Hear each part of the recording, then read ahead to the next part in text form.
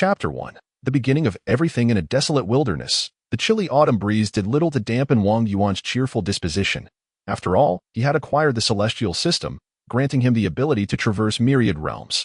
Who would believe him if he claimed he was not the protagonist? Just the thought of the splendid life ahead filled him with joy. Is this truly a different world? Wang Yuan mused, surveying his surroundings that he inhaled deeply. Reveling in the freshness of the air in this new realm, he inquired of the celestial system. Could you enlighten me about the nature of this world? Will I be able to communicate freely with the locals? Surely, the entire universe cannot be dominated by Mandarin. Rest assured, host, there is no cause for concern regarding communication, a cold voice resonated. The system is equipped with the true speech function, a language that conveys information uniquely. Comprehensible to any sentient being. It is also one of the primary languages of the multiverse. This world, classified as a low magic realm, possesses primitive shamanistic practices and life-enhancing techniques. The predominant race is Caucasian, akin to the Western medieval societies of your original world. Of course, there is no need for you to dwell on such matters, as they hold little significance for you now. The system's frosty tone seemed to betray a hint of mockery as it uttered these words. Why is that? Wang Yuan asked, observing the peculiarities of this alien realm, oblivious to any impending danger. Because this world possesses a unique characteristic of suppressed fortune, the celestial system explained slowly. In most worlds, the flow of events is influenced by a force known as luck, with the pinnacle manifestation being the protagonist's aura. In contrast, this world is marked by a peculiar nature that represses luck. Any semblance of fortune here is rendered ineffective. Even the protagonist's aura becomes a mere statistical anomaly, where mere coincidences remain just that, coincidences devoid of inevitability. The system's voice remained cold, yet an unmistakable malice seeped through its words. Such a thing as a protagonist's aura truly exists. How unfortunate for the protagonist of this world, Wang Yuan chuckled. Only to suddenly feel dizzy and lightheaded. Noticing blood trickling from his nose, he wiped it with his hand, aghast at the crimson smear, and tilted his head back. Yet the bleeding would not cease. In a fit of irritation, he questioned the system. Did you not assure me that traversing would pose no danger? This system's crossing technology is remarkably stable and inflicts no harm upon humanity. Then why am I bleeding? Wang Yuan queried, panic rising as he pressed his hand to his nose, only to discover alarming red spots appearing on the back of his hand, growing in size at a visible rate. To put it in your simplistic human terms, you are experiencing a case of environmental maladaptation. The celestial system retorted with disdain. In your previous realm, merely straying a short distance could result in various ailments due to environmental factors. How much more so in a different world? Ordinary maladaptation might result in mere diarrhea. But this is an alternate realm. Your body is acclimatized to the environment of Earth, Asia. In this new world, there are novel pathogens, and your body lacks the antibodies to combat them. Your immune system is nearly worthless here. Moreover, you have brought with you the bacteria and viruses from your former world, which are highly prone to mutation in this new environment. If it were spring, with suitable temperatures and ample human traffic, it is entirely possible that you would unleash a considerable epidemic upon this world. Wang Yuan doubled over, retching violently. Once the upheaval subsided, he began to cough uncontrollably, his body temperature rising unnaturally. I want to go home. I want to see a doctor, he cried desperately. As you wish, the celestial system replied languidly. A force acted upon Wang Yuan, gradually rolling his weakening body aside, revealing a stone inscribed with the words home on one side and doctor on the other. Do you have any further requests? Host, the cold and malicious voice of the celestial system echoed around him. Idiot, I meant to go home. Wang Yuan lamented in agony. I apologize, host, as you do not possess the true speech ability and your words have too many homophones. I can only interpret your commands as I understand them.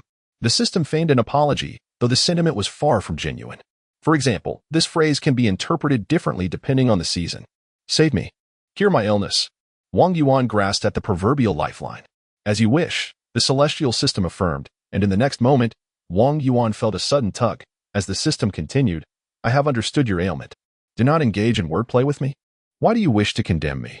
I am but an ordinary person among over 7 billion globally. Why choose me? Wang Yuan was not foolish.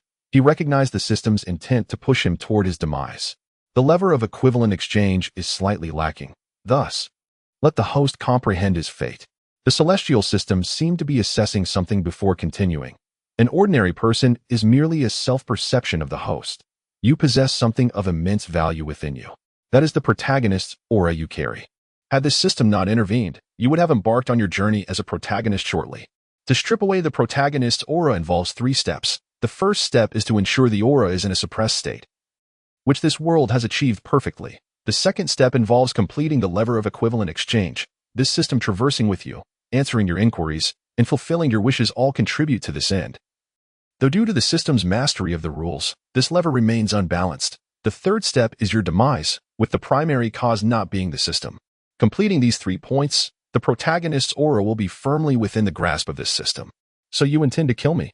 Wang Yuan despaired, involuntarily coughing as he attempted to rise, only to falter and collapse again, his limbs weakened and feeble. It is not this system that seeks your demise. After all, that would preclude the acquisition of your protagonist's aura. You are to be slain by the environment of this realm, and the system has already assisted you as per your request, the celestial system corrected. According to my observations, you have 1 minute left to live. Do you have any final words? Please feel free to express them, for the system shall not convey them. After all, the lever of equivalent exchange is already balanced. The system's voice remained frigid, laced with piercing mockery.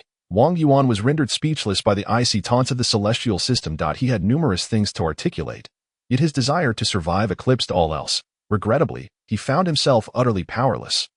Unable even to stand. In retrospect, he realized how many mistakes he had made. He had naively placed absolute trust in this enigmatic system, without a second thought, and had followed it into this alternate world. Now, his demise here was entirely of his own making. The images before him gradually blurred, and he seemed to witness a series of vignettes, a life of unimpeded success, awakening extraordinary abilities, basking in glory, soaring through the city, and being pursued by school beauties, twin sisters, innocent nurses, alluring teachers, and wealthy heiresses, all drawing near. Yet those images began to fade, leaving only the cold embrace of death awaiting him. I am dead. A radiant, multifaceted crystal detached from Wang Yuan's body, commencing the recording of system logs. Host deceased. The soul chain connection has been severed. Commencing equivalent exchange to acquire the protagonist aura. Protagonist's aura collection complete.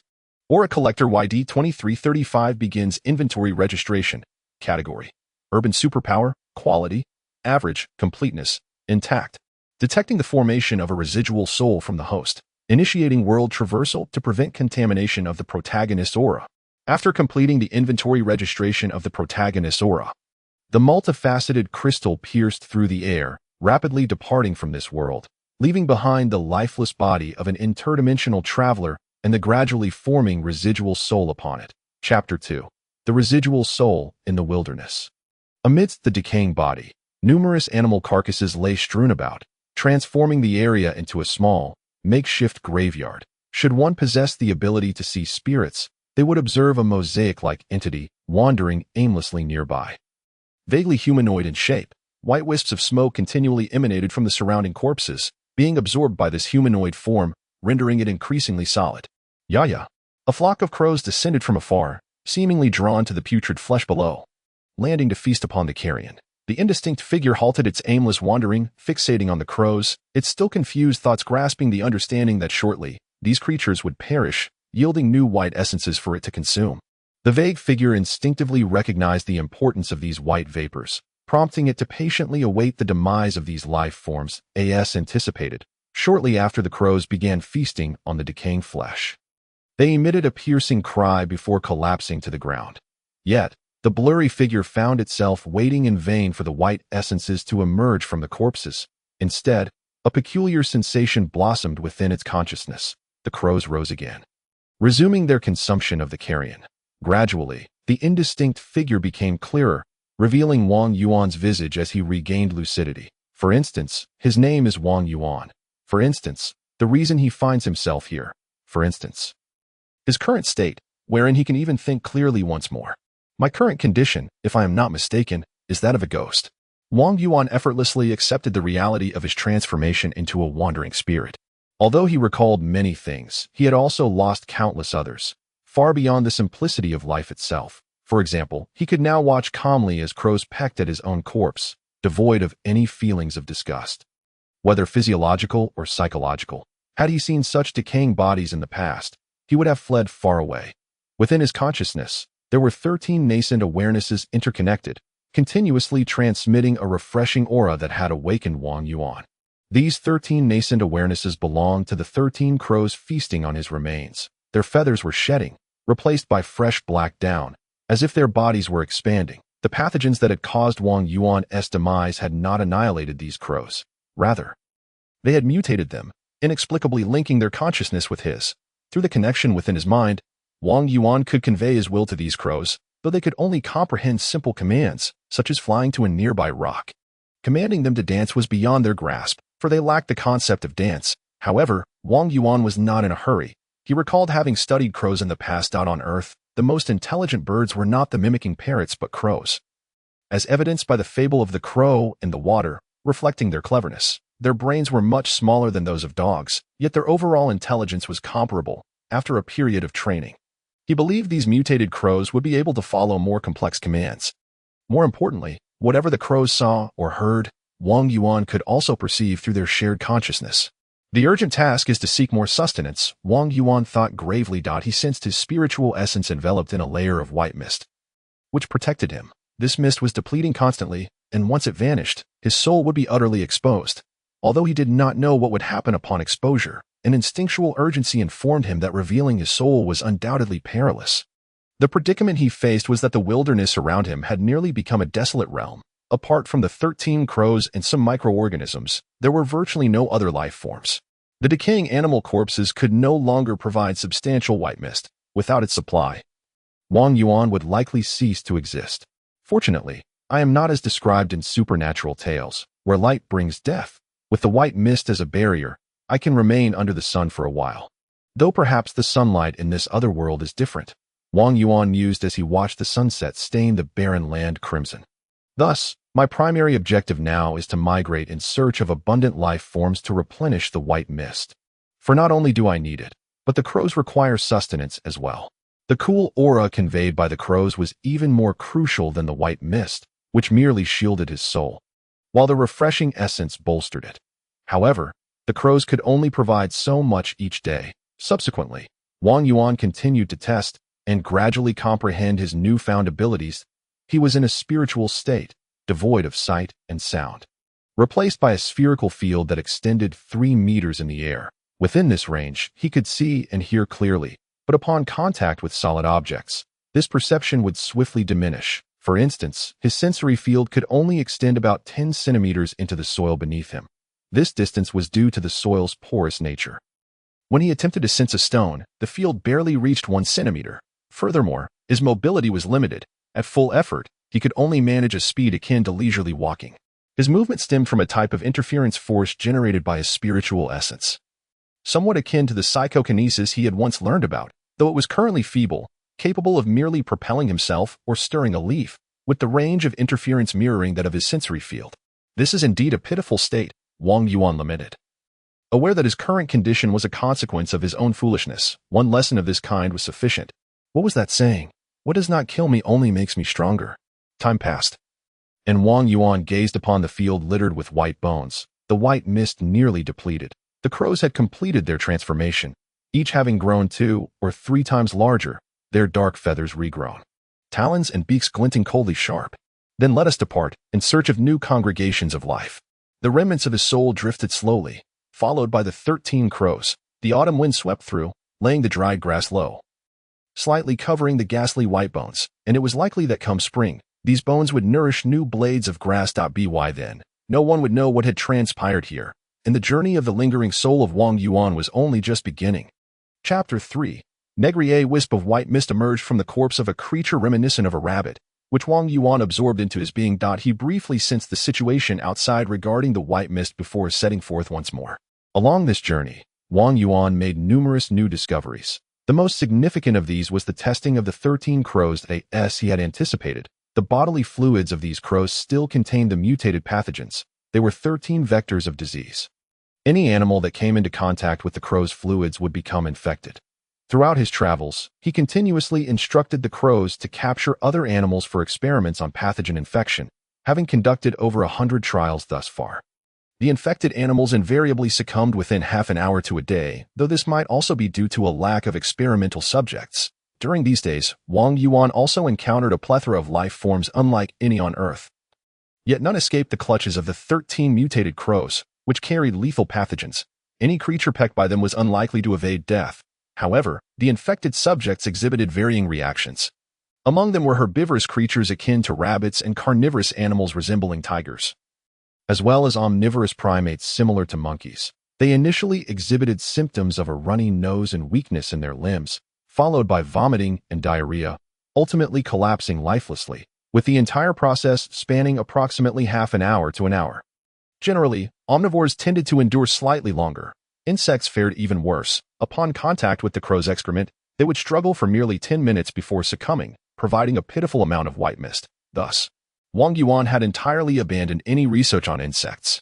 Only birds exhibited the greatest resistance to this mutated pathogen. More than a dozen avian species survived an average of 18 hours post-infection, with one species even undergoing a transformation akin to that of the crows, losing all its feathers and beginning to regrow new ones. Unfortunately, it too perished after 27 hours, its mutation proving unsuccessful that in his previous life, Wang Yuan had died within minutes, primarily due to the simultaneous onslaught of multiple pathogens, compounded by various environmental factors in this other world. Now, the pathogens within the crows had undergone several mutations, no longer resembling those that had taken Wang Yuan's life. Moreover, these pathogens were still mutating, whether it was an illusion or not. Wang Yuan could vaguely sense their presence. The white mist is depleting far too quickly. Wang Yuan lingered in a cave, where outside, the sun shone brightly. The autumn sunlight was not harsh, yet as soon as Wang Yuan stepped into its rays, the white mist surrounding him rapidly dissipated. With little white mist remaining, Wang Yuan had no intention of wasting it. The notion that spirits would not appear during the day had some theoretical basis. Wang Yuan speculated that the white mist served as a protective barrier for his soul. The 13 crows continuously flew out to capture animals, dragging them back to the cave. The infected creatures would struggle briefly before dying, releasing wisps of white mist that rose from their carcasses, replenishing his dwindling supply. The crows also perpetually provided the refreshing essence, and at last, Wang Yuan felt his spiritual essence becoming more complete. He likened himself to a deflating balloon, desperately seeking to patch the holes to retain the air within. Metaphorically speaking, his body resembled that balloon, while his soul was the air inside. Now, the balloon had burst.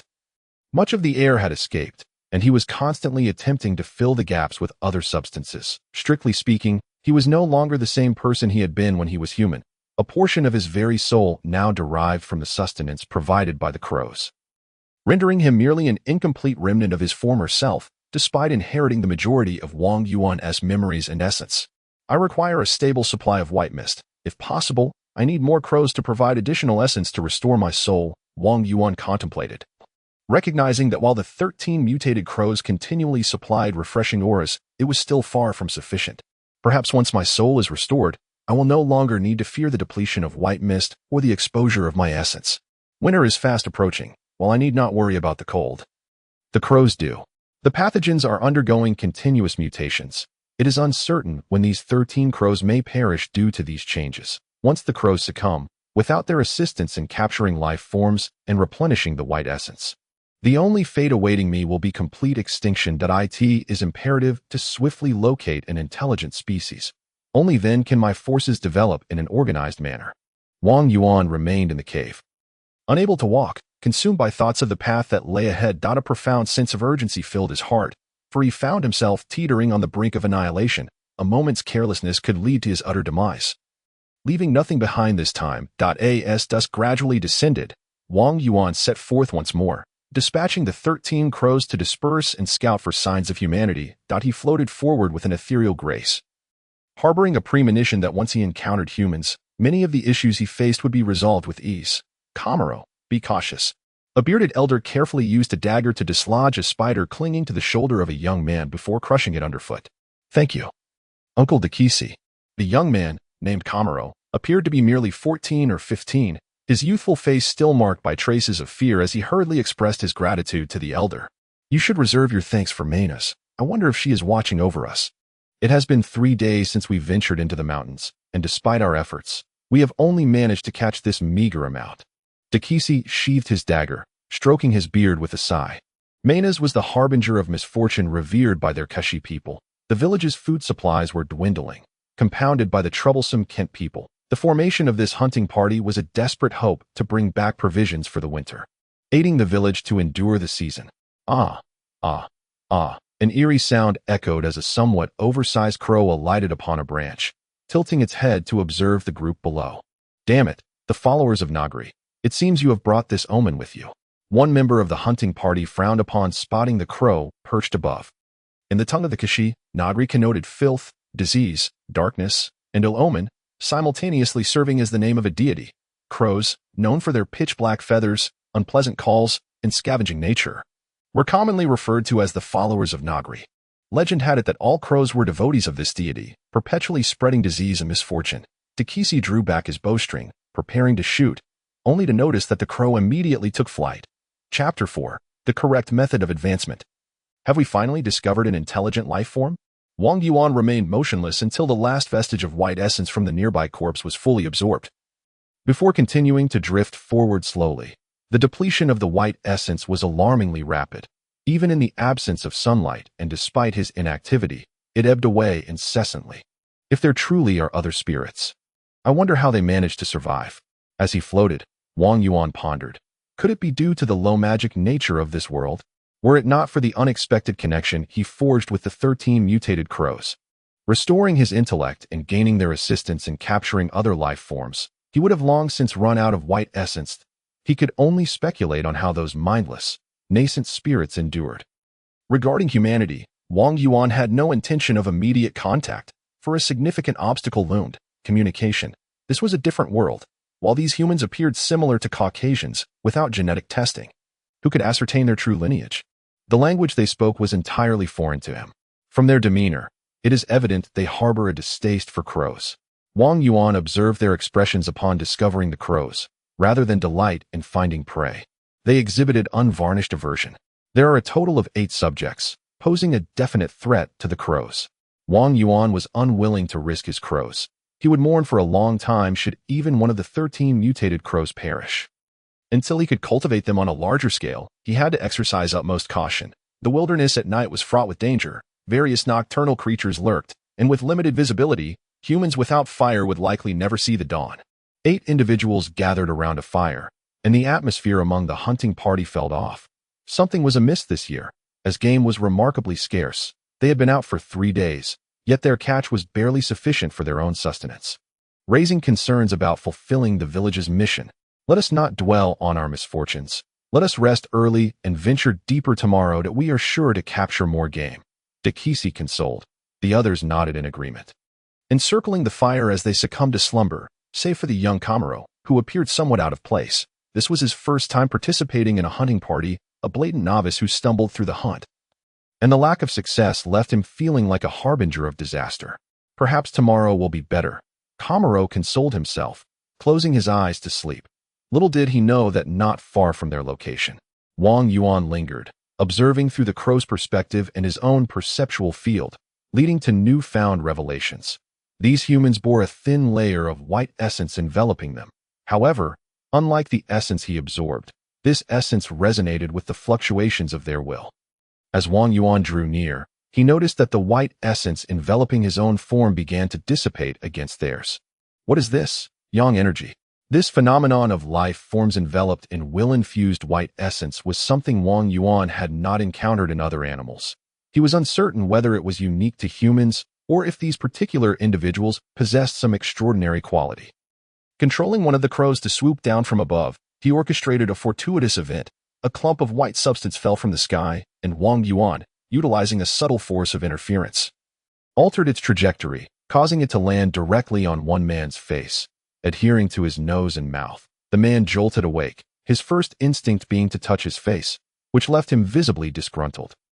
Without raising a ruckus, he quietly communicated with the watchman before rising to fetch a torch and heading off towards the river to wash his face. Yet as he walked, he began to feel a peculiar lightheadedness. Dismissing it as merely a chill, and upon reaching the creek, after ensuring no threats lurked within the water, he scooped some up to cleanse his visage. Suddenly, sensing an approaching presence behind him, he instinctively attempted to roll away. But as he moved, dizziness overcame him, robbing him of strength. Dark claws swiftly clamped over his mouth, stifling any cries. while several crows expertly restrained his limbs. Though he struggled vehemently, he could not break free from their grasp. Wang Yuan observed the fallen, otherworldly human.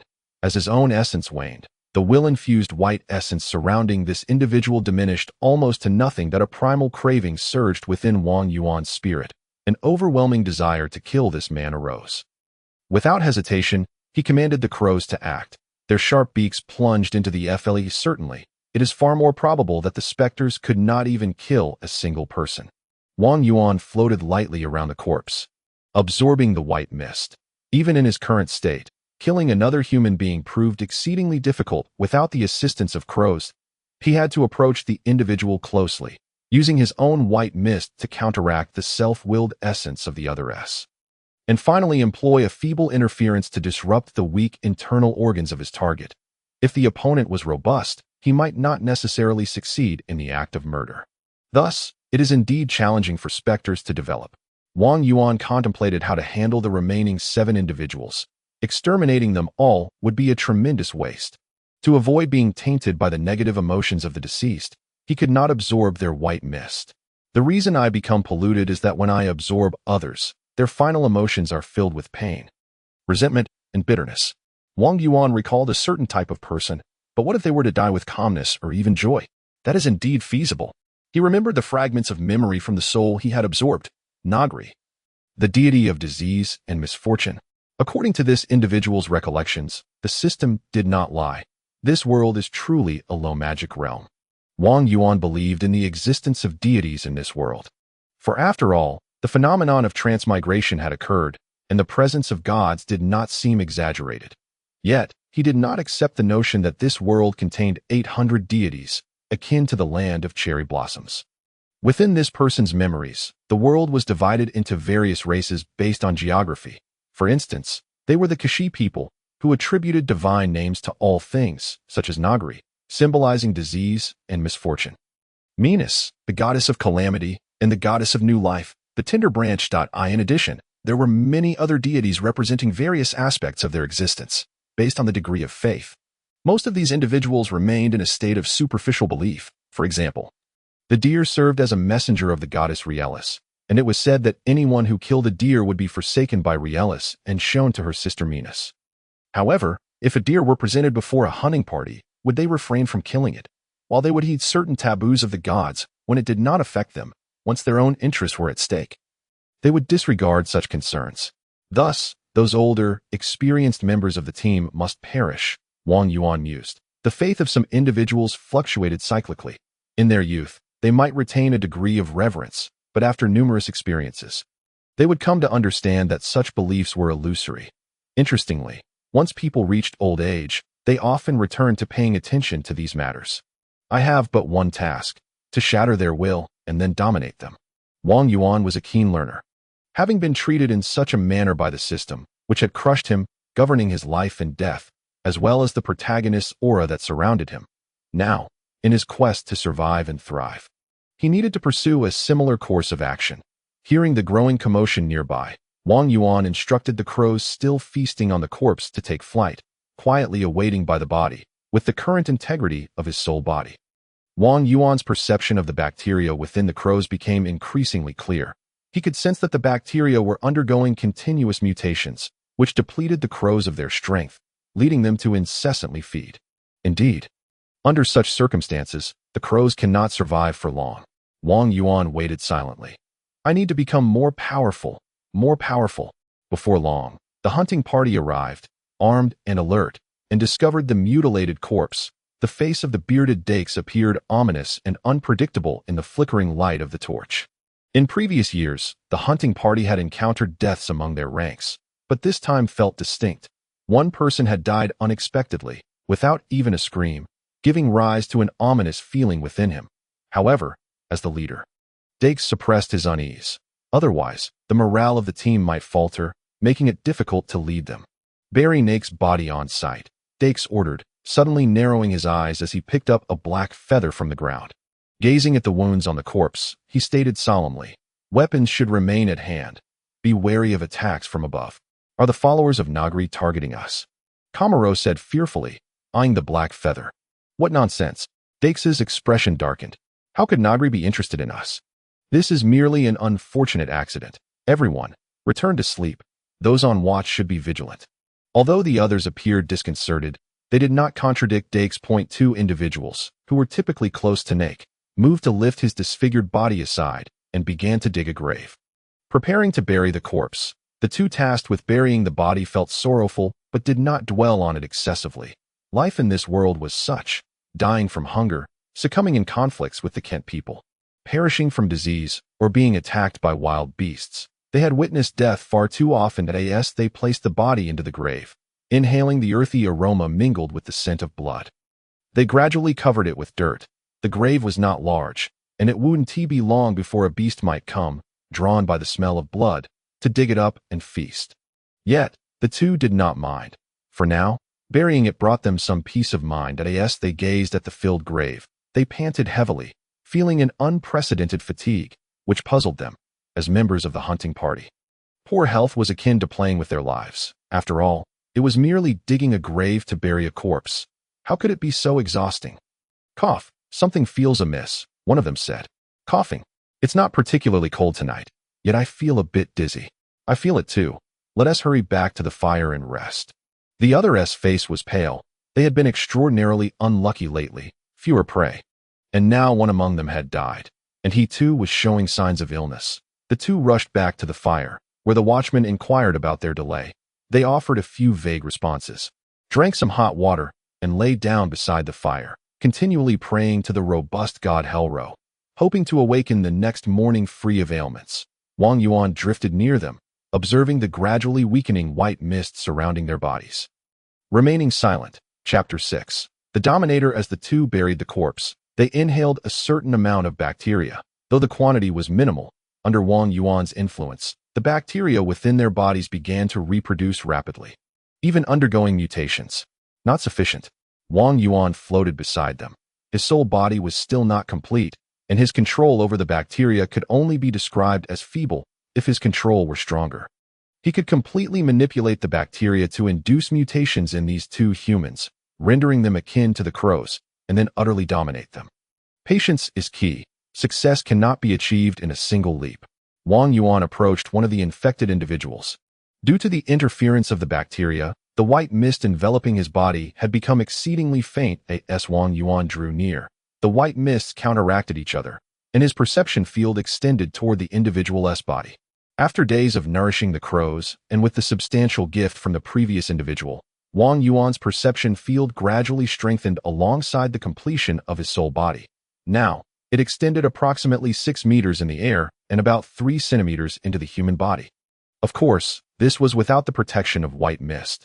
The temple, being the thinnest part of the skull, allowed Wang Yuan's interference to seep into the individual's head.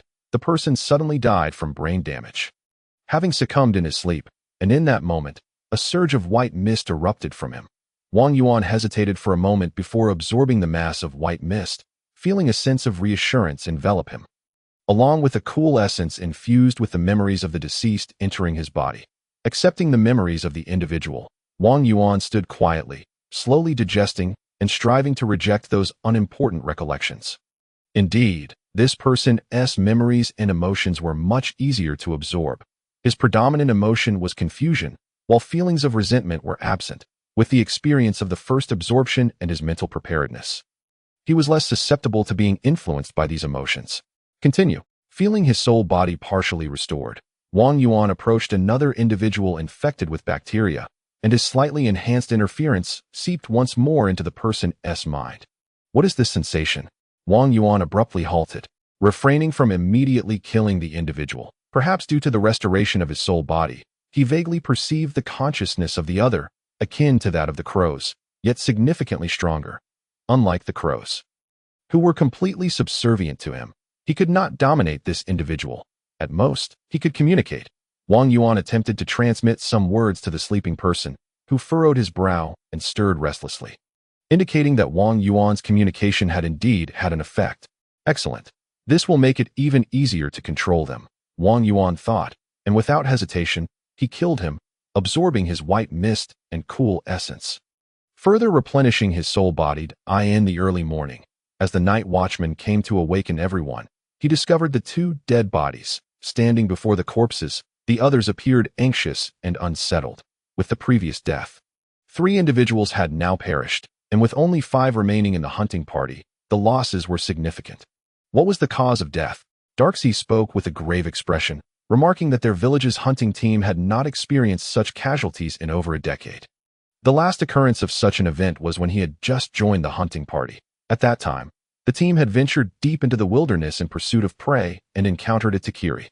They abandoned the bodies of 4 companions before narrowly escaping with their lives. Is it a plague or poison? One individual exclaimed, covering his nose as he lifted the clothing of 2 others with a handkerchief. Numerous black spots adorned their skin. After a moment's hesitation, he drew a dagger and made a small incision in their flesh, from which a viscous, dark red liquid oozed slowly. At that moment, a colossal raven flew overhead, emitting a deathly caw that sent chills down the spines of those present. Could it be that Negri has set its sights on us, bringing disease and omens of doom? Someone remarked with a pallid countenance, hastily covering his mouth and nose as he moved away. Just yesterday, they dealt with the deceased A, who fell victim to the raven's pecking, and now these 2 have succumbed to plague. It must be Negri. It must be that it has targeted us. Enough. Darcy interrupted loudly. We must leave at once and continue hunting elsewhere. Until we ascertain whether we are infected, we cannot return to the village. Observing the anxious faces of his comrades, Darcy sighed. Had only 1 person died, he could have quelled the panic with his authority, but with 2 suddenly lost to disease, all minds turned to Negri, although their faith in these deities was tenuous. The cultural implications were pervasive. It was difficult for anyone to dismiss such matters entirely in times of crisis. Excellent. The ideal state has been preliminarily achieved, Wang Yuan mused from a distance. Observing their reactions, their nerves were now extremely frayed and vulnerable. Their semblance of normalcy was merely a facade of false security provided by Darcy. Once I shatter this leader, they will collapse completely under repeated blows. This was also the reason Wang Yuan refrained from eliminating the bearded Darcy at night. A person's complete breakdown is not the result of a singular blow, but rather a series of assaults that instill hope before obliterating it. At that moment, they will be entirely at my mercy, just like my ravens.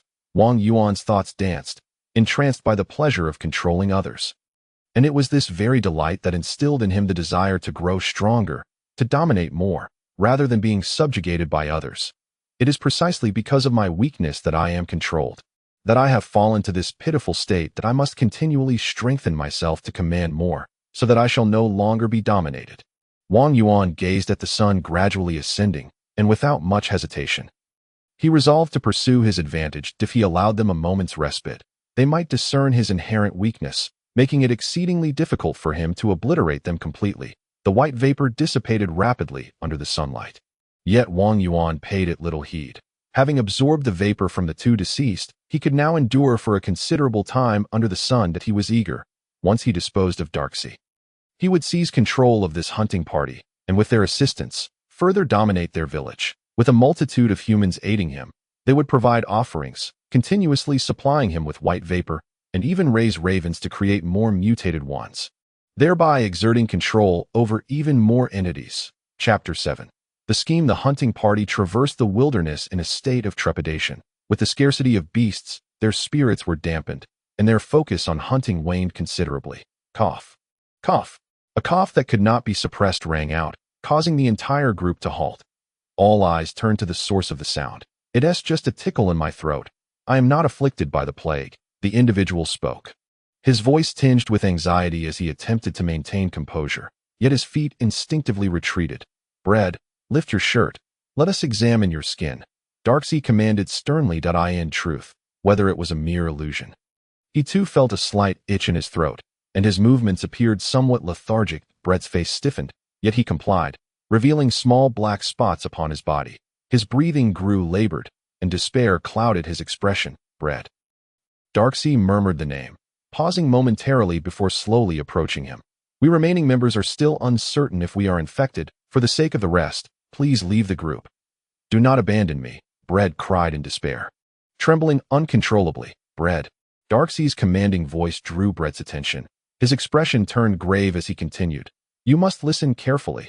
For the village, you must depart. We will head towards Taki Ridge. You can return to the West River, where we once cast our nets. There should be some fish trapped there. You can feast well and spend your remaining days in peace." Darcy held his breath, embraced Bread briefly, then stepped back, drawing his bow. "Now obey the order. Leave the group and do not approach us. Otherwise, I shall be forced to shoot you for the sake of the party." Brett's lips moved, yet he ultimately said nothing. Bowing his head and running in a chosen direction, Darcy raised his bow, watching Bread retreat, his eyes reflecting an inexplicable emotion. Only when Bread disappeared into the dense forest did Darcy lower his bow and turn to his sorrowful companions, softly stating, "Let us proceed to Taki Ridge. Your constitution is quite robust," Wang Yuan observed from the shadows of a distant tree, watching the disintegrating group. He had utilized his control to transport contaminated air to those he intended to eliminate, ensuring they contracted the disease. However, these individuals possessed commendable physical resilience, and the minimal exposure to the pathogens accounted for the delayed manifestation of symptoms. I was somewhat overconfident. I should have waited until night to act. As this consumption of white vapor is considerable, Wang Yuan calculated the white vapor expenditure as he watched the hunting party resume their journey, formulating a plan. Given their current condition, the onset of symptoms should occur around dusk. I shall strike then. The journey was marked by a heavy silence, and Darcy had lost interest in hunting, guiding the group directly towards Taki Ridge. Coughs began to punctuate the air by midday. However, this time Darcy merely instructed the coughers to maintain their distance, refraining from expelling them as he had with Bread, perhaps sensing the plague's shadow looming over them. Among the party, only the youngest Kamaro showed no signs of illness, while the other three had already begun to cough. Indeed, Wang Yuan intended to keep the young Kamaro alive.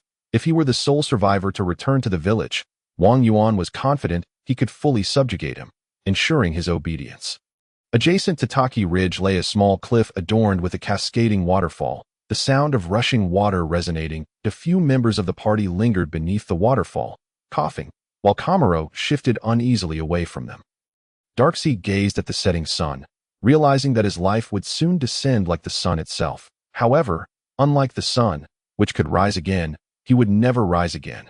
Yet upon hearing the cawing of crows, Darcy smiled at the sunset's afterglow, resolved to once again shine with his own brilliance. "I should have known you wretched beasts would follow."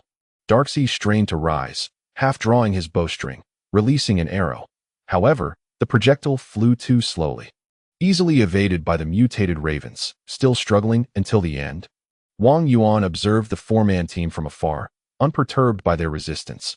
The disease was rapidly taking hold, and within half an hour, they would collapse, succumbing to its effects. Nonetheless, he intended for the ravens to eliminate some of them, ensuring Negri's image was etched deeply in the minds of the survivors, as the ravens would become his symbol, facilitating control over the remaining individuals. Yet something feels amiss. Wang Yuan pondered the struggle before him, the sound of the waterfall echoing in his ears. The waterfall? Water, West River. Suddenly, Wang Yuan froze, recalling Darcy's words to Bread, hastily attuning himself to the raven's situation, and discovered that Darcy's arrows were deliberately hurting the ravens towards the waterfall. Damn it! Wang Yuan urgently commanded the ravens to scatter, but it was too late. A figure leapt from the waterfall, net in hand, their face marred with black spots, blood streaming from their mouth and nose. Bread, with his last vestiges of strength, Bread cast the tattered fishing net over the ravens. He was on the brink of death. Had Darcy's party arrived even a moment later, he would have perished. Darcy's final embrace of him was meant to convey the message of this ambush. As he had stated, the village needed him. If these followers of Negri were not eliminated, the calamity of disease would inevitably spread to the village. Darcy's earlier words to Bread echoed in Wang Yuan's mind, and he instantly comprehended. Taki Ridge was adjacent to Westlake. Darcy had harbored such intentions from the very beginning. Wang Yuan had fallen into a trap. How dare he?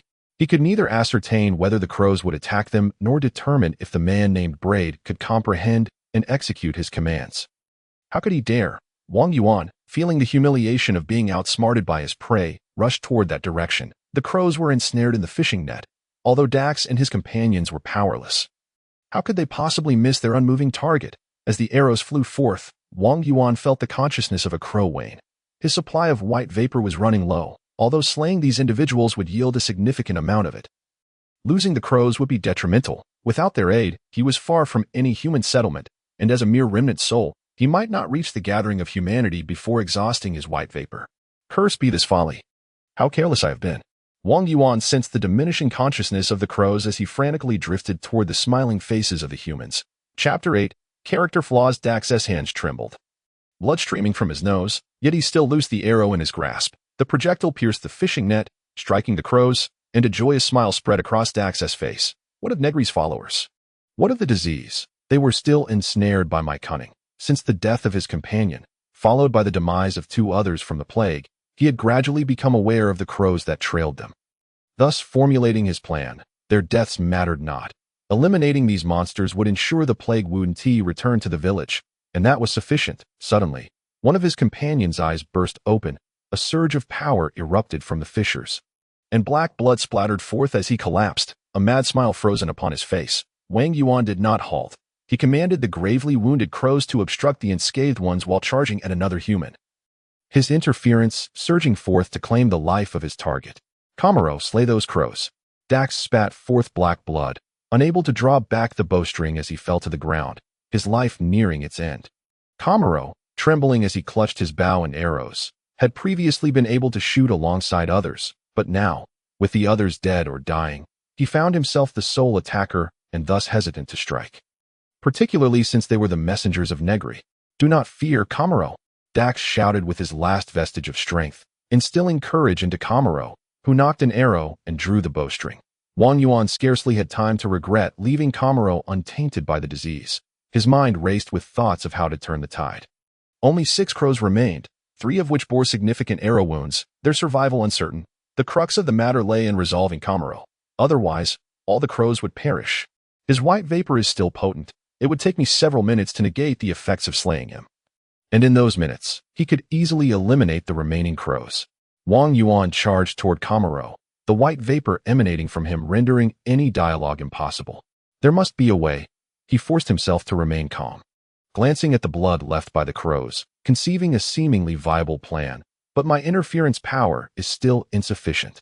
Wang Yuan turned to the dying Dax, ceasing to ponder further, and without hesitation, he ended Dax's life. Absorbing the white vapor and the cool essence that emanated from him, Dax's emotions diverged from those of the other deceased. They were filled with madness, resolve, and satisfaction, his emotions and memories haunting Wang Yuan. Yet, within his consciousness, he sensed another crow's awareness fading. Wang Yuan unleashed his interference power, enveloping some of the crow's blood on the ground, and expending all his strength to splash it onto Kamaro's face. Upon being splattered with the foul-smelling blood, Kamaro froze momentarily, then immediately screamed in terror, his bow misfiring. Although the local medicine was rudimentary and largely ignorant, they understood that diseases could spread, particularly through the blood of the infected, once contaminated. They too would be targeted by Negri. Did you slay my messenger? A strangely familiar voice suddenly echoed, sending Kamaro into a panic as he searched for its source. Upon locating the voice, he was struck with fear. Collapsing to the ground, dead, the dead have risen. It was none other than the deceased Dax, lying on the ground, his eyes dull and lifeless, yet his mouth moved as if struggling to breathe like a fish out of water. His voice was bizarre, the pronunciation unclear. Without careful listening, one would hardly grasp his words. Did you slay my messenger? Human. This time, the words were somewhat clearer, though still riddled with imperfections, yet Kamaro understood the meaning. Why you are Negri, he cried out in terror. You have slain so many of my messengers. I curse you. You shall die in agony from disease. Your skin will rot. Your blood will blacken. And your bones will decay. No, please, it was not intentional. Dax forced my hand. Spare me, revered Negri. Retract your curse and grant me a chance at redemption. Kamaro pleaded, falling to his knees, panic lacing his voice. Is that so? The deceased Dax spoke in a strange tone. His words muddled. You wish for redemption. It is not impossible. Please, tell me, great Negri, Kamaro stammered, trembling with an amalgamation of emotions, joy, fear, resentment, regret, and shame. Hehehe. Dax's corpse emitted a gravelly laugh. You have slain my messenger. Thus naturally, you shall cultivate more for me. The 2 remaining crows, still trapped in the net, finally broke free, while the others, having sustained fatal injuries, lay dead. Dax and his companions had smeared their arrows with the toxic plant's sap, leaving Wang Yuan with only these 2 mutated crows. My 2 messengers shall accompany you, aiding in suppressing the disease that afflicts you. You must spread word of my greatness and recruit others to help me cultivate messengers. Otherwise, it will not only be you but your village as well that will fall under my curse and perish in the plague. Yes, yes, great Negri, I shall obey your command. Kamaro replied hastily. Human, your foolish demeanor makes success exceedingly difficult. In light of your piety, I grant you the right to summon me. In times of trouble, you may seek my aid. Thank you, great Negri, for your generosity. Kamaro fervently expressed his gratitude, then cautiously inquired, how might I summon the great Negri? I am communicating through what means now. Simply offer me something then. Dax's corpse concluded. Falling silent, Kamaro waited with bated breath, confirming that the great Negri had departed, though the 2 pitch-black crows continued to fix their dark gazes upon Dax. Wang Yuan exhaled, relieved that the immediate crisis was resolved. Despite the loss of 11 crows, the outcome did not deviate significantly from his plans. The emergence of such problems stemmed from numerous factors, but the most critical was his inherent weakness. This weakness encompassed not just strength, but various other aspects as well. Initially, he was merely an ordinary person, a weakling, even transformed into a remnant soul. With a changed character and extraordinary powers, he remained a weakling. His character bore many flaws, easily becoming complacent and careless. Without addressing these issues, similar predicaments would arise again. Wang Yuan's thoughts churned. He needed to grow stronger, not solely in power, but in character as well. Chapter 9. Arrival. The sense of superiority that travelers felt when confronting the indigenous people of another world, coupled with the latter's vulnerability to their tactics, led Wang Yuan to underestimate these humans. I was once an ordinary human, stripped of my special powers. My character is that of an ordinary person, even inferior to exceptional humans. With such a character, how can one aspire to become the master of all? As he surveyed the corpses littering the ground, he recalled the memories and emotions he absorbed from the deceased. If a person harbored resentment, dissatisfaction, or suffering at the time of death, those feelings would assail Wang Yuan's reason. Conversely, if the deceased had positive emotions, could he not harness those feelings to reshape his own character? Just like Dax. Wang Yuan gazed at Dax's corpse. Recognizing the resolute determination to achieve his goals that had characterized him in life, if he could absorb those emotions, might he become steadfast and free from hesitation. As for the prospect of becoming increasingly unlike himself, Wang Yuan was indifferent. Ultimately, he was merely the remnant soul of one named Wang Yuan. Individuals evolve through their experiences. Upon reflection, one often finds themselves becoming a stranger. What Wang Yuan endeavored to do now was merely to expedite this growth. As long as it is my own choice, there is nothing to fear. Kamaro watched as the 2 crows began to peck at the corpses. Feeling lost, he dared not rush them. The young man had been utterly shattered. Even as the crows feasted upon his companion's remains, he could only endure. Dax's corpse speaking had completely convinced him of Negri's existence, and with his own infection by the plague, he was unwilling to die. Thus, he fully submitted to Negri. Simultaneously, the humiliation of witnessing his companion's corpse being devoured deeply unsettled Kamaro. In an instinctive attempt to alleviate his own distress, he sought to rationalize his actions. It is not my cowardice. Rather, it is impossible for mortals to triumph over the divine. Such defiance would only bring calamity upon the village. Indeed, I am correct in my choices, as my intentions are for the village's well-being. Dax, in opposing the messenger, acted wrongly. The fate of the devoured corpses is merely their just deserts. Kamaro's conviction grew stronger. Gradually diminishing his guilt, Wang Yuan absorbed the residual white essence from the corpses while observing the shifting expressions on Kamaro's face. Adeptly discerning the evolution of his thoughts, Wang Yuan felt a profound sense of approval. The more Kamaro reflected, the more he aligned himself with Wang Yuan's perspective. He would become an ardent advocate for Negri's invincibility, for to do otherwise would be tantamount to admitting his own cowardice and ignobility. Although this was indeed the truth, who could accept it with a clear conscience? At the very least, Kamaro could not, and thus he became entirely subservient to Wang Yuan. As he watched the crow pierce through Dax's throat, Wang Yuan was reminded of the cleverness he had displayed in dire straits, manipulating the sound system of his adversary through interference, mimicking speech based on the sensations from his memories, which explained the strangeness of his initial utterances. In truth, Wang Yuan had approached this manipulation with a sense of desperation, akin to treating a dead horse as if it were alive. Had he not absorbed sufficient cool essence and experienced growth in his interference abilities, achieving such feats would have been exceedingly difficult. This can be considered a form of communication, Wang Yuan mused. The transmission of consciousness is suitable only for those infected by pathogens, whose external white essence is nearly non-existent. Thus, a new mode of communication is indeed beneficial. The soul essence has significantly recovered, Wang Yuan noted as he thoroughly absorbed the remaining white essence from several corpses, then commanded the crows to cease their feeding. Their obsidian eyes fixated on Kamaro. Kamaro, momentarily taken aback, finally understood that it was time for him to embark on his journey, accompanied by these messengers of Negri to the village. Perhaps he would bring disaster back with him.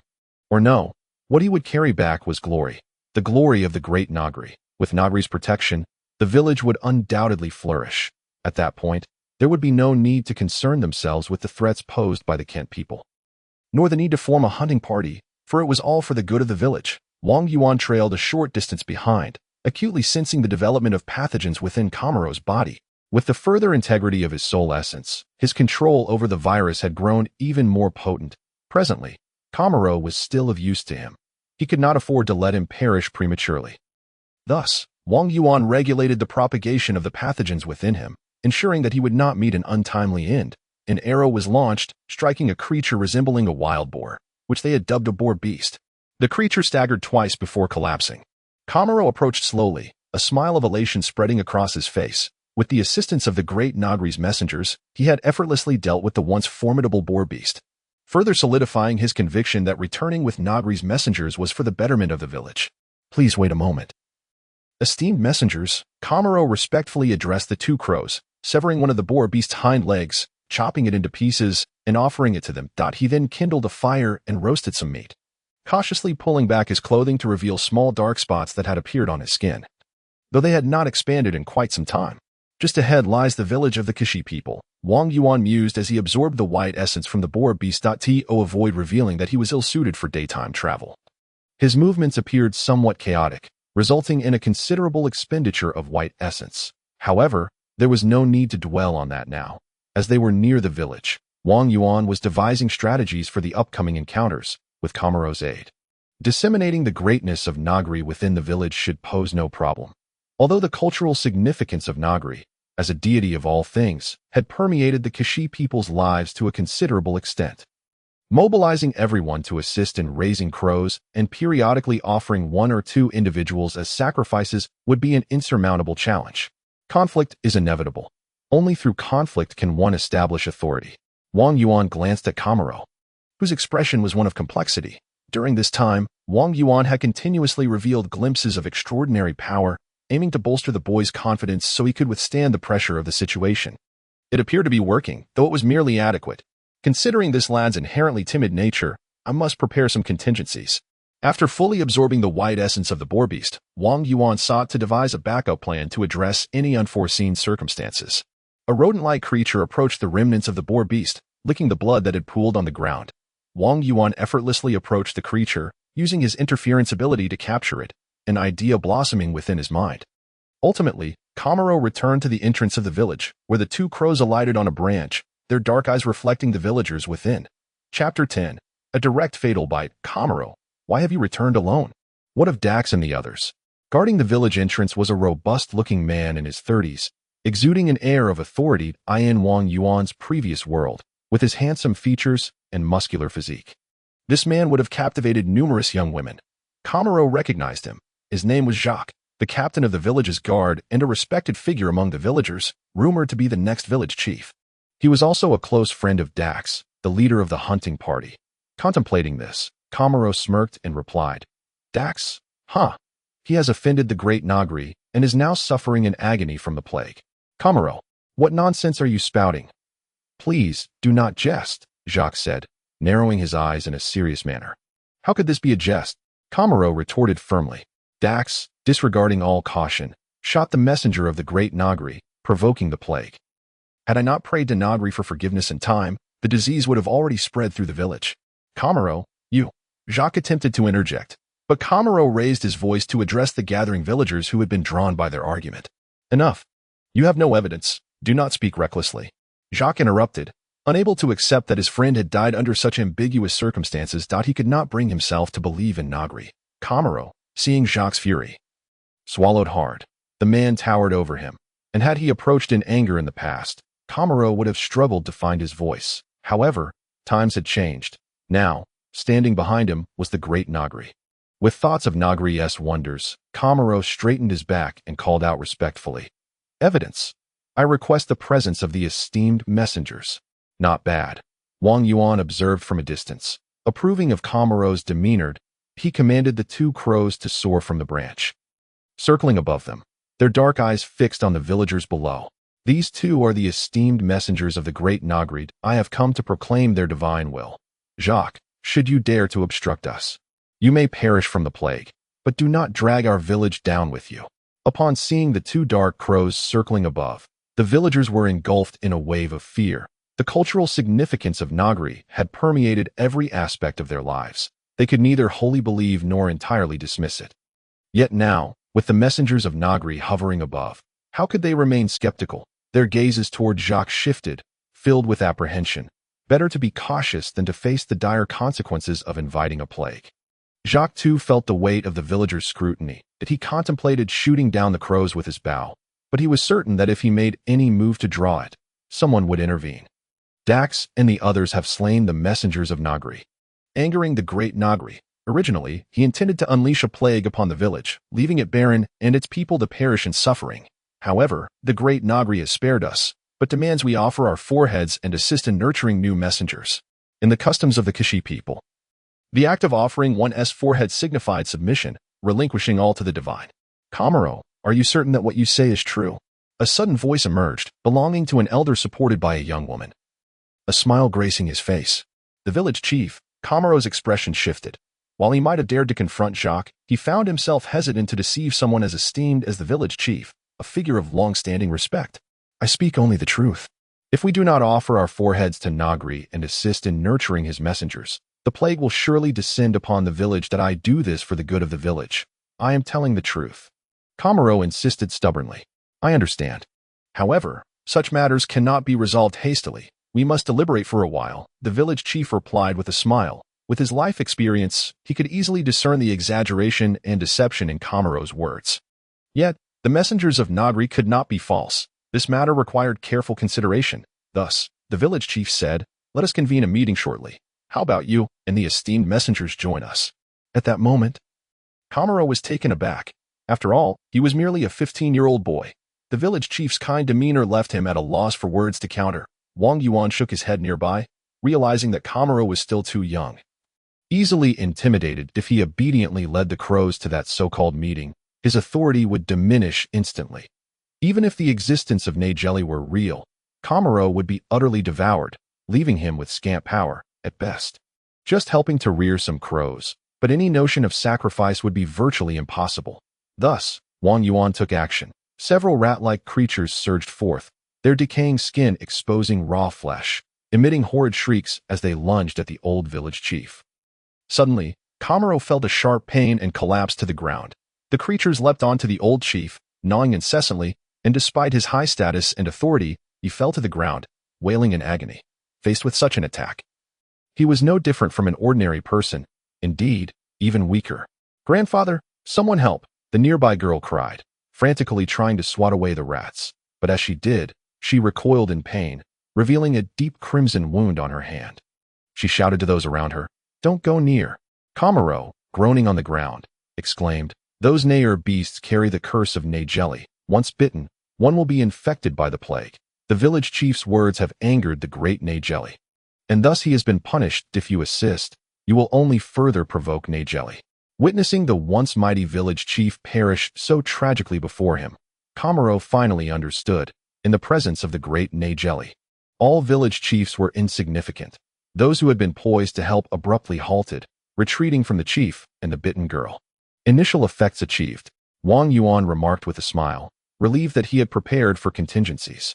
The rats, having been infected, offered no resistance to Wang Yuan's consciousness. Unlike the crows, these were expendable, likely to succumb to illness and death within half a day. But that was sufficient, having established this fearsome precedent. It was likely that few in the village would dare to oppose him, save for that Jacques. Reflecting on this, Wang Yuan turned his gaze toward the man with clenched fists. Chapter 11. Divine Grace and Malevolent Spirits. The greatest obstacle has been removed. If Kamaro cannot handle this, I shall have to find a new representative sooner rather than later. Wang Yuan mused silently as he observed Kamaro struggling to rise from the ground. This person must indeed be replaced. It was only a matter of time. Although Kamaro was currently firmly under Wang Yuan's control, one must never underestimate an individual.as power in his hands grew. So too would ambition. Status determines perspective. Kamaro, after all, possessed considerable knowledge about Wang Yuan. His current ignorance did not guarantee future ignorance. Such a risk needed to be extinguished at its roots. Let him stabilize the situation in the village for now. After all, having a familiar face in charge would provoke less widespread rebellion. Once Negri's influence takes root, this overly informed Kamaro will have to be discarded. Wang Yuan thought lightly as he drifted around, observing the state of the village.at this moment. His primary focus was to ascertain Jacques' intentions.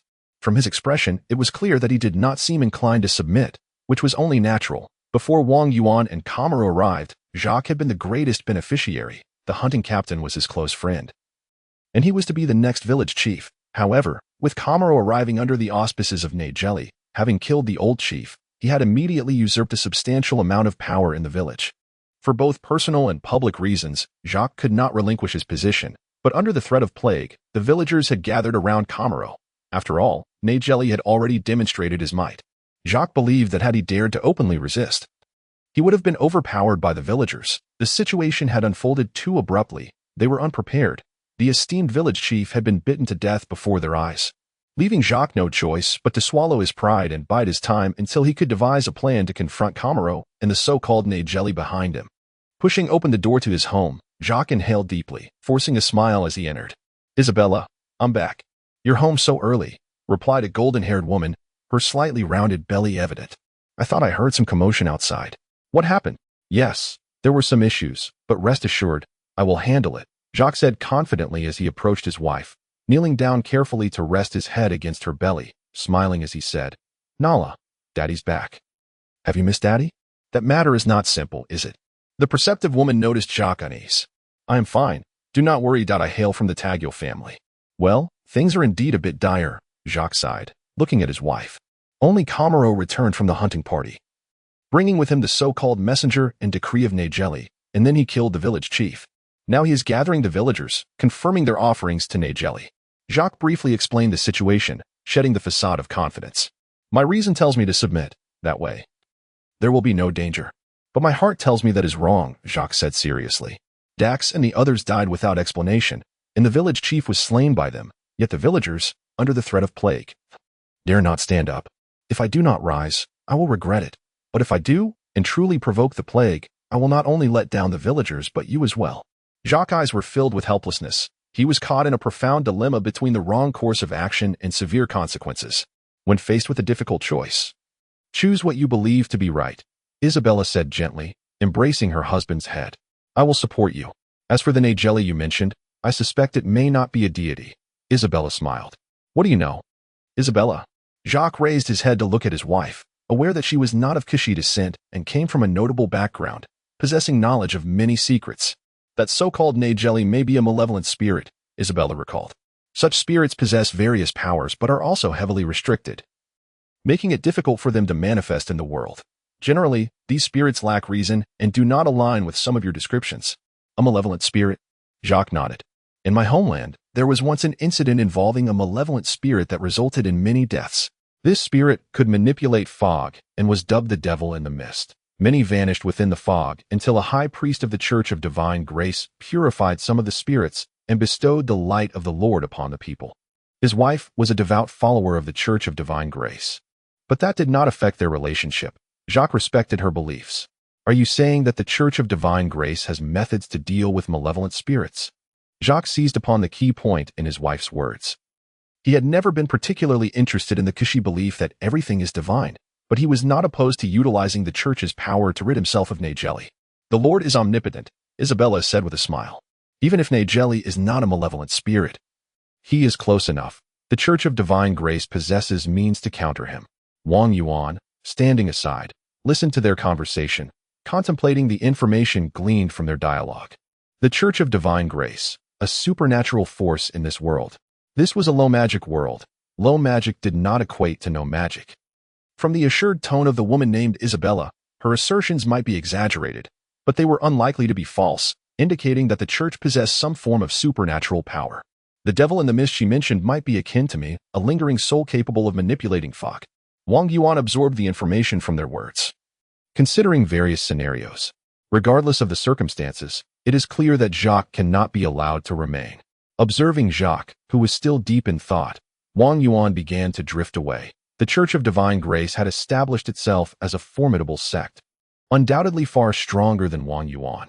It was best to avoid provoking them for the time being. Meanwhile, some distance away, Camaro, still conveying Negri's decree to the villagers, suddenly felt an itch upon his body. The two crows took flight, guiding him in another direction. Camaro dared not delay and promptly followed the crows, soon arriving at a house in the village where the village chief's granddaughter was imprisoned. She had been bitten and infected, and Camaro had confined her under the pretense of preventing the spread of disease. Wang Yuan also hovered nearby, observing the girl as she pressed her hand against her wound. Her complexion pale and frail as she lay on the ground, exuding a peculiar beauty of sickness. Yet, this held no significance. A surge of influence emanated, and the girl clutched her head, her brow furrowed. Before becoming utterly still, Chapter 12. Your courage and fearlessness shall be accepted. As Camaro pushed open the door, he was met with the sight of the girl's lifeless body. Her skin was ghostly pale. Devoid of color, her frail form sprawled on the ground, evoking a sense of pity, even a strange beauty. A considerable number of villagers have followed Camaro to this place, upon witnessing the lifeless body of the young girl. They gasped in astonishment. This girl, the granddaughter of the village chief, was exceptionally beautiful, a dream girl for countless youths.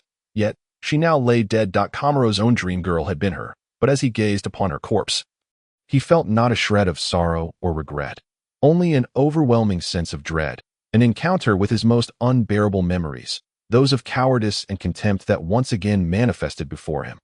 Indeed, the corpse of the girl emitted an eerie tone, and the deceased spoke once more, though it was not her voice that emerged. Ha ha ha! Camaro, you have truly disappointed me. Even now, there are those who dare to defy my will. Negri, forgive our ignorance and folly. We would never dare to oppose your wishes. Camaro hastily knelt, and under his influence, the frightened villagers followed suit, bowing in panic. You may lack the courage, yet there are those who do not. He intends to contact the heretical Church of Divine Grace to defy me. O foolish mortals, since you do not yearn for my glory, I shall bestow upon you a plague instead. Please, Negri, forgive us. Who dares commit such a heinous act? Reveal to us the identity of this sinner. Someone shouted frantically. He is the village's transgressor. We shall not let him go. After the village chief's negligence led to the death of Negri's messenger. And now with the corpse speaking, these villagers had completely come to believe in Negri's existence. How could they not be terrified of the impending plague? A palpable atmosphere of panic began to spread among the crowd. If you can deliver him to me, I might grant you another chance. Wang Yuan spoke slowly through the girl's lips. That sinner is none other than a man named Jacques Dacme. Deliver him to me, and let my messenger take him away. I may consider forgiving you this time. Choose wisely. Plague or sacrifice. This is your final opportunity. With that, the girl closed her mouth, and Wang Yuan observed the villagers' reactions. Do we still have a choice? Camaro stood up and declared loudly. Jacques, for his own selfish gain, has betrayed our Coxy faith. He is not only the sinner of our village, but also the transgressor of the Coxy people. To protect the village, we have no alternative. This lad is growing indeed. Wang Yuan mused as he watched Camaro's demeanor. Under his guidance, Jacques was completely forsaken by the village, and a large crowd surged toward Jacques' home. Their fervor ignited. The few who retained their rationality were left powerless. Under the threat of plague, most had succumbed to madness. I will wait 2 days before seeking help from the Church of Divine Grace, Jacques said, holding his wife's hand. Before that, I must take you to a safe place. Remaining in the village is far too perilous. Jacques, Isabella began to speak, but was interrupted by the cacophony outside, where many voices clamored for Jacques to be handed over in exchange for the village's peace. How is this possible? Jacques' expression grew grave as he swiftly grasped the knight's sword hanging on the wall. Preparing to confront the intruders, He glanced at the leader of the group, Camaro. Everything had unraveled since his return. Jacques, in your pursuit of aid from the heretical church, you have angered the great Negri. For the sake of the village, to prevent the plague, I implore you to lay down your weapon and cease your resistance. Kamaro endeavored to sound stern, yet a slight smirk betrayed his inner satisfaction. Ah, Kamaro, he was relishing the feeling of being dominated by Wang Yuan, for he had once been merely an ordinary boy who had just joined the hunting team, but now, even the captain of the guard, lauded by the entire village, was now before him utterly defenseless. Jacques gripped his sword, his knuckles whitening from the tension. Was Negri truly so formidable? His decision had been made only recently, and already he was ensnared. He looked at the villagers closing in on him. Once, their eyes had been filled with admiration and envy, but now they brimmed with hatred and fear. What rendered Jacques even more impotent was the pleading in the eyes of some. Please, lay down your sword. Please, abandon your resistance. Please, become the sacrifice. Please, sacrifice yourself for the village. Jacques' grip on the sword weakened. He realized he could not fight back any longer. Turning around, he saw Isabella, tears streaming down her face as she shook her head. Wishing to say something, he smiled gently, silencing her with a gesture, pointing to her belly, his eyes filled with tenderness. Then he faced Kamaro and declared, I can relinquish my resistance and submit to your will. But my wife is innocent. All sins stem from me. Please spare her. Kamaro's expression shifted slightly as he glanced at Isabella's pregnant belly, his lips moving as he said, Negri's decree is that only you, as the sinner, shall face judgment. We have decided to deal with you by the large tree at the village's edge. You may proceed. Understood, Jacques replied, casting a final glance at his wife before following the villagers to the tree. Bound hand and foot, he knelt upon the ground. Yet even in such a position, his back remained straight, eye in the distance. Two crows approached, unhesitatingly pecking at Jacques' body, while the villagers all knelt in submission. Jacques did not look at the crows but instead focused on the distant figure of the golden-haired woman, who was weeping and praying. Tears welled in Jacques' eyes. He did not fear death, only lamenting that he had yet to witness the birth of his child, that he would not accompany Isabella to her end, but must depart first. As blood flowed, Jacques' vision began to blur. In his eyes, a vision appeared, Isabella holding a golden-haired girl, whom he recognized as beautiful as her mother.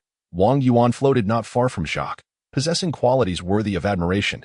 Given the opportunity, he might have become a renowned hero. Yet, life never entertains what-ifs. To stand against adversity is valor. To face death without fear is true courage, Wang Yuan observed as Jacques succumbed to his wounds. I bear witness to your demise. A large mass of white mist and cool air surged toward Wang Yuan. Your bravery and fearlessness, I shall accept. Chapter 13. The suitable experimental subject. It feels quite satisfactory. Wang Yuan meticulously sifted through the emotions within, selecting those he deemed useful while discarding the unwanted detritus. Among these discarded emotions, the most abundant were the longings for family, sentiments Jacques cherished as treasures, yet Wang Yuan cast aside without a second thought. However, he held a particular interest in Isabella. From Jacques' memories, Wang Yuan gleaned much about Isabella. She was not a Coxie but of the Degan people from the kingdom of Intercame, hailing from a noble lineage, the Tagol family, a branch of the royal bloodline. Initially, the royal family of Intercame had faced internal strife over the throne, and the Tagol family, as a royal branch, was also embroiled in the conflict. Isabella Tagol fled for her life, seeking refuge here, where she married Jacques d'Acme, adopting the name Isabella d'Acme. What intrigued Wang Yuan was the Tagol family's moniker, Children of the Dragon, said to possess draconic blood. Logically, in this low-magic world, dragons could scarcely be sustained, and the notion of draconic blood was likely a fabrication. However, according to Isabella's accounts, their family had indeed produced a child of the dragon, endowed with dragon-like powers. This village is predominantly inhabited by Coxie people. These disparate experimental subjects can remain. Wang Yuan contemplated his plans, particularly given that Isabella was still with child. The adaptability of the fetus to pathogens. Wang Yuan recalled various films from his previous life, such as Rise of the Planet of the Apes or Blade, where the fetus gradually adapted to certain powers within the maternal womb. If I were to allow Isabella to be infected by the pathogens while suppressing their rampant proliferation, I wonder if the newborn would emerge as an adaptable host for the pathogens. Wang Yuan mused silently. Perhaps this could lead to the cultivation of pathogens suitable for humans. There are several similar experimental subjects in the village. I wonder if Isabella's different lineage will promote mutations in the pathogens. Now, having absorbed the memories of numerous individuals, Wang Yuan had gained considerable insight into this world. In the ancient myths of the Coxie, it was said that a blinding light capable of severing all had slain the progenitor of all beings.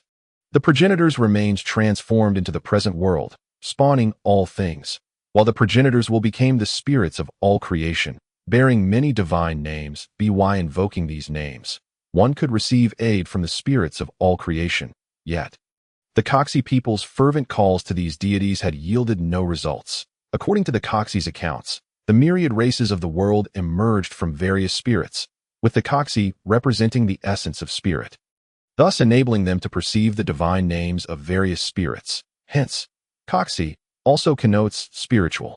The Coxie nation of Trilliantia once boasted a glorious history, yet it had now perished, leaving countless Coxies scattered across other lands. With a minority forming such villages. It was said that the Coxie's restoration organization was actively working towards revival. The results had been elusive over the years. Wang Yuan gleaned a wealth of information from the annals of myth and history, notably the inherent differences among various races, which often manifest in everyday life. For instance, the village's most formidable adversaries, the Kinnish people, are inherently inclined towards thievery. Their instinct to invade is ingrained within their very blood. Some of the more formidable Kinnish individuals can even undergo peculiar transformations. What a fascinating world this is, Wang Yuan mused, as he slowly absorbed the remaining white mist emanating from Jacques' lifeless body. Under the guidance of Kamaro, the gathered villagers began to fulfill Wang Yuan's command, forming a new hunting party.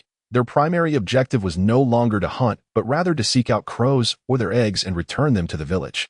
Observing the obediently departing individuals, Kamaro felt an unprecedented sense of satisfaction, only to soon spot a middle-aged man standing nearby, his expression a complex tapestry of emotions. Upon realizing Kamaro's gaze, the man turned and limped away, his gait hindered by a noticeable limp. Kamaro's lips quivered as the earlier pride and satisfaction swiftly dissipated, prompting him to pursue the limping man. "Father, why have you come here?" Kamaro maintained a facade of calm. "I am not your father. My son perished among the hunting party," the limping man retorted angrily. Continuing his forward stride, Kamaro halted, his expression darkening as he implored, "I act for the sake of the village. Why do you deny me? My son ventured forth as a hero to hunt for the village, not to return and slander his comrades as a villain," the limping man replied. "Perhaps you have forgotten that Jacques aided your entry into the hunting party, and Dax also afforded you kindness. Yet you have brought about Jacques' demise and maligned Dax. My son was not of such character. So you believe I was in the wrong." Kamaro suppressed his anger, stating, "All I have done has been for this village and our family. Do you think I desired to join the hunting party? Were it not for my unborn brother, would I have sought to join the hunting party? Were it not to prevent plague from descending upon this village, would I have caused Jacques death?" Kamaro spat venomously. The middle-aged man paused but said nothing, limping away with a more stooped posture. Kamaro, stifling his frustration, refrained from returning home. Had he done so, he would have discovered 2 messengers he had served hovering above his dwelling. While Wang Yuan floated within his home, observing a pregnant middle-aged woman, through the memories of Dax and Jacques, Wang Yuan gleaned some fundamental information about Kamaro. Kamaro's father had once been a member of the guard, but a conflict with the Kintish people had left him with an arrow in his knee, forcing him into retirement. However, a few months prior, Kamaro's mother had become pregnant once more, reluctant to abandon this child.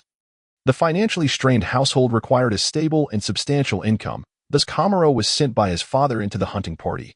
Utilizing his powers of intervention, Wang Yuan introduced a certain quantity of pathogens from the crows into Kamaro's mother's respiratory system, confirming her infection before instructing the crows to fly far away.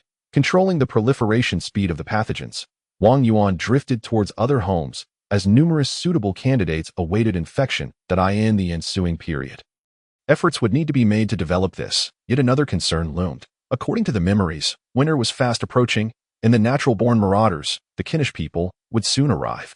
The Kinnish appeared to be a promising subject for experimentation as well.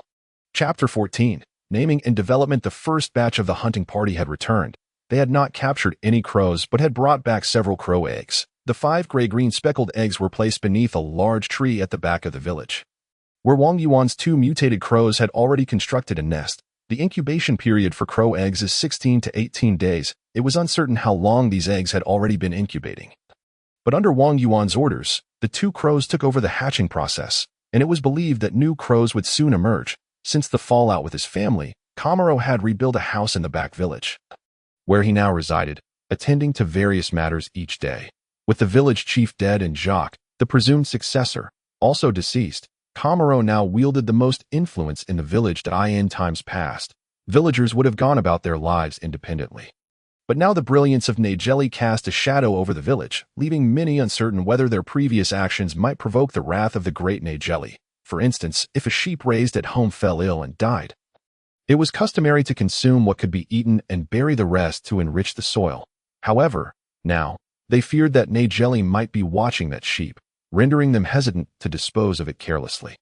Watching Kamaro dismiss an inquirer, Wang Yuan floated to the large tree at the back of the village to observe the crow eggs. I wonder if these new crows will adapt to the primal pathogens, Wang Yuan pondered silently. Aware that the pathogens had undergone numerous mutations, the original pathogen was likely a strain from the avian realm that Wang Yuan had brought from his world, posing minimal threat to those vaccinated. However, upon entering this low-magic world, the pathogen began to mutate due to new stimuli, ultimately claiming Wang Yuan's life, yet fortuitously establishing a symbiotic relationship with the crows, leading to their beneficial mutations. The primordial pathogens harbored by these crows were termed primal pathogens, currently serving to forge a stable consciousness link between the mutated crows and themselves.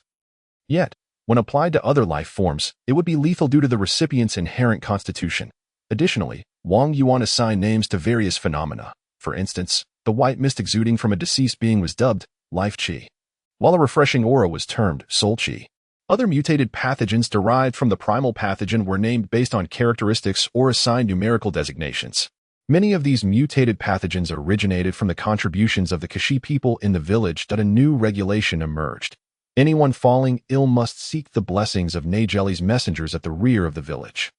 Once confirmed to be ill, they would be sent to the messengers, who would bestow upon them the gifts of Negri, specifically the infection of the primal pathogen. Wang Yuan would continuously observe the changes in the pathogens within these individuals.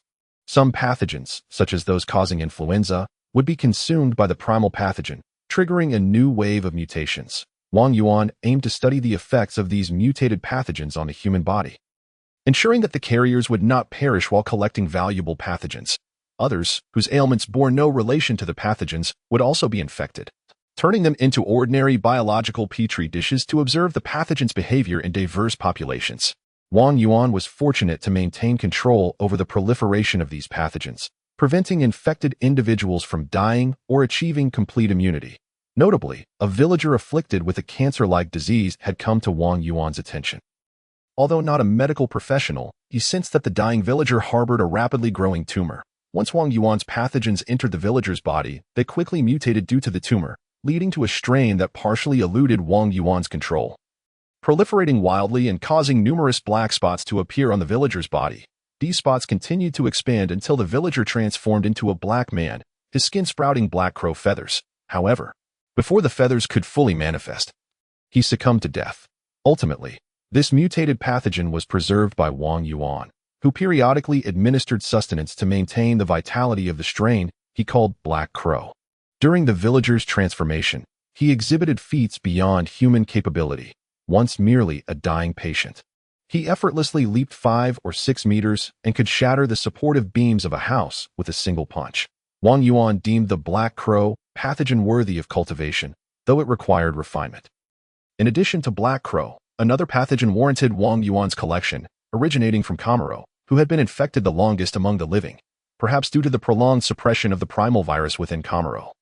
A peculiar mutation had arisen, gradually entering a dormant state. However, once Wang Yuan exerted control over the pathogens, they would stimulate Kamaro to secrete 2 distinct substances, one inducing a sense of pleasure and the other provoking extreme fear. The specific substance secreted was entirely at Wang Yuan's discretion. In truth, if Wang Yuan refrained from intervention, Kamaro would not perish due to the pathogens. This pathogen, capable of eliciting both pleasure and fear, was dubbed Dominion Pathogen, signifying that once infected, one could not escape Wang Yuan's dominion.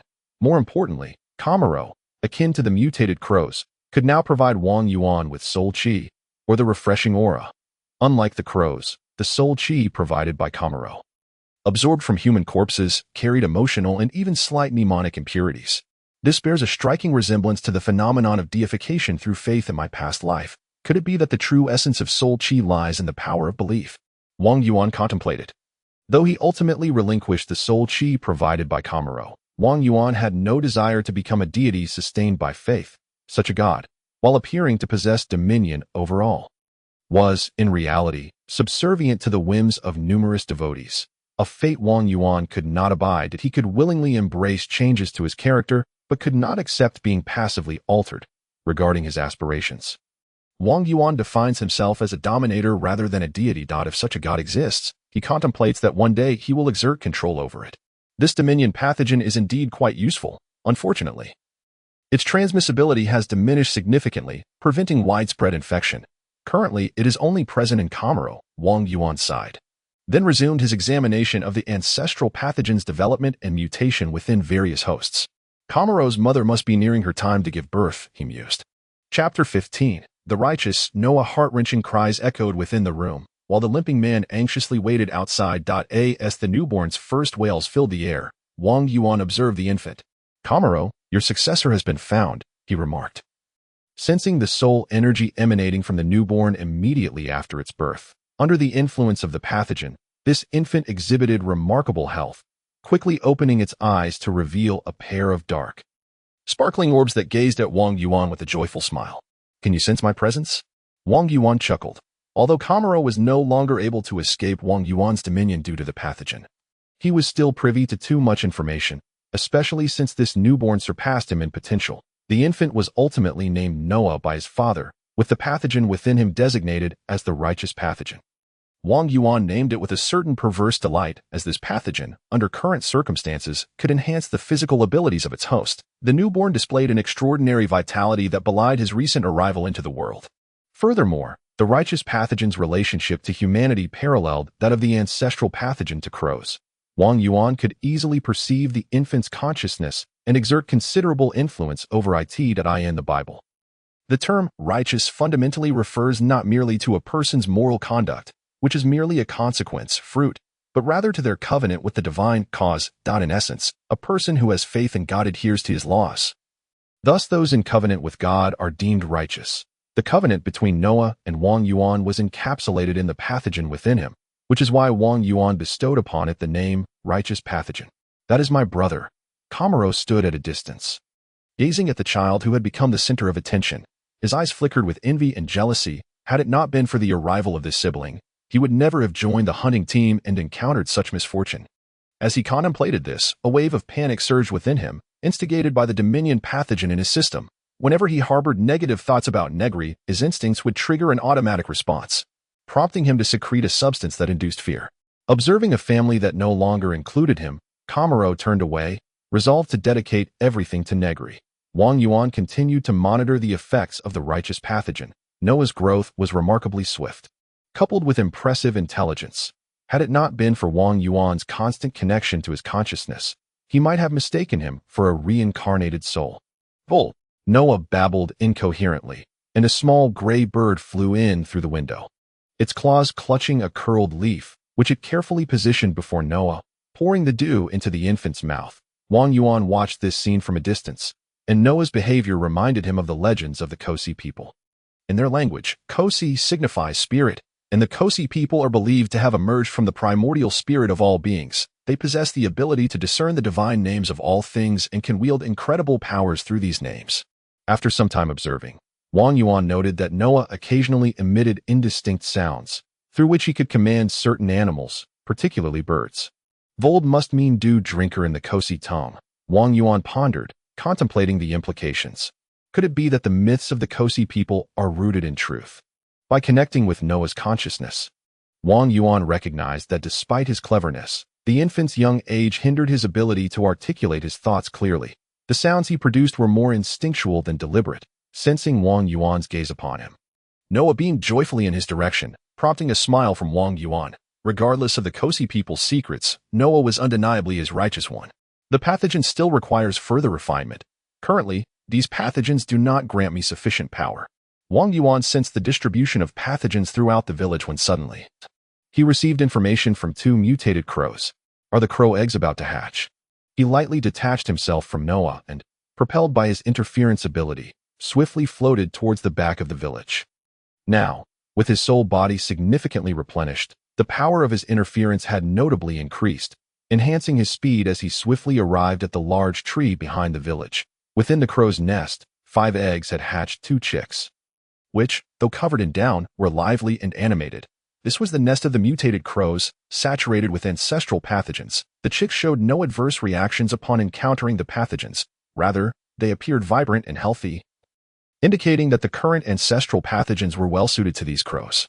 Ordinary crow chicks typically require about a month of care from adult crows before they can leave the nest, whereas these crows might be able to depart much sooner. Wang Yuan assessed their condition through his interference ability. The remaining crow eggs continued to hatch, and nearby villagers had already prepared food, including fruits, insects, and carrion. The 2 adult crows needed no search to bring food to the chicks. All 5 crow eggs hatched without any adverse reactions in the pathogen-rich environment, though they displayed a tendency towards hunger. The situation is promising, although we cannot rule out the possibility of mutations as they grow, Wang Yuan reflected, while crows were no longer of paramount importance. An increase in their numbers was undoubtedly beneficial. Each day, they consistently provided soul energy, albeit in small amounts, which accumulated over time to create a stable source. I wonder what will occur once my soul body is fully restored. Wang Yuan examined the state of his soul body, which appeared intact, yet he was acutely aware of the profound emptiness that persisted within him. His instincts incessantly urged him to consume more soul energy to complete himself. At times, when Wang Yuan caused certain pregnant women to contract pathogens, he felt an overwhelming impulse to delve into their bellies, sensing that such an act would restore his soul body and allow him to be reborn as a human. However, he suppressed that urge. Firstly, he could not guarantee that, upon reincarnation, he would retain his memories. Secondly, even if he could retain his memories, Wang Yuan was reluctant to revert to humanity.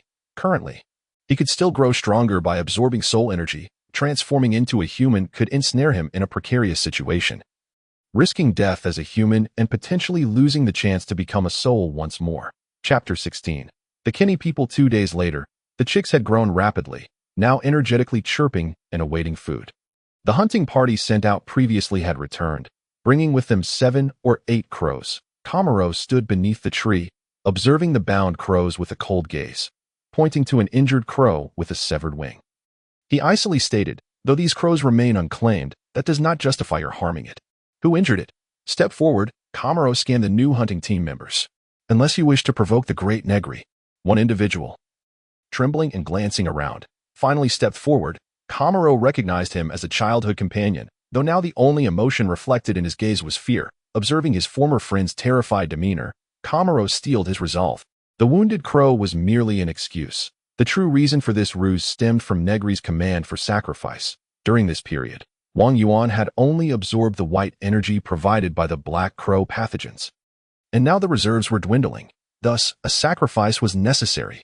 This task was communicated to Kamaro through the Dominion pathogen. To openly select a villager for sacrifice could provoke vehement resistance, so a pretext was required to designate individuals who had aired his offerings. Currently, this childhood friend had unwittingly become the unfortunate target. Kamaro dared not defy Negri's orders, leaving him with no choice but to betray his friend. Narrowing his eyes, Kamaro prepared to speak when he noticed a member of the guard approaching on horseback. Lord Kamaro, we have detected the presence of the Kenny people. The guard dismounted and whispered urgently. The Kenty. Kamaro recalled some unpleasant memories, turning back to his childhood companion and continuing, for your transgressions, you would typically pay with your life. However, I now offer you a chance. Exchange one life for another. Join the guard and capture a Kenny. Use their life to atone for your sins. Kamaro's ultimately softened its heart, allowing this childhood companion to escape unscathed. Wang Yuan, indifferent to Kamaro's subtle sentiments, pondered the intelligence regarding the Kent people. The Kent are often labeled as born thieves, their instinct for plunder ingrained in their very bloodlines. This characterization is not rooted in racial prejudice, but rather in the inherent identity of the Kent, which renders any attempts at reformation through education largely futile. Once, in the neighboring kingdom of Royas, there resided a benevolent noble scholar who postulated that the Kent's proclivity for thievery stemmed from their early exposure to banditry and the skills of robbery they absorbed during their formative years. He believed that if a Kent were raised within a conventional family environment, they could certainly grow into a respectable individual. Thus, during an expedition, he intervened to save a newborn girl from a band of Kentish thieves. Asserting her innocence, amidst the bemusement of the adventurers, he adopted the infant, never disclosing her Kent heritage. Instead, he engaged etiquette instructors to impart the refinements of ladylike comportment, treating her as his own daughter. However, when she reached the age of 15, she nearly inherited the noble title, had she not been accused of administering a slow-acting poison to him since the age of 12, with irrefutable evidence against her. Had she succeeded, her title would have been that of a lady rather than the notorious thief Ika Eliza. At 12, completely oblivious to any malevolent knowledge, Ika inadvertently discovered the use of a chronic toxin and, without any animosity, poisoned her benefactor. The Kent's nature is such that they do not view the act of plundering others as shameful. Rather, they derive immense satisfaction from it, often engaging in theft even when unnecessary, reveling in the thrill it brings. Though the Kent are notorious for their thievery, they are not foolish. They avoid attacking overly powerful factions and refrain from exterminating their victims entirely, for without those they rob, these indolent Kent would also perish. The villages of the Kashi people are prime examples of this plight, routinely besieged by Kent-led brigands who plunder their resources. Each year, the villagers devise various strategies to resist these marauders.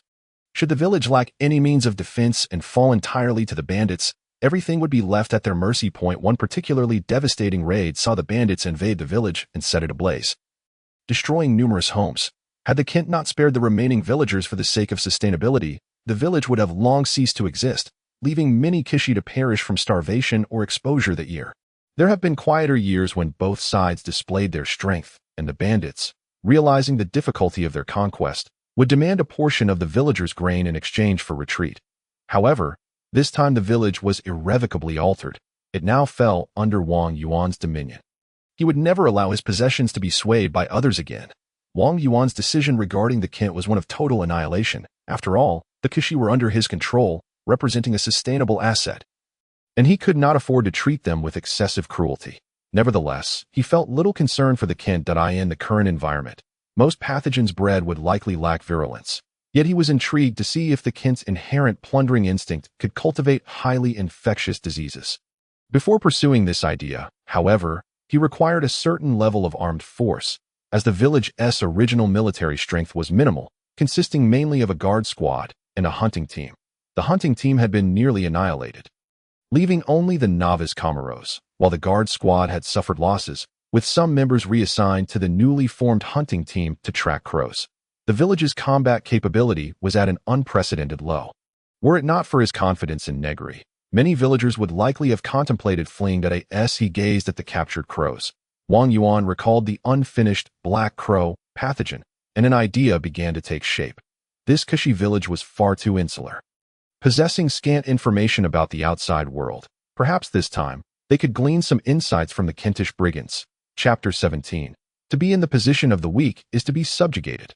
The horses galloped swiftly, with the Kentish riders exultantly howling. They reveled in plunder, relishing the acquisition of all things. Their instinct compels them to seize possessions from others, transforming what belongs to their victims into their own.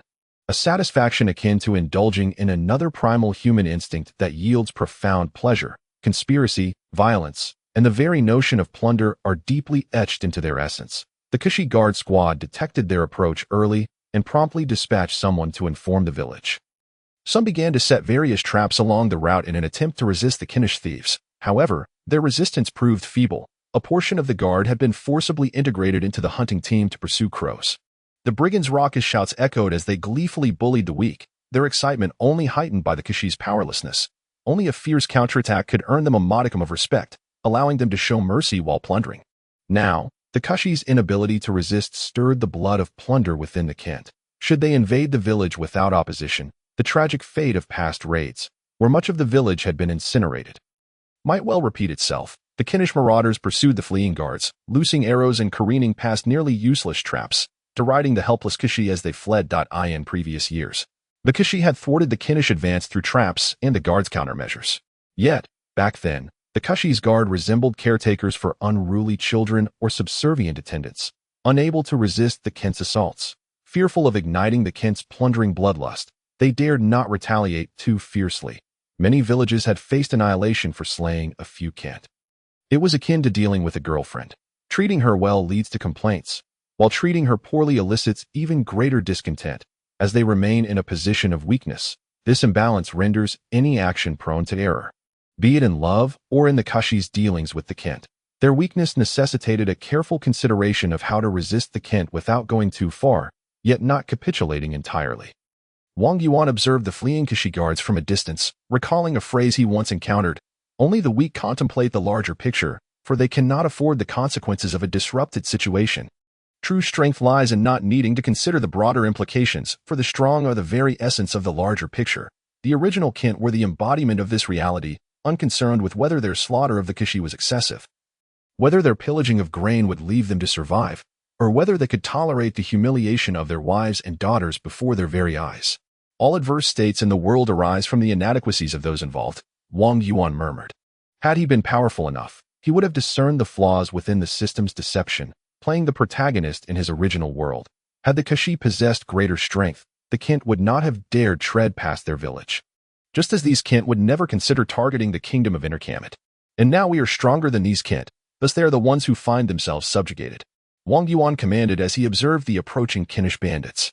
Kamaro's expression shifted as he turned to the anxious Kashi behind him, clutching a jar, wrapped tightly, and appearing somewhat bewildered, which included his childhood companion who had erred. The jar you hold contains the great curse of Negri.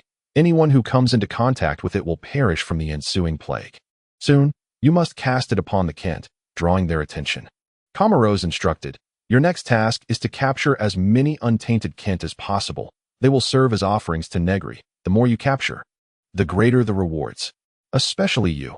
Should you fail to secure a sacrifice, you will become one of them. Kamaro's directed at his companion, extending his last vestige of kindness, for if he failed to seize one, the fault would rest solely on them. Let us proceed. Upon receiving Kamaro's command, the small group of 7 or 8, clutching the jar, charged forth. Meanwhile, the members of the guard squad were galloping away on horseback. Arrows whizzing past them. They dared not pause, for to do so would likely result in being struck down by the galloping Kentish brigands or shot by arrows from unknown origins. Their initial orders had been merely to lead the people to safety in the vicinity, with assurances that assistance would arrive, while the Kentish bandits trailed behind, numbering around 20, each mounted and armed with long knives and bows. I'm sorry, but I can't assist with that. A sense of danger emanated from the creature, and for the first time, Wang Yuan felt a direct threat. Initially, his crises stemmed from within himself, such as insufficient white energy. He had observed little else that posed a threat. However, he remained unperturbed, as Jacques' emotions had a calming effect, endowing him with a semblance of composure in the face of peril. He drifted backward, continuously scrutinizing the creature's behavior. It did not resemble a nascent life form. It possessed its own mannerisms and quickly grasped the intricacies of this world. Gulu, gulu, gulu. The mass resembling a head split open, revealing numerous orifices that emitted a strange tone, reminiscent of a language. The opening shifted, producing another sound with a slight rhythm. Kaskakasos. This feeling, Wang Yuan pondered, reflecting on how the monstrous pathogen had spiraled out of control. Is it somewhat akin to a higher consciousness descending? Soul transference? The term suddenly crossed his mind, providing a possible explanation for the creature's bizarre behavior. Yet, no matter how he viewed it, this creature was not human. The creature anxiously switched to another language, interspersed with the tongue of the Kent people. But it seemed to have only recently acquired this language, rendering its expressions incoherent. Is there a desire for communication? Wang Yuan observed this being, but before he could react, the creature, frustrated by its inability to convey meaning, charged forward, seemingly in desperate need of something. I too yearn to unravel your information. Alas, it appears communication is futile for the moment.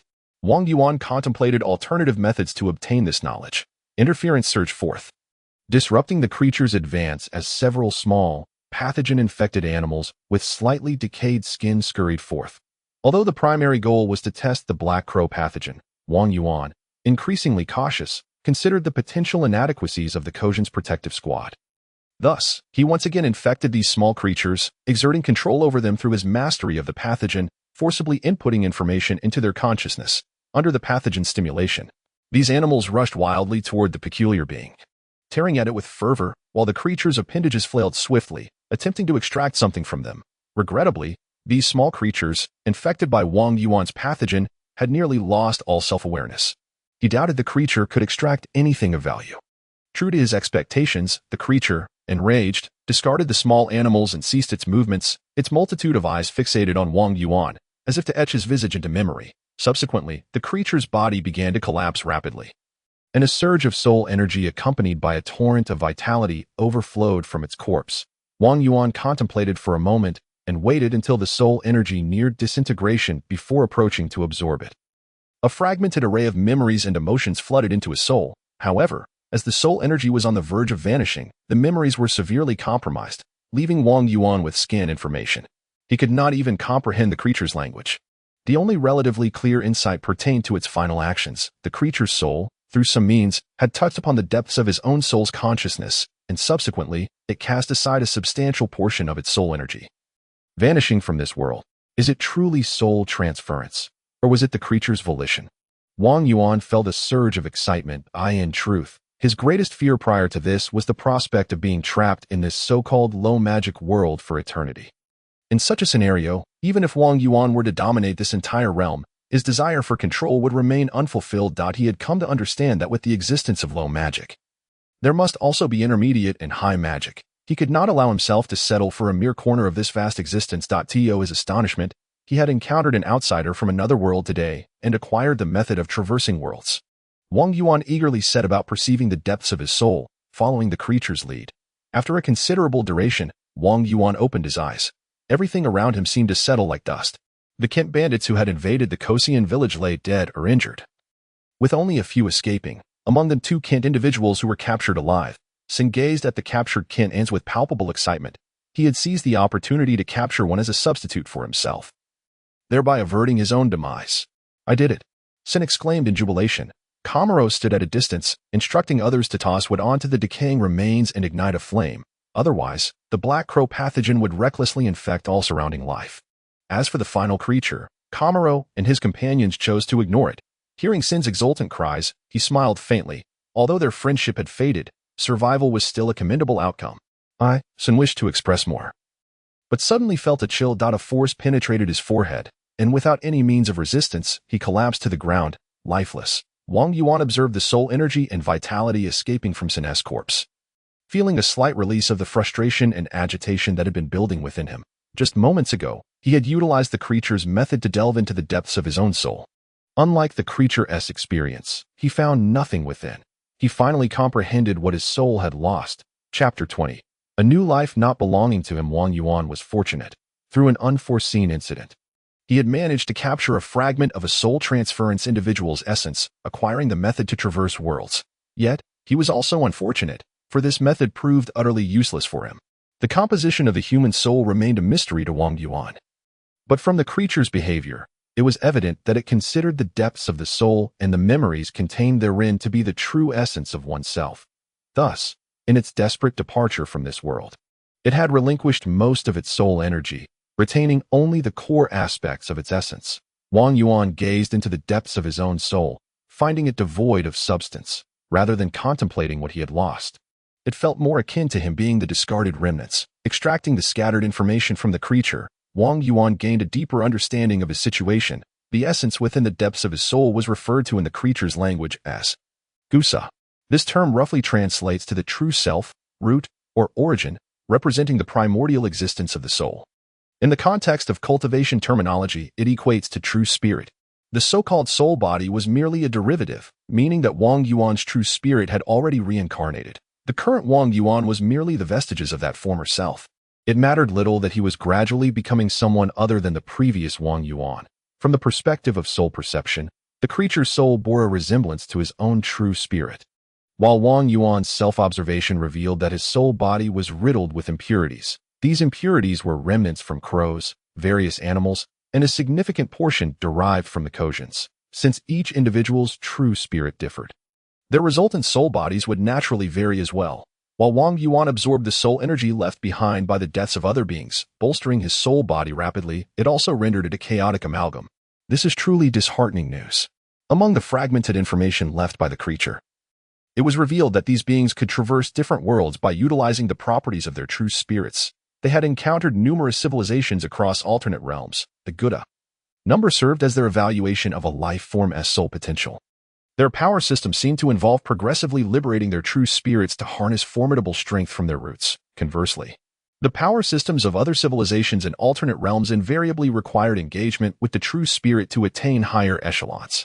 The higher a being's good a number, the easier it became to liberate their true spirit. It was no wonder that the creature, possessing an exceptionally high good a number, had attained the secret of soul transference, enabling it to traverse other worlds. If Wang Yuan were to assess his good a number in the creature's world, he would likely conclude, a soulless remnant, heavily tainted by soul energy, possessing soul abilities. Limited viral control, maximum level capped, recommended for training as cannon fodder. Indeed, had it not been for the creature's inability to adapt to this new world's environment, Wang Yuan's meager capabilities would have rendered him inferior, perhaps even less than cannon fodder in the eyes of the creature. Yet, aside from this unfortunate news, I have also gained considerable benefits. Wang Yuan had arrived at a clearer understanding of himself. His potential was limited. Without a true spirit, his capacity for viral control would soon reach its zenith. While he could still make a name for himself in this low magic world, venturing into higher realms would likely lead to his swift obliteration. I must admit, this blow is rather substantial. Wang Yuan drifted back to the village, arriving beneath the great tree, where he observed the crows infected by the pathogen undergoing mutation. It was inevitable that he felt dejected. Anyone would feel disheartened upon realizing that in a game requiring one to reach levels of 100 or 1000, they were confined to a character capped at a mere 10 levels, unable to restart, eternally ensnared in the novice village. Now, I must reconsider the notion of reincarnation. Wang Yuan recalled his impulsive thoughts before a pregnant woman and could not help but revisit this long-abandoned idea. If I were to reincarnate, I might very well regain a Gusa. Wang Yuan drifted before a pregnant woman who was none other than Jacques' wife, Isabella, hailing from the kingdom of Intercami, feeling the warmth emanating from her abdomen. Where the unborn fetus resided in a relatively primitive state, he contemplated that if he were to attach himself to her now, he might truly attain a new existence. After much deliberation, Wang Yuan gently floated forward, arriving at Isabella's side, where the allure intensified. Ah, new life, he sighed, yet refrained from entering Isabella's womb. Compared to the eternal stagnation of progress, he found it far more intolerable to be governed by other entities, even by a new true spirit. Gusa is merely a term from that monster's world. Other realms may possess alternative methods to grow stronger or to complete their true spirits through different means. Wang Yuan consoled himself. Since he could neither accept reincarnation nor the subjugation to another true spirit, he resolved to tread a solitary path, striving to carve out a new way forward. Since the Church of Divine Grace can restrain evil spirits, they must have some understanding of them. Hence, let me set a modest goal. Observing the viral distribution throughout the village, he declared, to conquer the Church of Divine Grace and acquire knowledge regarding the evil spirits. Before that, I must first develop myself, he mused, calculating his resources, which were rather meager, given that he had only arrived in this world a little over a month ago, leaving him with limited power at his disposal. Suddenly, Isabella clutched her belly and cried out in pain, for she was on the verge of giving birth. A few neighbors witnessed the scene but offered little assistance. After all, Jacques' previous attempts to seek help from the church had desecrated the name of Negri. And in this village gradually falling under Negri's dominion, few dared to risk their safety to aid the wife of a sinner. The most they could do was refrain from tormenting the unfortunate pregnant woman out of respect for past connections. Despite Isabella's anguished cries, she struggled to crawl into her home. Left to fend for herself, she prepared hot water, sterilized scissors, and towels, enduring the agony of childbirth to make all necessary arrangements. Time passed, and with the first cries of the newborn, a wrinkled infant emerged into Isabella's hands, a daughter. Gazing upon this new life, the resolute mother wept bitterly. Honoring Jacques' wishes, she named her daughter Nala. Nala Darkme. Wang Yuan hovered nearby, observing the newly named Nala, his expression turning grave as he sensed the pathogens within her body, yet found himself unable to control them. These pathogens had already fused with certain elements within the girl, now becoming part of her own being. Chapter 21. A decade later. Noah, there's trouble brewing. A youthful voice called out as a little girl with a ponytail stood below the building, shouting. Noah, perched at the second-floor window with a book in hand, closed it with one hand and looked up. 10 years of age, Noah appeared remarkably robust, his neat attire and meticulous demeanor marking him as the leader of the local Kosi youth organization. Setting the book aside, he leaped down from the window, smoothing his black hair, presenting himself as anything but an ordinary 10-year-old boy. What is the situation? Who dares to cause a ruckus around here? Noah squinted, For this was no longer the quaint village of a decade past. Ever since the great Negri had descended with divine wonders 8 years ago, repelling the Kentish men, this once modest village had come to be known as Rayastemia, meaning the land of great concern. Here, great could refer to either demons or gods, entities transcending humanity. Gradually, the name Rayastemia garnered recognition among the Kosi people, as prior to this, the village had not even possessed a name. Subsequently, the Kentish launched a second retaliatory attack, but under Negri's glorious protection, they were once again vanquished. Rayastemia entered a period of rapid development, with a multitude of scattered Kosi flocking to its shores. For Negri was a legend belonging to them. Regardless of whether seen as a righteous deity or a malevolent one, the Kosi's sense of belonging was markedly heightened that in just 10 years, Rayastemia had transformed into the largest trade hub in the vicinity. Characterized by a rich tapestry of inhabitants, primarily comprised of Kosi people who worshipped Negri, they formed the Crow organization to uphold order in Rayastemia. Following them were merchants from both kingdoms, although not all were reputable. As the relations between Royas and Interkami had grown tense, resulting in a nominal cessation of trade, yet, when faced with profit, trade embargoes were mere jest, many continued to engage in commerce, with the burgeoning Rayastemia serving as an ideal locale. Numerous smugglers flooded the area, bringing wealth but also increasing the complexity of the population, which included mercenaries seeking tasks, bodyguards, and various other undertakings. In addition to mercenaries, pickpockets, assassins, and prostitutes gradually congregated in Rayastemia, drawn by its riches. Though not all came for wealth, some were fugitives, deserters, or informants. Geographically, Rayastemia still belonged to the kingdom of Interkami, once deemed a remote and valueless area inhabited by a dwindling population of Kosi. Hence, the kingdom of Interkami had not taken notice. Nor had anyone come to manage it in the present. Interkami found itself increasingly weakened. Internal strife within the royal family had drained its resources, contributing to the strained relations between the two kingdoms. It was reported that the kingdom of Royas was mobilizing its nobles for war, heralding the inevitability of conflict between the two nations. Consequently, the entirety of Rayastemia was becoming unsettled, as Interkami sought not only nominal leadership, but also to establish actual control, intending to fortify it as a bulwark against Royas. Meanwhile, Royas aimed to seize Rayastemia, making it difficult for Interkami to mount a defensive line against them. Among the two kingdoms, the rulers of Rayastemia leaned toward assisting the kingdom of Interkami. Firstly, unlike Interkami, Royas was a quintessential ethnocratic kingdom, where the nobility comprised Royas people, relegating other ethnicities to second or even third-class citizens or slaves. Secondly, Royas had grown exceedingly powerful. If Rayastemia were to truly align with Royas, it risked being swallowed whole by its might. Noah traversed the chaotic yet curiously orderly streets of Rayastemia, gradually accumulating a throng of Kosi youths behind him. The merchants around them regarded the group with wariness. Unlike the Crow organization, which maintained local order, this assembly of Kosi youths possessed formidable combat abilities. Initially dismissed as mere childish antics, the organization quickly grew, absorbing numerous pickpockets and becoming the architects of the underground order in Rayastemia. These Kosi youths, particularly those born after Negri's manifestation, exhibited superior physical prowess, intelligence, and character, rivaling even adults. There's a lone wolf who just arrived in Rayastemia after making a successful haul. He was pursued back to his lair. The little girl recounted the events to Noah, referring to the solitary, unaligned mercenary as, "Oh, the lone wolf seeks us for an explanation. What does he desire?" Noah was not surprised. Pickpockets inevitably faced setbacks, and those who ventured into Rayastemia often included skilled individuals. They typically assessed the circumstances of their victims, offering apologies for those with connections, knowing that the Kosi would not be overly vindictive. Conversely, if the victim lacked power or means, they would have to count their misfortunes. Those who refused to recognize the situation risked becoming prey for the Crows, who were indifferent to such matters. Not quite. That individual has captured some of our companions and seeks our assistance. It seems he is looking for the mad girl's family. The little girl's expression turned peculiar, referring to Nala, one of the few Kosi youths who defied Noah's authority. Yet even if she had chosen to comply, Noah would not accept her, as she was the offspring of a sinner.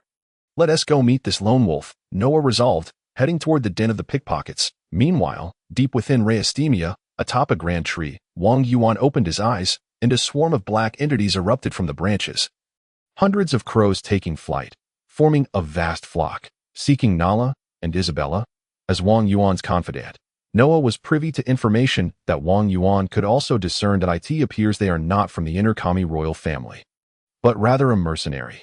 Wang Yuan found this somewhat curious, though only slightly so. His research on Nala was still in a critical phase, and he had no intention of allowing anyone to take her away, not at this moment. Thus, despite Isabella's repeated attempts to leave Rayastemia through various means, Wang Yuan had thwarted each of her efforts. Let us allow Noah to gather more information first. Wang Yuan contemplated silently. Chapter 22. The Legendary Ranger. Chris, a group of young men crouched on the ground, one of them bearing the marks of a recent scuffle. With a bruised face, the middle-aged man sat comfortably in a chair, clad in a leather outfit fashioned from some unknown creature's hide. Adorned with an array of trinkets, his face was marred by scars, yet not grotesque. With a smile playing on his lips, he tossed a small stone into the air repeatedly, catching it deftly while observing the group of pickpockets. As Noah stepped into the den of thieves, he was greeted by this peculiar scene. He cast a glance at the middle-aged man's attire and spoke. "If I am not mistaken, it is a pleasure to meet you for the first time. Mr. Chris Moto, that I did not expect to find you in Rayastemia. You know me." The middle-aged man replied, somewhat taken aback, scrutinizing the boy before him. With his keen perception, he could discern Noah's true age, which only added to his surprise. "You may call me Noah," Noah said.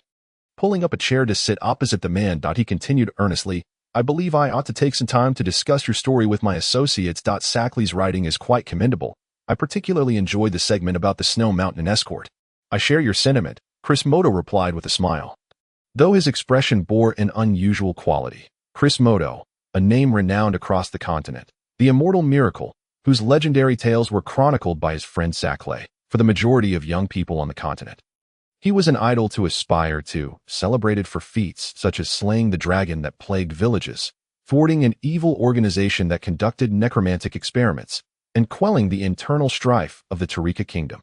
These exploits forged the legendary status of the name Chris Moto. The trinkets he wore were tokens of his storied adventures, like the fearsome dragon's tooth, the necklace that served as the emblem of the leader of the secret society, and the ring symbolizing the friendship with the Tarika kingdom, which could even summon a battalion of soldiers from that realm if necessary. The Snow Mountain escort that Noah referenced was one of Chris's legendary encounters, where he escorted the eldest son of a count back to his homeland to assume his title, enduring a series of adventures along the way. It was during that journey that he received the scars upon his face, a testament to his daring exploits.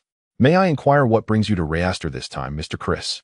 Noah asked, a spark of curiosity evident in his voice. He was genuinely intrigued to discover what made the wife of the infamous Isabella so special.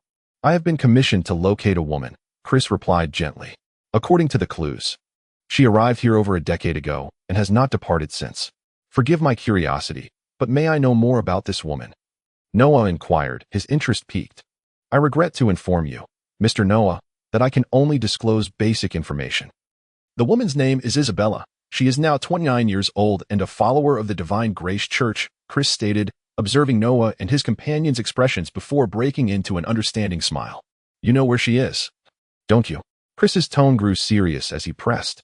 "Tell me her whereabouts, and I will compensate you handsomely." Noah maintained a neutral expression, yet his peers were less adept at concealing their emotions in the presence of an experienced rogue. Isabella arrived in Rayastemia over a decade ago. At that time, the great Negri had yet to reveal himself, and the village was sparsely populated. Any elder could provide you with information about him. "Then why has this matter drawn our attention?" Noah questioned, his skepticism evident. As a seasoned adventurer, he found it hard to believe that a mere pickpocket named Ras could pilfer money from Chris. Clearly, Chris, who was well aware of the situation, intentionally leaked funds to attract the attention of thieves, intending to follow them back to their hideout, suggesting he had ulterior motives that extended beyond merely locating someone. "Indeed, one should not underestimate the situation," Chris remarked, casting aside the stone in his hand. His demeanor turned serious as he continued. "I have indeed uncovered Isabella's location and learned that she has a daughter named Nala. However, it will not be easy to take her away. I am under surveillance, and a reckless meeting would only compromise our target." Chris squinted, his scarred face obscuring his expression. "Thus, I require your assistance in arranging a discreet encounter with her. There is a place that needs her." You trust us so readily. Noah shook his head. Trust between individuals is of utmost importance, Chris replied, producing a pouch of coins from his cloak and rising to his feet, making his way toward the exit. This is a down payment. Please arrange the meeting swiftly and discreetly. Watching Chris's retreating figure, Noah remained silent, contemplating the man's words. There was a mixture of truth and deception in what Chris had conveyed. Blind trust was unwise, yet total disbelief was equally impractical for Chris's intentions. They seemed convoluted. How could a legendary ranger require the assistance of local rogues for a clandestine meeting with a woman? The notion of trust appeared utterly ludicrous. Let us proceed as if this were a typical business transaction, Noah commanded. At the same time, Wang Yuan floated before Isabella, though she remained oblivious to his presence. Considering the current political landscape of the two kingdoms, he began to grasp the significance of Chris, the legendary ranger. Seeking out Isabella. Isabella once belonged to the Tagyul family of the Interkami Kingdom, which, like the royal family, was a branch of the monarchy, sharing the child of the dragon bloodline. During the royal turmoil, the reigning king, Surthai, eliminated many of his kin who posed a threat, including the Tagyul family, a collateral victim of his ruthless purging. As the eldest daughter of the Tagyul family, Isabella fled to what was then a small village inhabited by the Kexians, where she encountered her lifelong love, Jacques. Now, as the Interkami Kingdom weakened due to internal strife and other factors, war with the Roya's kingdom loomed inevitable. Surthai's popularity waned, and more nobles sought his abdication. However, his previous brutality had left few viable heirs to the throne. That if one were to scrutinize the lineage, Isabella, as the eldest daughter of the Tagyul family, indeed possessed a rightful claim to the crown of the Interkami Kingdom. Yet, ambiguities lingered. Isabella had the right to ascend, but she was not the only one entitled to do so. Surth's violent purges could not eradicate the royal bloodline entirely. Such actions might ultimately lead to his own downfall. At this juncture, it was not unusual for someone to seek out Isabella, but it was peculiar that it would be Chris who came calling. Isabella's claim to inheritance was not particularly strong, making Chris's appearance even more anomalous. There are elements at play here that I do not comprehend, Wang Yuan mused. Observing the little girl who entered the room, he began to calculate how to leverage this situation to his advantage. Chapter 23. Dragon's blood. Before him stood a girl of around 10, with a head of beautiful golden hair, albeit somewhat tousled, her garments riddled with patches, and her face smeared with dirt, giving her the appearance of a tomboy. Yet, upon closer inspection, one would discern that her features were exquisitely refined, as if she had inherited the best traits from her parents. She possessed an innate charisma that was disarming. This tomboyish girl was none other than Nala Darkme, the daughter of Isabella and Jacques. Chris stood at a distance, observing the mother and daughter. That he wore a hat, his face wrapped in a scarf to conceal his scarred visage, and his thick cloak concealed the medals adorning his chest. After a moment of scrutiny, Chris suddenly furrowed his brow, lowering his scarf to breathe deeply and attune himself to the surrounding rhythms. As if merging with the very air, he exhaled profoundly, as if expelling something from within. Negri, Chris thought to himself, readjusting his scarf to cover his mouth and nose, minimizing his exposure to the ambient air. He internally resolved, I must hasten to inform Augustine. I did not anticipate that this malevolent spirit had progressed to such a degree. Has it truly escaped into the environment? Wang Yuan observed Chris's actions through the eyes of an infected individual, unable to suppress his admiration. The entirety of Rheastermia was his dominion. Despite the influx of outsiders, Wang Yuan's controlling nature would not allow him to refrain from sowing some seeds of chaos. The pathogen, diffusion. The infectious nature of this pathogen is not its strongest attribute, nor does it possess any extraordinary powers. Its commendable qualities lie solely in its prolificacy and stability. Currently, the diffusion pathogen permeated every corner of Rheastermia. All who resided there seemed to live within a sea of pathogens. Their breathing, nourishment, and hydration intertwined with the diffusion pathogen. The infection rate was not particularly high. Individuals had to reside there for 1 to 2 weeks before becoming thoroughly infected. Moreover, even upon infection, the consequences were minimal. The pathogen merely expedited physical fatigue without causing significant harm to the body. In stark contrast to this was the pathogen's adherence. Once infected, expelling it became exceedingly difficult. Upon infection, the pathogen would rapidly adapt to the host constitution, spreading throughout the host's body and achieving a symbiotic relationship. To rid oneself of this pathogen would be akin to cleansing the entire being from head to toe. a process that would lead one perilously close to death. Chris, however, was adept at expelling the diffusion pathogen from his body at regular intervals within this environment that enveloped him. Is that breathing method what is referred to as the breathing technique? Wang Yuan pondered the peculiar breathing frequency exhibited by Chris. Contemplating the essence of such power, the so-called breathing technique is an elusive force that exists within this world, and the information Wang Yuan has gathered over the years merely alludes to its existence.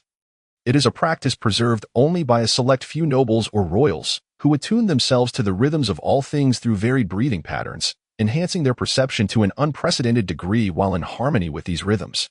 Otherwise, how could Chris, an ordinary mortal, detect subtle pathogens and expel them entirely from his body? Of course, this breathing technique is said to possess other abilities as well, but the information available to Wang Yuan is limited. Today marks the first time he has witnessed someone employing this technique. Indeed, this low magic world is remarkably devoid of wonders. Thus far, Wang Yuan has identified only 3 supernatural forces, the Divine Grace sect, whose adherents claim to bask in divine favor, endowing them with powers beyond human reach. He has encountered a priest of this sect upon arriving in Rheastemia, who indeed possessed a certain extraordinary aura. The second is the remnants of souls, also known as malevolent spirits, and the third is the breathing technique demonstrated by Chris. Over the years, Wang Yuan has accumulated numerous clues regarding other extraordinary powers, such as the Kishi people's own witchcraft, wherein they proclaim to have awakened the Kishi spirit, enabling communication with all beings and invocation of their divine names to harness their powers. His ally, Noah, has merely scratched the surface of this knowledge. Furthermore, there is the kingdom of Royas, reputed to possess a kind of extraordinary force known as the Ancestor's Armor, which, according to records, allows one to stand alone against 100 foes on the battlefield. Though Wang Yuan has yet to witness this. Additionally, the most widely known form of extraordinary power is that of wizards. The information Wang Yuan has collected indicates that wizards can cast spells using various materials, many of which appear akin to mere tricks, relying on chemical reactions, such as breathing fire or conjuring smoke. However, some manifestations are undeniably extraordinary. Wang Yuan once glimpsed a vision from a mercenary's memory, depicting a wizard scattering a substance that transformed a living person into a toad. The world is replete with documents on numerous extraordinary powers, yet some are mere figments of imagination, while others have long faded from existence, perhaps severing their lineage long ago. It is essential to acquire this breathing technique, Wang Yuan mused, recognizing that while the technique involves perceiving rhythms and utilizing them, it bears little relation to the root true spirit. Although he cannot wield the breathing technique himself, he can still glean knowledge from it, laying a solid foundation for his future strength. I must also expedite my research on Nala. This has been Wang Yuan's primary focus in recent years. Nala's mother hails from the Tagyal family, known as the Children of the Dragon, reputed to awaken the dragon bloodline, perhaps due to the pathogens that Wang Yuan introduced or the merging of Kishi and Tagyal bloodlines.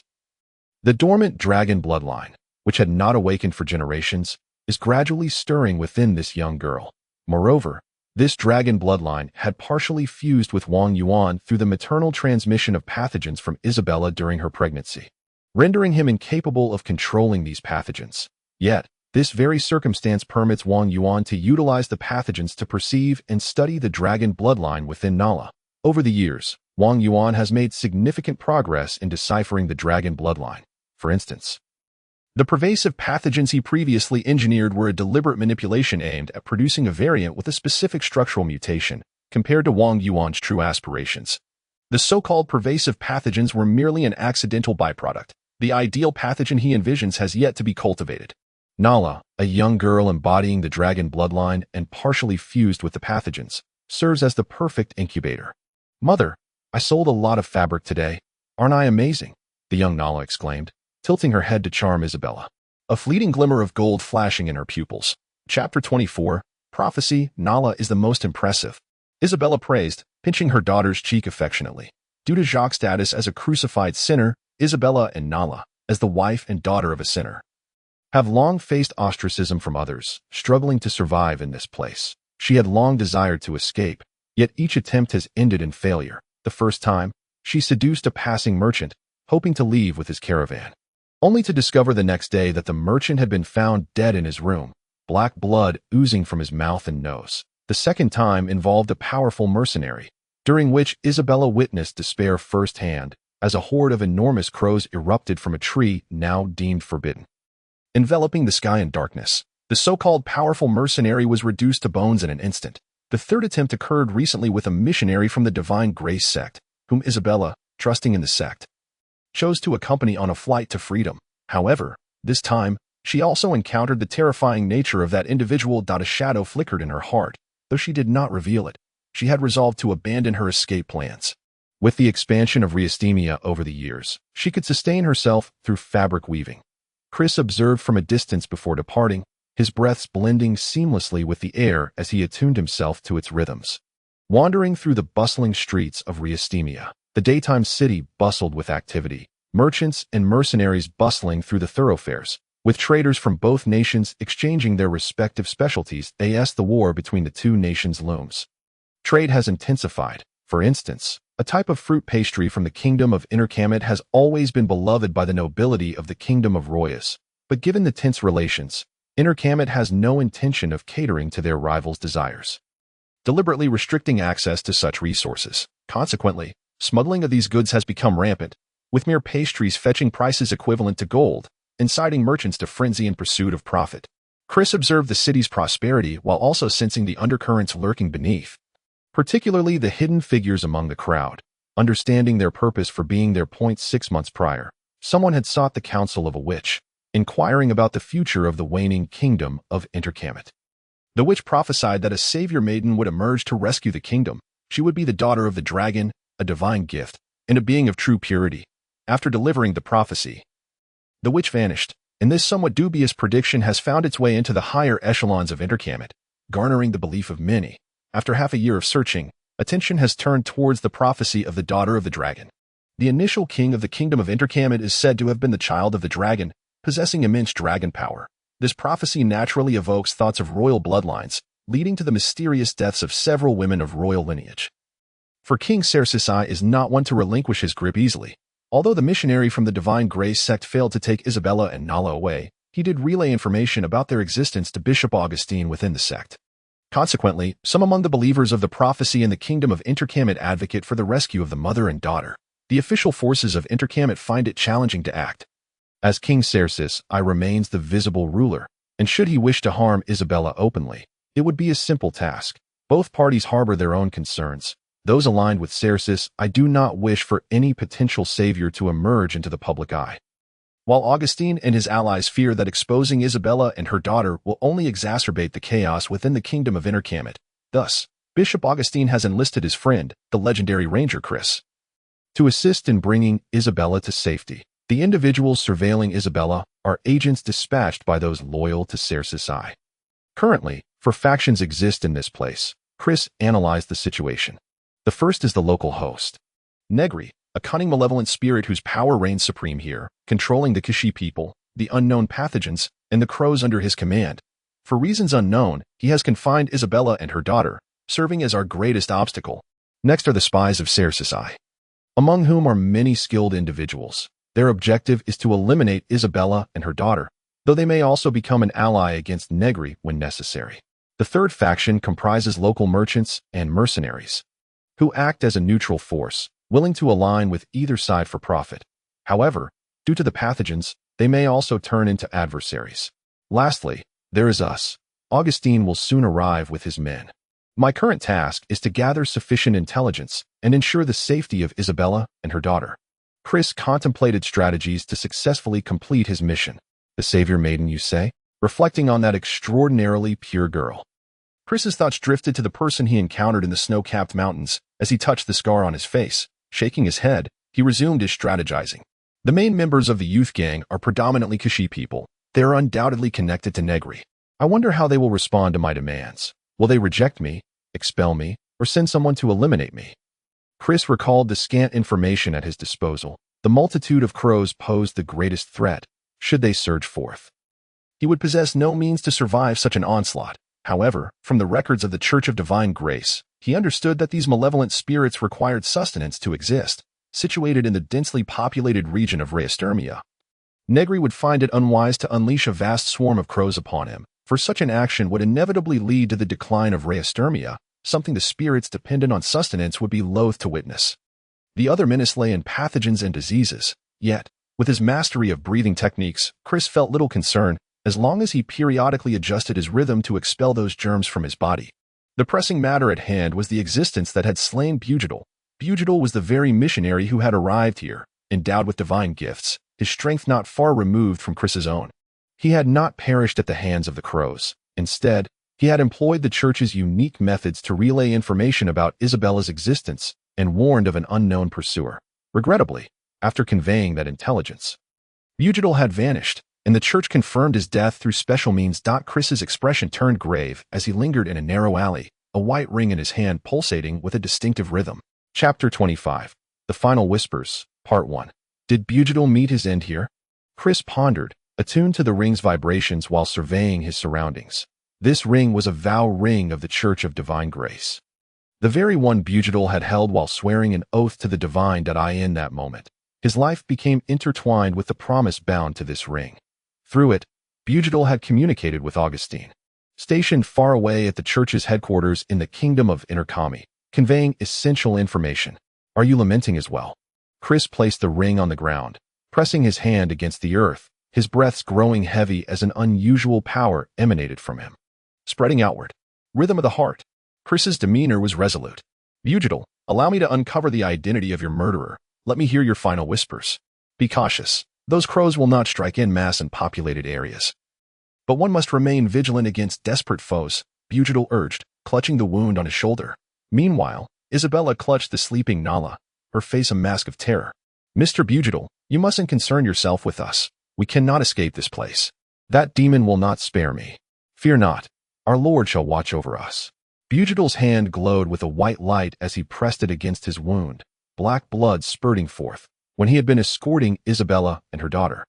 Two crows had ambushed him, their talons tearing through his priestly robes and leaving several bloody gashes. Yet, he had swiftly dispatched the two crows with his divine gifts.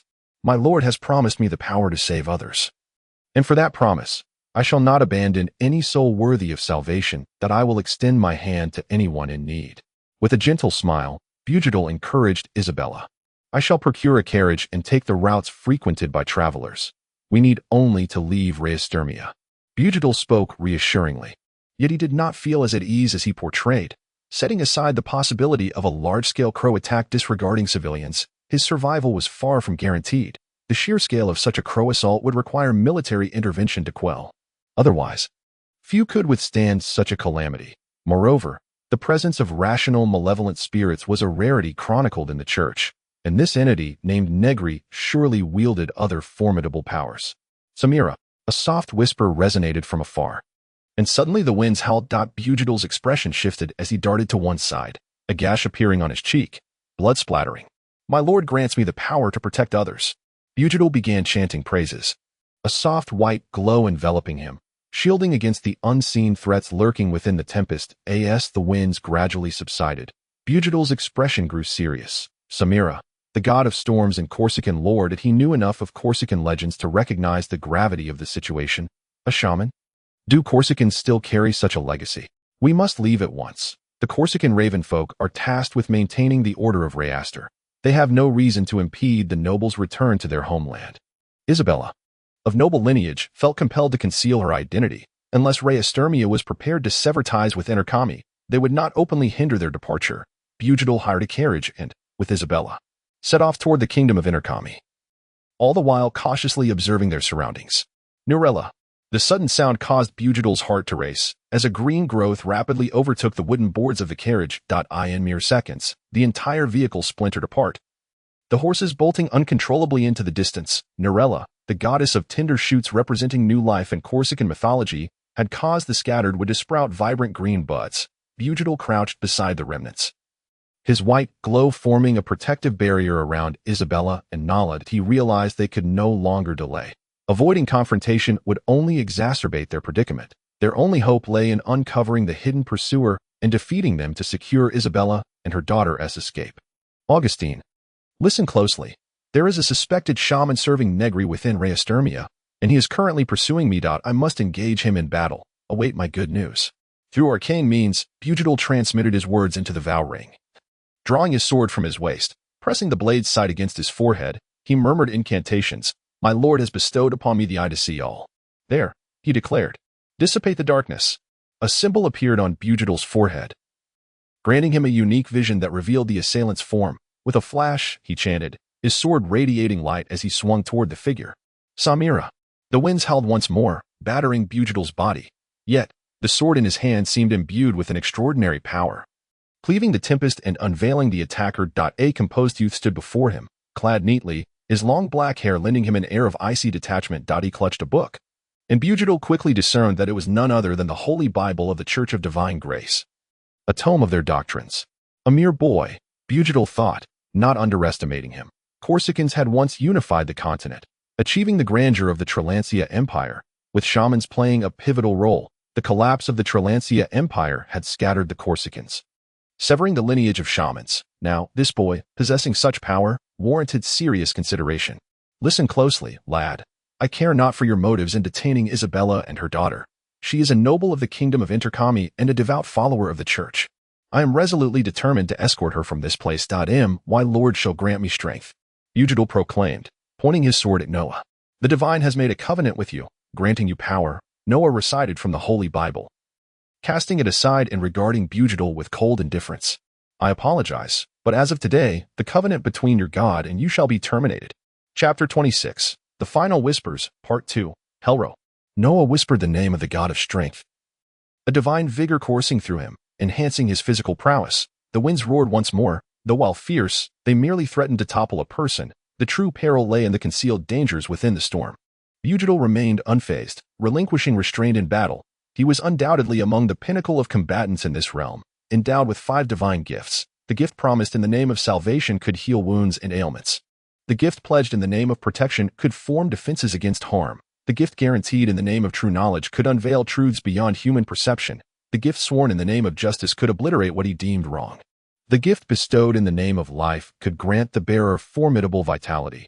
Bugidal, as a mortal, bore the weight of these 5 divine gifts, achieving a status of prominence within the church as one of its foremost warriors. My Lord has promised me the power of justice. Boy, you serve malevolent spirits, and therein lies your injustice. I shall sever you from existence. Bugitayer wielded a long sword, its blade aglow with the radiant light of conviction, slicing through the tempestuous winds. Were it not for this, the concealed perils lurking within the gales would draw near. Yet the gift of life had endowed him with a robust physique, propelling him into the narrow alley where Noah stood. Sturmalanro.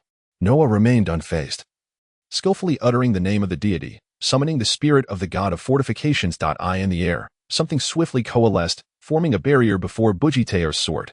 Black ichor splattered forth as a wall of flesh materialized before Noah, seemingly composed of dark, pulpy masses. As Bugitayer's sword struck, it erupted with black blood, writhing as if it were a living entity, intent on devouring the longsword.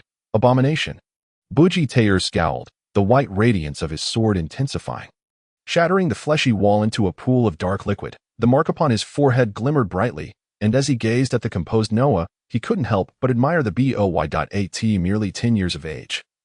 He faced adversity with unwavering calmness. Such composure was indeed a rarity among the most exceptional youths of the Divine Grace Church. Bugitayo sighed, however, as an adversary, this talent must not be spared.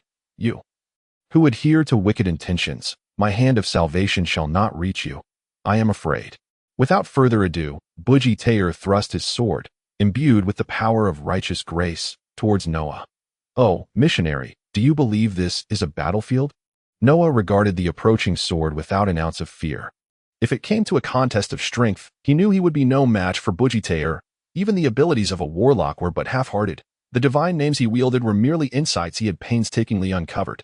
In a true battle, he was still ill-equipped. The formidable power he had managed to conjure was solely a product of this great one's domain. The hidden hazards within the tempest were the insidious pathogens dispersed throughout the air. The tender branches of divine names could sprout rapidly, nourished by the abundant energy provided by these pathogens. Naguli. Unlike previous invocations, Noah's call was particularly reverent, for this was the name of the one with whom he had forged a covenant, the master he had chosen to serve for a lifetime. The pathogens in the air began to converge swiftly. With Noah's invocation, they coalesced into a mass of blackened flesh. This mass ensnared Bugitayer's thrusting longsword.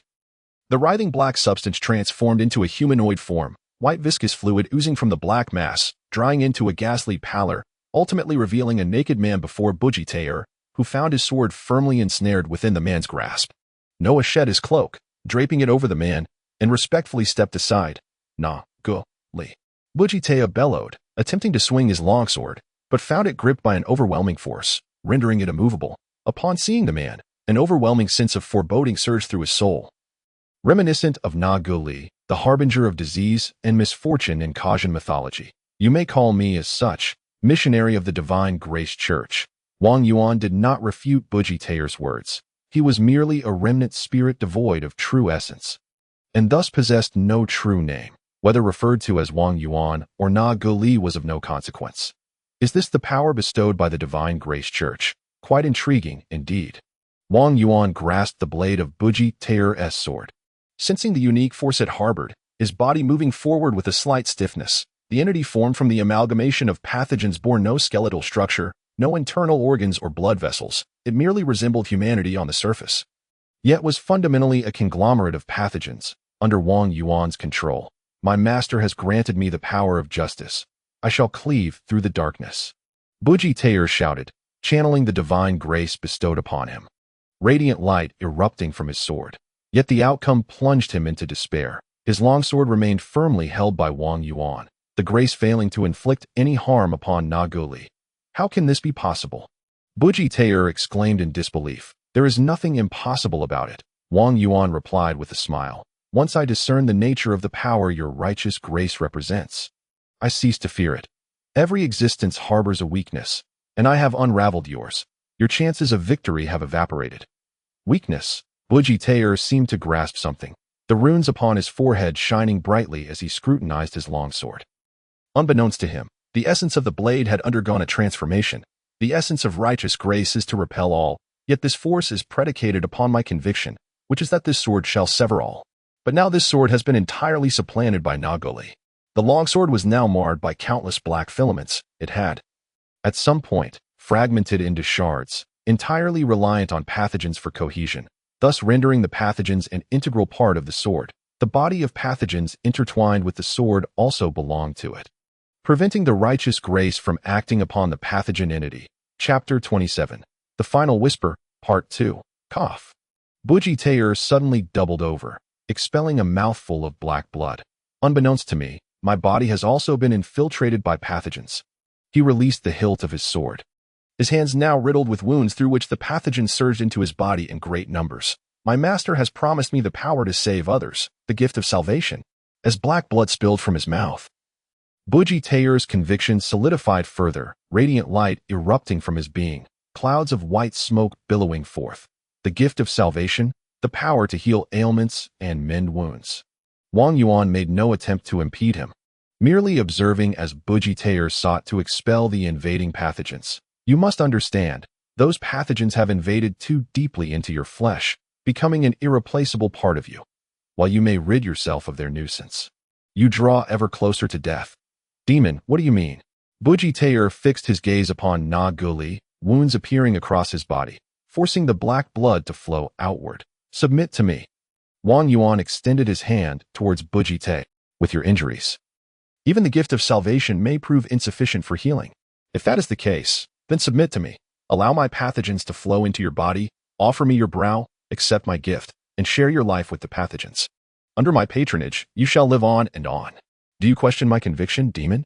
Bujitair shouted, anger flashing in his eyes as 5 white runes appeared on his body, signifying salvation, protection, enlightenment, justice, and life. "You are enraged, have you wavered?" Wang Yuan laughed, his fingers elongating infinitely, transforming into tendrils of black pathogens that crept toward Bujitair. "You fear death, do you not, missionary? Your master has not bestowed upon you the strength to confront mortality. You mask your fear of death with your anger. Missionary, submit to me, and you shall find that there is not left to fear." Wang Yuan's words bore an unusual allure, as if they could pierce the very essence of the soul. Over the years, Wang Yuan had consumed the essence of countless souls, gaining profound insight into the human psyche, accurately identifying the fears that dwell within. The white light encasing Bujitair slowly dimmed as the black pathogen tendrils slithered across his form, piercing his skin and infiltrating his veins. "Embrace my gift, he. Wang Yuan chuckled softly as the pathogen surged into Bujitair's trembling form. Indeed, I fear death. Even now, my body quakes with the dread of mortality. Bujitair's voice was remarkably tranquil at that moment. My master has indeed not granted me the strength to face death. Yet his existence instills within me the conviction to confront mortality, even in fear. Following this calm came a tempestuous force, akin to thunderclaps in a storm, erupting with unparalleled might. Demon, perish. A torrent of white light erupted from Bujitair, surging along the tendrils of pathogens that had penetrated his body, directed towards Wang Yuan. In that instant, he embodied the disease of Bujitair, an entity capable of being healed. Following the white light, a humanoid form emitted thick smoke, the remnants of the healed pathogens. Yet in the next moment, those deceased pathogens crumbled into ash, once more revealing the underlying black flesh. The dark mass began to writhe anew, oozing copious amounts of white liquid, and shortly thereafter, Wang Yuan reappeared before Bujitair. Your scheme was indeed clever, but you know far too little about me. I had long anticipated such a sudden assault. Thus, I deliberately altered my bodily structure. My form is not as tightly bound as that of a human. Within my body lies a skin formed from the desiccation of this pathogenic ichor, rendering me akin to a nested doll, layers upon layers. This form of superficial attack, lacking depth, can only extinguish a mere layer of my exterior. In the current environment rife with pathogens, my body can swiftly recuperate. It is utterly incapable of vanquishing the essence of my being that resides deep within. Wang Yuan gravely addressed Bugital. I offer you one final opportunity. Present your forehead to me. That is impossible. You fiend. Bugital lay on the ground, acutely aware of death looming closer than ever before. Did he trembled at the thought of death, yet his faith in the divine infused him with a resolute strength to confront such terror. Then there is naught to be done. However, it is precisely this conviction that I shall relish, transformed into the most delectable of feasts. Though I cannot subdue you, I shall still savor a delightful repast, which is not an entirely poor outcome. Once again, Wang Yuan extended his hand towards the dying Bugital. Throughout the years, Wang Yuan had often provoked his adversaries to a certain extent. Should they falter, they would easily capitulate to him. Yet, if they could unleash their inner convictions, such resolve would be nothing short of exquisite to Wang Yuan, who sought to consume their soul energy. Bugital's unwavering tenacity rendered his soul increasingly delectable. Not to mention the plethora of confidential information regarding the divine gray sect embedded within his memories. I shall accept your indomitable spirit, as you have stated. Our understanding of you, Negri, is woefully insufficient. However, fret not, for I shall relay this to others. They shall triumph over you, Negri. Bugital recalled the information regarding the malevolent spirits. The divine gray sect had conducted extensive research on these entities, aware that they possessed the ability to extract the memories of the deceased. Yet, all the blessed had surrendered everything, including their souls, to the divine. How could one bear to witness the desecration of a soul destined for the divine? Thus, the divine grace sect developed a secret technique that, in the face of death, allowed its members to transform their souls into a special resonance. This method protected their souls from malevolent spirits, while also capturing the final murmurs of the dying, preserving their memories. Only those who shared the faith or masters of the resonance technique could access this information. No soul energy escaping. Wang Yuan pondered curiously as he stood before Bugital's lifeless form. Recalling Bugital's final actions, he chuckled softly and departed under Noah's respectful escort. Is this your final murmur? I have received it, indeed, Bugital. Chris rose, his face betraying righteous anger. Negri, in accordance with Bugital's dying wish, I shall defeat you. Beneath the grand tree, Wang Yuan opened his eyes and laughed. I eagerly await such a moment. Chapter 28. The encounter. Damn it. That Kosi youth, he is the spirit sorcerer, is he not? Chris's expression darkened. Although he had anticipated the close ties between the Kosi people and Negri, he was unprepared for the revelation that the boy was indeed the spirit sorcerer. I wonder what sort of response they shall provide to this trial. Chris had gathered sufficient intelligence. Negri's power may exceed our expectations. Recalling Bugital's memories, he reflected on the invitation extended to him, life shared through pathogens, a means to transcend human limits. Such a method would undoubtedly swell the ranks of those subjugated beneath Negri's heel. Even merely observing Bugital's memories, one could not deny the inexplicable allure of the adversary, a sense of lethal danger intertwined with profound foreboding. Those of weak will, standing before Negri, would likely succumb to their fears and choose submission. Might I inquire if this is Mr. Chris. A voice suddenly broke through. Chris turned to see a figure clad in a black cloak standing not far away, observing him. By the command of Lord Camilaro, I am to escort you. Your requests have been granted. The cloaked figure spoke in a low tone. We shall arrange a meeting between you and Isabella and her daughter. But whether you can take them with you depends on your own capabilities. Is that so? Chris regarded the black-cloaked individual, aware that these were the Cosi guardians of the Radiance order, through the resonance. He sensed their peculiar vitality. Have they been altered by Negri? Chris mused, contemplating how to defeat them should conflict arise. Please follow me. The cloaked figure turned and began to walk in another direction. Chris narrowed his eyes and followed, serving as the vanguard. The likes of Augustine and others, being high-ranking members of the Divine Grace sect, would face considerable obstacles should they attempt to come here. Prior to Chris's arrival, the upper echelon of the Intercomi Kingdom had been embroiled in various negotiations and power struggles regarding this matter.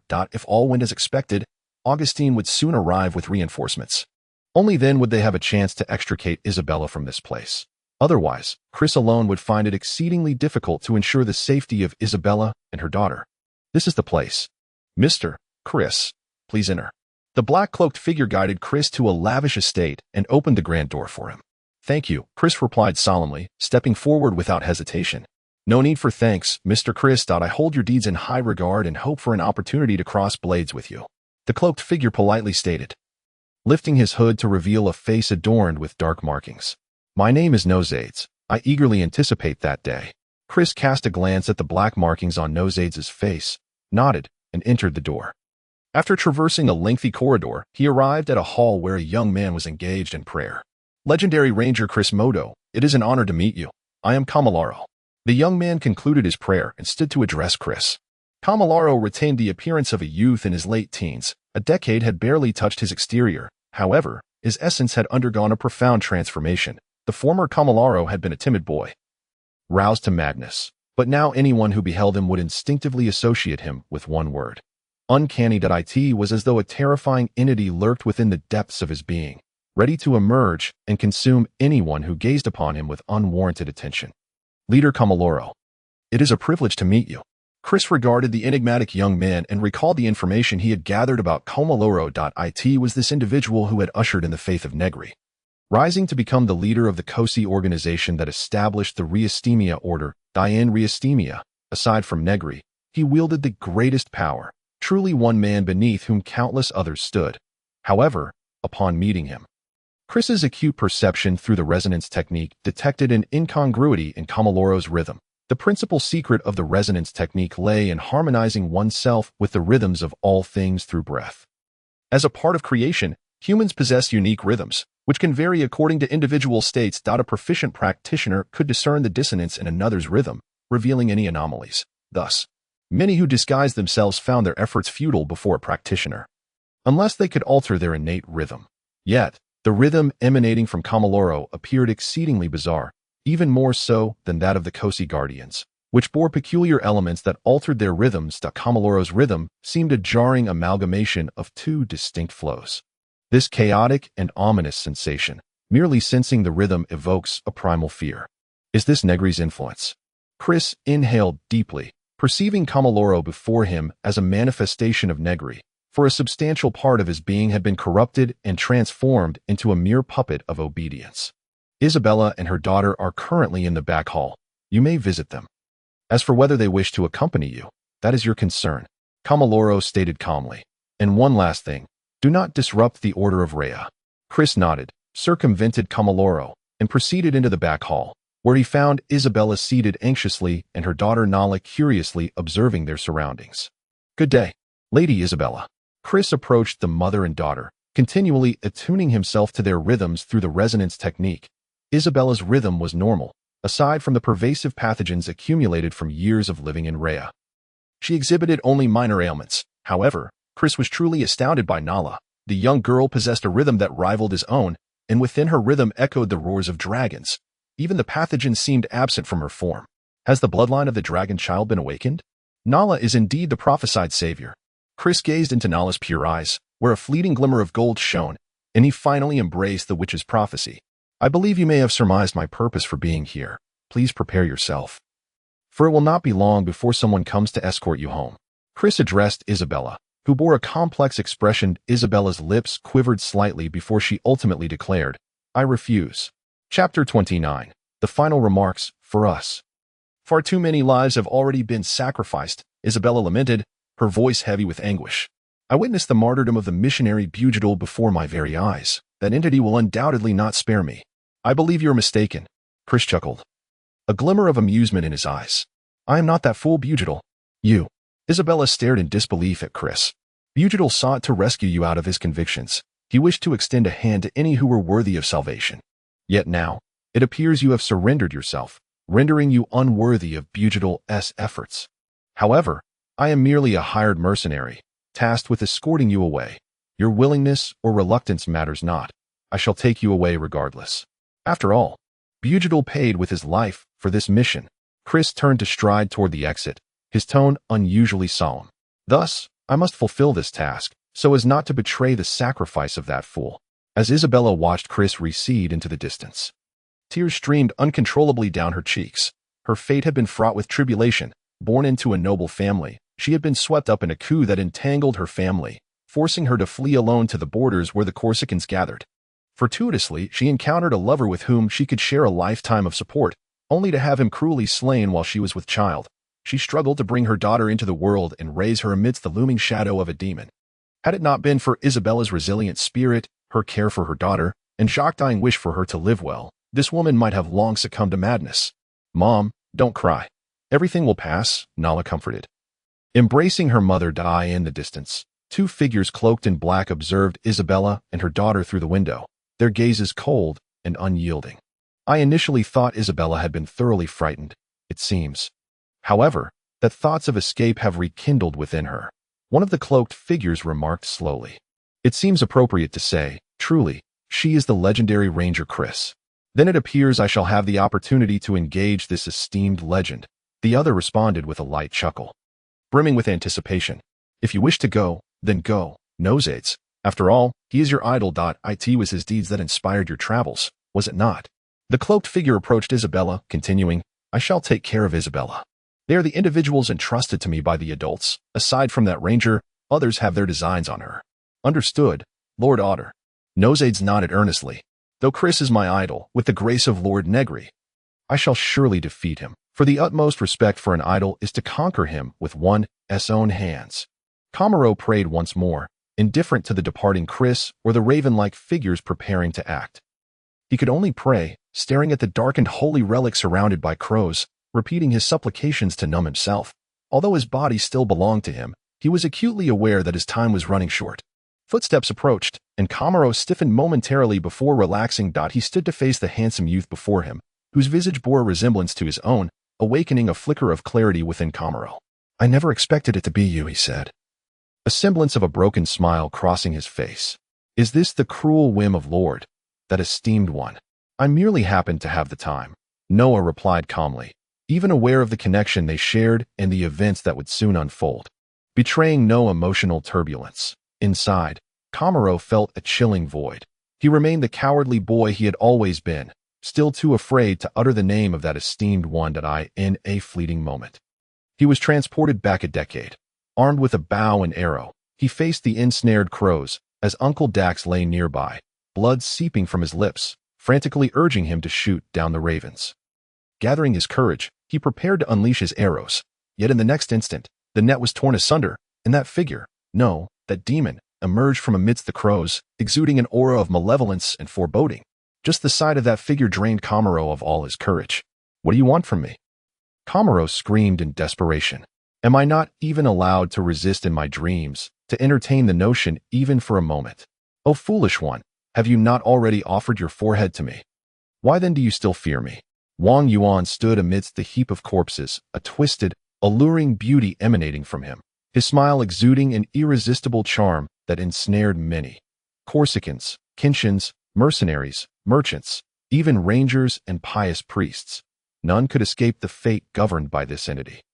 The more this reality sank in, the more Camaro's anguish escalated, for he was the one who had unleashed this demon from the wilderness and spread its influence among the Corsicans. It was he who had become an outcast, a solitary leader, reduced to a mere experimental subject. You are exceedingly foolish, Camaro. Wang Yuan approached him step by step. Since you are so consumed by suffering and remorse, cast aside those trivial matters, morality, emotion, choose to yield entirely to me, and all that troubles you will render itself meaningless. Standing before Kamaro, Wang Yuan extended his hand. Speak your choice, Kamaro. The merciful me has stripped away all other options. Thus, whatever you choose, you shall know no more pain. Ha ha! Kamaro erupted into frenzied laughter, gazing at Wang Yuan's outstretched hand. As Wang Yuan had stated, he had been driven into a corner that he stepped forward, the illusion fading away. Before him no longer stood Wang Yuan, but Noah, his brother. Brother, if you could, please convey my apologies to father. Kamaro embraced Noah, leaving behind his final words. In that moment, he was no longer afraid. The blade pierced through his heart. Noah expressionless as he pushed Kamaro's lifeless body aside. Following the divine teachings, he collected the golden blood that flowed from Kamaro's heart and turned to address the raven figures emerging outside. Nationwide hunt for the fugitive Chris Moto, charges, the murder of former leader Kamaro. Finally, it resembles something of substance, Kamaro. Wang Yuan stood beneath a tree, observing as the crows feasted upon the rotting corpse, bestowing a final remark upon his former servant. Chapter 30. I am Negri. Noah cradled the box as he entered a hidden chamber, within which flowed the golden blood extracted from Kamaro, his elder brother's heart. A decade prior, upon Nala's birth, Wang Yuan had commenced his research into the awakening draconic blood coursing through her veins. Over the years, he had persistently studied this draconic blood, the most widely applied result being the infection, bacteria that spread throughout the entirety of Reyes Temia and gradually extended further afield. Moreover, Wang Yuan's most cherished research had begun to take shape 3 years ago. The draconic blood awakening within Nala possessed several notable characteristics. Firstly, it enhanced the host's physical attributes, endowing those with draconic blood with extraordinary vitality. Secondly, the draconic blood carried with it what could be termed heritage information, along with a mental energy known as dragon's might. Those who awakened this blood would gradually comprehend the draconic language and evolve towards draconic traits. Wang Yuan had perused the records of past draconic blood awakeners within the Interkami Kingdom. Without exception, they exhibited remarkable qualities: powerful, willful, gluttonous, avaricious, lethargic. Yet all possessed a magnetic charisma that drew many to follow them to the ends of the earth. What surprised Wang Yuan was that throughout the entirety of the Interkami Kingdom, there had never been a woman to awaken the draconic blood. Perhaps the mutation triggered by the bacteria he had introduced had allowed Nala to awaken her draconic lineage. Regardless, over the years, Nala had begun to exhibit traits befitting a child of the dragon. Regrettably for Wang Yuan, he himself was not a true inheritor of the draconic blood, although he had acquired the heritage information. He genuinely struggled to comprehend the draconic language. He had dispatched individuals in search of those knowledgeable in draconic, yet to no avail. Thirdly, the draconic blood shared an inseparable bond, even when extracted. It remained closely linked to Nala. The golden blood within Kamaro's heart had been methodically extracted from Nala through the bacteria, transformed and implanted into a suitable host for continuous cultivation. The so-called suitable host was one who could inherit the draconic blood.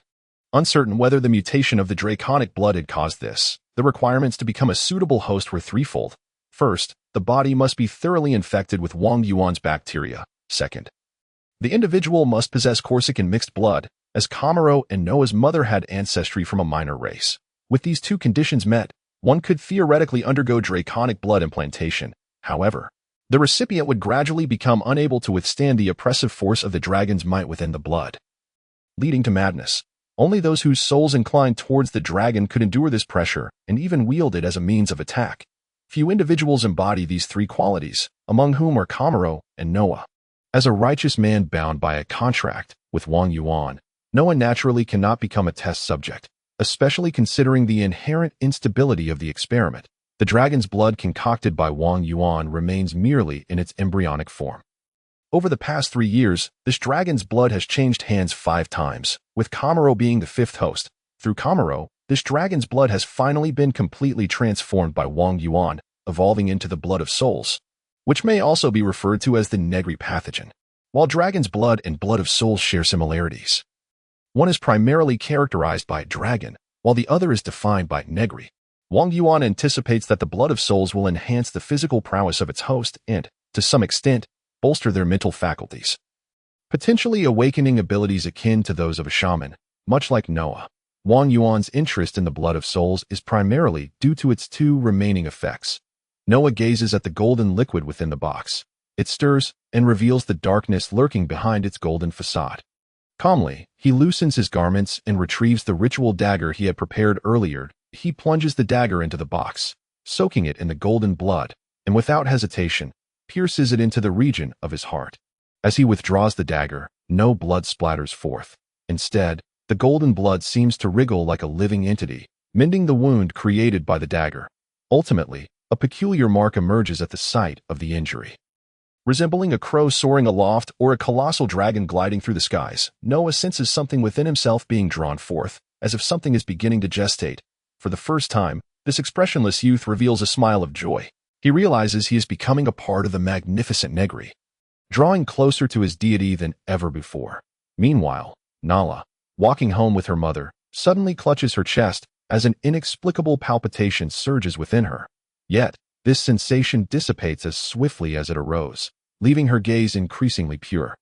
Almost devoid of humanity, beneath the great tree in the forbidden realm, Wang Yuan picks up a fallen leaf, feeling his soul's essence becoming whole at an unprecedented pace, gradually filling in the voids within him. A surge of will brushes past, and something celestial descends toward Wang Yuan.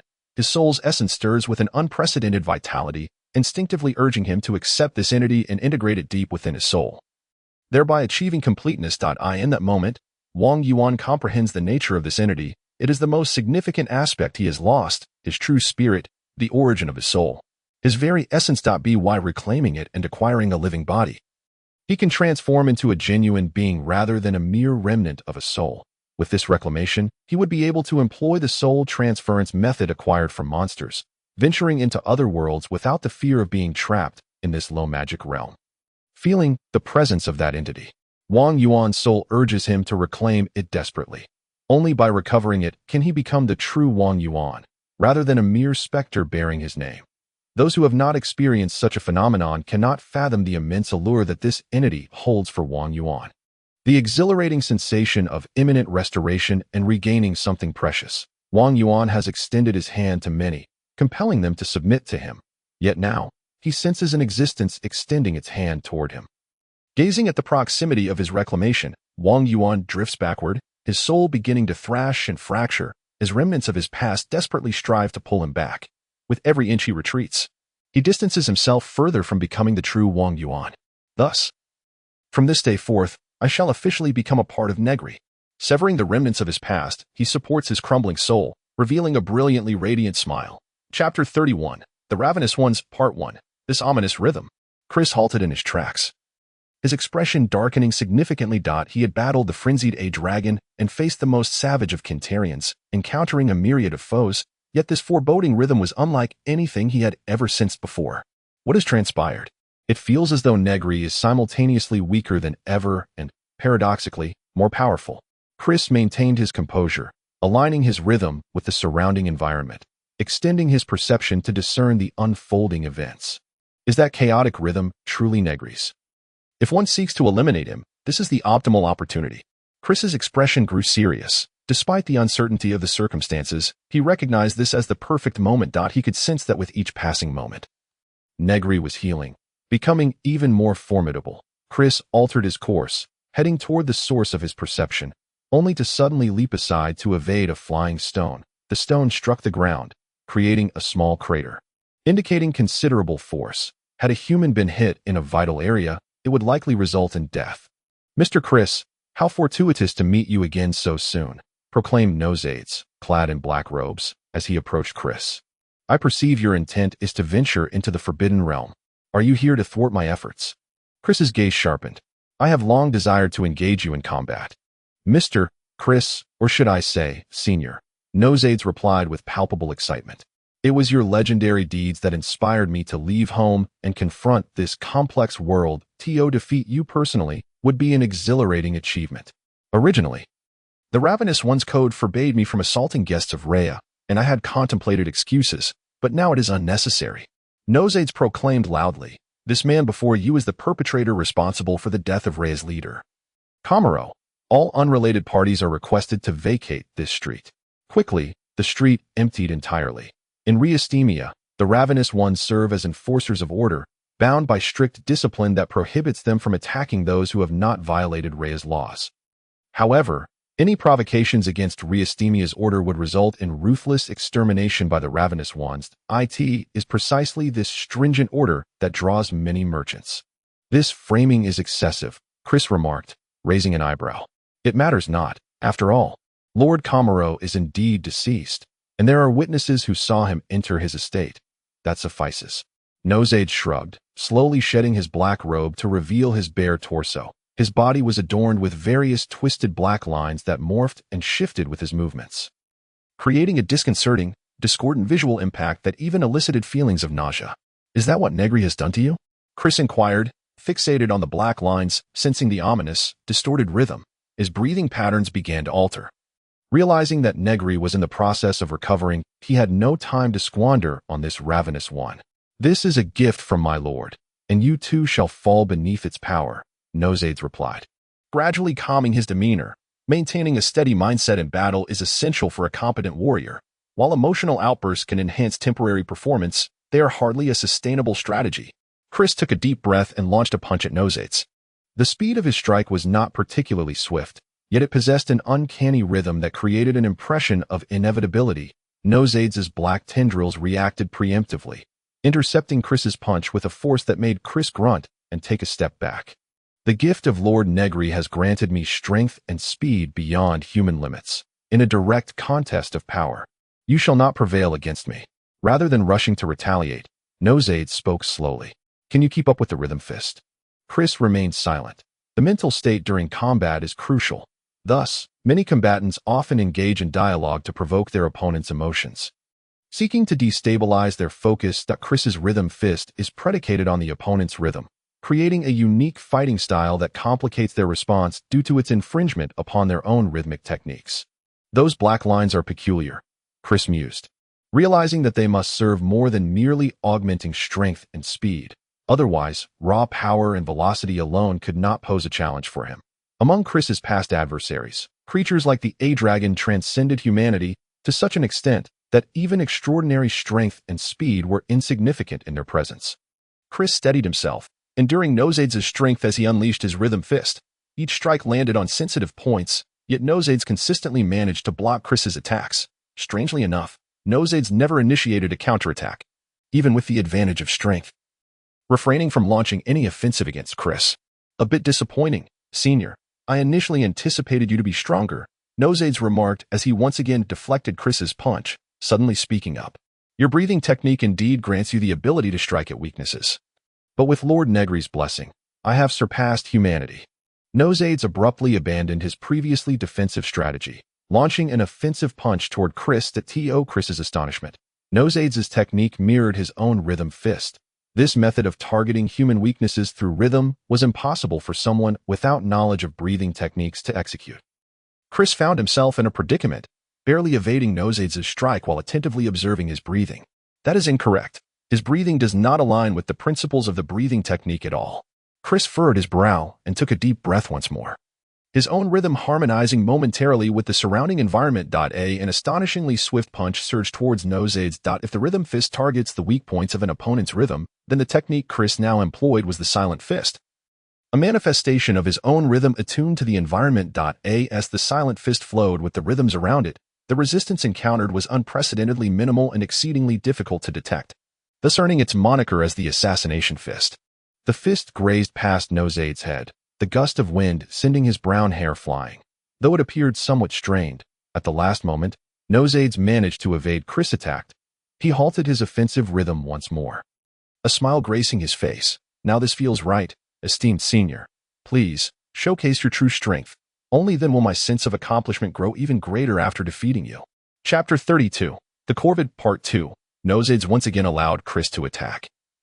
Even as Chris unleashed his silent fist, which was effortlessly countered by Nosades as he fully transitioned into a defensive stance. With each of my assaults, the black stripes on his skin exhibit an abnormal writhing, Chris calculated silently.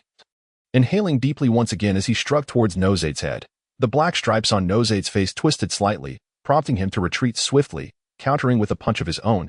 Yet Nosades did not display the satisfaction one might expect. In fact, he was deeply troubled. Although Chris appeared to be at a disadvantage, under Nose's pressure, the depth of his opponent's strength remained unfathomable. Every time Nose believed he could land a decisive blow, Chris would effortlessly evade. He felt unable to grasp his opponent's vulnerabilities. If this drags on, it will not bode well for me, Nose thought, enduring Chris' onslaught. Just a tad more, and I will master this technique. Blessed by Lord Negri, I shall undoubtedly emerge as the ultimate victor. Nose reaffirmed his conviction 5 years ago. He was merely the second son of a noble family in the Roy's kingdom, unable to inherit his family's title.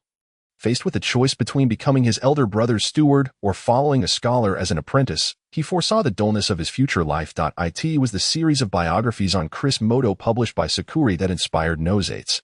He yearned for a life of adventure and thus chose to leave his emotionless family behind. He wandered through the Roy's kingdom, honing his martial prowess. Alas, being merely a noble second son, he would not have reached Riestimia were it not for a modicum of cleverness. 5 years prior, Riestimia was not as prosperous as it is today, and the Kent people would still dare to cause disturbances. Upon his arrival, the Corvids had not yet formally established themselves. Only the precursor organization, the Raven Guard, existed. At that time, his physique was frail, lacking the funds to procure weapons, and he could barely scrape by in Riestimia, where it would not have been surprising if he succumbed to illness or starvation. The adventurous life was not as idyllic as he had envisioned.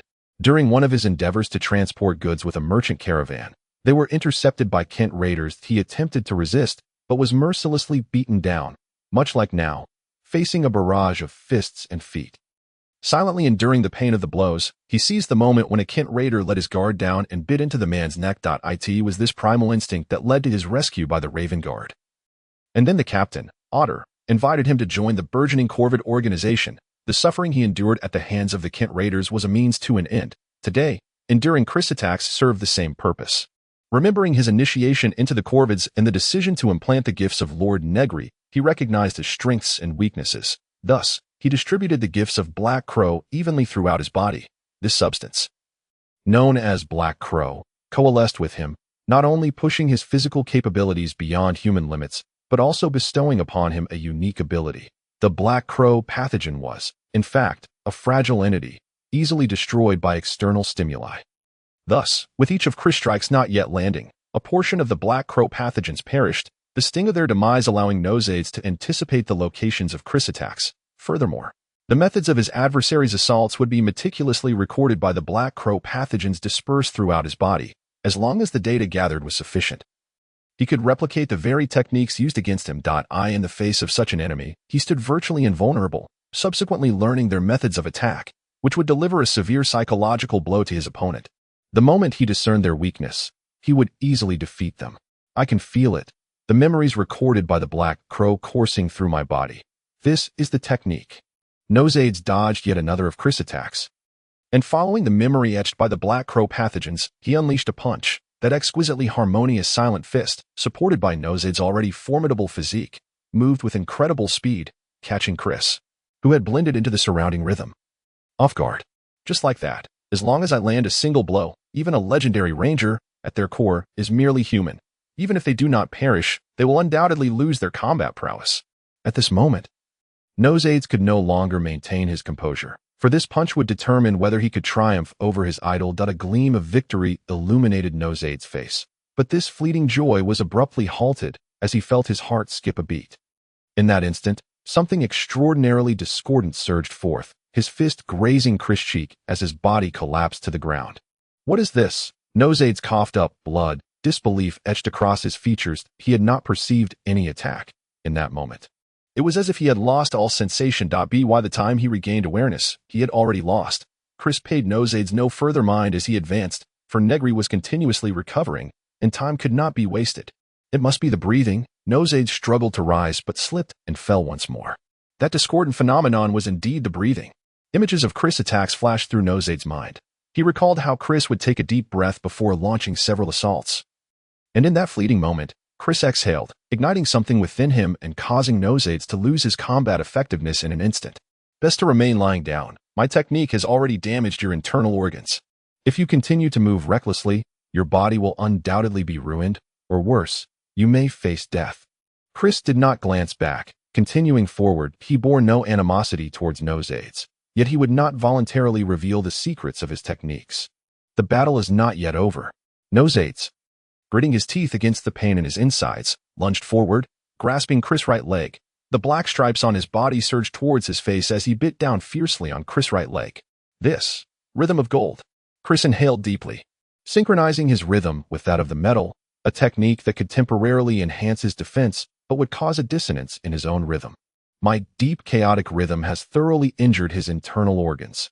Even the strongest individual would be rendered incapable of fighting due to the pain. Chris observed Nose's frenzied actions, astonished. Why, what kind of power does Negri possess that drives you to such extremes? Chapter 33. The Corvid, Part 2. Chris' deep, chaotic rhythm is an advanced application of breathing techniques. The life force of a living being is intricately linked with their rhythm. Bodily issues manifest through their rhythm. And if that rhythm is disrupted, it can adversely affect the body. Chris' deep, chaotic rhythm operates by deeply inhaling, implanting some rhythms into the depths of the opponent's body, and then using the rhythm of exhalation to trigger those implanted rhythms, momentarily disturbing the opponent's rhythm and causing a lack of coordination in their bodily functions. The internal organs of living beings are remarkably intricate, and when the life rhythm is disrupted, as was the case with Nose's, his attack inadvertently affected his own internal organs, much like the situation with Eidolon. Eidolon's body surpassed that of humans, and with the protection of his dragon scales, mundane weapons could not harm him, earning him the reputation as an invincible being. Nonetheless, Chris employed the deep, chaotic rhythm to allow Eidolon to defeat himself. Given the strength of Nose's punch back then, his internal organs must be on the verge of rupture. Logically, he should be unable to fight at all. Chris pondered, struggling to comprehend Nose's current behavior. His expression was not one of madness. Rather, the black lines on his body converged around his mouth, and Chris began to understand his intentions. For the Corvids, these substances were blessings, but for Chris, they were toxic. That his body has endured this long is astonishing. That if he injects those black stripes that grant him such formidable physical prowess into my body, he will undoubtedly perish, and he is aware of this. As Chris gazed into Nose's remarkably clear eyes, he felt an increasing sense of disbelief. Negri, this malevolent spirit, what kind of power does he truly possess? Chris forcibly enhanced the defense of his legs using the rhythm of gold, a feat that the shattered body of Nose's could not possibly breach. Nevertheless, he did not relent, mustering every last bit of his strength. Nose's gaze was resolute. He understood the consequences of his current actions. Yet he felt no fear, for the power of Lord Negri sustained him. Memories of the past flooded Nose's mind. He was among the first to receive the grace of Lord Negri, becoming one of the Corvids. In those days, he was still lost, and the years of wandering had taught him the limitations of his own abilities. He might possess a modicum of cleverness and a certain ferocity, earning him a place of distinction among humans. Yet the more he excelled, the more he recognized his own shortcomings. There existed an insurmountable barrier within him. This was true not only for him, but for others as well, including the heroes. Indeed, even the legendary Ranger Chris had his own limitations, a notion Nose's firmly believed. Thus, he felt powerless and adrift until he encountered that great figure. Upon realizing the greatness of Lord Negri, he found his true beacon in life. You choose to be enveloped by the Black Corvid.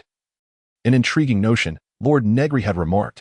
You are acutely aware of your strengths and weaknesses, as well as your limitations. This is commendable. I find such qualities essential. To understand one's limitations is to transcend them and grow stronger. Do you wish to embody this trait? Faced with Negri's outstretched hand, Nose's could not refuse. Since he could not shatter his own limits, he would follow that which could, making himself a part of it. Perhaps Lord Negri still harbored some deficiencies, but Nose's managed a final smile. For one day, Lord Negri would transcend human limitations, and even those of a higher order, becoming a truly perfect being. Surely others shared in this conviction. Lord Negri was not merely their leader, but the ideal for which they would strive and sacrifice everything. Thus, Lord Negri, whether it be my soul, my emotions, or my traits, take them all if they serve you. You shall ascend to the highest throne, and I shall willingly become the stepping stone beneath your feet. With that, Nose's unleashed the last vestiges of his seemingly futile strength, and death descended upon him. The rhythm of life slowly faded from Nose's, and while willpower can dictate many outcomes, it is not omnipotent, at least for mere humans. No matter how steadfast their resolve, they cannot alter the laws of nature. Yet the resonance of such willpower profoundly astonished Chris, deepening his confusion regarding Nose's and Lord Negri. You seem perplexed. A voice emerged as a figure draped in black robes leaped down from a rooftop nearby, landing close to Chris. Had he not acted thus, the defeated Nosades would likely waver in his beliefs, losing his right to become a stepping stone, an intolerable fate for the Corvids. I would do the same. A stepping stone. Are you here to obstruct me? Chris inhaled deeply, preparing for battle. Judging by the silhouette beneath the black robe, the Corvid was a woman, and women possess certain vulnerabilities and insight to heat in combat. One might say so. But before that, there is a matter I must attend to. The Corvid removed her hood, revealing an unremarkable female visage. She extended her right hand, cradling a vial containing a swirling black liquid. Here, I, Corvid Dessa, extend an invitation on behalf of the great Lord Negri to you, Mr. Chris. Dessa spoke solemnly. Might I inquire if you would be willing to join the ranks of the Corvids? Please do not refuse just yet. Mr. Chris, Dessa smiled, her once ordinary face now radiating an alluring charm. You are well aware of your physical condition. Becoming a Corvid and accepting Lord Negri's grace could heal the dark afflictions within you. Otherwise, it is likely you will not have many years left. I believe you need not say more. Just as you have your beliefs, I have my own convictions to uphold. Chris resolutely declined Dessa's offer. He was acutely aware of his physical state. The life of adventure was far from the idyllic fantasy one might imagine. While such escapades could indeed elevate the spirit, the toll on the body was unavoidable. Had it not been for the breathing techniques he practiced over the years, his body would have long since crumbled. Though a legendary ranger, he was still human, and thus, a legendary ranger could also meet death. Chris had long accepted the possibility of sacrificing his life, just as that individual had years ago. Chapter 34. The situation. I exhaled a breath of white mist. You cannot fathom the despair that envelopes a person amidst the vast, snowy peaks. Were it not for Chris by my side, I might have lost my sanity. Perhaps I had already succumbed to madness, leading Chris to divert our pursuers. Chris appeared remarkably composed, instructing me that my breath had become erratic from fear. Much like my life's rhythm, requiring a steady breath to survive, the breathing technique is truly wondrous. It calmed me. Chris candidly admitted that he too held no guarantee of survival this time and urged me to prepare. Prepare for death? Journey in the Snowy Mountains is a novel penned by Zachary from a first-person perspective, recounting the time when Zachary, then a wandering bard, fortuitously encountered the legendary ranger Chris in the north.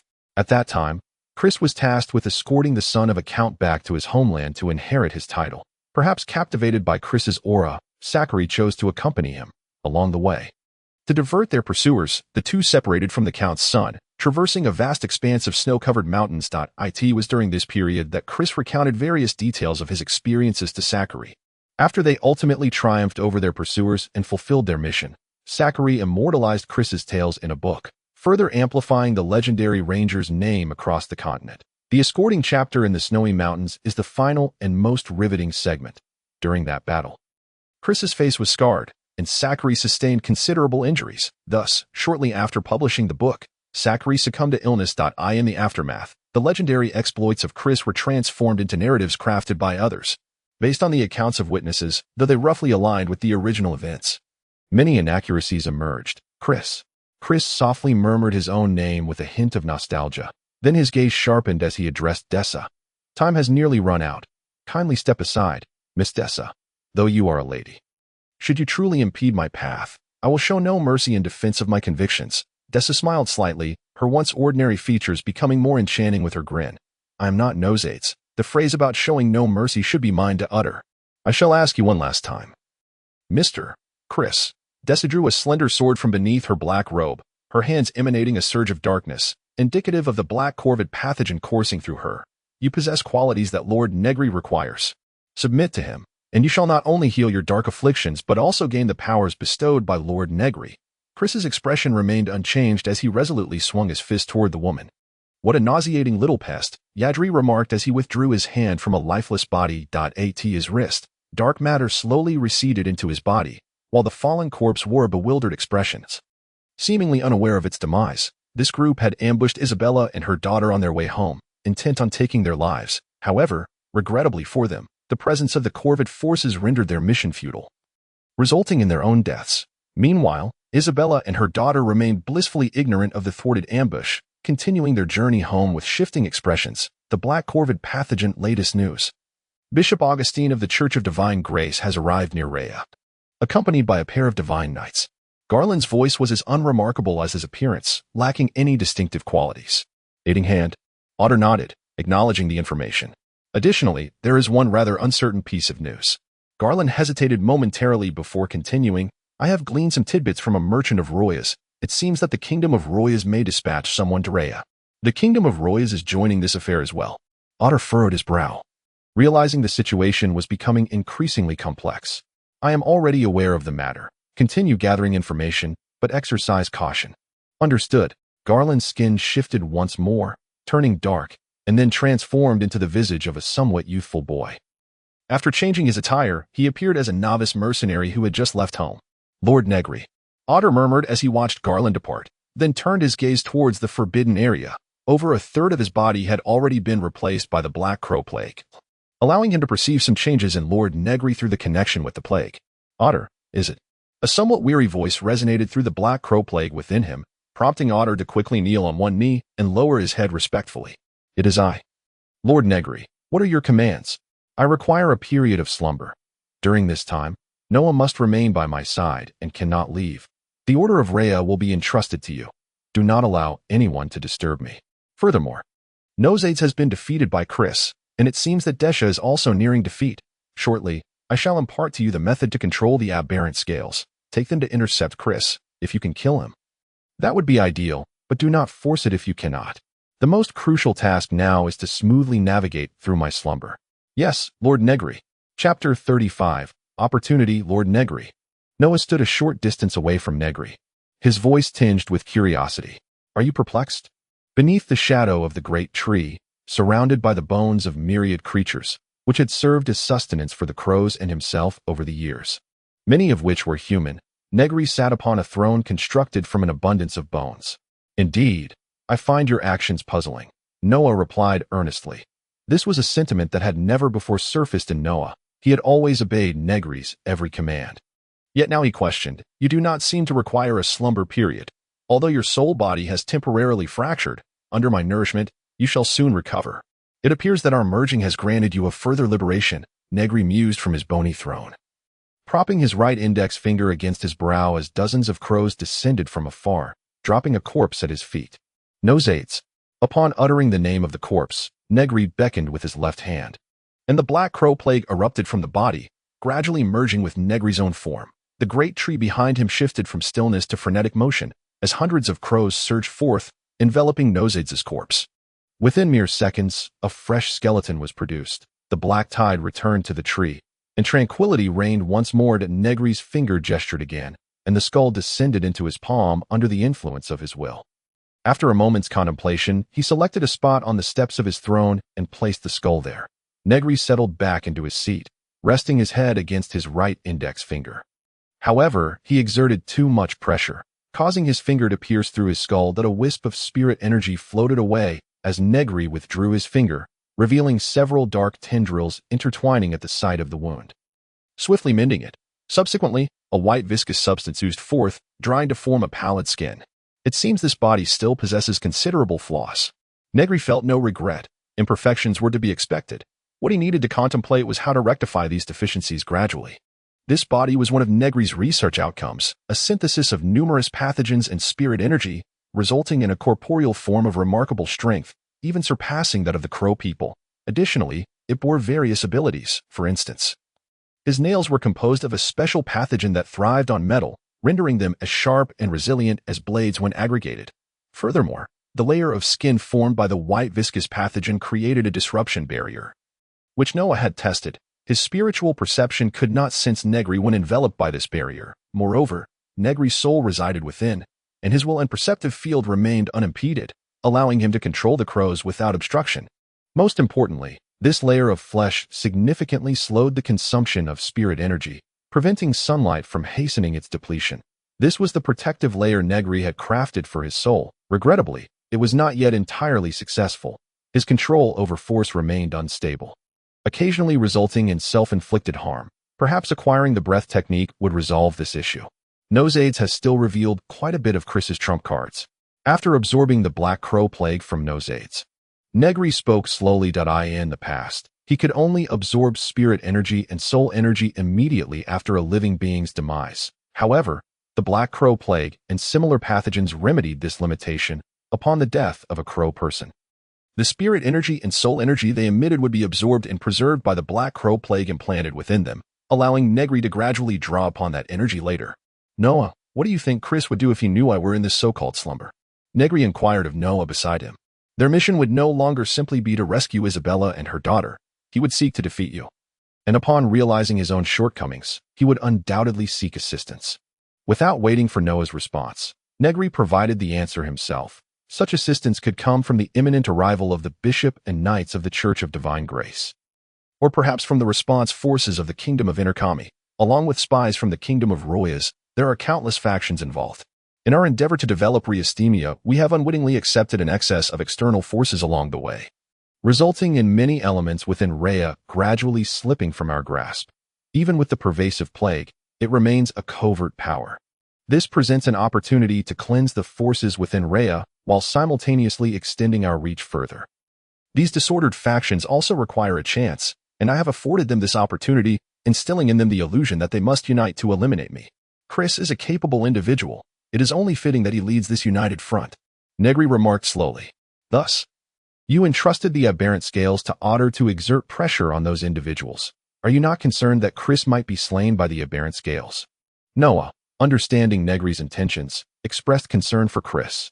If he cannot manage this, he is unworthy to lead those factions. If he dies, then so be it, Negri replied indifferently. Desha and Chris had shifted their battleground to another street, and Chris could not help but acknowledge the tenacity of this woman.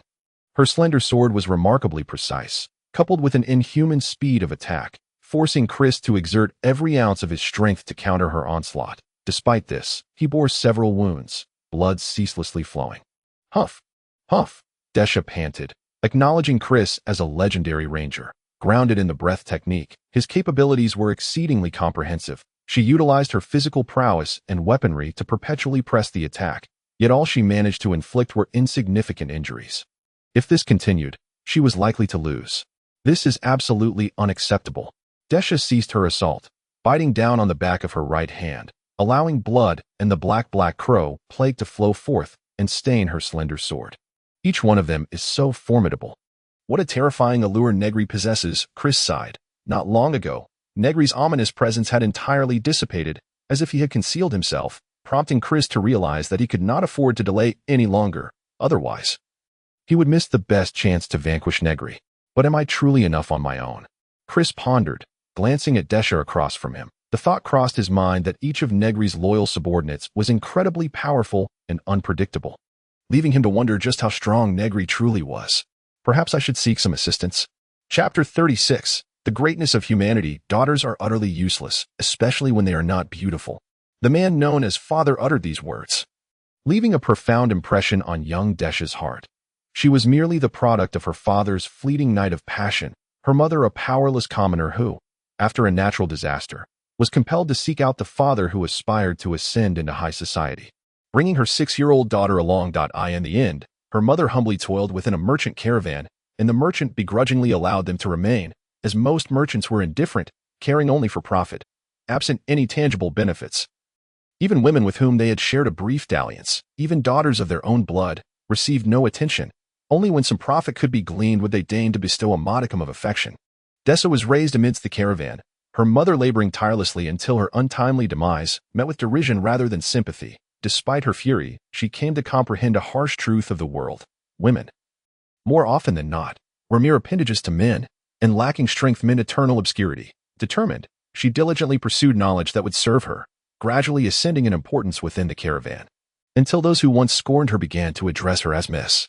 Perhaps it was an inheritance from her father, or perhaps shaped by her childhood experiences, but Desha was relentless, constantly either enhancing her abilities or seeking opportunities to do so. She invested her resources to enlist the guidance of an elderly mercenary in swordsmanship.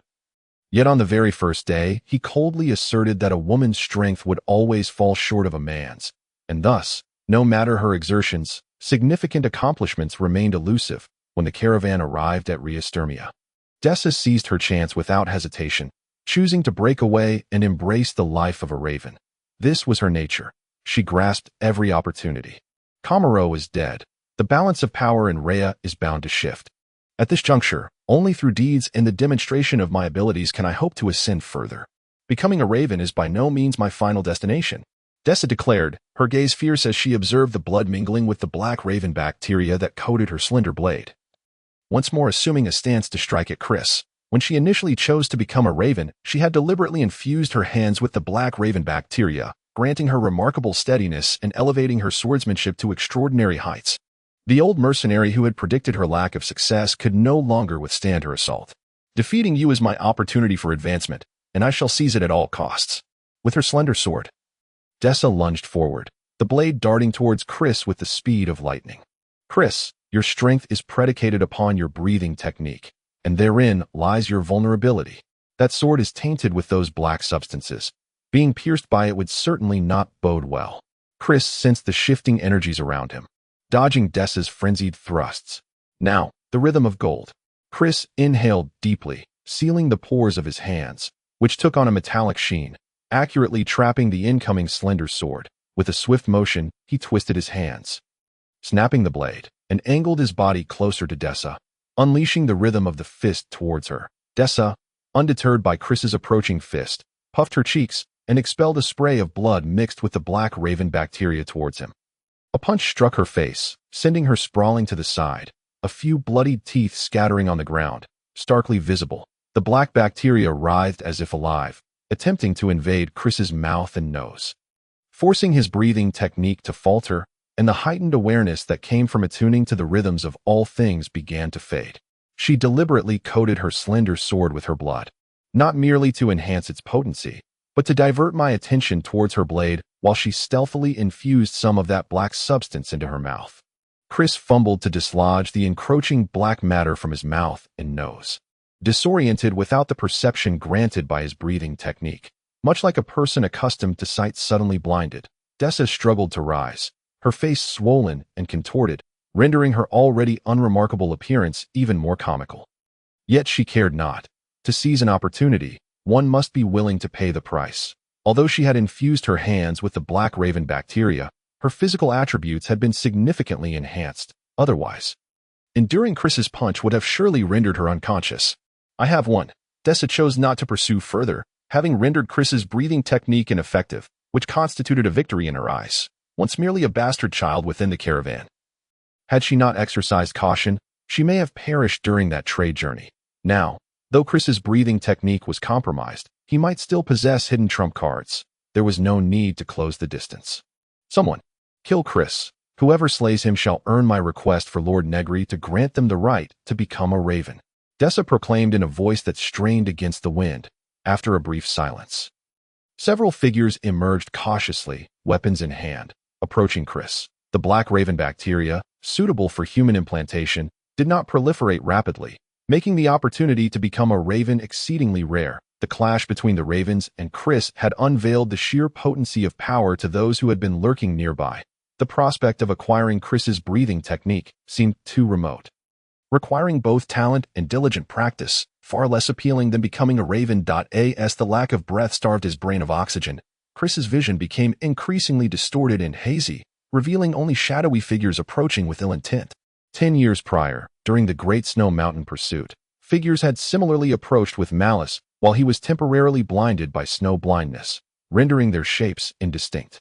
I am no longer that panicked individual in need of rescue, Chris mused, closing his eyes and recalling the words of his breathing technique mentor. When ensnared in dire straits, fear will attempt to disrupt you. The true greatness of humanity lies in maintaining composure in the face of fear and despair. Only by remaining calm can one discover the path out of calamity. Images of Dessa biting her hand, the black substance flowing through her blood, flashed through his mind. With renewed resolve, Chris knelt and repeatedly struck his head against the ground in fervent supplication. Chapter 37. The Aberrant Scales, Part 1. Are you so frightened that you seek mercy? A figure wielding a single-handed axe exclaimed with glee, observing Chris's prostration. What a legendary game, even in the face of death. One is reduced to such a state. If that is the case, the opportunity to become a raven is mine. The axe-wielding individual surged forward, his expression brimming with excitement as he aimed to strike at Chris. Whoosh! The sound of breathing failed to alert the axe-bearer, as Chris propelled his prostrate form forward, his hands accurately meeting the feet of his assailant mid-stride, rolling aside to evade the tumbling axe-wielder. As Chris raised his head, he felt the sting of a wound on his forehead, blood streaming down his face, while the black raven bacteria crept along the blood towards the gash, exposing Chris's mouth. "Apologies, but I must expel you," Chris stated, grasping the black bacteria clinging to his face, employing an advanced application of his breathing technique. All things possess their own rhythms. By attuning to these rhythms, one could gain perception and even strength, for instance, the rhythm of gold. But if one altered their rhythm to be repulsive to that of another, one could expel it. Previously, he had used his breathing technique to expel the bacteria inhaled into his body. Utilizing this very skill, as Chris's facial blood quivered, he flung the bacteria from his face, sending it crashing onto the downed axe wielder. These bacteria act purely on instinct. They will instinctively seek to invade living bodies and will pursue blood as well. You, having swallowed a mouthful of blood, ensured that the bacteria did not pour down your throat, did you not, woman? Chris continued to breathe, utilizing the rhythm of expulsion to force the bacteria that had already entered his body out through his breath.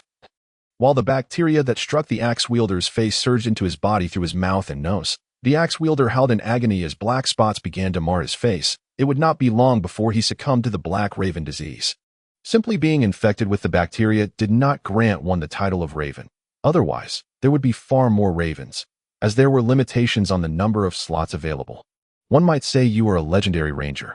Discovering the nature of the black raven even in such circumstances, Dessa remarked, slowly wielding her half-broken slender sword.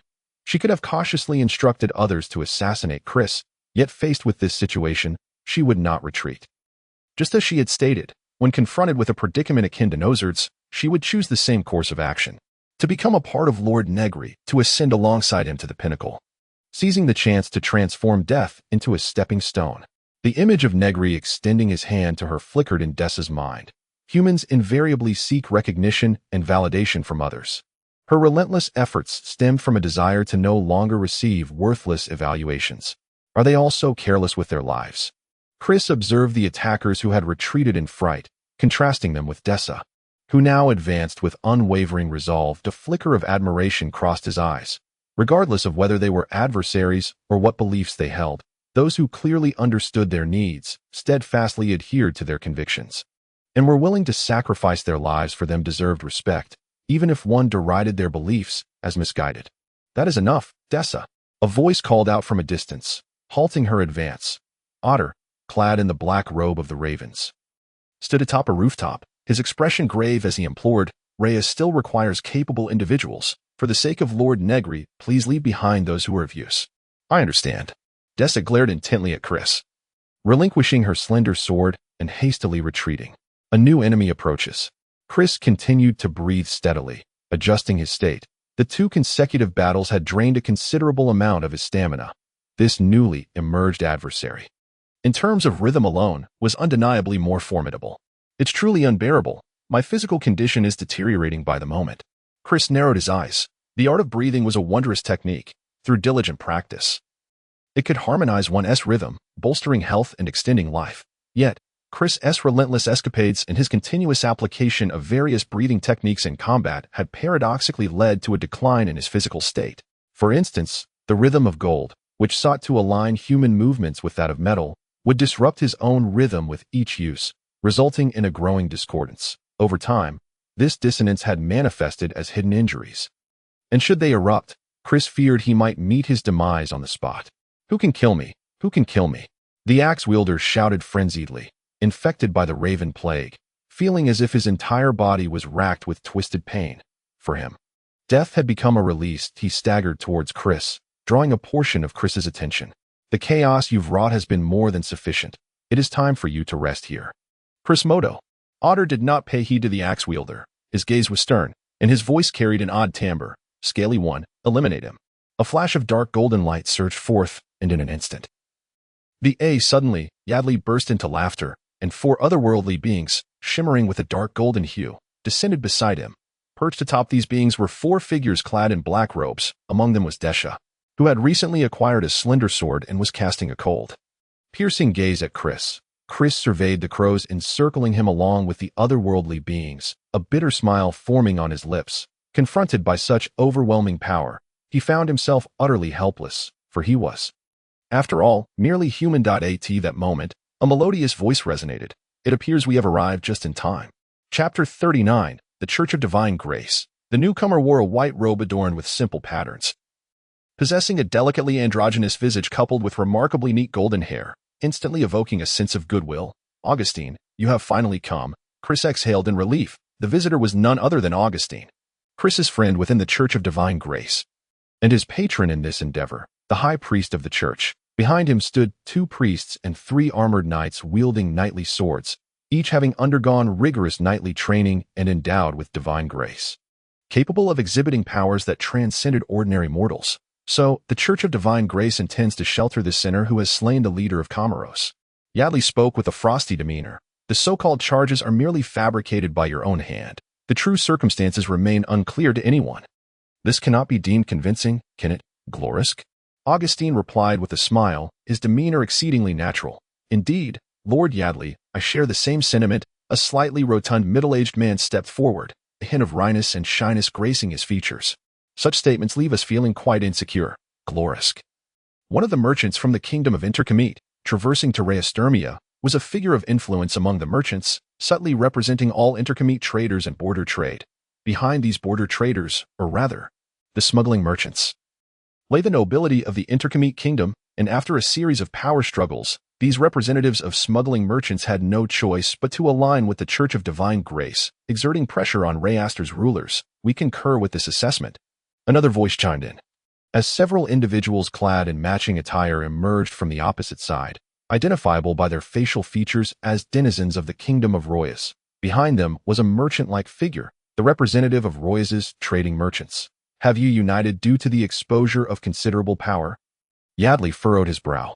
For this was the last scenario he wished to witness. In the region of Rheastermia, the influence of Negri was undoubtedly the most formidable. However, should the forces of 2 kingdoms conjoin to target Rheaster, it would indeed pose a significant challenge. Supported by 2 nations, the immediate priority is to ensure our Lord survives this dormant phase, especially given the recent circumstances.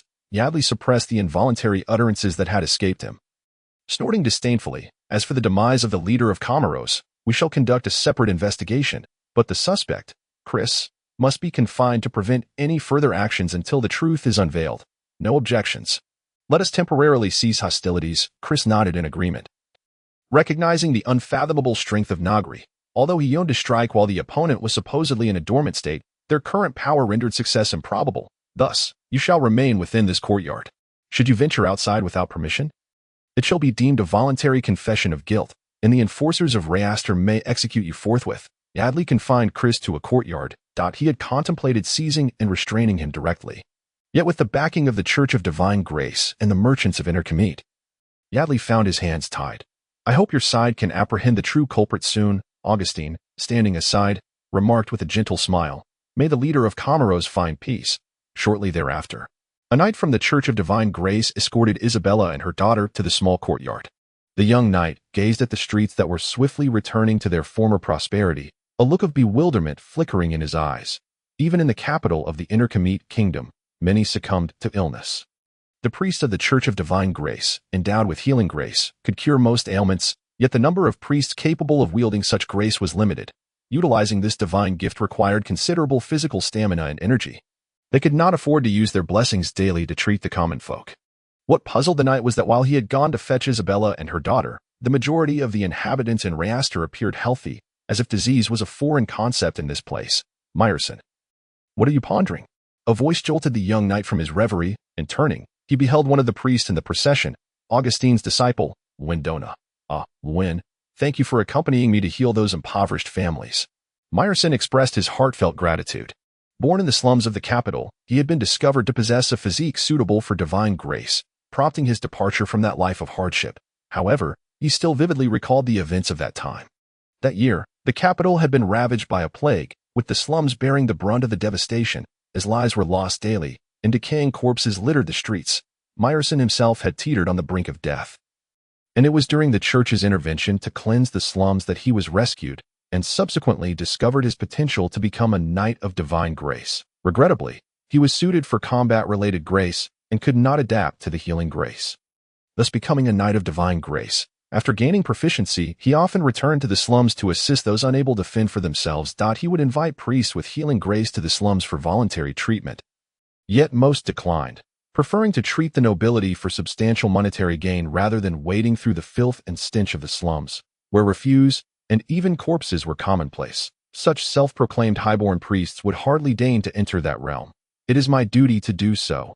The glory of the Lord should not be confined to the nobility and wealthy merchants, Wendona replied with a smile. Unlike Meyerson, who hailed from humble beginnings, Wen, born into a noble family and well-educated, was deeply devout. With a confident and ambitious smile, he declared, "Should I ascend to a high position within the Church of Divine Grace, I shall establish regulations mandating that voluntary treatment become a priest's obligation." Compared to Meyerson, Lewin's noble background made him more enamored with power, yet Meyerson sensed that Lewin genuinely wished to spread the Lord's light to all. Then Lewin, "You must strive diligently. I look forward to it," Meyerson said earnestly, as many believed that due to his favorable family background and being a disciple of High Priest Augustine, Lewin possessed the potential to ascend to the church's upper echelons. After parting ways with Lewin, Meyerson felt a twinge of unease as he gazed at the bustling streets, lost in thought. Is it the heretical spirit of Negri that controls disease? Chapter 40. The Breathing Technique. My perception of the rhythms is not erroneous, for reasons unknown. Negri has succumbed to weakness and is currently hiding away in a state of dormancy, Chris stated with certainty from the second floor of the courtyard's room. Now is the opportune moment to eradicate Negri. I understand. I concur that we must eliminate Negri forthwith. The spirits of corruption are aimless remnants, unjust entities that must not be allowed to grow stronger. Augustine stood by the window, observing the enforcement squad, aided by the crows, encircling the courtyard and openly surveilling the area. His words rendered Glorisk somewhat uncomfortable, for it was their influx of merchants that had enabled Rayaster's current strength. Hence, the pressing question is whether to send Isabella and her daughter away first or to retain them with us. Augustine paused before continuing. Hearing Augustine's words, Chris turned his attention to Isabella and her daughter, who were downstairs in the parlor, partaking of food. This was indeed a dilemma. Sending someone to escort Isabella and her daughter home would diminish their strength here, thereby reducing their chances of eliminating Negri. Conversely, to eradicate Negri, Augustine would need to remain. Without the accompaniment of High Priest Augustine and others, Isabella's journey home would likely be fraught with peril. Given the jealousy of Emperor Circe I, conversely, if Isabella and her daughter were retained, they risked jeopardizing everything. Not only would they fail to eliminate Negri, but they might also fail to return Isabella and her daughter to Intercommit.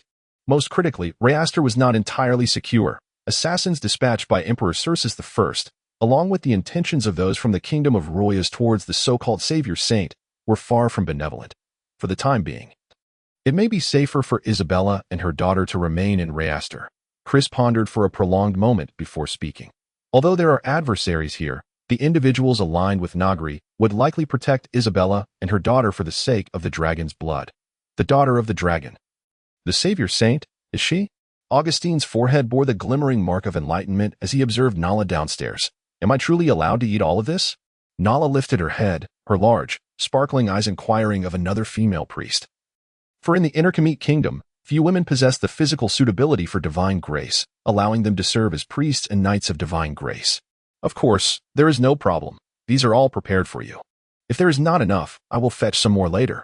The female pastor gazed at the pitiful Nala, and in an instant, maternal affection surged forth as she spoke tenderly. Really? Nala exclaimed, her adorable eyes widening. For a fleeting moment, the pastor seemed to perceive a glimmer of golden light in Nala's gaze, though she could not be certain if it was merely an illusion. Of course it is true. Before the pastor could finish her sentence, Nala jubilantly rushed to the table, her small hands swiftly waving as she filled her mouth with whatever she could reach. So delicious, Mama, you should eat too. With her cheeks puffed out like a dumpling. Nala spoke in a muffled voice, evoking tears from Isabella, who felt a pang of guilt for having let her daughter go hungry.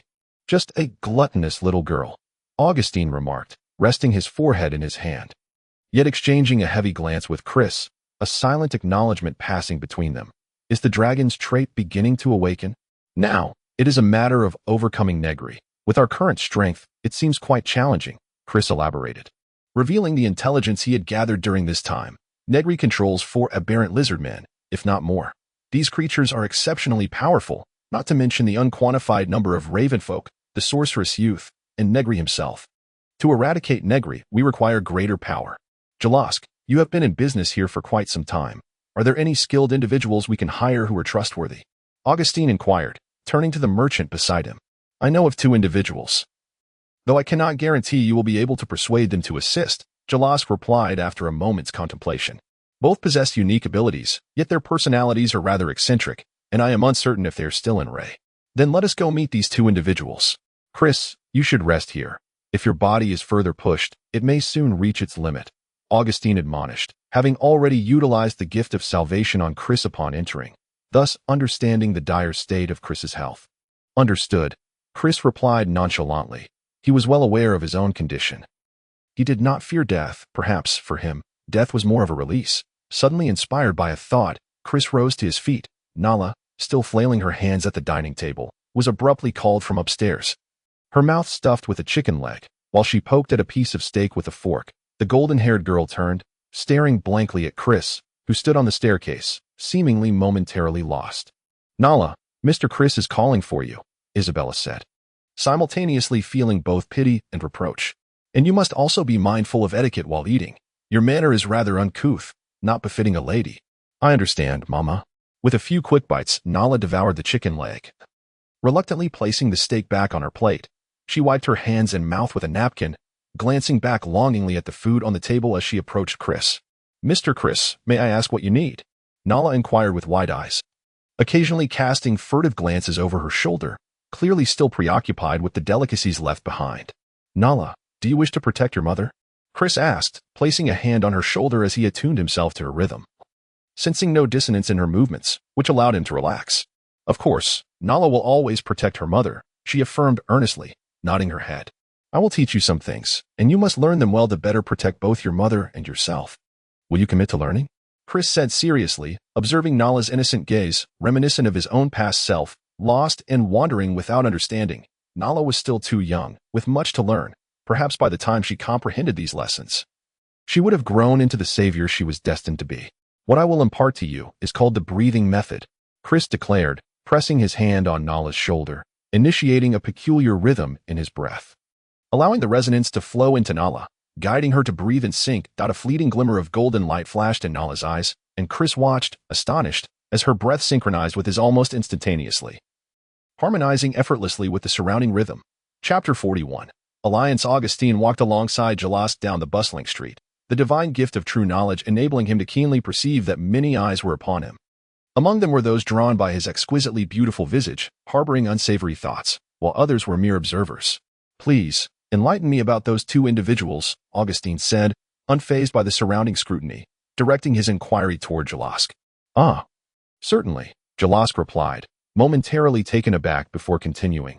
One is named Jason Todd, a mercenary. He is a brutal fellow but possesses a strong sense of honor. He arrived in Ray only this past year, reportedly seeking the murderer of his family. The other is a peculiar assassin, known simply as Jack. He emerges periodically to seek work, and according to his own words, he would kill even a king for the right price. Jalosk added, as for the others, they may be useful for a quick job, but if tasked with confronting Negri, they would likely turn traitor at the first opportunity. Jalosk went on to explain. Of course, there are those who remain deeply concealed, but I am only aware of these 2. No matter, those others will likely find their own paths. Augustine chuckled, proceeding with Jalosk to Jason Todd's residence, which happened to be a tavern. This was not due to Jason's penchant for drink, but rather a commonality in taverns serving as hubs for mercenary work and information exchange. Jason Todd hailed from an ordinary family, and under normal circumstances, he might have chosen a life of labor at the docks or as a carpenter or blacksmith. However, a pirate invasion shattered his existence. Though not affluent, his once happy family was left in ruins. Upon his fortunate return, he discovered his father's head severed, his mother lying in a pool of blood, and his sister and brother having met a gruesome fate. The pirates spared no one, and unable to bear this harsh reality, Jason opted for a path of vengeance, extracting the appearance of the killers from another surviving woman. He embarked on a relentless pursuit of the pirates, honing his body and combat skills with fervor. Regrettably, after another naval encounter, most of the pirates perished, and those who survived scattered ashore, seeking to redeem themselves by assuming modest lives as landowners. Jason tracked down one of them, forced him to divulge the names and whereabouts of the culprits, and continued his pursuit, which lasted 7 years. In that time, Jason transformed from a young man into a formidable figure. His inability to achieve revenge fueling increasingly violent methods. Yet, perhaps due to his past, he placed immense value on honor. Once a vow was made, he would see it through. As they traversed the disheveled tavern, Augustine's presence attracted considerable attention, but the clerical garb of the Divine Grace Church dissuaded many from harboring unsavory thoughts, merely casting glances in his direction. "That is Jason Todd," Jalask pointed out, indicating a man who was intently focused on his meal. The phrase intently focused might seem peculiar, yet anyone observing Jason eat would agree with its accuracy. He consumed his food slowly and deliberately, as if it were an imperative task that demanded utmost seriousness. His expression remained impassive, even as he swallowed dishes that contained insects. It was as though the quality of the food mattered little to him. He was merely engaged in the act of eating, not dining. Clad in a black vest, with silver hair, Jason had his weapons laid beside him, a solitary figure devoid of companions, exuding an aura of both tedium and menace. "He truly is a memorable individual," Augustine remarked, pulling out a chair across from Jason and seating himself. "What do you want?" Jason inquired bluntly, as if he had no intention of wasting a moment's time. "I have a challenging commission I wish to entrust to you," Augustine replied with a smile. "Very well," Jason responded without lifting his gaze. "Do you know what I intend to commission you for?" Augustine asked, slightly puzzled. "In truth, anyone who is well informed would already know," Jason stated, swallowing the last morsel of his meal before looking up at Augustine. "Did you not notice that the tavern staff did not come to attend to you? Then why do you agree? One of my targets may have become a ravenfolk. Even if you did not seek me out, I would have come looking for you. Moreover, if you intend to seek Jack, it is unnecessary. I have already approached him, and he seems to have taken on a task and left Ray." "Excellent," Augustine nodded in approval. Meanwhile, Chris watched as Nala descended the stairs to continue her feast, his expression complex. When he learned the breathing method, he too had been guided by a mentor, taking over a day to grasp it barely. Yet, Nala had mastered it in the span of just one afternoon. As for the more advanced techniques of the breathing method, Chris refrained from teaching her. Such skills were subject to personal comprehension.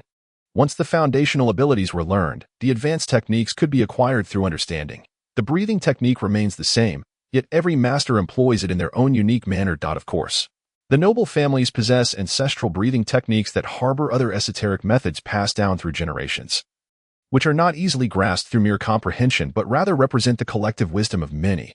Chris indeed possesses a secret method, yet it is not suitable for imparting to Nala. Perhaps there will be an opportunity for that in the future. After bidding farewell to Nala, Chris seemed to exhale in relief, for she is the prophesied savior maiden, and having learned the breathing technique, at least she has a means of self-preservation. "Come forth, having listened for so long. Do you have any insights?" Chris's expression shifted to one of seriousness as he addressed the empty space in the room. "Is this truly the savior maiden foretold by prophecy?" The light in the empty space began to distort, and a figure clad in the uniform of the royal kingdom of Royas emerged, slightly bowing to Chris as he spoke. "I am Phasmic of the Light Stream, honored Chris." "Chris Moto of the Flame Stream," Chris replied solemnly. "For the inheritors of the breathing techniques communicate through their esoteric methods. Negri is indeed exceedingly dangerous, hence the need for an alliance." Chris spoke earnestly. "His power is growing ever more formidable, posing a threat to the kingdom." Phasmic nodded in agreement. "And what of Nala?" Chris inquired slowly. "In accordance with the ancient pact, the rhythm shall never extinguish another rhythm, but I will not lay a hand on that young girl. Which is also why you are aware of my presence and chose to teach her the breathing technique," Phasmic stated earnestly. "What of the so-called Savior Maiden? Under His Majesty's leadership, even fate itself shall be trampled upon, let alone mere prophecy." Chapter 42, Preparation, the King of Royas. Chris fell silent, realizing that matters of the state cannot be simply defined by notions of justice or evil. That if Royas and Intercame truly went to war, the people of Intercame would undoubtedly perceive the citizens of Royas as malevolent. Yet, is Royas genuinely evil? To categorize a large group solely based on justice or evil is inherently biased. The concepts of justice and evil merely reflect societal morals. What aligns with them is deemed just, and what does not is considered evil. Thus, some matters are indeed difficult to define, and at times, it is prudent to refrain from overthinking, as long as events align with one's own moral compass. "I refrain from commenting on His Majesty Eldridge," Chris spoke slowly. Although matters of the state cannot be simplistically judged as evil or just, from a personal perspective, Chris leaned more towards the kingdom of Innercame. Firstly, Innercame is a multi-ethnic kingdom, while Royas primarily consists of Royas people, where severe racial discrimination prevails, particularly following the emergence of the notorious thief, aka Elissa. Most Royas citizens have come to regard other races with disdain, and on the other hand, under the reign of the so-called greatest monarch of Royas in a millennium, Eldridge, the kingdom is rife with aggressiveness, expanding through invasion, which, while deemed a territorial expansion domestically, is perpetually painful for the common folk. Thus, regarding the side that initiates war, Chris refrains from labeling them as evil.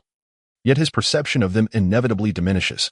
Ultimately, all Chris can do is abstain from aiding Royas while subtly supporting Innercame, striving to prevent the outbreak of war, though for His Majesty Eldridge, it may all be inconsequential. If one were to consider who among those Chris has encountered could contend with Negri, or even slightly surpass him, it would solely be His Majesty Eldridge, that kind of arrogance, so self-assured as to believe that even the deity worshipped by the goddess Grace Church ought to be beneath him. 13 years ago, when Eldridge had just ascended to the throne, a bishop from the goddess Grace Church visited the capital of Royas, requesting his permission to propagate their faith within the kingdom. At that time, many within Royas had already shown interest in the goddess Grace Church, and even some nobles supported its introduction. However, the extent of genuine belief versus political maneuvering to counterbalance the increasingly powerful André royal family remains unclear. Nevertheless, this monarch suppressed all dissent with an iron fist, proclaiming that the so-called deity was merely a subordinate to his throne. The citizens of Royas need only to revere him, expelling the bishop and thwarting the church's ambitions in Royas. He then purged the nobles who hindered his authority, uniting all those who stood with him, and began to strengthen the kingdom. Now, the power of Royas far exceeds that of his early reign. Whereas Innercame has suffered a decline due to the internal strife instigated by King Circes, both monarchs employed iron-fisted tactics within their realms, their timelines closely aligned. At that time, Innercame was still quite formidable. But now its strength has waned considerably. If one must identify a singular reason, it is simply legitimacy. Eldridge ascended legitimately, allowing him to focus on development after eliminating all dissent within his realm. In contrast, Circes relied too heavily on the support of various nobles to ascend, and once in power, he found himself continuously constrained by them in his attempts to fortify Innercame, leading him to become increasingly subdued. Despite his belief that he was on par with Eldridge, this disparity has resulted in the contrasting fates of the two kingdoms. Circes now seeks merely to preserve his throne, branded the kingdom's sunset, while Eldridge is hailed as the greatest king of Royas in a millennium, with countless young Royas citizens willing to pledge their allegiance to his throne, ready to risk their lives for him.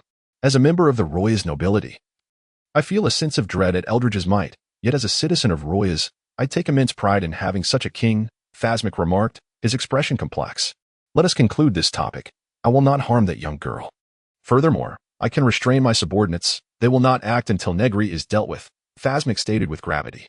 We shall commence our assault at midnight. Is that agreeable? To avoid conflict, we will approach from the eastern flank of the forbidden area, Phasmic continued. No objections, we will advance from the south, Chris nodded. After exchanging certain signals, the light surrounding Phasmic distorted, and he vanished without a trace. The light stream indeed.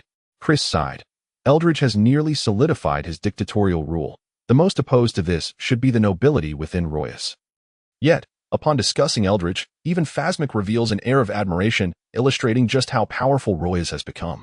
Alas, this is a predicament that Circes and the goddess Grace Church must grapple with, Chris mused, his thoughts drifting to Nala's youthful visage, suddenly reluctant for her to fulfill the role of the so-called savior maiden, for that would mean she would bear an immense burden.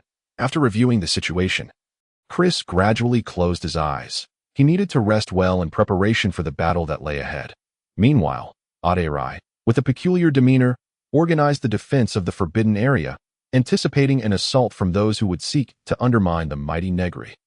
What struck Aderai as odd was that the source of all these events could very well be that esteemed individual.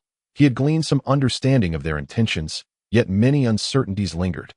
Regardless of the circumstances, Aderai's task remained to safeguard Negri and uphold the order of Reastermia, preventing any disturbance to Lord Negri's slumber. With our lives, we vow to protect Lord Negri's safety, Aderai declared to the Ravenfolk. Within the forbidden area, Negri sat upon the throne of bones, eyes closed as if deep in thought, until nightfall, when he finally opened his eyes, revealing a pleased smile. The show is about to begin. Chapter 43, The 15, Part 1. Nightfall descended quietly.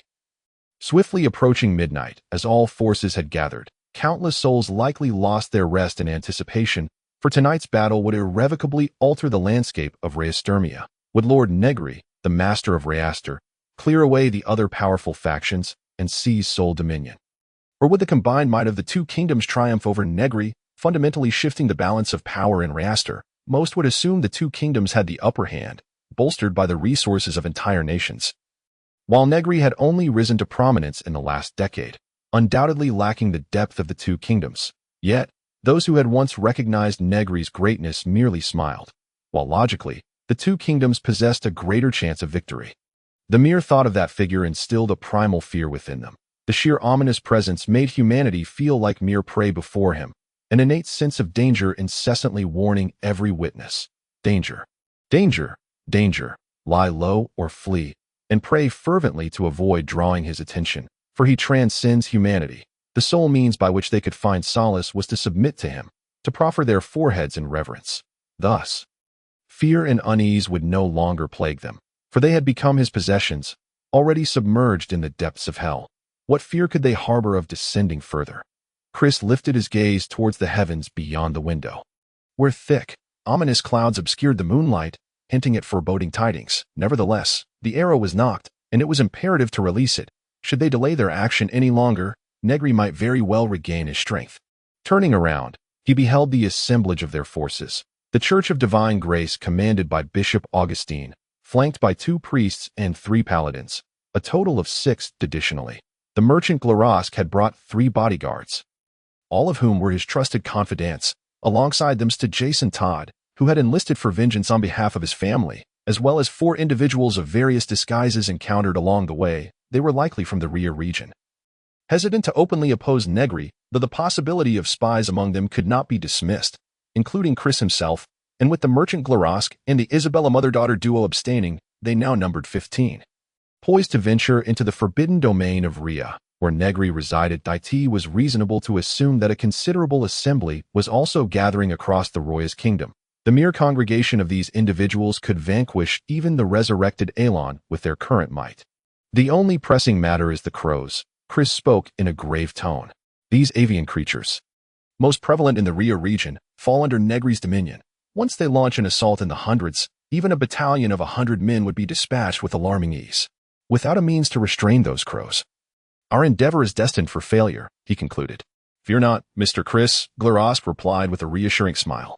Prior to our arrival, we dispatched agents to procure a substantial quantity of smokeweed, which should be ignited by now. The so-called smokeweed was a peculiar type of dry grass, cultivated in certain fields for its primary purpose. When ignited, it produced a voluminous cloud of smoke that lingered in the air, while humans were unharmed by it. Avian life could not survive within its confines. Typically employed during the autumn harvest to deter migratory birds from feasting upon crops, it was now repurposed to subdue Negri's crows. Seated upon his skeletal throne, Negri extended his hand, and unbeknownst to him, a fog began to coalesce around him. This haze was not acrid but bore an odd scent, and from the chaos of the crows behind him, it became evident who had conjured this smoke. It seems there is no need to continue holding back, Negri declared with a smile and a flourish of his hand. Countless crows erupted from the trees like a dark cloud, ascending into the sky. Outside the forbidden domain, observers stationed at a height noted the commotion, and upon hearing the cacophony of cawing, quickly comprehended that the crows had departed. They hastened to relay the news, which Glarask received without delay. Gentlemen, the crows have vacated the forbidden zone, that we have acquired all the smokeweed in this vicinity, which will burn for 3 hours, and considering the smoke linger time, it should provide cover for approximately 6 hours, until dawn. I shall escort Isabella and Nala to a safe location, Glarask stated. May the radiant light of glory illuminate your path. The group exchanged glances before stepping out into the courtyard, where the enforcement squad, alerted by the commotion, quickly converged with their spears, demanding, Chris Moto, do you intend to defy the prohibition and confess to the assassination of the Camaro leader? My apologies, but we lack the luxury of time to linger here, Chris sighed, his body moving with unwavering resolve. The rhythm of his fist struck from angles utterly incomprehensible to them. rendering their attempts at defense futile and bizarre. With a few deft strikes, he incapacitated the enforcers. Though they were undoubtedly Negri's subordinates, they bore no significant crimes warranting their deaths. Let us proceed. The group fragmented into several smaller teams and proceeded cautiously toward the southern edge of the Ria's forbidden territory. The sky, already shrouded in clouds, was further obscured by the smoke, diminishing visibility. Their nocturnal movements were not by choice. Fundamentally, their actions lacked any noble justification. Should they triumph, they could rightfully denounce Negri's malevolence and address any lingering issues thereafter. Among the inhabitants of Ria, many were astute, yet the majority were ordinary folk relying on this region for their livelihoods. Absent a righteous cause, should they brazenly incite chaos, they would soon learn the true meaning of the people's wrath. As night fell, visibility was impaired, yet their movements became notably swifter. Maintaining silence, they swiftly arrived at the outskirts of the forbidden territory of Ria, where guard towers and patrolling sentries were positioned along the walls. "Shall we assault?" Augustine inquired. To which Chris was about to nod in agreement. Among the ranks, a figure clad in an iron mask, bearing a bow and appearing slightly lame, stepped forward and whispered, "Follow me. Someone will open a door for us. We must hurry." With that, the masked figure led the way toward a section of the wall. Chris and Augustine exchanged glances, and Augustine nodded, prompting the group to follow the iron-masked individual. They had already resolved to force their entry, and their circumstances could hardly worsen. Chapter 44, 14 Souls, Part 2. "You have indeed come," murmured a guard stationed at a corner of the wall, his lips trembling as he sighed. "He has destroyed one of my sons. I cannot allow him to ruin another." The iron-masked figure replied solemnly, "Is this all? If you seek death, I cannot dissuade you. After tonight, do not claim to have known me," the guard lamented as he opened a small door in the wall and turned to leave. "Remember to close the door behind you. Let us go and slay the demon who has ruined my son," the iron-masked figure declared, brandishing a torch as he stepped through the threshold. He turned to face Chris and the others, his visage illuminated by the flickering flame, revealing an air of profound weariness. "This is indeed our purpose," Augustine whispered gravely. Chris refrained from further comment. Stepping through the doorway, with the rhythm of his breathing, he harmonized with the environment in an unprecedented manner. The surrounding cadence began to shift subtly. Chris's expression momentarily stiffened before returning to normal. "What troubles you?" Augustine asked as he followed inside. "It is nothing. Merely the surrounding rhythm feels ominously foreboding. Countless souls have been buried upon this land," Chris replied in a low tone, perceiving the lamentations of life extinguished in the rhythmic ebb and flow. "Indeed, the air is thick with resentment," Augustine remarked, his forehead's mark shimmering as he cast an odd glance at Chris. Through the gift of true sight, he sensed something amiss in Chris's words, yet discerned no falsehood. "Let us advance toward our goal. Our time is limited." Chris continued, "Form pairs, maintaining a cautious distance, and proceed with care. Should you encounter the enemy, communicate using signals. I shall advance alone. Ensure that each of you has your dragon powder ready. When faced with an aberrant scaled being, that powder may very well be our salvation." The dragon powder Chris referred to was among the supplies provided by the kingdom of Inadvertently. Aberrant scaled beings hesitated in the presence of creatures bearing a dragon's essence. If the aura was potent enough, they might even forego their attacks. Otherwise, these swift and fearsome beings possessed no such weakness, and their confidence in direct confrontation was far from assured. Though relics of dragonkind were increasingly rare, the royal family of Inadvertently boasted a lineage steeped in draconic blood, taking pride in their association with mighty dragons. Thus, many nobles collected artifacts related to dragons to showcase their refinement. This dragon powder was crafted from dragon scales and bones, primarily from lesser dragons, yet it sufficed against the aberrant scaled beings. "Exercise caution," Augustine advised succinctly, swiftly adhering to their prearranged plan, distributing the team into pairs and advancing at a measured distance. This was also a precaution against potential assaults by the aberrant scaled beings. A clustered group would find it exceedingly difficult to evade the rapid onslaught of such foes, leading to likely casualties. Were it possible, they would hope for a fairy tale-like adventure where they triumphed over the Dark Lord, and all heroes emerged unscathed, culminating in a blissful conclusion. Yet reality diverged from such tales. Of the 15 who entered, none could predict how many would survive by the end, or even if victory was attainable. That in the dimness, cages and dilapidated structures were scattered about, as if recounting the state of affairs from a decade prior. Chris retrieved a crow feather from one of the cages, recalling the intelligence he had gathered. When Negri first descended, he was accompanied by but 2 messengers, 2 crows. After seizing the village of the Cautions, a new hunting party was formed, capturing crows in increasing numbers under his control. By the following spring, a multitude of crows hatched from their eggs, and the hunting party transitioned to seeking prey to feed the crows, marking the inception of trade in Ria. Initially, merchants arrived to barter grain for animal pelts, eventually fostering a thriving smuggling trade along the border of the 2 nations. Approximately 7 years ago, this place was designated as a forbidden zone. At that time, the crows had already amassed in considerable numbers, and the daily task of clearing the remnants of their food required the collective effort of dozens of Kashi individuals. Thus, it was decided that this area would be off-limits, leaving the ominous white bones undisturbed, allowing them to remain in situ, and thus some unexcavated pits can still be seen. Aside from the crow people, only the food delivery teams for the crows venture here, apart from a few signs of life on the main road. The rest of the area has fallen into complete desolation. The female priest and a knight of divine grace walk together, assigned to the same group, traversing the desolate path for the sake of safety. They extinguished their torches, relying solely on the vision granted by the priestess's gift of true insight to proceed.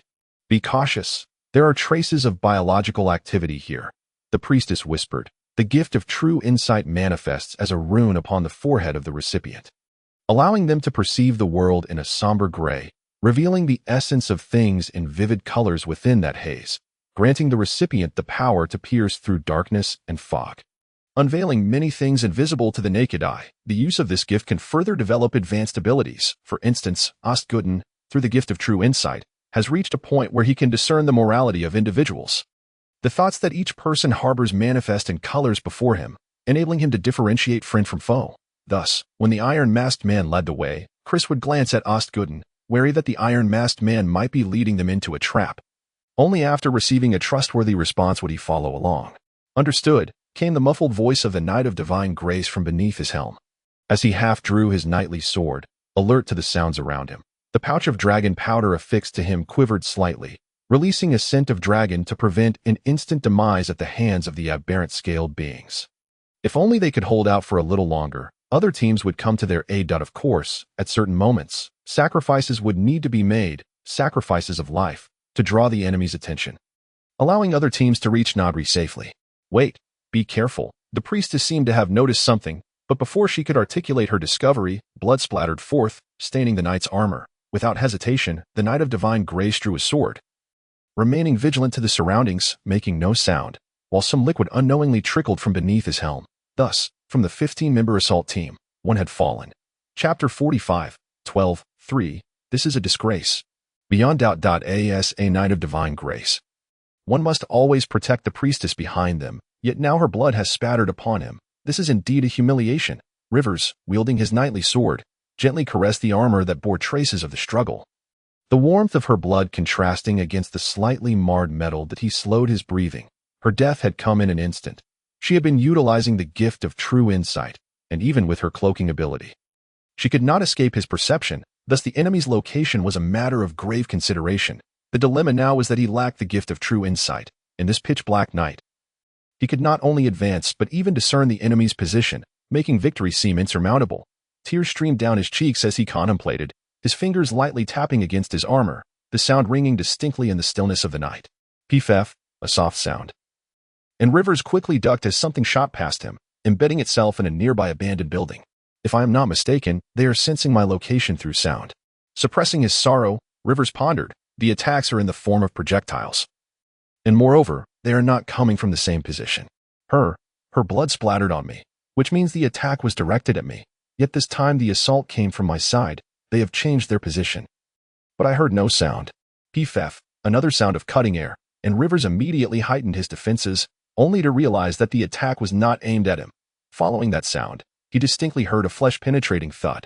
The knight froze. He was not the target, and the enemy, while as if sensing something, Otter swiftly departed from his original position, vanishing into the shadows. Am I too late? Chris arrived at the battlefield from another direction, only to be greeted by the increasingly cold corpses of 2 fallen figures. The air was thick with the metallic scent of blood mingled with an unusual odor of gunpowder. Taking a deep breath, Chris fixed his gaze upon the 2 small spheres that were ablaze. then turned his attention to the shadows behind them. The dark, golden-scaled aberration leaped forth from the gloom, its speed compromised by the previous injuries to its legs. Chris effortlessly dodged to the side, swiftly moving to the corpses, where he seized the fallen longsword, and without hesitation, cleaved at the empty space beside him. Several thin black lines were severed with a single stroke. And Otter charged from the side, the skin and muscle of his right hand rapidly darkening into a tentacle that lashed toward Chris, who was also targeted by the aberration's renewed assault. The pitch-black tentacle swept past him, causing Chris to lose grip of the long sword as his body was sent tumbling through the air, rolling along the ground to evade the aberration's pounce. The tentacle transformed from Otter's hand sustained a deep wound from Chris's blade, a finger-width gash from which black tendrils spread relentlessly. Yet, within mere seconds, the wound had already healed. I consumed the muscle of my arm with the black crow. For the limitations of the human body allow only a finite amount of muscle in a single arm. However, the boon from Lord Negri has enabled me to transcend the boundaries of human limits. Otter's body trembled as a plethora of black substance coalesced around his arm. Tentacles sprouting from his shoulder, each composed of black crow bacteria mimicking muscle. The writhing tendrils danced through the air, the sound of the rushing wind serving as a harbinger of the terrifying power he now wielded. Chris rose, flexing his wrist. The strength of that dark tentacle rivaled that of the former dragon. If a human were to endure such a blow directly, they would likely be cleaved in two. Had he not sensed the impending danger and released his grip, his hand would have surely been severed. He has truly become a monstrous entity. Observing the numerous black muscular tentacles sprouting from Otter, it became evident that he had transformed into a being dominated by these appendages, rendering his other limbs as mere burdens. Aberration, attack, eliminate him. Chris inhaled deeply, setting his body in motion. The aberration slowed its pace. And with the aid of dragon powder, it became increasingly difficult for Chris to sustain any harm, though it confined his range of movement. Otter's two tentacles supported him against the ground while the other tendrils lashed out, shattering trees in their path and demolishing structures, leaving devastation in their wake. The wind generated by the tentacles stung Chris's skin. Faced with such frenzied assaults and the aberration's sporadic attacks, all of Chris's focus was consumed in countering these threats, leaving no room for complacency. Should he falter even slightly, a single strike from a tentacle or a pounce from the aberration would spell his doom. What do you still cling to? Surrender. The black crow bacteria, unlike human muscle, does not tire or ache, and soon you shall find yourself utterly exhausted. Otter's form appeared gaunt, nearly suspended from the black tendrils, as the black crow bacteria that constituted his other parts had been siphoned to forge muscular appendages. He seemed exceedingly frail. Without the aid of two tentacles to stand, he would likely collapse. Consequently, while his tentacle strikes were ferocious, their speed and range were not formidable. Otherwise, Chris would not have endured this long. Yield. Chris, you cannot triumph over me, nor against Lord Negri. Otter's voice dripped with malice as he continued, look beneath your feet. Chris, you have already lost. Chris was taken aback, noticing that the two dark tentacles supporting him had shrunk considerably. And below him, a web of black lines had formed, ensnaring him. The fine threads pierced through Chris's trousers, embedding themselves into his skin, burrowing deeper into his feet, constraining his movements, while the larger tentacles descended upon the immobilized Chris. You have lost. Chris exhaled sharply, deep chaotic rhythm. A slight discomfort coursed through Otter. Yet he dismissed it, saying, Chris, your deep chaotic rhythm requires time to accumulate. Our encounter has lasted but a fleeting moment since my threads pierced your body. Your rhythm will only provide me with minor discomfort, and no more. Have you yet to perceive? Chris extended his hand, invoking the golden rhythm, barely withstanding the tentacle's onslaught. You have allowed your body to be largely consumed by the black crow. Now, as it is drawn forth to form tentacles, an inherent dissonance in rhythm has arisen. Your diminutive frame is testament to this, compounded by your poisoning. Your rhythm has been severely compromised, and my deep chaotic rhythm is merely a catalyst. Poisoning.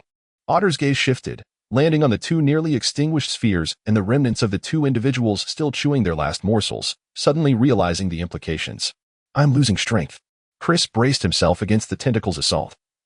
But its force had waned due to the rhythm's disarray, rendering it feeble. The counterattack begins. Rhythm-severing fist.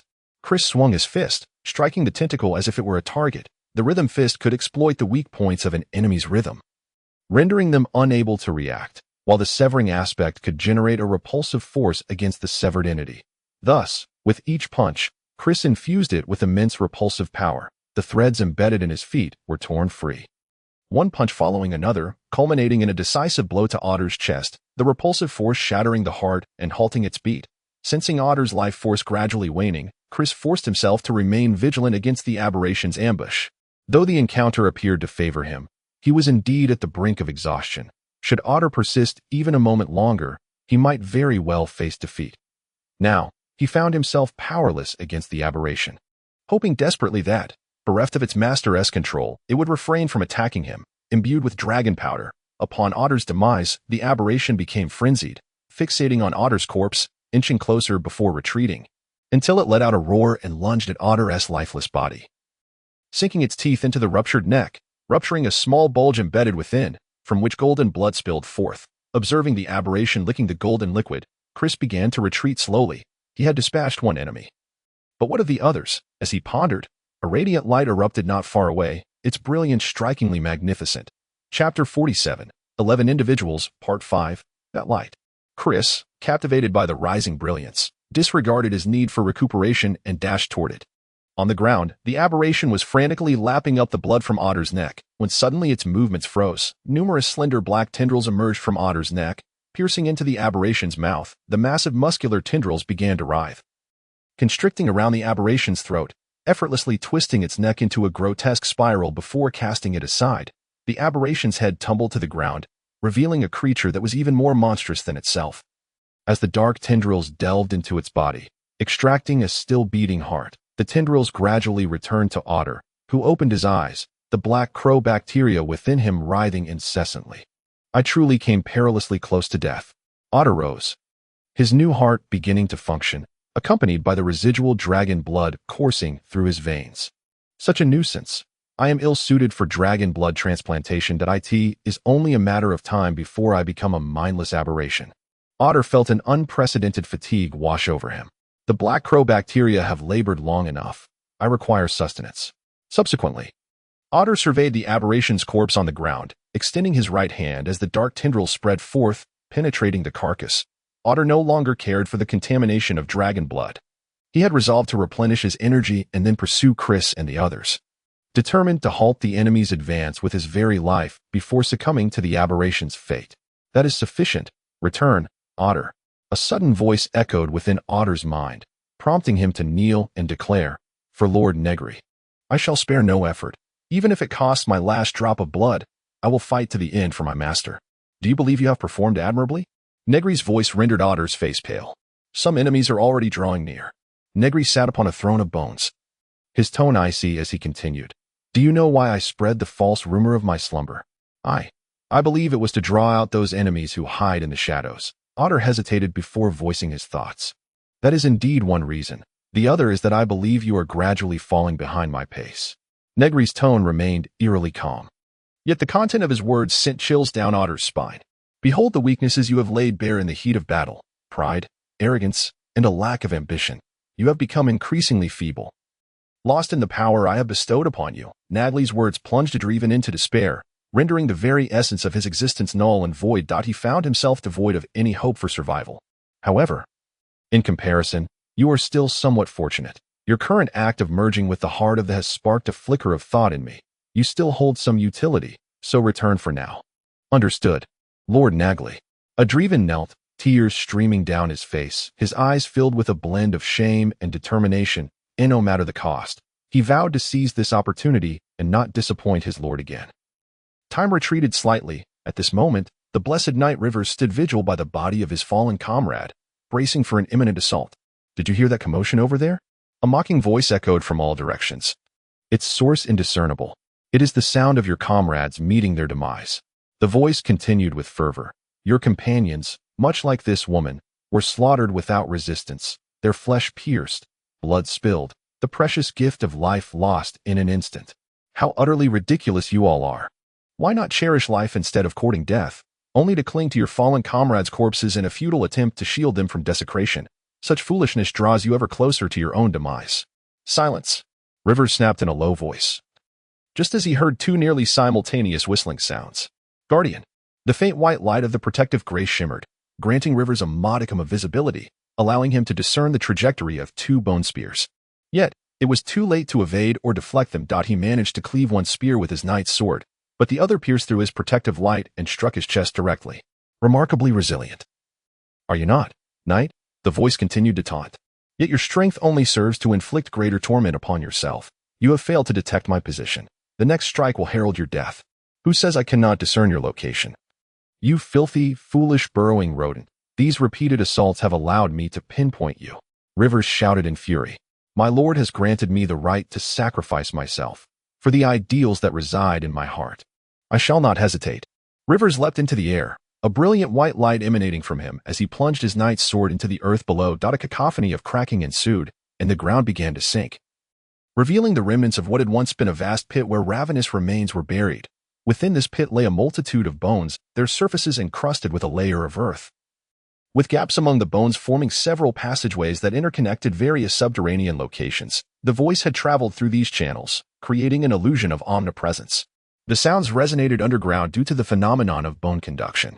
Once activated, the sacrificial grace bestowed upon its recipient immense holy light, empowering their strikes with terrifying might, though at a significant cost. The skeletal framework supporting the tunnels had already been substantially depleted. Thus, when Rivers unleashed his sacrificial blow, it inevitably collapsed. Rivers lay within the depression of the bone-laden pit, having invoked the sacrificial grace, feeling his life nearing its conclusion. The buried ravenfolk beneath the earth struggled relentlessly, while others would likely perish under such entombment. He was different. He had implanted the black raven pathogen into his very bones, allowing it to consume and replace his skeleton. In times of need, he could transform into a soft-bodied creature. Two hollow cavities resided in the palms of his hands, from which he extracted his forearm bones, fashioning them into bone spear launchers, capable of propelling any elongated object placed within. He extended the black raven pathogen from his palms, transforming them into digging tools as he clawed his way upwards. That foolish knight, using such an attack and collapsing to the ground, has ultimately led to my victory.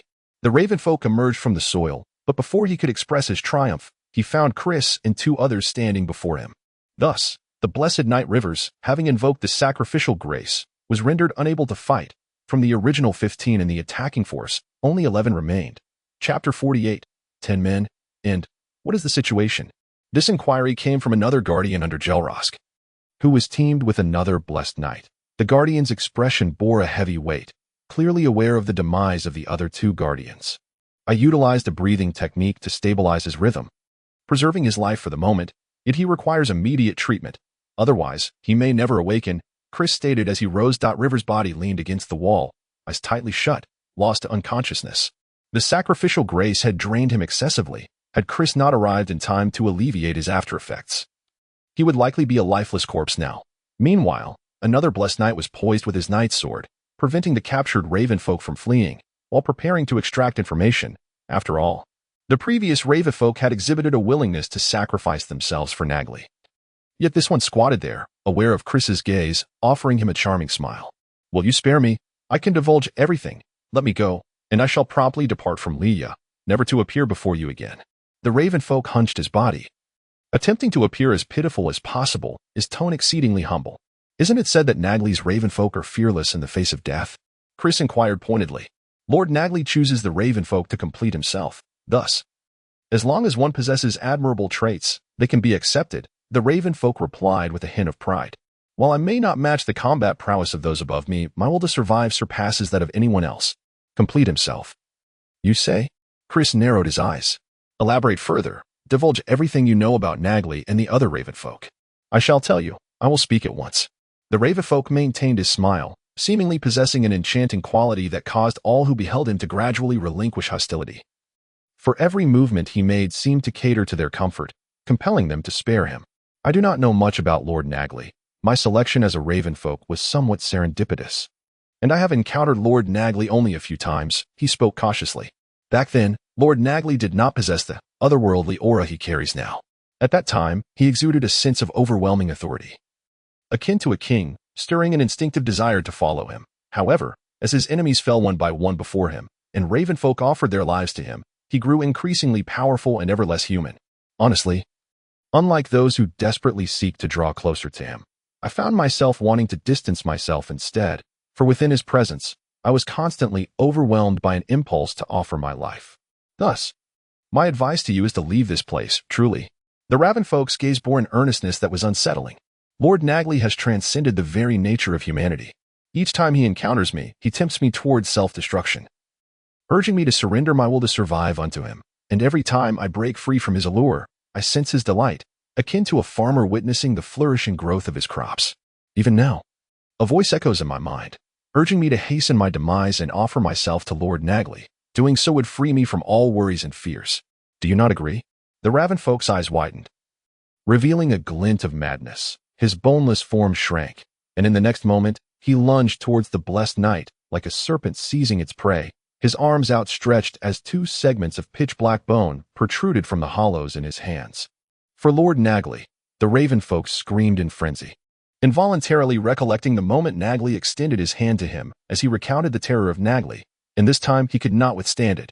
The blessed knight, already wielding his sword to prevent the Raven folk from employing any underhanded tactics, instinctively swung downward as the Raven folk charged. Without the protection of bones, the Raven folk was easily cleaved in half, collapsing to the ground. Pain jolted him awake. Blood and tears mingled as he exerted his last ounce of strength to crawl towards the sacred tree of the forbidden ground. Lord Negri, I do not wish to die. I can still grow. Save me, Lord Negri. No, you have matured. A voice resonated within the Raven folk's mind.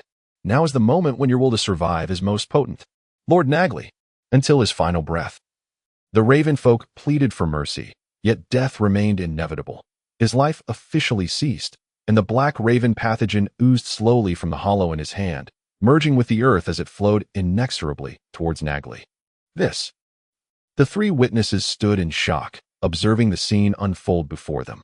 Here was one who had fought so fervently for life, yet upon recalling Negri, he had launched a self-destructive assault, the shadow of Negri expanding in their hearts with an unsettling inevitability. I shall escort this knight back for treatment. The guard's lips twitched slightly as he lowered his head, speaking with a palpable sense of shame. Indeed, he felt intimidated. He could faintly sense an ominous aura encroaching upon them. At this juncture, uttering the words that Rivers would be sent away was merely a veiled attempt at escape. There is no need for shame. Such feelings are simply human nature, Chris chuckled softly. Having traveled extensively, he had encountered all manner of individuals. After witnessing the eerie terror of Negri, the guard's choice was entirely understandable. To demand that others sacrifice their lives for a so-called justice, which was nothing more than moral coercion, was a travesty of true righteousness. Watching the guard carry Rivers away, Chris let out a sigh. They were now reduced to just 10 individuals, excluding the 2 Raven folk and considering the liberated aberrant-scaled beings. It appeared that, based on the formation displayed that day, their opponents still had 4 Raven folk and 3 aberrant-scaled beings remaining. He wondered about the others and the fate of the travelers from the kingdom of Royas. Let us proceed to assist the others. We cannot afford to lose any more personnel. And we are not far from Negri's location, Chris directed toward the Knights of Divine Grace, as the 2 navigated through the darkness to join their comrades. Upon the throne of bones, Negri rested his chin upon one hand, a pleased smile gracing his face, an expression reminiscent of a diligent farmer reveling in the bountiful harvest. Suddenly, Negri lifted his gaze, focusing on the distance where someone was hastily traversing the skeletal terrain. At last. You have arrived? Let me witness your mettle. Ha ha ha. Chapter 49. Negri, Part 1. Whoosh, whoosh, whoosh. A raven folk clad in a black cloak dashed over the bones, panting heavily, his pace unwavering as he clearly evaded something dreadful. Why have you returned instead of defending against the enemy? Noah stood amidst the bones, his expression cold as he regarded the raven folk. Lord Noah, the enemy is too formidable. John and the aberrant-scaled beings have already been slain. We cannot hold our ground. We must take Lord Negri and flee. The raven folk implored urgently. Has your mind decayed amidst wine and women? Noah gazed at the raven folk with disappointment. Another rotten fruit, it seems. What do you intend to do, Lord Noah? The raven folk asked warily, his long black hair billowing like seaweed behind him. Anya, you once earned the right to become a raven folk by unwaveringly persevering until the end. Noah's words caused Anya's expression to shift dramatically. Anya's countenance became complex, and he hastily retorted, now is not the time for such discussions. The Royas have already pursued us. We must urgently relocate with Lord Negri. It appears I was mistaken. Your steadfastness has not waned, merely shifted to an idiotic persistence. Noah scoffed. What has led you to believe we must flee? It is evident you have utterly strayed and must be pruned. I shall prune you first, if you wish to die. Do not obstruct my path." Upon hearing Noah's words, Anya suddenly surged forward, his hair coiling towards Noah like a living entity. Though this brat is an ally of Lord Negri with significant standing, he is still young and lacks the strength to contend. If I eliminate him and flee with Lord Negri, perhaps I shall become the next ally.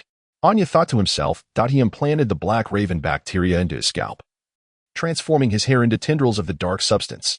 These raven strands were exceptionally resilient. Once ensnaring an enemy, they would constrict tighter, ultimately shredding the victim into countless pieces, leading to a painful demise. Die. Obstructing brat. Anya cried with exhilaration as he beheld Noah ensnared by the tendrils. Mechumixi. A surge of golden flames erupted forth, instantly igniting the raven strands, which disintegrated into dust. Noah emerged unscathed from the embers of the flames. Mechumixi, the goddess of flame from the Kosi people, was mythologically depicted as a dragon spewing fire. After implanting the blood of the soul, Noah's affinity for flames heightened, uttering the name of the fire goddess. His flames not only gained considerable might but also transformed into a brilliant gold. No, it cannot be.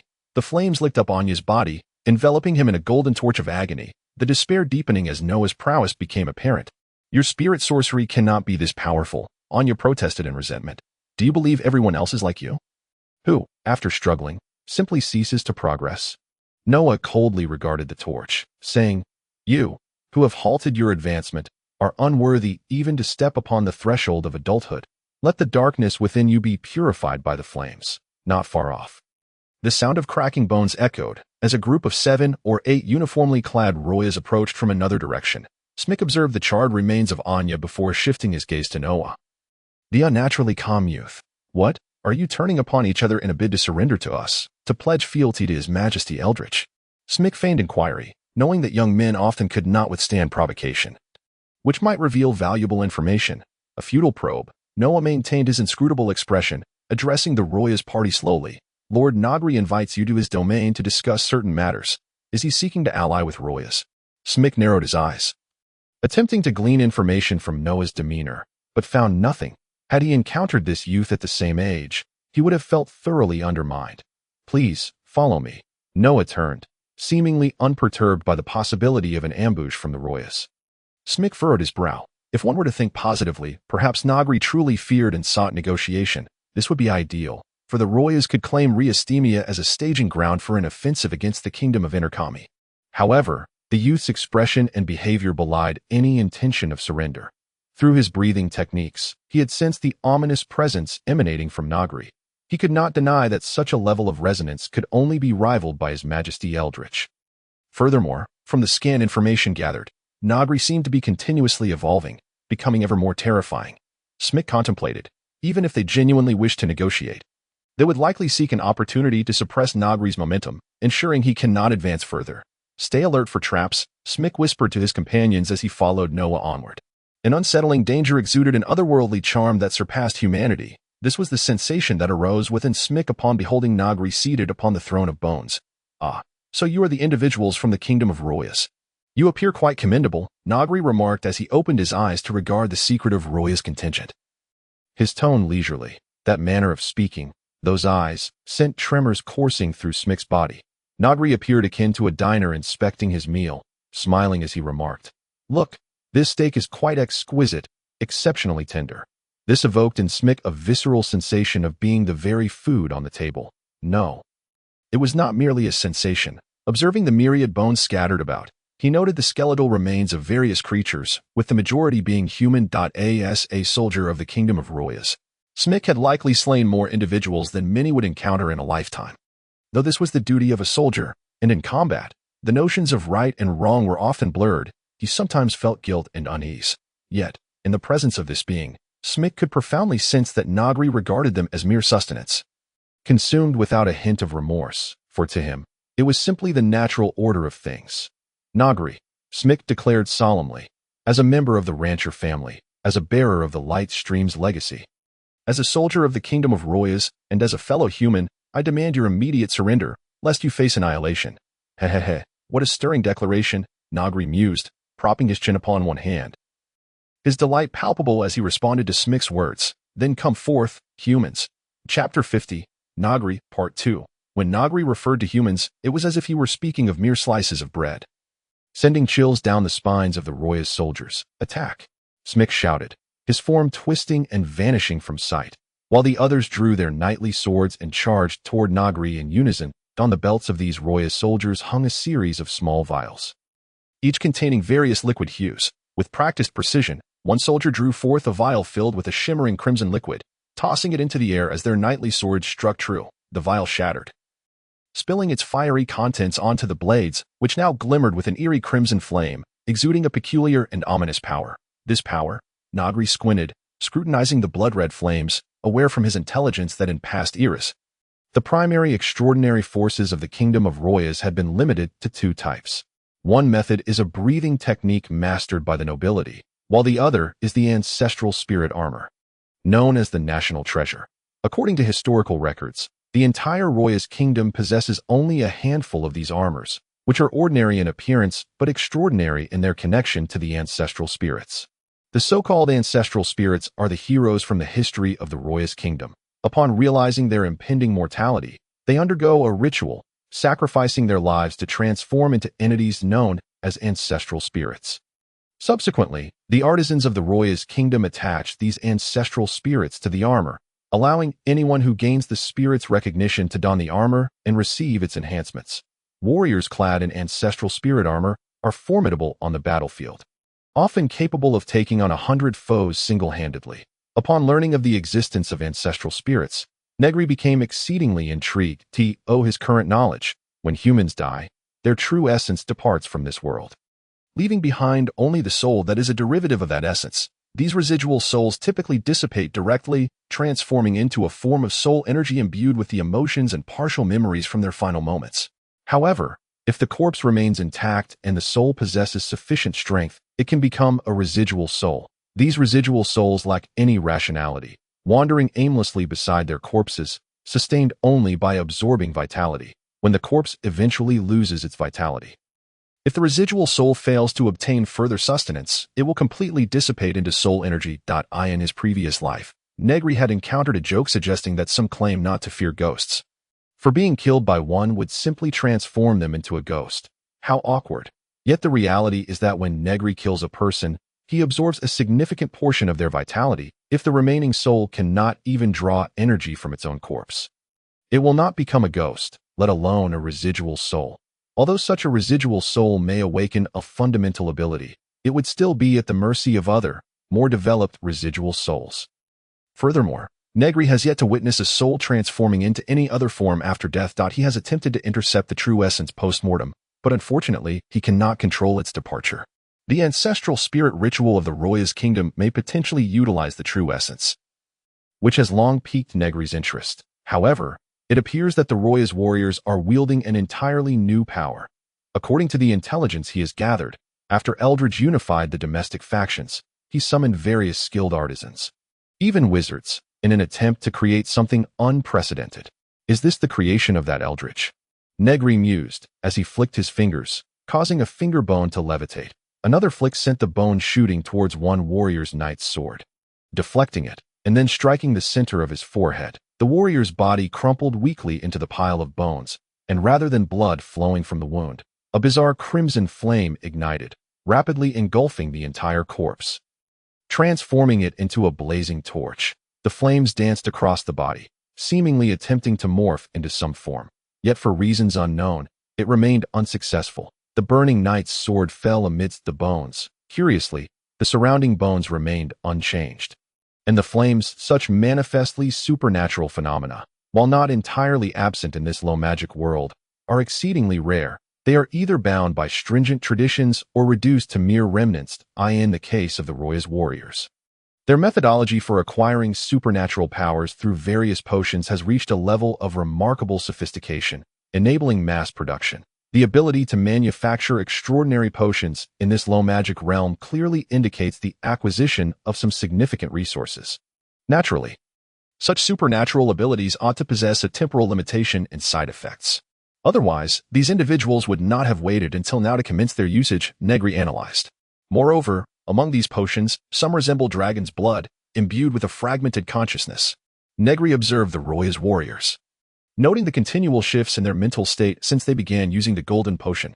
I see now, Their primary objective in consuming stimulants is not merely to counter my dominion, but rather to shield themselves from the will contained within the golden potion. Could it be that the raw materials for these potions also originate from some extraordinary beings? Negri pondered. Regaining control of the skeletal remains as they ascended toward the warriors. This ability to manipulate objects is, of course, a manifestation of Negri's spiritual interference. However, his influence is not inherently robust. The strength he exhibits stems from the myriad pathogens residing within these bones. As the synergy of his interference and control over these pathogens amplifies his power significantly. Yet, when confronted with the oncoming barrage of bones, the Roya's warriors showed no intent to evade the crimson flames. Having latched onto the golden warriors, underwent a transformation. Upon contact, the bones began to dissolve, morphing into a pool of white liquid that splashed upon them, subsequently evaporating into wisps of white smoke. 5 humanoid torches surged toward Negri, embodying an unstoppable force.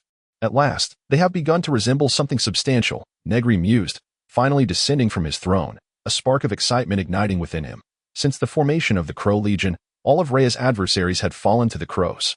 Even those who breached the crows' blockade and ventured into forbidden territory were swiftly dispatched. Negri reflected that nearly 3 years had passed since he had truly engaged in combat.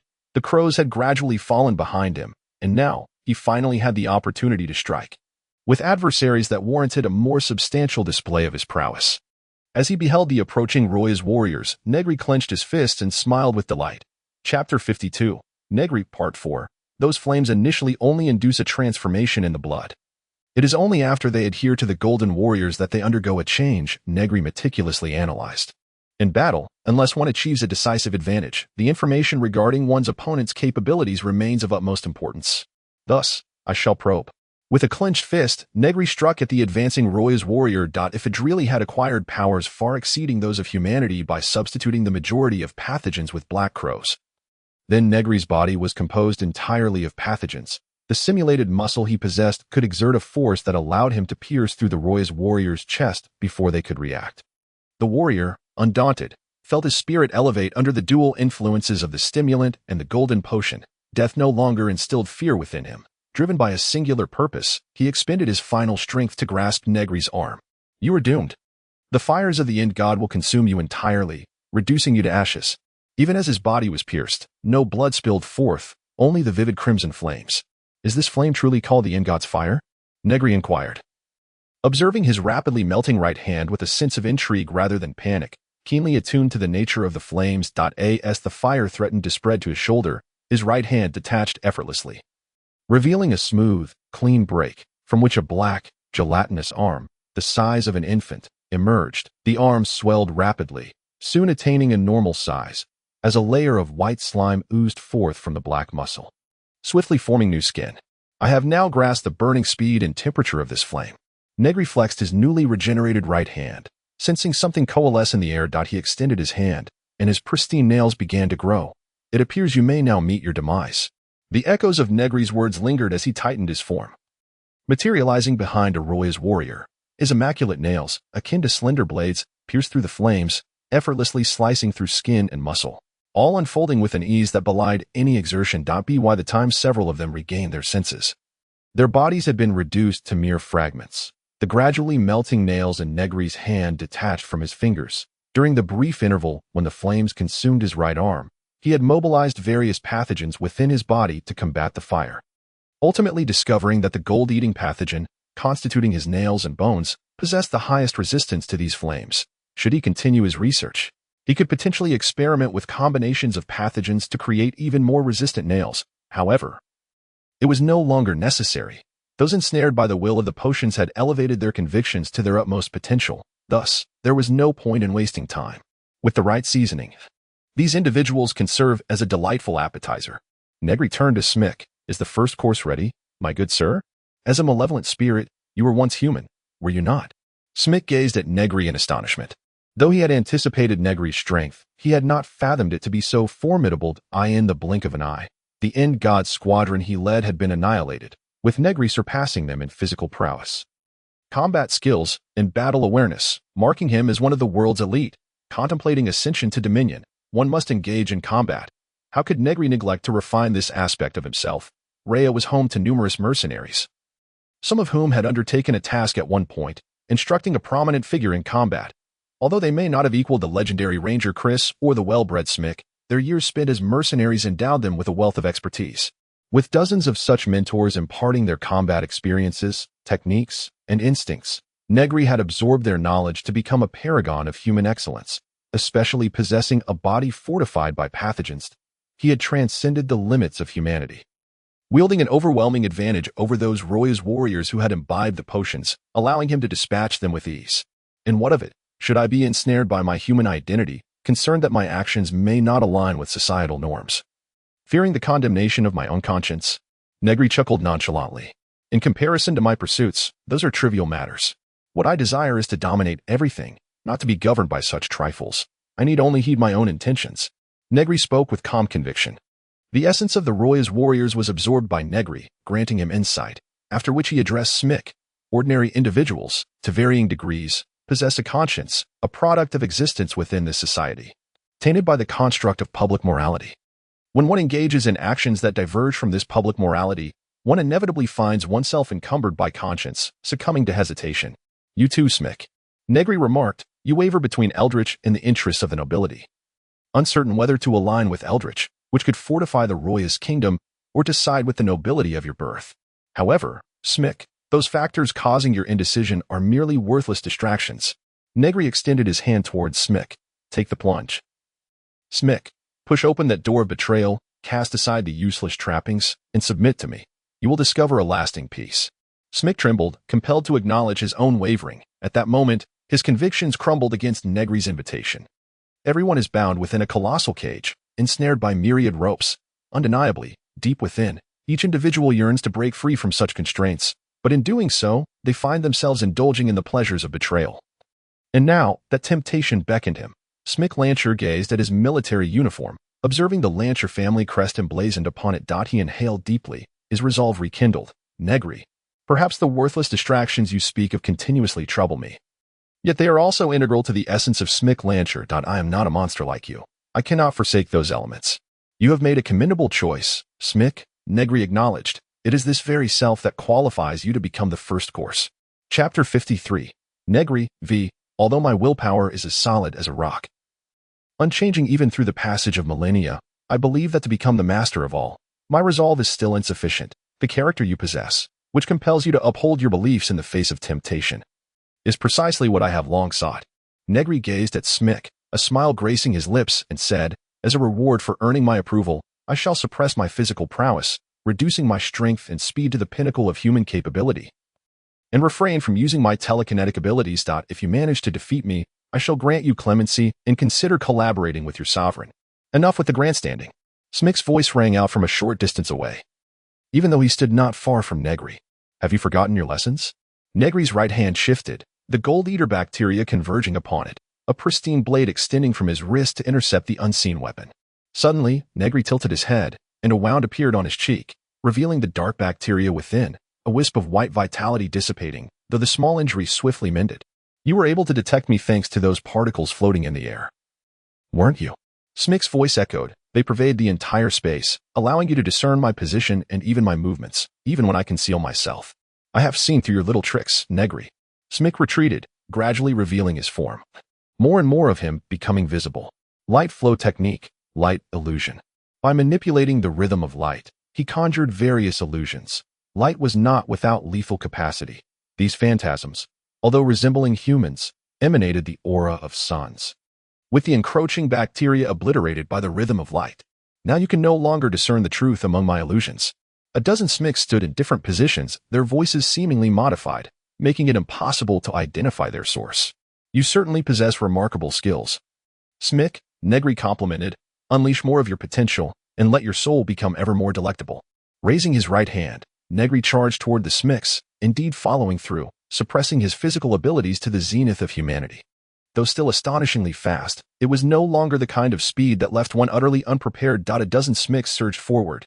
These illusions were exceptionally lifelike, rendering it impossible for Negri to distinguish between the real and the false. The genuine Smick blended seamlessly among them, and a moment's hesitation could lead to his undoing. The first Smick charged without hesitation, raising a curved blade to strike at Negri, who raised his wrist blade in defense. only to find that the smick passed right through him. It was merely an illusion.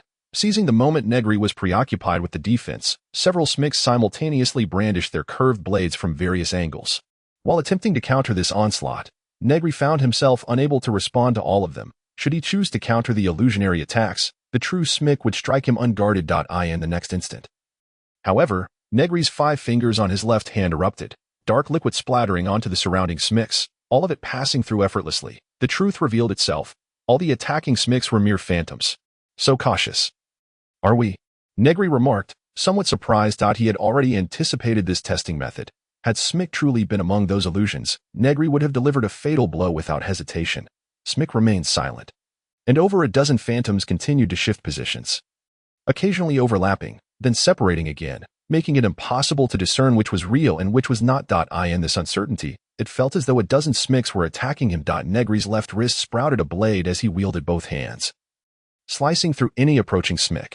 The onslaught of illusions intensified, and Negri appeared somewhat fatigued from the effort.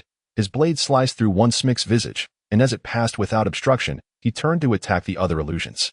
Yet that half-illusion continued to swing its curved blade at him, revealing a phantom layer. Just as Smick believed he was about to succeed, Negri spun his body, disregarding the illusions, and used his left wrist blade to parry Smick's curved blade, thrusting his right hand forward without hesitation. In a critical moment, Smick sensed the danger and, without a moment's hesitation, adjusted his rhythm, shifting his body to evade, landing in a crouch on the ground while clutching his side, where a finger-deep wound had formed. Observing the blood on the blade, Negri shook his head. Had Smick reacted just a fraction slower, the wrist blade would have pierced his heart rather than his abdomen. Smick looked down at the white bones beneath him, swinging his curved blade several times, revealing a dark tendril within one of the bones.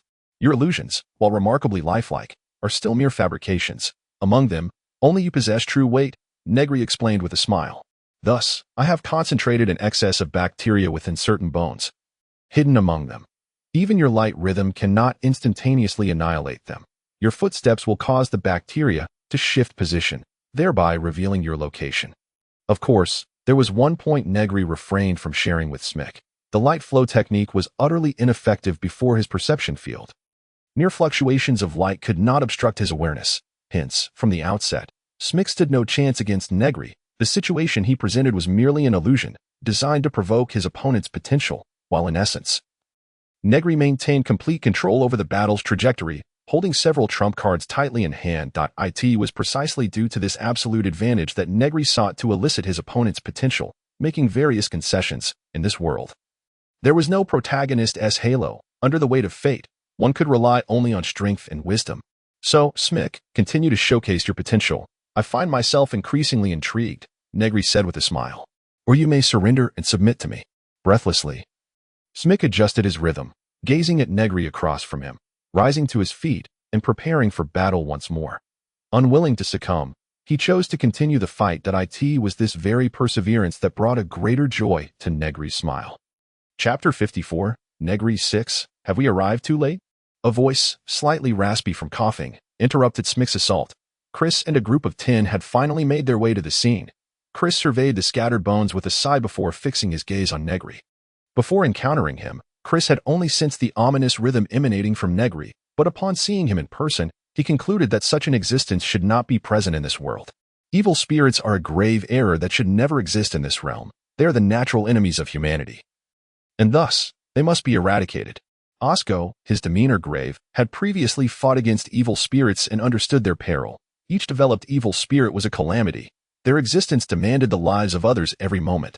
The fog-dwelling demon of Inkamik, the green elder who once appeared in a rural town, the shipwrecks at the eastern coastal ports, all were harbingers of disaster.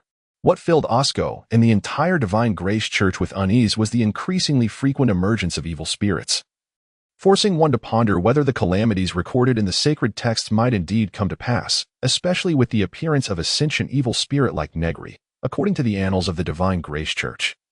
The Cautions had once been the most powerful race on the continent, establishing a vast empire, Trilanthia. The downfall of this empire over 2 centuries ago was primarily attributed to the emergence of a sentient evil spirit, one capable of manipulating hearts, inciting internal strife that led the grand empire to its demise.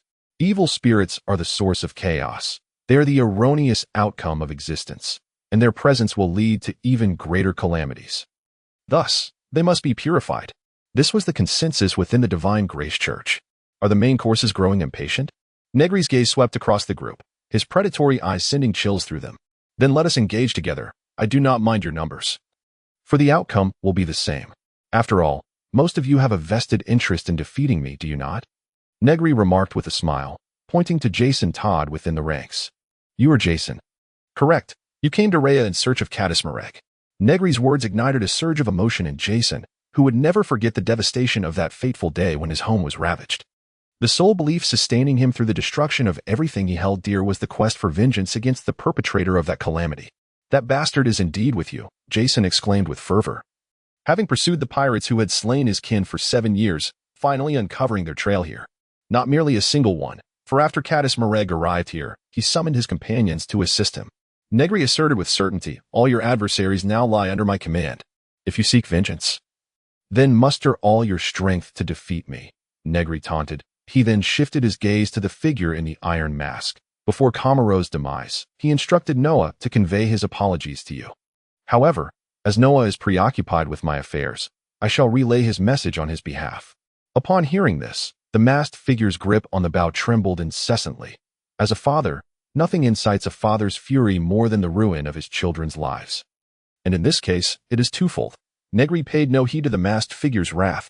Rather, he reveled in it, for at times, anger can serve as a formidable power. The Divine Grace sect.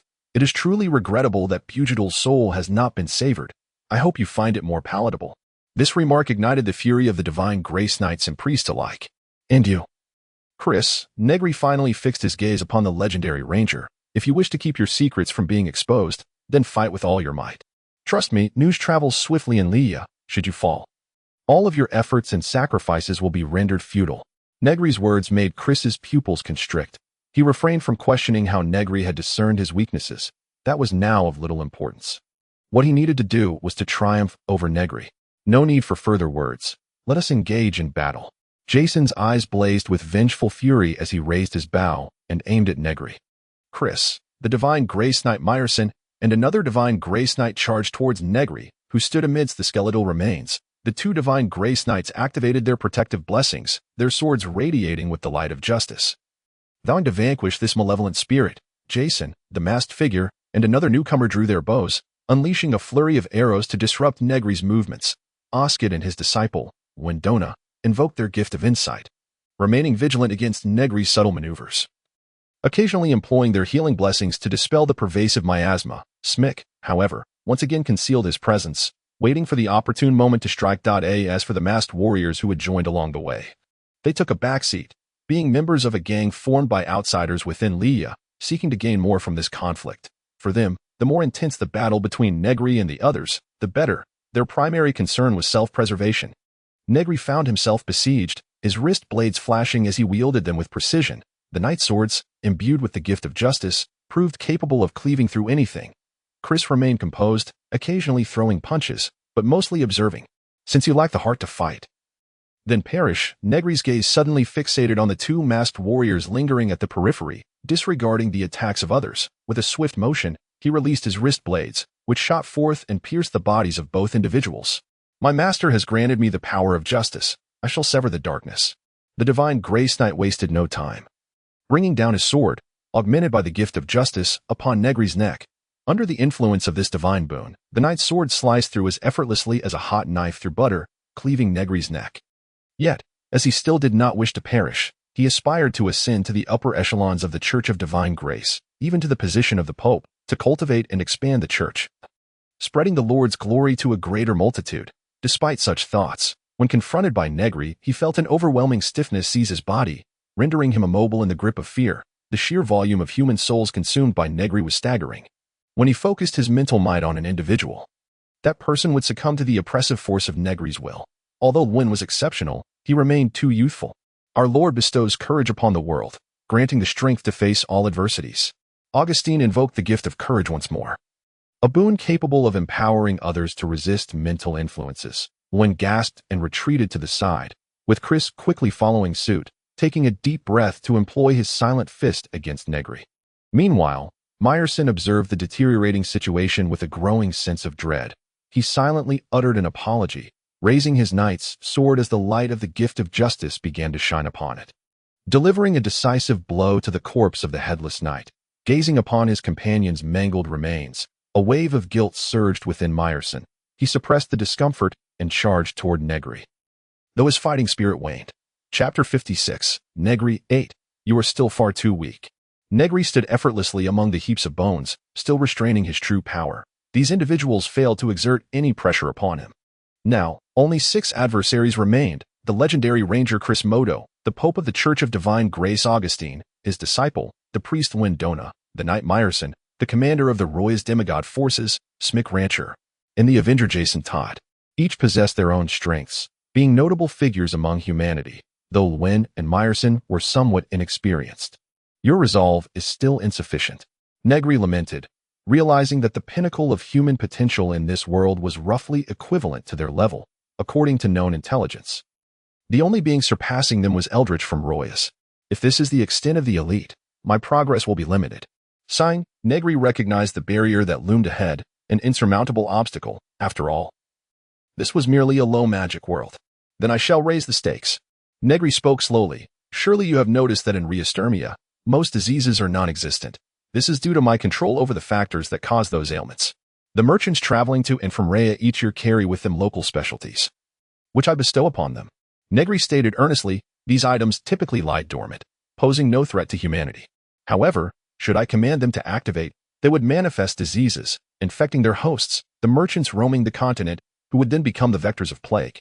And with only 6 of you remaining, for each one who fails to meet my expectations, I shall activate the pathogens within 10 merchants. Trust me, this is sufficient to unleash a massive epidemic. Though this will diminish my food supply considerably, I can bear that cost. The question is, can you endure such a fate? As Negri spoke, his gaze swept toward the divine knight among the crowd, who appeared particularly subdued, perhaps due to the recent death of his comrade. Of course, you could all capitulate to me, assisting in my governance of greater territories. Negri smiled. Under my stewardship, Rhea thrives. Its inhabitants will no longer suffer from most diseases, with only minor tributes required. Consider this, compared to the countless who perish from illness each year. My demands for tribute are remarkably modest. Negri enticed, your decision to confront me was a grave error. Cease your beguiling words. Chris hesitated, then replied, the deaths of individuals due to disease are indeed tragic. But sacrificing innocence is an unequivocally wicked act. Using malevolence to yield a just outcome may appear appealing, yet I believe this to be a profound mistake. If it is a mistake, then I shall not acquiesce to it. Your refusal matters not. Unleash your full potential and let me witness your resolve. Negri chuckled, shifting his gaze from Meyerson, who he knew was ensnared by the web of despair. While Negri's words carried a semblance of reason, advocating for the eradication of most diseases at a lower cost, it also meant that Negri would seize greater authority. Perhaps the diseases would be vanquished, yet the repercussions could very well be far graver. However, Meyerson was not Chris. His experiences were far fewer, and the most profound impact on him had come from witnessing the plight of the impoverished in the slums, tormented by illness. Coupled with the recent death of his comrade, his resolve began to falter, leading him to question whether resisting Negri was, in itself, a mistake. When faced with a mistake, what must one do? One must seek to rectify it, dear child. A voice seemed to rise from the depths of his soul, and Meyerson's gaze flickered. Observe how you struggle against the dead, yet the bishop offers no assistance, while when, in peril, receives Augustine's timely aid. This illustrates the divide between the poor and the noble. Due to my birth, one was able to become Bishop Augustine's disciple, while no matter how hard I strive, I cannot realize my own dreams. Now, I have glimpsed another path. Perhaps others deem this path erroneous, yet for me, it is unequivocally right. Conflicting thoughts swirled within Meyerson. Though his humble origins imparted a certain depth to his character, it could not be denied that he was, at heart, a commendable youth. Alas, he had fallen prey to Negri. And under the constant allure of Negri's mental influence, previously insignificant emotions had been magnified, becoming the final straw that broke Meyerson's spirit. As he raised his knight's sword, intending to activate his gift, he discovered that all his boons had dimmed to obscurity, a sardonic smile curling at the corners of his mouth. Have even the divine forsaken me? Meyerson, what are you thinking? Get moving. One gasped, gritting his teeth against the pain as he invoked his gift once more to purify the pathogens. As the eldest son of the Dona family, a future noble and potential high-ranking member of the Church of Divine Grace, To be paralyzed by fear of a malevolent spirit was a humiliation he could only redeem through victory. Observing Wynne, Meyerson raised his knight's sword as the pathogens in the air began to coalesce around him. Augustine, ever invoking the gift of insight, suddenly felt an ominous sensation wash over him. He had sensed it vaguely before. But Negri's overpowering presence had obscured that premonition. At that moment, Augustine clearly discerned the source of the foreboding, turning to see Meyerson, shrouded in darkness. Lifting his knight's sword toward Wynne's throat. A flicker of struggle crossed Meyerson's eyes. Yet the encroaching pathogens continued to proliferate within him, as Negri's will, transmitted through the disease, further tainted him. Meanwhile, Wynne, exhausted from overusing his gifts, remained oblivious to the danger creeping up behind him. Gift of Restraint. Augustine invoked the gift of restraint once more, seeking to limit Meyerson's movements, only to feel a sharp pain in his chest as a hand burst forth from within, clutching his own beating heart. Your concern has led to your downfall. You are hardly exceptional. Bishop Augustine. Negri remarked with disappointment, acknowledging that despite his fervent faith, Augustine remained merely human, with all the accompanying frailties. My lord, sacrifice, Augustine gasped, barely able to utter the words before a blinding light erupted forth. Chapter 57. Negri. 9. Augustine's lifeless body collapsed upon the pile of bones, while Negri, standing behind him, was enveloped in a charred visage, almost reduced to cinders. Has he perished? Jason, bow in hand, aimed at the smoldering figure. Not yet, Chris replied. Suppressing his sorrow, from the final tremors of Burgtell, it is evident that Negri's form is layered. Augustine's sacrificial gift, though potent, can at most slay Negri once. Cracks began to form upon the surface of the charred remains. As a mass of jet-black flesh erupted from within, falling upon the heap of bones, the dark mass surged toward Augustine's corpse, burrowing into the gaping wound in his chest, replacing the heart that had been extracted. Inky tendrils emanated from the mass, spreading throughout Augustine's body, visible black patterns rippling beneath his once smooth skin. Augustine struggled to rise, his entire form marred by protruding black veins. You truly should not be underestimated. Augustine, or rather. Negri spoke once more, seemingly unperturbed by the destruction of his body, instead appearing to revel in the experience. Negri, without the support of a corporeal form, you are no longer formidable. Your demise is all but assured. Chris inhaled deeply. His expression grave as he declared, you are far too arrogant. With a heavy heart, Chris charged toward Negri, his silent fist aimed at Negri's chest. Chris, you cannot triumph over me. Do you truly believe that after battling you for so long, I have accomplished nothing? Negri said with a smile, whether it be Smick or yourself, I have intentionally held back in our encounters. Even with the sacrificial boon from Augustine, I merely met it halfway, as Negri's breathing began to alter. His very essence synchronized with the rhythms around him. A multitude of pathogens converged towards him, enveloping Augustine's body. That is the essence of the breathing technique. Negri exclaimed joyfully, my mastery over pathogens reached its zenith long ago. And this breathing technique, harmonized with the rhythms, is the key to my breakthrough. You, having learned the art of combat, find yourselves unable to wield your pathogen-infused forms. It seems this breathing technique harbors secrets that confine its practice to humanity alone. The pathogens accumulating on Negri's surface grew increasingly abundant, his form expanding. But that is of little consequence. The environment around me is saturated with my pathogens, and the rhythms I can synchronize with are 100-fold greater than yours. I am the epitome of biological perfection. This rhythm. Chris felt a wave of astonishment. Just as Negri asserted, humanity's ability to utilize the breathing technique is inherently limited. Even the most gifted can only harmonize with so many rhythms, a testament to human limitations. Thus, practitioners of the breathing technique place greater emphasis on the application of rhythm. While Negri, possessing the ability to control pathogens and merging it with rhythm, could harmonize with rhythms far beyond the capacity of any human. He could sense an abundance of rhythms around him. And through this 100-fold amplification, he could elevate the techniques of the breathing method to their utmost potential, standing 3 meters tall under the accumulation of pathogens, with several tendrils drifting behind him. Negri had transformed into a grotesque figure, extending a hand towards Chris. This technique should be termed rhythm absorption, correct? A powerful suction force materialized, destabilizing Chris, drawing him uncontrollably towards Negri's grasp. Rhythm absorption was initially meant to allow one to adhere to other entities. But with Negri's 100-fold rhythm, the suction had been magnified exponentially, rendering Chris utterly defenseless. Negri, practitioners of the breathing technique, are bound by a vow. One rhythm cannot annihilate another. You have practiced the breathing technique. You cannot violate this vow. Chris uttered slowly. ensnared in Negri's grip. Do you truly believe I would adhere to such a laughable agreement? Negri scoffed. Then there is no alternative. Chris replied somberly. Though I anticipated this day, I cannot help but lament. Then become a part of me. Chris, or shall I say Sakri? Negri revealed Chris's secret. During the escort in the snowy mountains, the true Chris had not survived. Despite possessing the breathing technique, he remained but an ordinary man in the treacherous snow. Facing pursuers, they fought valiantly. Yet even after vanquishing their foes, Chris sustained grievous injuries, ultimately succumbing to death without aid.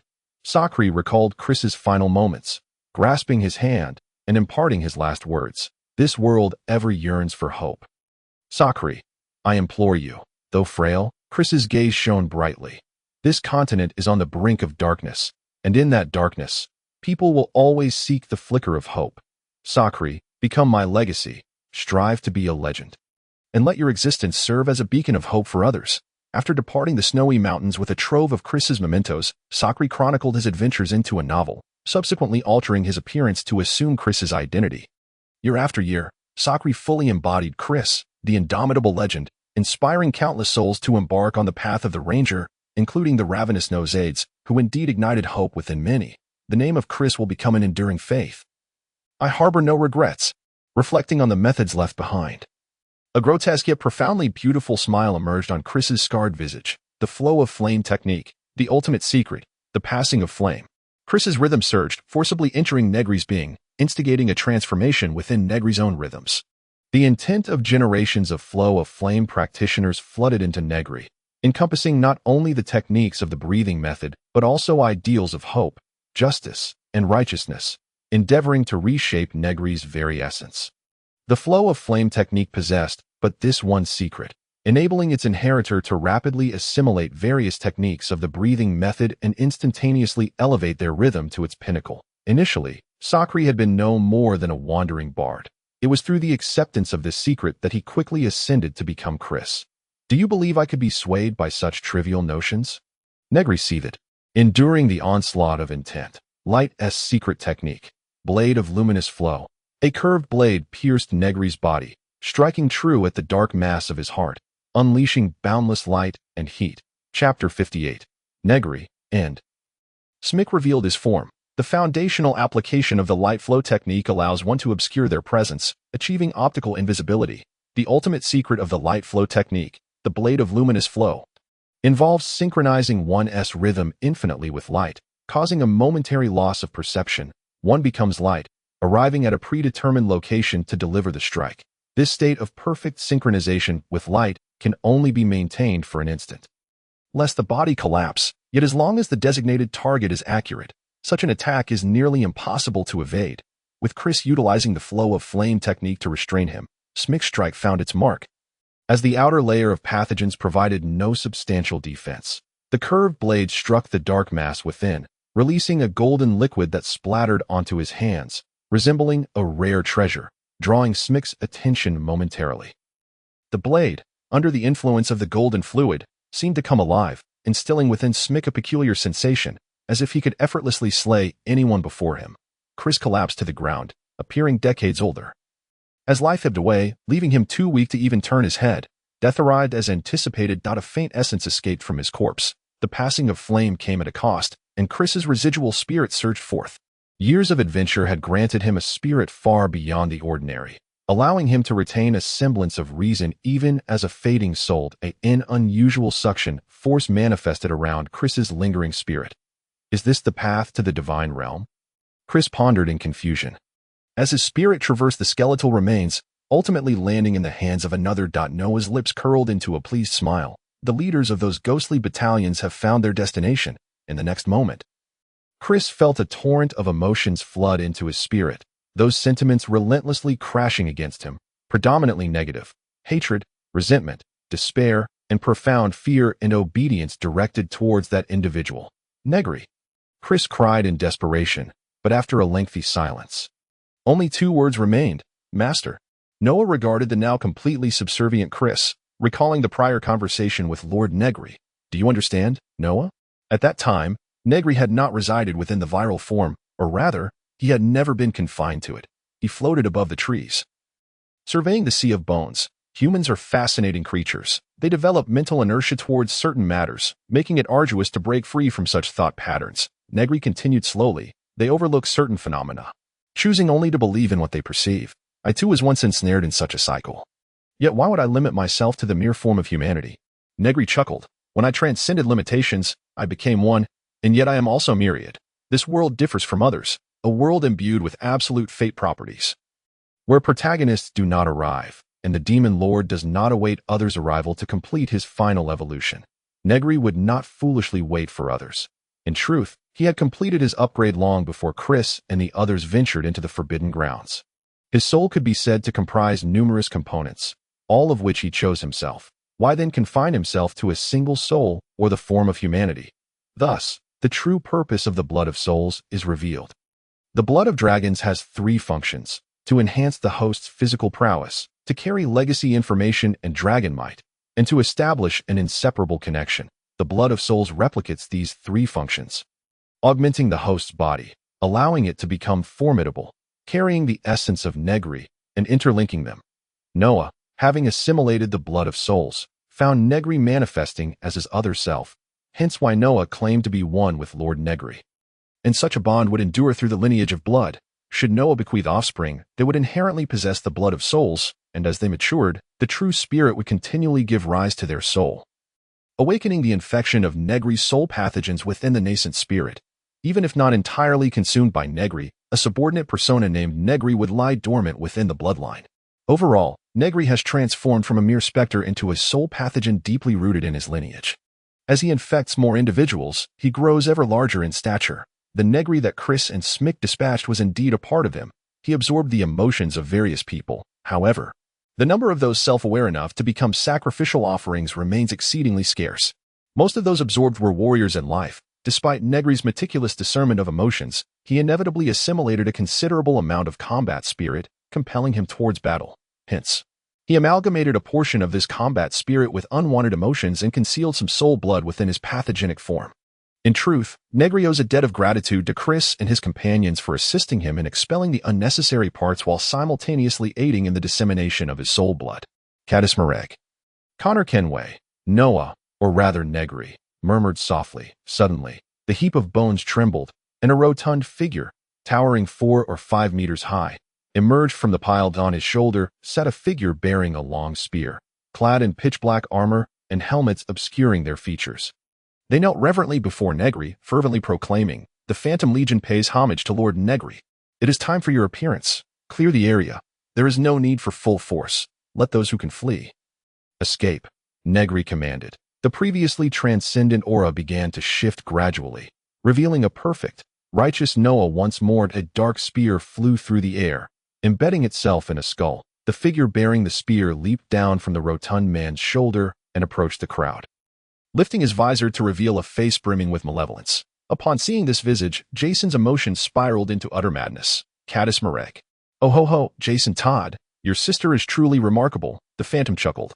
Merely that utterance sent Jason into a frenzy as he charged recklessly at Caddis, only to be struck midway by an impossibly swift skull, shattering it to dust and sending Jason's body hurtling backward, where Smick caught him. "Run!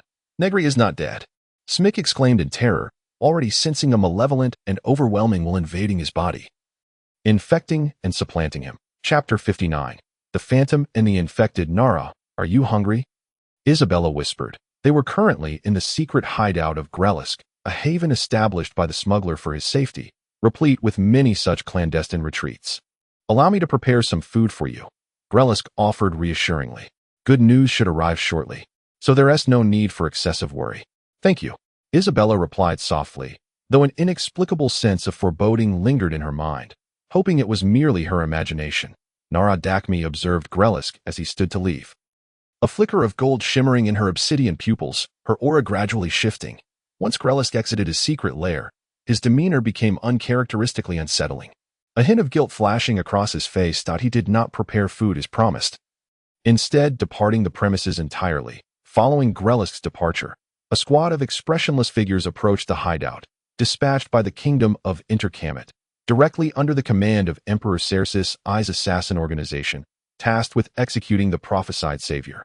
"That is, Nara," The power struggles of nations are ever fickle. Suddenly, Isabella felt dizzy, and before she could comprehend the anomaly, she found herself utterly drained of strength, collapsing into unconsciousness. Nara, no, now she should be referred to as Negri, gazed upon the doorway with golden eyes.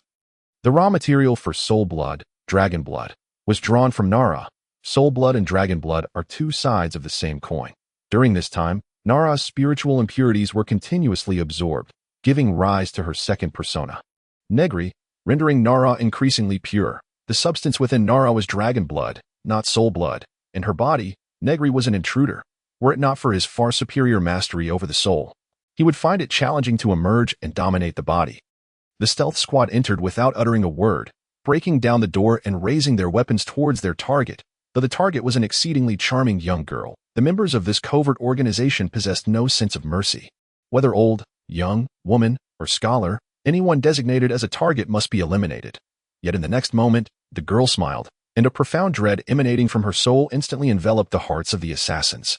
Even having undergone countless brutal training sessions, their emotions stripped to the barest essence, leaving only the task of a killer, they were nonetheless paralyzed by this soul-derived terror. In that instant, they instinctively halted all actions. Yet it was too late. Emotionally detached prey holds no nutritional value. Thus, let all perish, Negri breathed, his form vanishing within the confines of the room.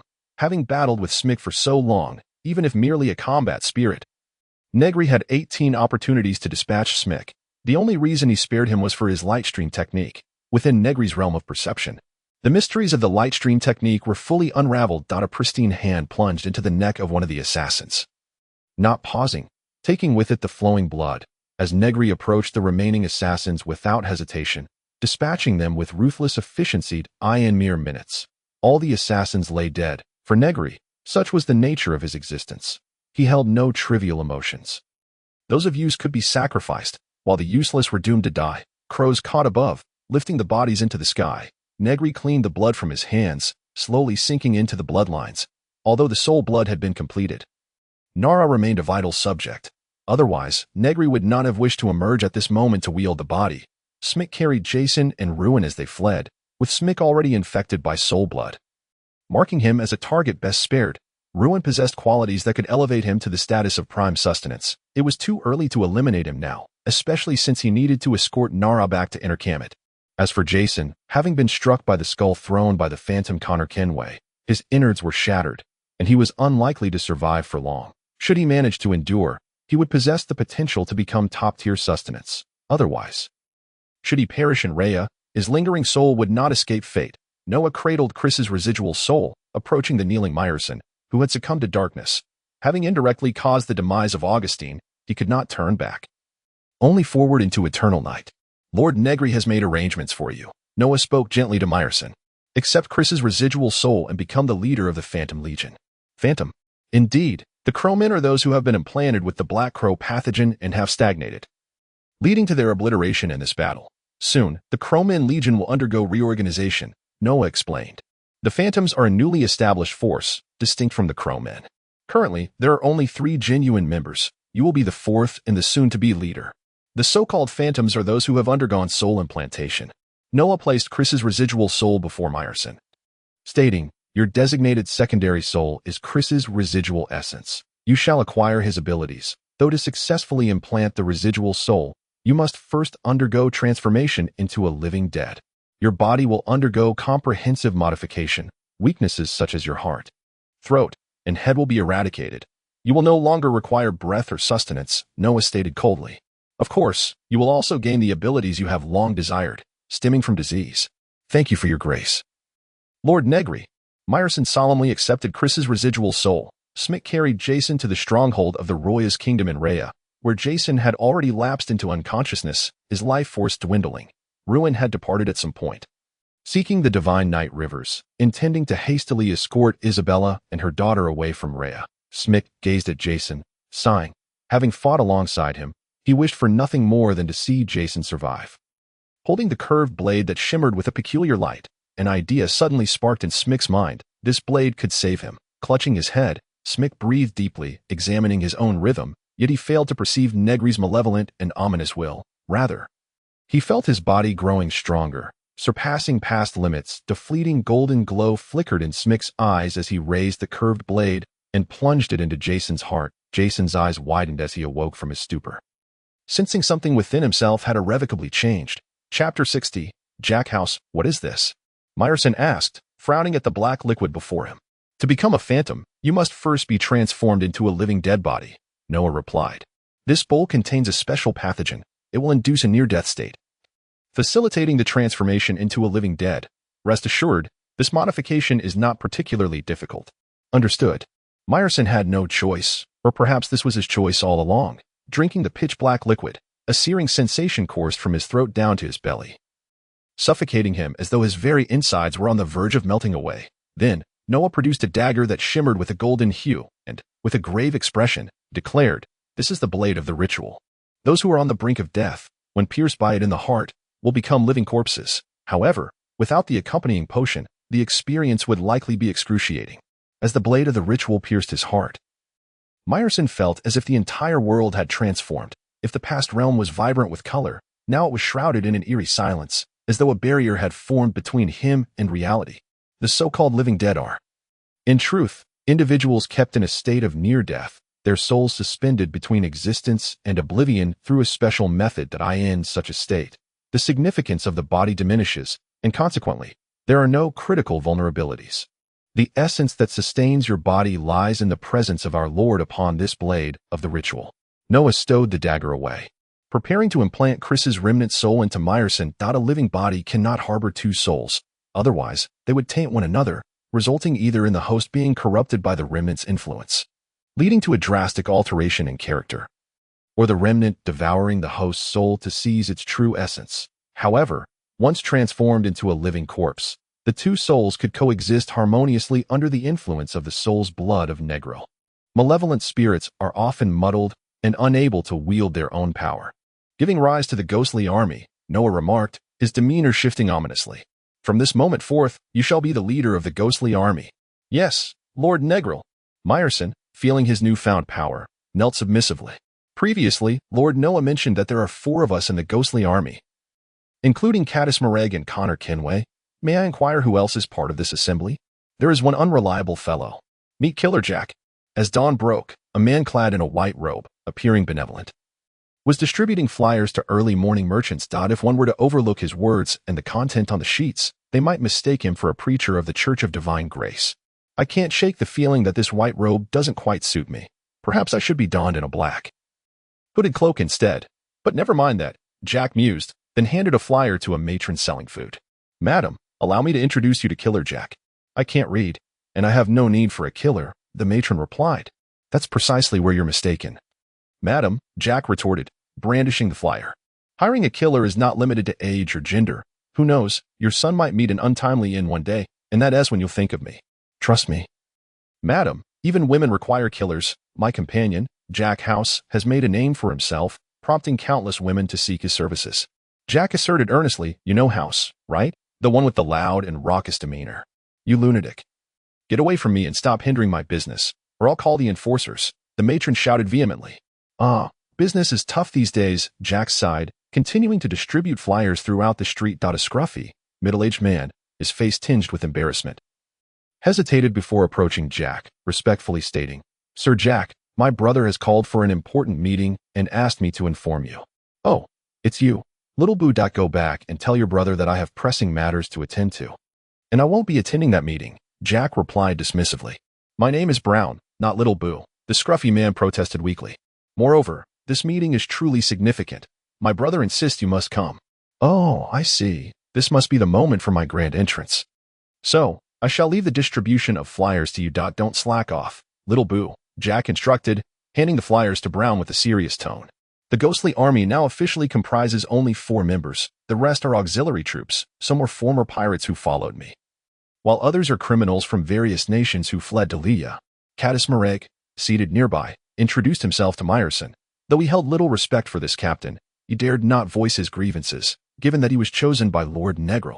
I've dispatched someone to find Jack. He usually works as a killer, so he should arrive shortly, Caddis mentioned. If it weren't for certain reasons, I wouldn't have come at all, Jack remarked, striding through a mound of bones, his gaze fixated above. What do you see in the sky? Meyerson inquired. Nothing. I'm just trying to avoid any axes that might unexpectedly drop from above, Jack quipped. Logically, as a killer, that name which cannot be spoken should belong to me. Why was it given to a portly fellow instead? Have I not mastered the art of stealth? Do not mind him. He likely encountered an accident while merging his secondary soul, resulting in immense confusion within his spirit. He often utters nonsensical phrases and engages in bizarre behavior, Caddis explained with a hint of exasperation. At that moment, Jack stood beside the rotund Connor Kenway, a serious expression on his face. Hey, Chubby, what do you think about using an axe? If that doesn't work, a hidden blade will suffice. Business has been slow for assassins lately. So I'm thinking of opening a small shop for weapons. Would you like to place an order? Standing at 4 to 5 meters tall, Connor remained silent, ignoring Jack entirely. So, you must be the captain. I am Jack, the king of ghostly assassins. I look forward to serving you. Before you kick the bucket, I will certainly heed your commands, Jack said with a mischievous grin. Although he did not grasp the meaning of kick the bucket, he was content to follow orders. Meyerson nodded in agreement and softly stated, Lord Negri has commanded us to take action, using the search for Chris's accomplices, Smick Rancher and Windona, as a pretext to cleanse the other factions in Lyastermia. Simultaneously, we must recruit auxiliary troops for the ghostly army, all of whom will undergo the transformation into living corpses. Meyerson spoke slowly, his body emanating an ominous black aura. Chapter 61. Aftermath. So, Jason, where do you plan to go? Smick Rancher whispered. Opposite him, Jason Todd, shrouded in a long robe, remained silent. Upon hearing Smick's query, Jason extended his hand. The wound inflicted by Smick had, in a strict sense, saved him but also cast him into a particular abyss. His hand bore the marks of decay, and he felt his flesh dying, slowly rotting away. His breath had ceased, and his heart no longer beat, yet he remained alive. This place is no longer safe. Negri's subordinates are scouring for our whereabouts. We have utterly failed this time, Smick said, his expression somewhat dazed. Though the defeat was bewildering, a loss was still a loss.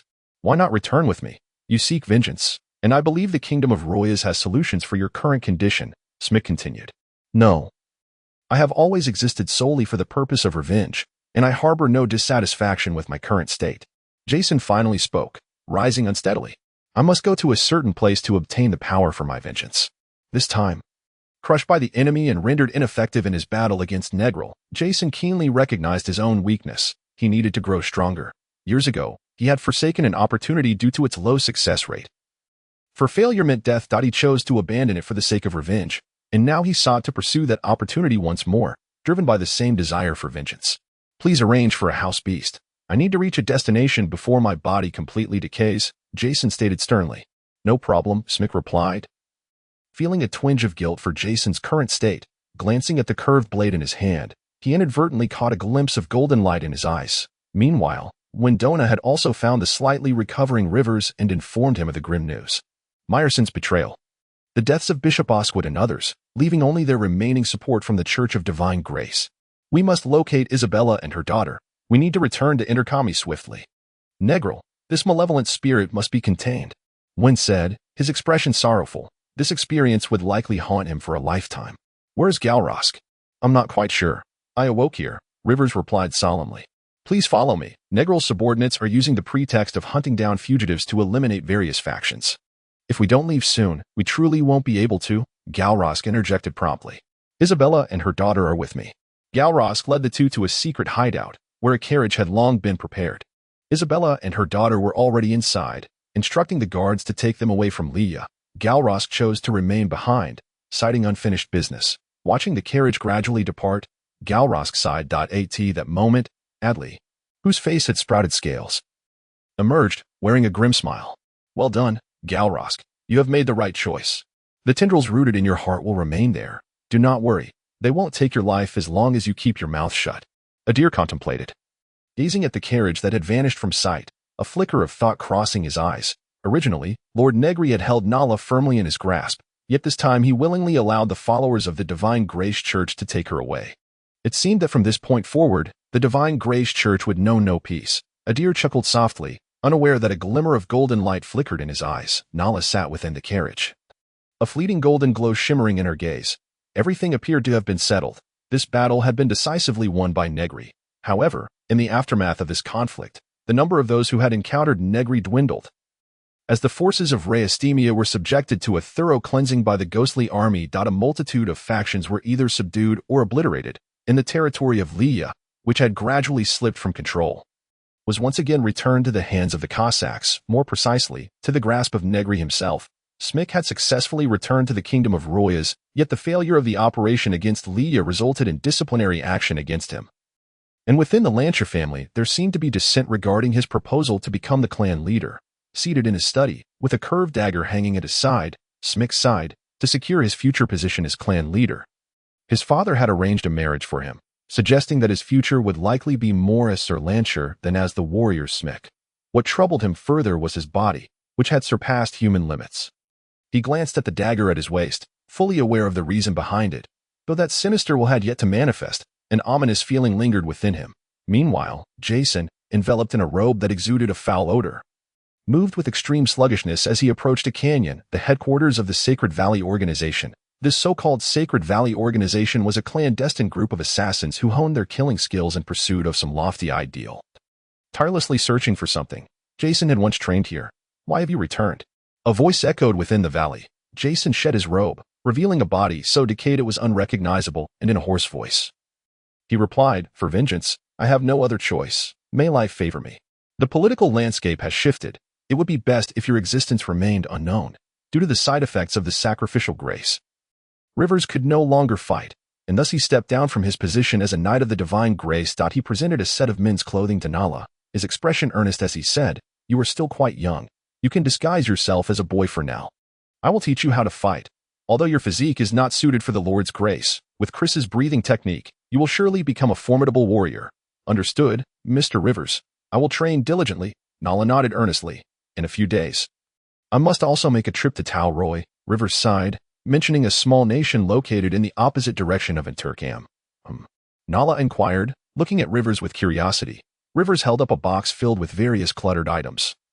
Medals and bones of some beast, mementos of significance. These belong to Mr. Chris. Tao Roy is his hometown. He has a son about your age, and I need to deliver these items to him. Soon after, the war between Royas and Inturkam finally erupted. Chapter 62. The 7-year war. The conflict between the Kingdom of Royas and the Kingdom of Inturkam had inevitably arrived. After all, the Kingdom of Royas had been diligently preparing for battle. And under Eldritch's command, it unleashed unprecedented fighting prowess. In contrast, the internal discord within the Kingdom of Inturkam prevented them from uniting in the face of Royas' threat. The domestic nobility indulged in extravagance. The struggle for power between the Divine Grace Church and the military, and King Sirzai's lack of ambition, merely wishing to retain his position, created a myriad of conflicts, rendering them somewhat powerless against the onslaught of the Kingdom of Royas. Their defenses were continually breached, and the territory of Inturkam was relentlessly conquered. Those nobles who lost their lands naturally sought refuge within Inturkam, bringing forth new tensions. Inturkam's capital was named Ingamalo, and just outside its outskirts, Nala donned armor, wielding a knight's sword, her golden hair simply tied back, exuding a striking presence. Opposite her, Rivers, also clad in armor, faced Nala with his knight's sword drawn. Rivers, restricted from utilizing the grace and bound by his body's limitations, found that the swordsmanship he had long neglected had instead reached a breakthrough. The knight's sword in Rivers' hands radiated an imposing aura, as if any adversary would be cleaved in twain by a single strike. In the face of Rivers' onslaught, Nala remained unflustered, skillfully countering his attacks with her heavy knight's sword, her breathing exhibiting a peculiar rhythm that rendered her movements exceptionally harmonious. Nala appeared remarkably at ease during the duel. Her draconic blood continued to awaken. And despite her seemingly fragile frame, her strength was such that Rivers could only describe her as monstrous. It was as if a great dragon resided within her, endowing her with physical prowess that surpassed that of an ordinary human. No wonder she can eat so much, Rivers thought. Recalling Nala's eating habits, ultimately, he coughed softly, stepping back to concede defeat. Nala's draconic blood granted her extraordinary talent. Combined with her breathing technique, she had already become one of the continent's elite warriors. Despite her relative inexperience in battle, nonetheless, even without extensive combat experience, Nala should not be underestimated. Perhaps due to her Cossack lineage, this seemingly innocent girl possessed an astonishingly keen intuition, enabling her to accomplish certain tasks instinctively. At the dining table, Nala adhered to her mother Isabella's teachings, maintaining proper table manners, yet her eating speed surpassed that of ordinary individuals. Her knife and fork moved so swiftly they seemed to blur. as she devoured food at a rate 3 times that of 2 others combined. After finishing her meal, Nala suddenly raised her head, gazing toward the manor's entrance. Before long, a young man clad in a white robe approached. This individual was Win Dona, or simply Bishop Dona. Upon returning from Liya, Dona had worked diligently and recently ascended to the rank of bishop. His features had matured significantly, and upon entering, he offered a slight bow to Isabella and nodded at Nala before seeking out Rivers to discuss matters. Inturkam is now on the brink of collapse, Win said slowly upon seeing Rivers. Over the past 7 years, Inturkam has lost over half its territory. The soldiers of Royas have already advanced to the Kalamite territory. Should Kalamite fall, the Royas army will be able to drive straight through and plant their flag in the capital. Ingamalo, so what exactly are you trying to say? Rivers' expression remained cold. He understood Win's implication. Over the years, as the tide of war shifted, the political landscape within Inturkam had been in constant flux. What King Surzai desired was merely to hold onto his throne, and he was now dispatching envoys to the Kingdom of Royas to negotiate peace, hoping to cede the occupied territories in exchange for an end to hostilities. However, such a proposition was nearly impossible. The envoys had not even laid eyes on Eldritch before meeting untimely deaths, and this had happened repeatedly with the 3 envoys sent by King Surzai. Fighting was inevitable, but the question remained whether they could win. Ultimately, it appeared that without a miracle, the kingdom of Inturkam was doomed. Those nobles who have lost their territories are naturally unwilling to accept defeat. Although they have lost, many still retain private troops. This is a force to be reckoned with, one said. However, this force is far too disorganized. They require a leader. The situation within the Divine Grace Church is complex, rendering it unsuitable as a leadership entity. Thus, Nala, the prophesied savior, is precisely where her capabilities must be harnessed. Win spoke urgently. This is the last opportunity for the kingdom of Inturkam. Nala is still just a child. Rivers replied, "You are well aware of the immense pressure that position entails. Yet there are no alternatives left. Will it be the fall of the kingdom or placing faith in her?" Win said with a wry smile. His rapid ascent to the bishopric was not merely due to his diligence. If Royas were to conquer Inturkam, given Eldritch's temperament, the Divine Grace Church would be swept into the annals of history, and many of its tenets would be disregarded, resulting in a more favorable environment for the capable to rise. "I will consider it further," Rivers sighed. "Rivers, do not forget that some individuals are born extraordinary," Win stated gravely before departing. As he passed through the living room, he cast a glance at the serene young girl, observing her innocent smile, with a fleeting glimmer of gold in her eyes. Far away in Rayastemia, the impact of war had rendered it less prosperous, yet paradoxically more formidable, standing as one of the rare bastions of peace amidst turmoil. "Granny Sia, the fate you spoke of is about to commence." Negri, shrouded in darkness upon his throne, murmured, his features obscured. An overwhelming aura of oppression surrounded him, potent enough to induce fainting. Does this world truly harbor prophecies? "Lord Negri, please trust this old woman." The old crone, known as Shepa, was an unattractive and decrepit woman, brandishing a peculiar staff. Despite the oppressive aura brought forth by Nagli, she remained conscious, cackling eerily as she proclaimed, "He, Nala is destined to become the Savior's saint. Only in this way can our ultimate goal truly be realized. Nala is still far too weak. Eldritch is not so easily vanquished. With my current strength, overcoming what he wields would be a formidable challenge," Nagli murmured softly. "I hope so. I have restrained Eldritch for her sake for far too long," he added. "Trust me, Lord Nagli. You are invincible. Ultimately, victory will surely belong to you," Shepa declared confidently from the side. Chapter 63. Shepa the Shepa, who trailed beside Nagli, had sought refuge with Rhea 6 years prior. Her vocation was that of a sorceress. Akin to the witches spoken of in legends. In terms of appearance, she fit the mold perfectly. Her grotesque and aged visage, hunched figure, and uncanny laughter would undoubtedly render her a quintessential evil witch in any fairy tale. The prophecy of the Savior Saint was first introduced by Shepa herself. Following the announcement of this prophecy, she vanished without a trace, only to reappear and willingly present her forehead to Nagli. Shepa's primary responsibilities currently revolved around Nagli's studies in mysticism and the ancient tongue of dragons. Long ago, Nagli had deciphered the hidden inheritance information contained within dragon blood. However, as that information was in the dragon tongue, it proved to be of little practical use. While Shepa was not well versed in the dragon tongue, she had no difficulty assisting Nagli in gradually unraveling the information contained within the inheritance. Rising from his throne, Nagli's new form bore a stark contrast to his previous viral body. Appearing robust and powerful, waves of pressure emanated from him as scales began to emerge on his physique. Soon, Fissures appeared upon his athletic form, golden blood oozing forth. In an instant, his body collapsed into a pool of golden liquid, and Nagli's soul emerged, gazing at the golden fluid with a shake of his head. Yet again. Failure. I have reached the pinnacle of power in this world. There is nothing to be done, Lord Negri. This world is simply too weak for you. Shiepa sighed. But fret not, for darkness will inevitably arrive. And when that time comes, the world shall be powerless to impede you. Negri remained silent, picking up a nearby tome to peruse. He spoke the truth. In terms of raw strength, he had indeed reached the zenith of this world. Having exhausted all potential, after all, he lacked true spirit. Although he had ascended again by becoming a soul pathogen through the blood of souls, both the environment of the world and his personal limitations now constrained him. The essence is the primary pathway to enhancing individual strength, Shiepa articulated. Step by step. Liberating the essence will elevate one's soul to a new qualitative state, bestowing various extraordinary powers. Without true spirit, Lord Negri can only seek alternative methods to enhance the quality of his soul. In an environment where even the first liberation of the essence is a challenge, the elevation of his soul to this extent is already a limit, she continued. Even if I were to liberate my essence for the first time, my soul's power would still be inferior to that of Lord Negri. This is what I admire most about you, Shiepa said reverently. Yet it is still insufficient. For me, it remains far from enough, Negri replied slowly. Still engrossed in the book he held, the tome contained historical accounts he had gathered. Alongside various travelogues and mythological tales, the history of this world was relatively ancient. With 3 recorded empires preceding the Kishi people's Tiralancia Empire, the Lamashid Empire, the Red Empire, and the Mwa Empire. The names of these 3 empires corresponded to life, glory, and protection, respectively, while Tiralancia signified hope. The myths passed down from these 3 nations bore slight variations, yet shared common threads. Regarding the origin of the world, their descriptions converged upon a radiant white light. According to the Kishi, that light extinguished the progenitor of all, whose body birthed everything.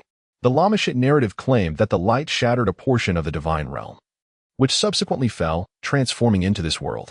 Only after that light did the world truly manifest, and during the era of the First Empire, Lamashid, the levels of power were evidently superior to the present.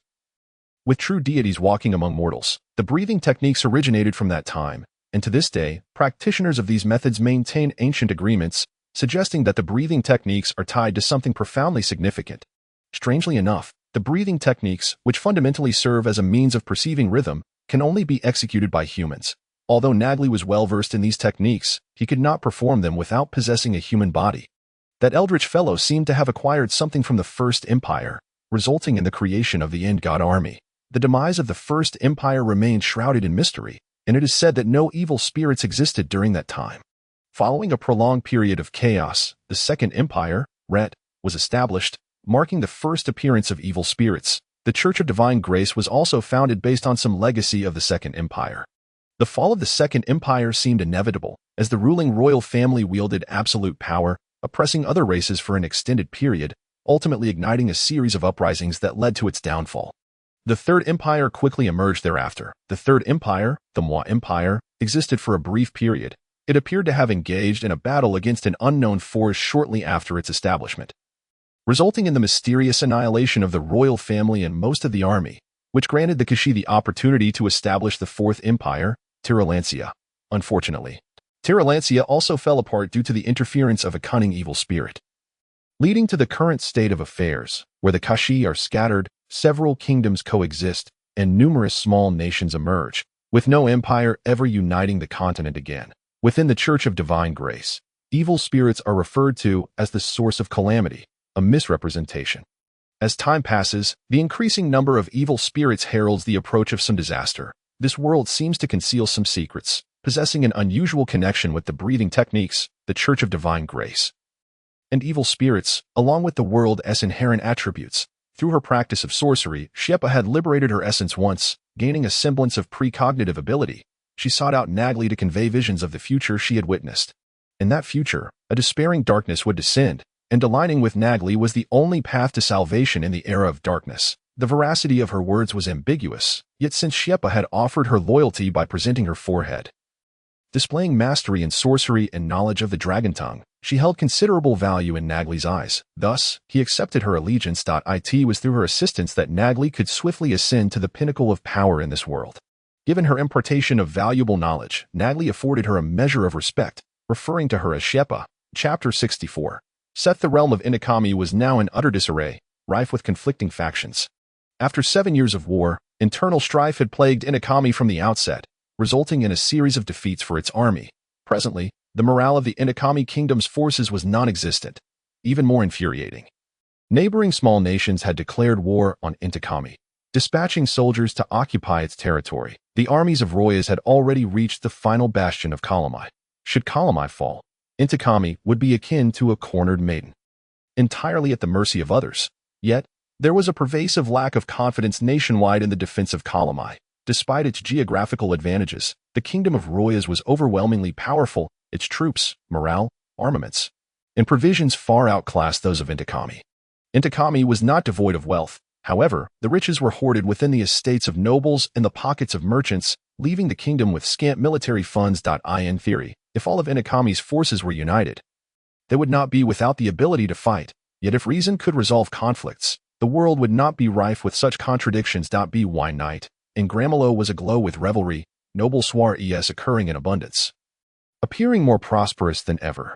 King Sethi stood upon the balcony of his palace, gazing down at the seemingly thriving city, a bitter smile gracing his lips. Nobles were inherently selfish. To them, familial interests eclipsed all else. What did it matter if the nation fell? They understood well that should Royas invade, their losses would be even greater. The nobles who had lost their territories within the city served as the most poignant testament to this truth.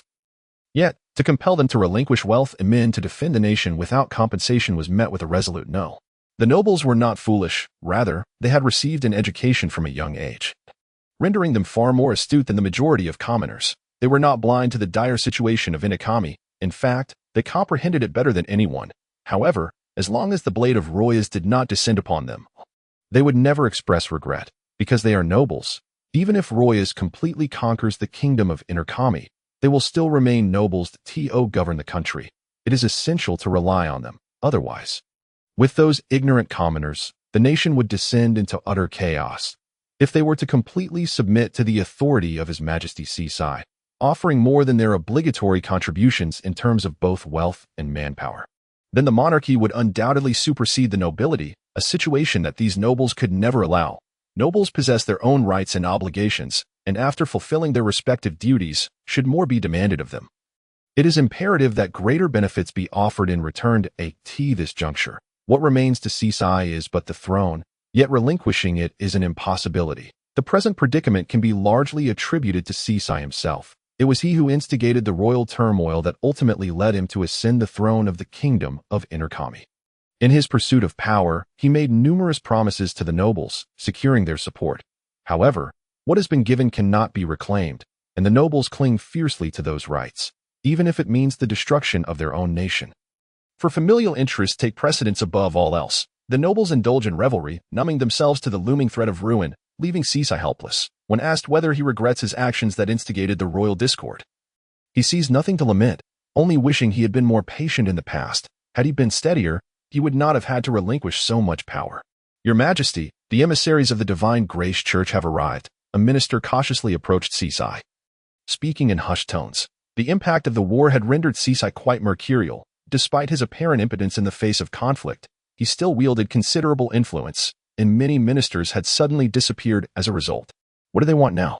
Initially, during the royal discord, this group had remained neutral, taking advantage of the chaos to amass considerable power. Before the war commenced, they had shown interest in replacing the king, but now, in the wake of the war's disheartening developments, they had turned back to support him. Seasai was acutely aware of the Divine Grace Church's intentions. Had another kingdom attacked Inakami, or had the Church's diplomatic mission to Royas succeeded over a decade ago, their current stance would be decidedly impartial. Essentially, the members of the Divine Grace Church could no longer be considered citizens of Inakami. They represented a different class, the theocratic elite. Were it not for Eldritch's disdain for the divine, the Church would never have lent him their support. It is said to be for the Savior Maiden. The minister hesitated before revealing. He knew all too well how fervently Seasai had pursued this prophecy, dispatching covert operatives to eliminate numerous potential candidates for the role of the Savior Maiden, thereby incurring the ire of many nobles, a significant reason for their current reluctance to assist him. The minister had expected Seasai to erupt in fury, yet to his astonishment, Seasai remained remarkably composed. In a fleeting moment, the minister seemed to glimpse the youthful Seasai, a man of remarkable ambition, who had relentlessly cornered the royal family, skillfully uniting the majority of domestic forces behind him. Had it not been for Eldritch, Cease would have been hailed as the greatest monarch in Intercommy's history. In fact, during the initial stages, Cease and Eldritch were nearly equal in strength, with Cease even deserving of praise, for at that time, Eldritch was merely the heir apparent of Royas, while Cease was just a minor noble from a royal branch. A single misstep led to a cascade of errors. Ultimately, Cease's efforts could not compare to Eldritch's noble lineage. Eager for immediate success, Cease had believed that upon ascending the throne, he could gradually consolidate power in Intercommy. Only to find himself failing. While he stagnated, Eldritch continued to advance, thus becoming the one in absolute control, far surpassing Cease, who once stood on equal footing with him. I find myself utterly cornered, Cease lamented. Of course, he could choose to abandon the throne. With his current influence, relinquishing it could still allow him to maintain a substantial power base. However, Cease would rather perish than take such a course, as it would be a blow to a king's pride. Who is the envoy from the Divine Grace Church? Seasai inquired. Ruin Dona, the minister exhaled in relief. He is the newly appointed bishop of the Divine Grace Church and the eldest son of the Dona family. Let him in, Seasai replied wearily. At this point, he could compromise on everything except the throne. Chapter 65. The Princess, Your Majesty. I shall speak plainly, Ruin Dona said. His expression far from amiable, he held little respect for Seasai. The kingdom of Intercommy stands at its most perilous hour. Should Ingramlo fall, the kingdom of Intercommy will cease to exist, a reality unacceptable to both you and the Divine Grace Church. Ruin stated candidly. The only solution now is to unite our forces and defend Ingramlo. And the only one capable of rallying all forces is Nala, Ruin continued. Her dragon bloodline has awakened, coupled with the prophecy, granting her unparalleled advantages within Intercommy. As long as she steps forward, she can garner the support of those nobles who have lost their territories. The Divine Grace Church will also back her wholeheartedly. And the Dona family will persuade other nobles to send private troops in support. Under what pretext will she present herself? Seasai understood that the notion of a savior maiden had been propagated long before. And now, as Intercommy faced its downfall, the idea still held considerable sway. As the princess, Ruin declared solemnly. Very well, let it be so. I did not contest the matter, reaching a swift conclusion. There was no dispute regarding Nala's status as princess. For he possessed no greater leverage. The Divine Grace Church, while the most powerful force in Intercommy, had not ceased its missionary activities in the surrounding minor kingdoms. Thus, although the church was deeply rooted in Intercommy, its demise would not spell the end for the Divine Grace Church. Seasai was aware that Intercommy had managed to endure thus far largely due to the church's efforts, with no alternatives left. He had no choice but to acknowledge Nala's identity. With this legitimate title, should she succeed in turning the tide of battle, she would be well within her rights to demand Cease step down and ascend to the throne herself. A development that would undoubtedly yield significant benefits for the Divine Grace Church. Of course, all of this hinged on the successful reversal of the war's fortunes. If Nala failed to repel the invasion of Royas, the ensuing events would hold no significance. Moreover, if Nala did indeed drive back Royas, Cease would not be without means to alter the situation. In order to promote Nala, Cease hosted a grand gathering. Wearing a confident and elegant smile, as if the imminent fall of his kingdom bore no weight upon him, he greeted the surrounding nobles amiably, as if the same individuals who had refused to send private troops and resources were not present. If circumstances permitted, Seasai would wish to eliminate this group of nobles entirely, yet he could not afford to do so, for even without Royas, Intercommy would swiftly meet its end, and even more so in such a scenario. Nobles are an indispensable element of the state, yet they are also its bane. The issue of nobility is a significant concern in any kingdom. The strength of Royas lies in Eldritch's subjugation of the majority of its nobility, compressing their rights to the utmost limits. Thus, war was inevitable for Royas. Failure to initiate external conflict would result in civil strife. Eldritch's approach has proven to be rather unorthodox, leveraging his own capabilities. He has consolidated power, transforming the nobility of Royas into ravenous wolves. Should the campaign against Intercommy encounter obstacles, these ravenous wolves would turn upon him. Fortunately, Intercommy lacked the capacity for a meaningful resistance, allowing Royas to swiftly conquer vast territories.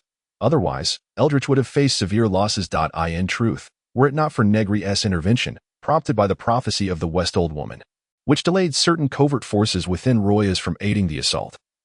Interkami's demise would have come even more swiftly. Ladies and gentlemen, I have gathered you today to celebrate the return of the Taguil family. Ceesai proclaimed with a smile, gesturing towards Isabella amidst the crowd with a glass of wine. Years ago, some minor unrest led to the departure of Lady Isabella from our nation, and now, with the royal family so scant, this is truly a cause for joy.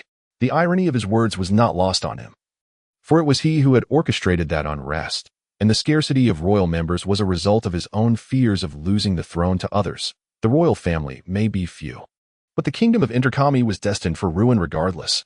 Yet none of the nobles dared to voice their thoughts, for such an admission would tear the facade asunder. Nobles adhere to their own rules of engagement, and breaking those rules signifies exclusion from the game. Those who step outside the bounds risk untimely demise, unable to harness the power of the established order. The gathered nobles nodded in greeting to Isabella, who reciprocated each gesture with a degree of nervousness. Having spent over a decade as a peasant, returning to Interkami and attending her first noble banquet in 7 years was a daunting experience for her. The Taguil family has returned to the royal lineage, a cause for celebration. Furthermore, it has been revealed that Nala Taguil has awakened the dragon bloodline of the royal family. According to royal tradition, Nala Taguil can now be recognized as a princess. With a smile, Seth declared, I intend for Nala to take my place and lead my army to the front lines of Kalamai, to fight for the kingdom of Interkami. As Seth raised his glass of red wine to toast to Nala, he caught sight of her clad in a black gown, voraciously devouring the food laid out before her, as if she bore a deep-seated grudge against the banquet. Upon hearing her name, she paused, a fork and knife poised over a generous cut of steak, and turned to face Seth amidst the crowd. A fleeting moment that made Seth question whether it was truly wise to place his hopes in such a young girl. Noticing her mother's exasperated expression, Nala hastily swallowed the mouthful of steak, set down her utensils, and assumed an air of aristocratic grace. The awakening of the dragon bloodline often leads to an increased appetite, after all. George I, the founding monarch of Interkami, was renowned for his hearty appetite, Seth remarked, brushing aside Nala's impolite behavior.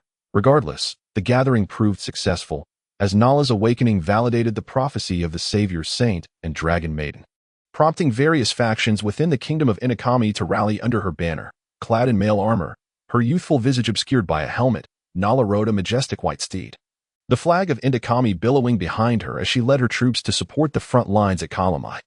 Along the journey, more individuals chose to enlist in her army, many of whom were nobles whose lands had been seized, alongside idealistic youths, such as Baron Lesleval. Chapter 66. Lesleval was orphaned at a young age due to his father's illness and was subsequently raised by a noble uncle. The title of Baron would not be his until he reached maturity. His uncle epitomized the archetype of a nobleman, successful on the surface, yet base and unscrupulous behind closed doors, leveraging noble rules to amass wealth through various means, including strategic marriages.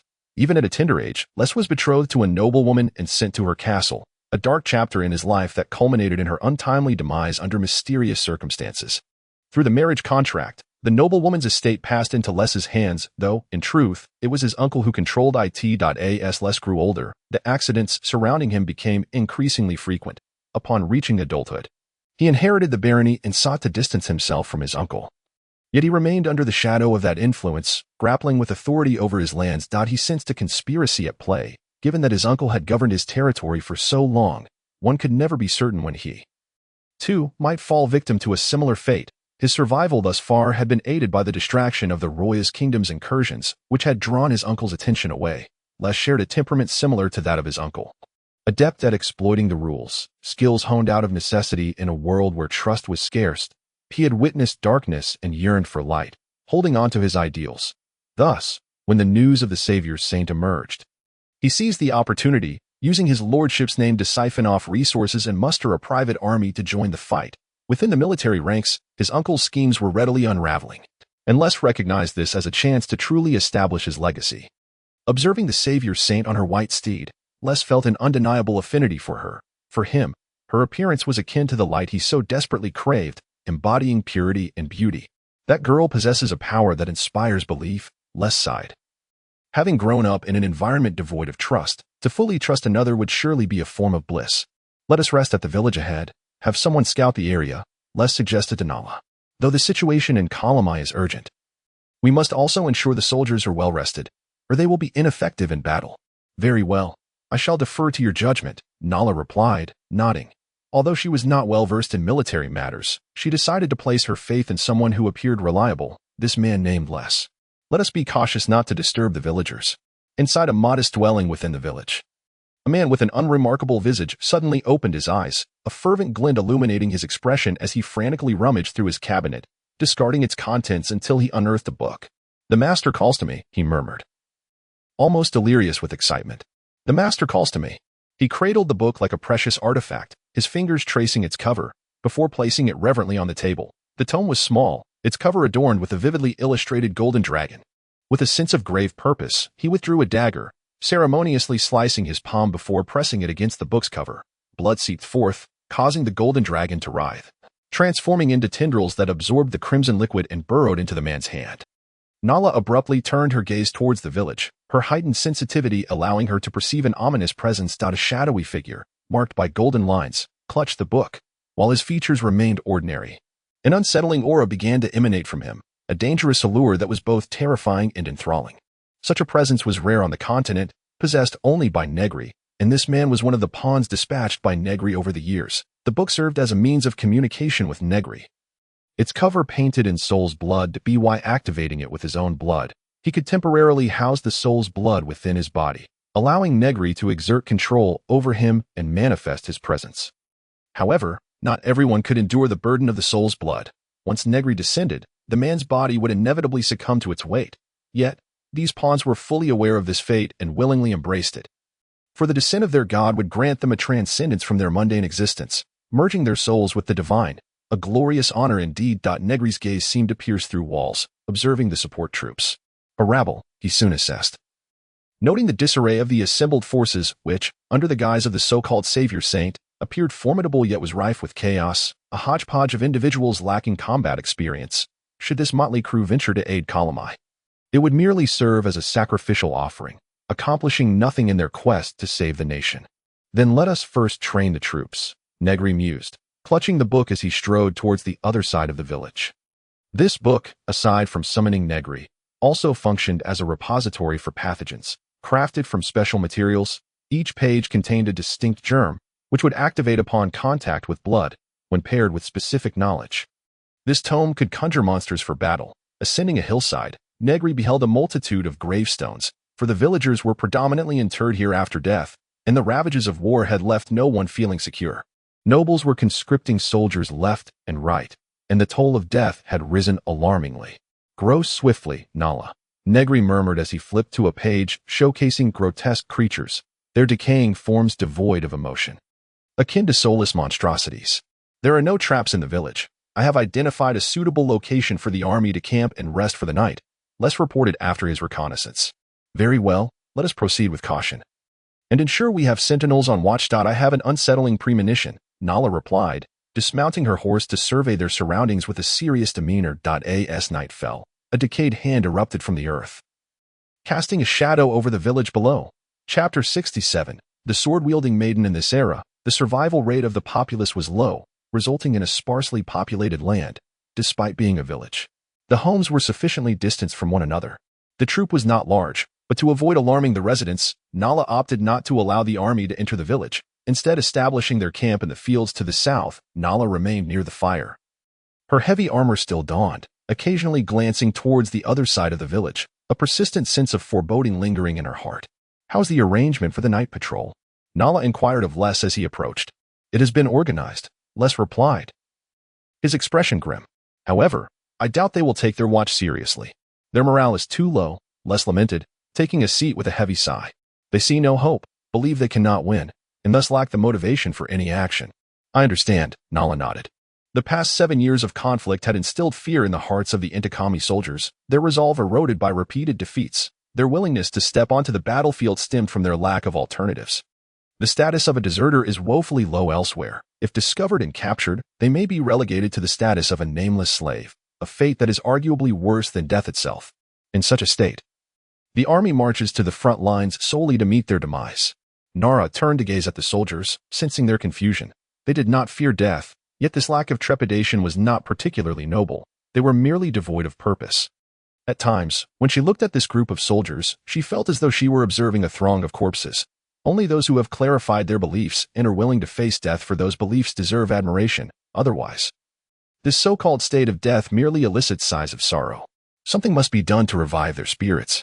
Nara turned her back to the flickering flames, her mind a blank canvas, for she was just a simple country girl.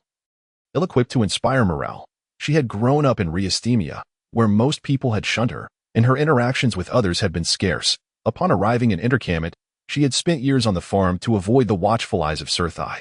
Rivers, too, only taught her how to fight, not how to inspire others. He himself was devoid of such knowledge.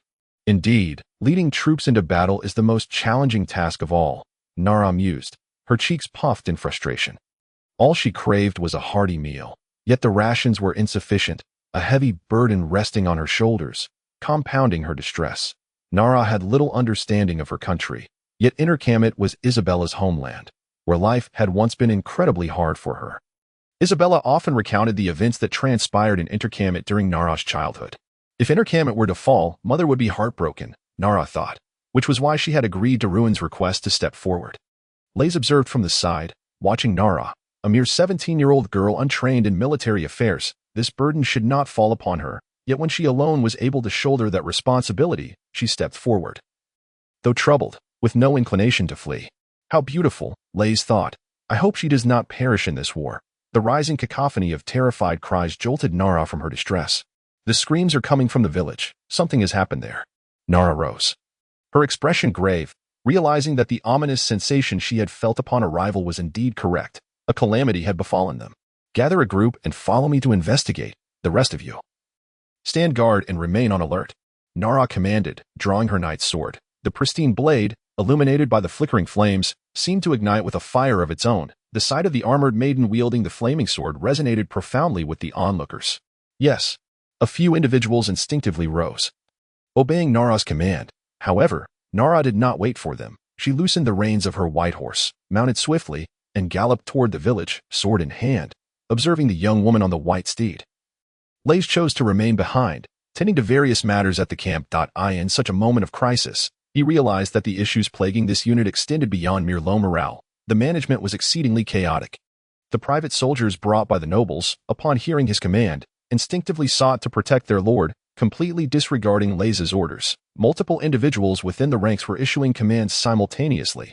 Furthermore, one noble, upon discovering the turmoil, panicked and announced that Kalama had been breached, that the Roasians had invaded, and insisted on retreating, causing widespread chaos and disarray in the camp. Nara was fortunate to have a nominal leader. In her absence, the nobles would likely disregard one another, and should an enemy ambush occur, the entire unit would be decimated. Lays had no choice but to send his private soldiers to assist Nara, then drew his knight's sword, removing a white glove and tossing it at the face of the noble clamoring to retreat, declaring loudly, Sir Magellan, I believe your withdrawal now would disgrace the honor of the nobility. Lays planted his knight's sword firmly before him and stated resolutely, if you insist on retreating, then let us engage in a duel for the honor of the nobility. I shall not hesitate to sever your head, drenched in tears and snot, allowing you to die in shame before the ancestors of House Magellan. Certainly, it may not solely be the machinations of Royas. After all, even without resorting to such tactics, Royas is close to achieving the conquest of Inakami. Without further ado, the group swiftly made their way to the cemetery, where they encountered only the gaping voids emerging from the disturbed earth behind the gravestones. Nala employed her breathing technique to sense the surroundings, yet she detected nothing amiss. Lays, wielding his knight's sword, vigilantly surveyed the area, inching forward with caution. Suddenly, a rustling from the grass heralded the emergence of a living corpse, lunging directly at Lays. While Lays's combat prowess was not particularly formidable, his reflexes were sharp, honed through various, unexpected encounters. Upon being attacked, he instinctively retreated, thrusting his knight's sword forward. The charging corpse collided with the blade, blood splattering, revealing a face before Lays. Ordinary yet adorned with a disturbingly satisfied smile, its withered right hand grasping a palm-sized book. Fresh blood. This individual must have died recently?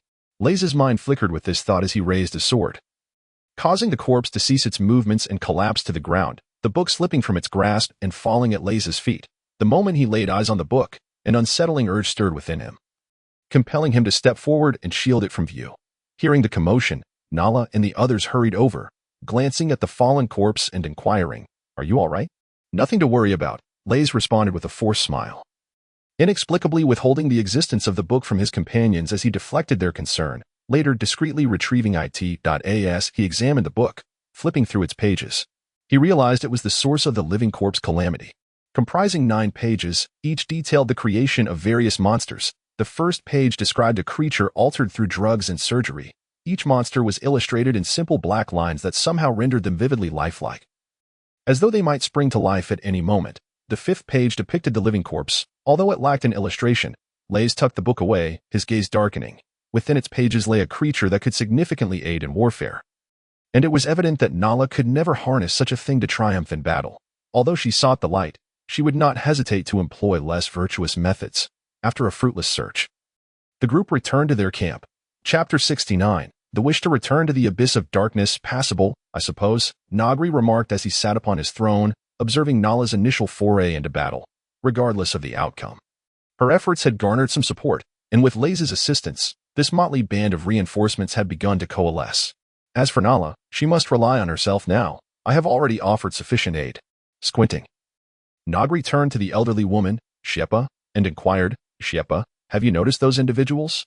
Those malicious intruders?" Negri pressed.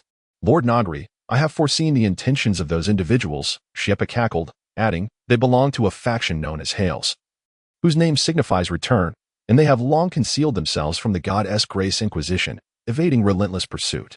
Their ideology posits that humanity must shed the ashes of their corporeal forms to return to their original divinity," Shepa elucidated. A blinding light cleaved through the abyss of darkness, causing a fragment to descend, illuminating the true visage of the god within. Once imperceptible, the divine could now be seen. The flames brought forth by this light scorched the god, incinerating its power, and the ashes obscured its original form, rendering the divine into mere humanity. Thus, to reverse this fall and ascend once more to divinity, one must shed the ashes, extinguish the flames, and disperse the light, allowing the world to once again reflect the abyss of darkness. Only then can they return to the unseen, unspeakable, unmeasurable, and incomprehensible faceless deity. This theory is rather intriguing, Negri mused. Indeed, their pursuit of you, my lord, suggests they seek to harness your might, Shepa continued. Regardless of the validity of Hales's claims regarding the divine, one truth remains. The order of this world is established by light. Light serves as its skeleton, while fire constitutes its flesh. To fulfill their ambition of returning to the divine's original form, they must dispel the light and extinguish the fire. The malevolent spirits are the world's fallacies. Their existence creates vulnerabilities in the light and fire that uphold the world's order. The more malevolent spirits there are, the weaker the light and fire become. Hence, Hales's primary endeavor is to select suitable targets and transform them into malevolent spirits through various rituals, Shepa explained. Over 2 decades ago, the fog demons of Indikami were conjured by this group. They possess profound knowledge regarding malevolent spirits, hence they believe they can control you, my lord, and approach with ill intent.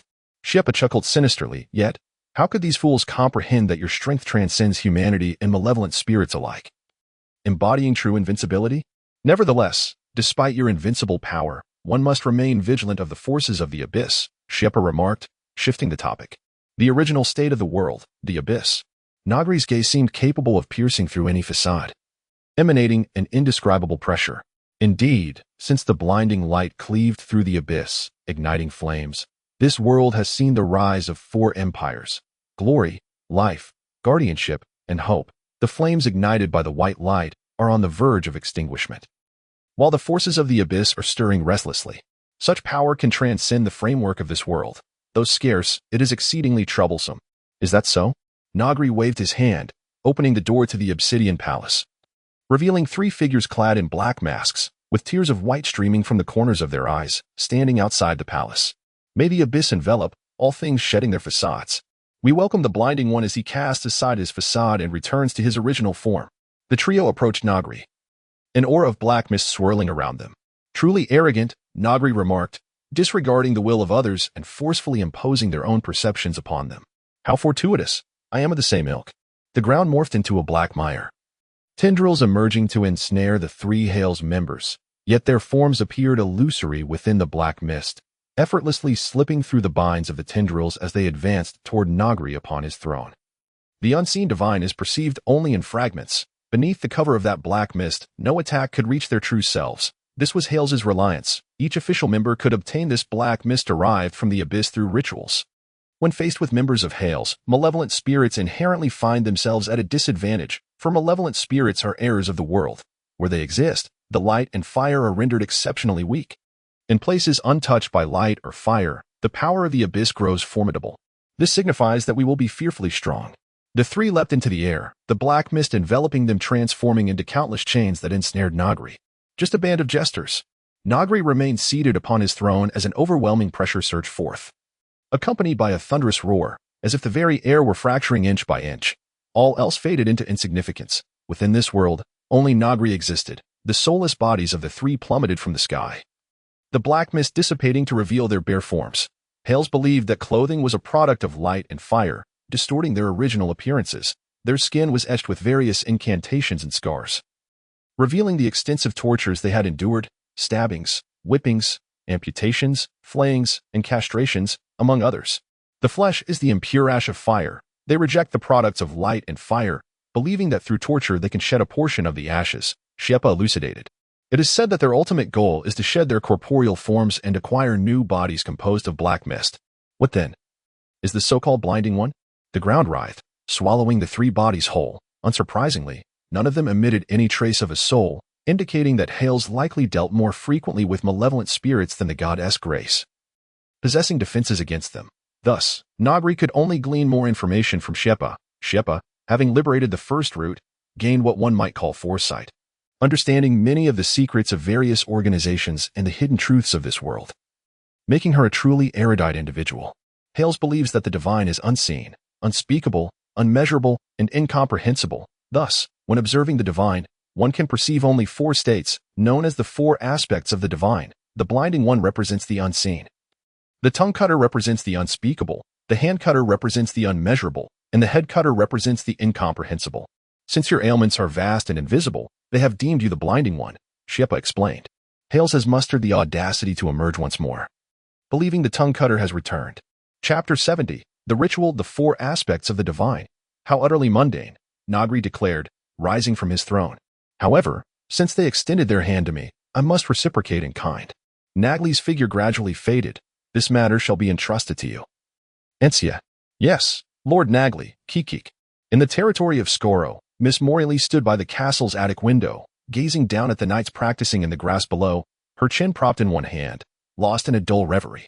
Once, she could have indulged in salons with other noble ladies in the bustling city, engaging in conversations about life and ideals with poets and musicians, but war had obliterated everything. The family of Viscount Scoro had retreated to their lands, and Morelise could only follow, distancing herself from the city's splendor, returning to what she deemed the countryside of Scoro. Here, there were only knights training daily for battle and farmers toiling in the fields. Leaving her devoid of any recreation, she felt as if she were on the brink of madness. Morelise suddenly noticed something in the distance. A young boy seemed to be spying on the knights training outside the castle. Upon being discovered, several knights apprehended the boy, binding his hands with ropes and tossing him against a nearby tree, where they began to lash him with whips. Amy, that boy is too pitiful. Bring him to me after giving him a good thrashing, Morelise said with a smirk. Miss, the master has said, cautioned her maid. Amy, go now, heed my command. Morelise interrupted Amy, issuing her command imperiously, or I shall bestow a few lashes upon you as well. Before long, the beaten boy was dragged into Morelise's attic. Observing the multiple red welts on his body and his ill-fitting burlap clothing, he appeared woefully pitiable. Morelise shut the window and instructed Amy to close the door, turning to the boy and saying, Come here. Let me examine your wounds. The boy felt uneasy and hesitated to approach. Morelise, not angered, cautiously approached the wary boy, gently ruffling his hair before softly stroking the whip marks on his face. The pressure of her fingers was gentle, imparting a tingling sensation to the wounds, causing the boy to squirm uncomfortably. Does it hurt? Morelise inquired softly, her voice fragrant with the scent of her perfume, making the boy swallow hard. The noble girl chuckled lightly, her fingers caressing the boy's scars, her lips parting slightly as she leaned in closer, her exquisite visage hovering before him, the warmth and fragrance heightening his senses. Yet, in the ultimately, these individuals discovered a singular truth. The world as it stands is fundamentally flawed. Recognizing this pervasive error, they resolved to rectify it. Those resolute souls, determined to amend this erroneous existence, unearthed fragments of information from the abyss, delving deeply into their study until they finally unveiled the world's true nature.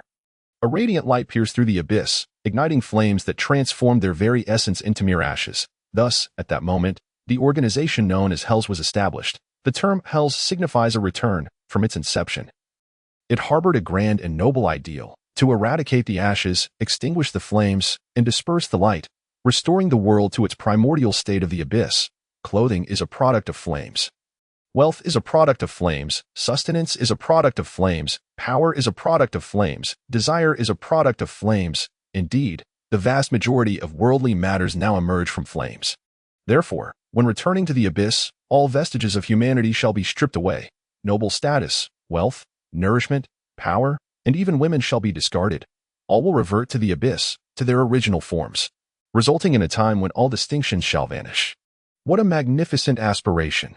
Yet, why do some fail to comprehend it? Surely, it must be their infatuation with the hues of light and the warmth of fire. They must have been beguiled by the hypocritical ashes. Deceived by the ritual blade and the dagger exchanged blows, enveloped in swirling black mist. The ritual blade cleaved through Jack's dagger with ease, subsequently severing Jack's head. Clutching the broken dagger, Jack managed to graze the edge of Black Three's skull, had the dagger not shattered. Perhaps he could have cleaved half of the head in two. Yet, Black Three's body tumbled backward, the eyes beneath the mask gradually losing their light, as phantom whispers echoed in his ears. "Father, I'm going to the city to beg. I won't be back until noon." A 7 or 8-year-old boy. "I haven't seen him. I advise you to stop looking. A few people go missing every year, and they are practically never found. But if you truly wish to search, head to the Noble District's refuse alley. If luck is on your side, you might find a corpse. These wretches are just too resilient. They perish so easily. Guards, seize this wretch. How dare he attempt to assassinate me? Inflict punishment upon him. I want him to regret his actions. Killing that little wretch is an honor for him. Now that you lack the means to continue producing such wretches, it's all for naught. There is no hope or warmth." Chapter 73. Jack's severed head sprouted several black tendrils, connecting to his fallen body. Once he reattached his head, Jack stretched his neck and approached Black Three's corpse. The words he uttered seemed to provoke a reaction, sending Black Three into a stupor, or perhaps he had already wished for death. From his pocket, he retrieved a flint and poured some high-proof liquor over the corpse, igniting it into flames. "Though you could not feel warmth in life, your body shall experience it once in death." Jack shook his head in resignation. Why waste time resenting the world? If there is to be hatred, let it be directed at the time's ministers. Jack discarded the broken dagger. The reason it had failed to strike was due to his auxiliary soul's ability. The ghostly army comprised of living dead implanted with auxiliary souls, which were remade from residual souls. These residual souls, having detached from their true spirits, gained an effect akin to a second-tier release. Take Negri, for instance. He awakened the ability to control symbiotic bacteria. Initially weak due to being a second-tier release, his control over bacteria grew stronger as his soul body developed, making it exceedingly difficult to upgrade. Comparatively, his abilities could not hold a candle to those of the properly released Granny Sia. However, Negri's continued mutation of the bacteria significantly enhanced his control, which is why Granny Sia held such admiration for him. Jack's implanted auxiliary soul awakened a power he named Killing Intent Control. Unlike others, the killing intent he commanded was not his own, but derived from others' animosity toward him. When Jack activated his ability, any killing intent directed at him would be collected and could be wielded as a weapon. Although his broken dagger had not struck its target, the killing intent blade had grazed Black Three's head, inflicting severe psychological damage, leading to his demise shortly thereafter. It could be said that the more killing intent others harbored against Jack, the stronger he became. Inciting such feelings in others was indeed his forte. As the flames danced, Jack chose not to assist his comrades or to intervene in the increasingly complete ritual within the castle. Instead, he sat beside the fire kindled by the corpses, extending his hands to warm himself. Though the living dead possessed near-immortal bodies, they had simultaneously forfeited many aspects of their humanity. With the separation of soul and body, their sense of smell was nearly non-existent, and Jack hardly noticed the foul scent of burning flesh. Damn it. Where lies the weakness of this fat man? Black 2 relentlessly assaulted Connor Kenway, leaving a myriad of wounds upon the corpulent figure, only for them to heal almost instantaneously.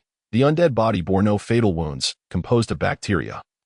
As long as the bacterial tissues that formed their bodies were not extensively eradicated, they would easily mend. Do not rush. Take your time. Al was killed because he was too hasty, Black 2 mused. Uncertain why the opponent did not seek to thwart the completion of the malevolent spirit ritual. However, once the ritual was complete, the newly born Morley's malevolent spirit would become immensely powerful, driven by the forces of the Abyss Stone. Capable of annihilating these individuals. That is sufficient. Connor, who had remained silent, suddenly spoke. Black 2, who had been poised to continue his assault, suddenly collapsed to the ground, his body riddled with countless wounds, blood gushing forth as life ebbed away. The ability bestowed upon Connor by his auxiliary soul was named Damage Reflection. Each time someone injured him, the damage would accumulate and be reflected back upon the attacker if one were to stab Connor. It would result in only a minor wound. However, the accumulated damage, when released, was terrifying, especially when paired with Connor's immortal body, making the ability nearly insurmountable. Ha ha ha, your companions are all dead. Now it is your turn. Caddis brandished his spear. While Black 1, panting heavily, faced him. He sensed that the man wielding the spear had long possessed the ability to slay him, but chose to prolong the encounter, not out of malice, but rather to revel in his suffering and despair. Such a person was a true villain, deriving pleasure from the anguish of others, not motivated by wealth or gain, but simply for the joy of causing harm, just as he once chose to become a pirate and plunder others. It was not out of necessity. Rather, he had a prosperous life and chose the pirate's path purely for the thrill. This thoroughgoing evildoer, it must be noted, had fortuitously allied with Negri, gaining the powers of the ghostly army. Whale. Show me your suffering. Caddis dodged Black 1's attack, swiftly thrusting his spear, striking Black 1's body amid the onslaught, then succumbed to utter despair. Caddis twisted the spear, pulling it back, drawing forth blood and entrails. Though the black mist soon mitigated the damage, Black 1 was rendered nearly incapacitated. He crouched on the ground, madness etched beneath his black mask, wielding the ritual blade as he suddenly laughed. You are all far too arrogant. The malevolent spirit ritual is complete. Though Morley's has not yet become the butcher, she is more than capable of slaying you. Your soul shall be devoured, and the abyss shall ultimately return. Behind him, within the castle, numerous corpses had transformed into desiccated remains. Their abyss stones riddled with cracks, ready to shatter with the slightest external force. Meanwhile, within Morley's corpse, the abyss stone, pockmarked with holes, exuded an overwhelming aura as the newly birthed malevolent spirit of Morley's roared forth from the window. Her colossal soul body revealed to all, the ghostly army, being living dead, naturally perceived the soul body, and even the distant Granny Sia, a sorceress who had once liberated her roots, regarded the sight of the spirit as a basic skill. Morley's soul body was immensely large. Due to the malevolent spirit ritual, it did not retain a human form but instead resembled a colossal mask, adorned with a smiling woman, surrounded by dozens of tendril-like soul strands. Here lay the unfathomable Morley's. Chapter 74. Descent. Morley's, transformed into a gigantic masked malevolent spirit, floated in the sky. The ethereal soul strands waved about, and the surrounding environment seemed coated in a substance called illusion. Beneath this layer of illusion, the world appeared transformed. The sky unusually clear, and the previously tainted air sweetened. Following the malevolent spirit ritual, a torrent of soul energy and vitality surged into Morley's form, pushing the essence of this malevolent spirit to its limits. Coupled with the Abyss Stone's power, this malevolent spirit could be deemed one of the strongest monsters in existence. This was precisely why Hellies had been willing to expend such a significant quantity of Abyss Stones. Their prayer rituals yielded only a small fragment at most. This organization, existing for countless years, possessed only a limited supply of Abyss Stones, and this time had sacrificed nearly one-third of their reserves to create such a formidable malevolent spirit. Once Morley's was transformed into a true butcher, her strength would further escalate. Ha ha ha, the malevolent spirit ritual has succeeded. Black 1 knelt on the ground, laughing maniacally. The unfathomable Morley's, her soul body, enveloped in black mist, bore semblance to Hellies' crew, and the form currently exhibited was merely an illusion. Her true self lay hidden behind the mask. Any attack would only strike the facade in this realm of illusion, which could even proliferate and permeate her surroundings. The enchantment was utterly captivating. The immense mask in the sky, perpetually adorned with a faint smile, evoked sensations akin to embracing a lover or resting in a mother's arms. Even Black 1, whose entrails had been drawn out, found himself rising once more, the illusion mending his wounds, granting him the illusion that his body had returned to a perfect state. A colossal mask hovered in the sky, surrounded by ethereal soul ribbons that danced gracefully, yet refrained from attacking Caddis and his companions. Instead, they gently caressed them, reviving the once lifeless bodies with vivid sensations. Smell, taste, touch, sight, and hearing were restored to their former vitality. Let us cease this struggle. There is no need to endure further suffering, but rather to dwell eternally in this splendid realm of tranquility. The soul ribbons of Morelise tenderly stroked the crowd, naturally instilling such thoughts within them. Black One knelt instinctively, and some hidden subjects, lured by this enchanting allure, gradually emerged to prostrate themselves beneath Morelise, gently touched by the soul ribbons. Behind Morelise, the castle gates swung open, and the deceased noble knights were resurrected, hosting a grand banquet filled with endless delicacies, flowing like a fountain of red wine. Nobles danced with their servants, and the barriers of class seemed to dissolve. Black One and the subjects joined this seemingly eternal celebration, indulging in glistening roast beef, freshly baked bread, and sweet red wine, engaging in merry conversations with enchanting noble maidens. This was the unfathomable Morelise, crafted by Helis. Her true nature concealed beneath the guise of beautiful falsehood, unknown to all, yet this alluring deception held a fatal attraction for all living beings. Once completely ensnared, one would gradually be assimilated into this falsehood, ultimately becoming a part of the so-called realm of bliss, forever joining the unending festivities. The more souls that joined, the stronger this illusion became, making escape from its clutches increasingly difficult. This moment.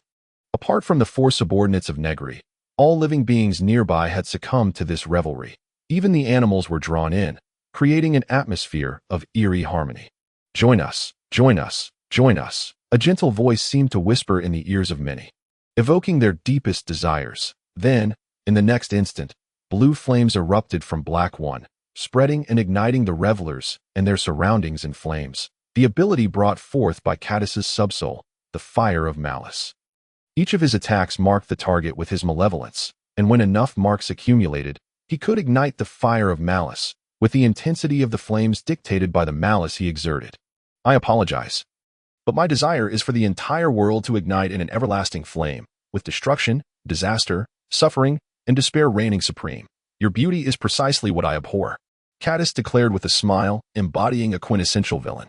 The immense mask floated in the sky, its smile gradually fading, the illusion dissipating, and the once harmonious scene transformed. The sumptuous food morphed into decayed flesh and insect-ridden bark. The sweet red wine turned into a murky brown liquid floating with ominous substances. And the formerly classless interactions among people distorted entirely. The elegantly dressed nobles mounted the commoners, their gaping maws tearing into them mercilessly. Black One lay in a pool of his own entrails, long dead, his remnants and corpse utterly controlled by Morelise. Now a member of the falsehood, the gentle sunlight transformed into a dense, inky fog. The fragrant air turned foul and putrid, and the mask in the sky became a colossal skull, with the once tender soul ribbons now resembling withered strands of hair. Some the figure retained its humanoid form, its visage reminiscent of Negri's soul body, adorned with golden dragon scales on the surface. A prominent bone spur protruded from the center of its back, while its head bore a pair of slightly curved dragon horns. The scapulae on either side fluttered twice before ultimately settling into stillness. Yet a bony tail resembling a segmented appendage sprouted from behind. The stability still leaves much to be desired, Negri remarked, extending his palm. Undeniably, in his soul body state, his methods were overly singular. The assistance of a physical body was indispensable. Thus far, Negri possessed numerous alternatives for corporeal forms, including the frequently utilized multi-layered bacterial body, the black crow body forged from black crow bacteria, and various other bodies crafted from different bacteria, some humanoid and others not. Presently, however, he was employing the incomplete dragon body, activating the dragon factor within the blood of the soul, resulting in his current draconian appearance. Naturally, this form remained exceedingly unstable, with many dragon traits unable to manifest, and it would inevitably collapse in the near future. Yet it suffices for now. Negri's form emanated a formidable pressure, the weight of the dragon's presence. This aura influenced the surroundings, conjuring a peculiar force as if the entire world conformed to the dragon's essence. Morelise appeared agitated by Negri's emergence, her countless withered strands of hair surging towards his body, simultaneously exuding an even more terrifying interference. With a swift motion, Negri severed the hair, their interference clashing. However, It was evident that Negri's interference was far more potent. Morales' defensive barrier was torn asunder, and Negri leaped upwards, positioning himself above Morales' colossal soul body. Glyast. Negri uttered an arcane syllable, ancient and profound. A sound beyond the capacity of human vocalization, imbued with an inherent power. Upon vocalizing this syllable, cracks began to appear across his body, golden blood oozing forth, devoid of luster, indicative of death. The syllable harmonized with the surrounding pressure, instigating a wondrous transformation in the world. A surge of force erupted, and Morales' soul body shattered inch by inch, leaving only a fragment, which Negri grasped in his hand. Chapter 76. The three gods emerging from the initial flame. Morales' power was not lacking. Yet her combat experience with extraordinary forces was woefully insufficient. After all, her original form was merely a peculiar young noblewoman, and despite having absorbed numerous memories from warriors, those warriors were merely ordinary individuals, unacquainted with extraordinary powers. In terms of power manipulation and timing in battle, the disparity between Morales and Negri was vast. Furthermore, Negri was indeed superior to Morales, thus seizing the opportunity to decisively vanquish her, obliterating the majority of her soul body, leaving only a remnant. It seems another ghoul can be added to the ranks, Negri mused, observing the Morales in his grasp before handing her over to Granny Sia. His body gradually beginning to disintegrate. In recent years, the ghoul army had not expanded significantly. Firstly, suitable secondary souls were not readily available, and secondly, Negri had initiated a new research project on residual souls. Directing resources towards that endeavor, the ghoul army was currently sufficient, hence no expansion had occurred. Presently, the ghoul army, having undergone secondary soul implantation, comprised 9 official members, with only 2 or 3 maintaining order in Leah, while the majority were dispatched on various missions, typically to gather ancient data from different regions or infiltrate other organizations to acquire intelligence. Nala has arrived in Kalamai and has officially launched a counteroffensive. I require you to assist her covertly. Negri instructed the 3 ghouls before turning to Granny Sia. Granny Sia, return with Morales to Leah. Understood, my lord. They responded in unison. Negri's dragon body continued to disintegrate into a pool of lifeless blood. He departed from the scene. Although he could have sustained himself for a while longer, the invocation of the dragon tongue, coupled with the inherent instability of his form, precipitated its premature collapse. The so-called dragon tongue was not merely a language, it was a potent force. The human vocal apparatus was incapable of producing the sounds of the dragon tongue. Even if one could articulate the dragon tongue through some means, they could not harness its power to wield the dragon tongue. One had to meet stringent conditions. The mere issue of vocal organs posed a significant barrier, preventing many from crossing the threshold. Another requirement was dragon might. This spiritual pressure would resonate with the world, akin to how breathing techniques enable a person to alter their rhythm to harmonize with their surroundings, while dragon might compel the world to conform to its essence. Additionally, the individual employing the dragon tongue must possess a soul attribute inclined towards dragon, and their spiritual or soul body level must have undergone at least one liberation of its roots. Otherwise, if one's soul lacked the requisite quality and attempted to forcefully use the dragon tongue, they risked being overwhelmed by its power, potentially becoming a mindless aberration akin to the aberrant-scaled beings, or suffering a depletion of spiritual energy leading to soul death and the departure of their true spirit. Negri also needed to activate the dragon factor within the blood of his soul to form a dragon body. And as for his soul attribute, if one were to categorize it, it would align with the factor of domination. His secondary liberation capability was bacterial domination, while a portion of his divided soul, known as Jack, possessed the ability of killing intent domination. However, the soul energy Negri had consumed also bore the dragon attribute, which was precisely why he was qualified to utilize the dragon tongue. As for the formidable power of the dragon tongue, it traced back to the origins of this world. Initially, the world emerged from the black abyss, where a beam of white light pierced through, causing a fragment of the abyss to descend. The light brought forth fire, igniting a portion of the abyss and giving rise to much of what exists today. The original gods of the black abyss were transformed in the flames, giving rise to 3 distinct beings, one of which was the dragon, considered one of the progenitors of life in this world. Dragons proliferated, and during the First Empire, they were still relatively common. Alas, as the world's levels continued to degrade, dragons gradually became unable to survive. By the Third Empire, the last giant dragon, Valsis, perished, marking the end of the era of giants. leaving only a few impure-blooded sub-dragons. In the present day, even sub-dragons have become elusive, capable of bringing calamity to certain regions. The sub-dragon slain by Chris was one of the few remaining on this continent. As for the other two beings transformed in the initial flames of the Black Abyss, one became the new god, who established the divine lineage, now hardly better off than the dragon lineage, which has dwindled to mere remnants of blood. The gods, perhaps the deity of the god of grace, might be a vestige of the past, though this remains uncertain. Lastly, there were the giants, who, according to legend, severed their flesh, which transformed into fish when cast into the water, into birds when thrown into the sky, and into various animals when dropped to the ground. Eventually, as their flesh diminished, they crafted one final being in their likeness, humans. If there is no error, the progenitor of all things in the myths of the Corsi people refers to the giants. After all, the Corsi people now belong to the Fourth Empire, and the affairs of ancient times have gradually morphed. They also have a tendency towards self-aggrandizement, thus dubbing the giants the progenitors of all things, while considering themselves the spirit of the giants, implying a natural leadership. Nonetheless, the ultimate fate of the giants is shrouded in various interpretations. In Corsi mythology, it is said that the giants perished after dividing all things. After all, they claim to be the spirit of all things. However, should a true progenitor emerge, the Corsi people would be the least pleased. In certain mythological accounts, there exists a narrative that the giants, now mere skeletons, ventured into the unknown, presiding over the death of all things.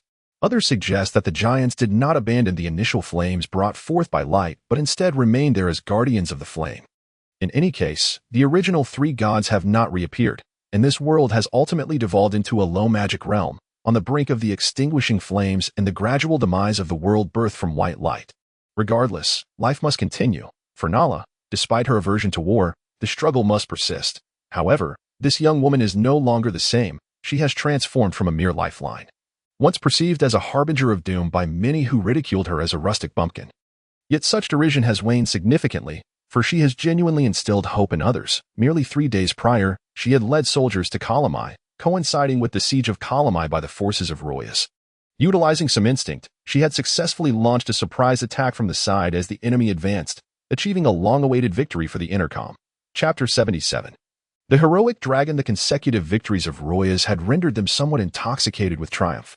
Ultimately, this was attributable to Eldridge's policies, which had relentlessly pressured the domestic nobility, cultivating them into ravenous wolves. During the war's inception, these wolfish Royas nobles exhibited fervent martial zeal. After all, they had been plundered sufficiently and sought to alter the status quo, unless they overthrew Eldridge's rule. Their only recourse lay in acquiring gains through warfare. Consequently, within the conflict, the nobility of Royas displayed exceptional valor, relentlessly driving the intercom forces into retreat. The unbroken string of victories had only intensified the greed of these Royas nobles. In their eyes, Intakami now appeared merely as a lamb awaiting slaughter, devoid of any substantial resistance. Consequently, 3 days prior, an audacious noble, emboldened by his arrogance, opted for a direct assault, eager to breach the walls of Kalamai.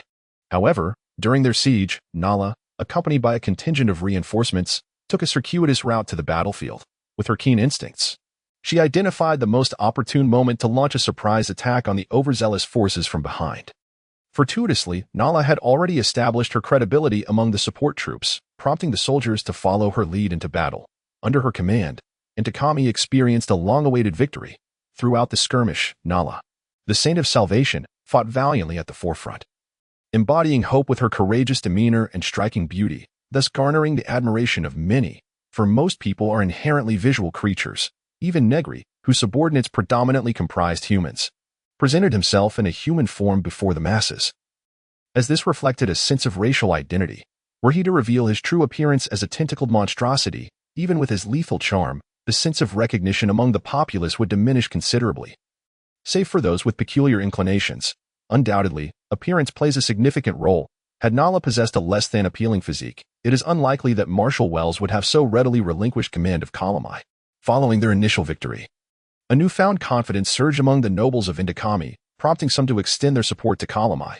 Though reluctant to bow to the king, they were equally averse to the annihilation of Intakami. With the emergence of Nala, the princess, alongside the prospect of victory, domestic factions began to slowly coalesce. Within the fortress of Kalamai, the command echelon of Intakami convened to deliberate battle strategies. Although the command had nominally passed to Nala due to the edict of King Surzai, her military acumen was rather limited, rendering her more akin to a talisman at this juncture. The true architects of the operational plans remained the former Army Marshal, Alan Wells, and various noble knights, among whom Laval had gained a degree of influence due to his notable contributions in battle. "We are currently outmatched in both troop numbers and armaments," Alan Wells intoned solemnly. "After suffering a setback, Catter will undoubtedly exercise greater caution. I believe it is prudent to maintain a defensive stance, Your Excellency." Sir Wells makes a valid point. As domestic reinforcements continue to swell, it is imperative that we hold our ground to seize any forthcoming opportunities, a knight concurred. The military structure during this period was exceptionally intricate. The royal family maintained its own forces, albeit limited, while the primary military strength derived from the knights supported by noble vassals, alongside a significant contingent of mercenaries. The marshal ostensibly held all command authority but remained bound by the constraints imposed by the noble knights.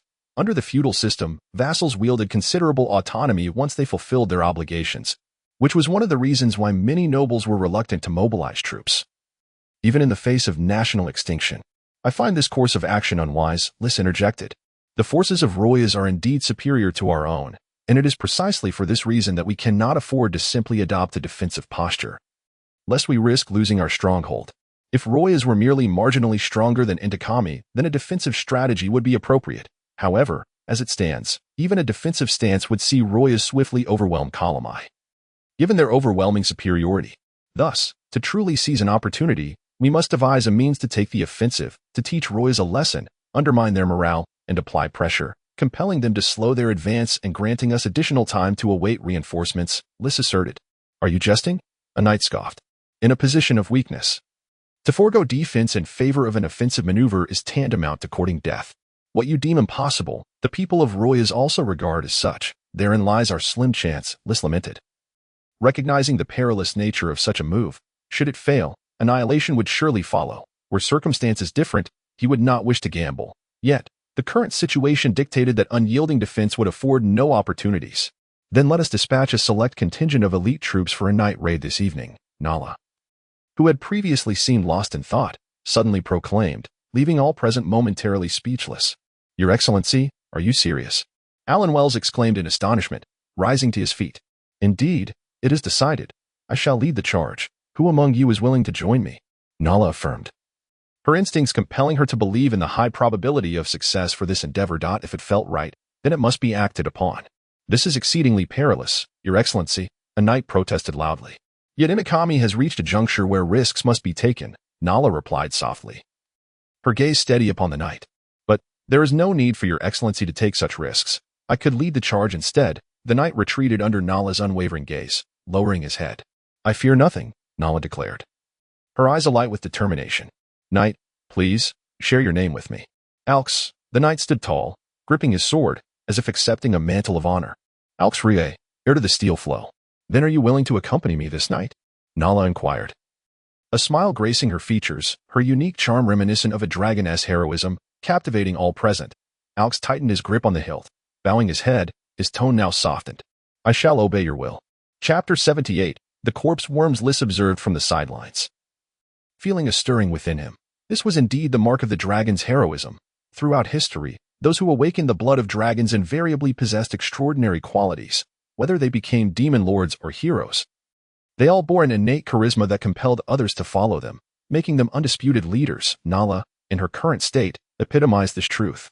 Lys surveyed the room, noting that all present harbored a blend of admiration and reverence for the Saint of Salvation. Even he, who had traversed the depths of darkness and shunned trust in others, found himself contemplating the possibility of bestowing his trust and loyalty upon Nala. Night soon descended, and led by Nala, an elite squad stealthily approached the encampment of the Royas forces under the cover of darkness to launch their assault.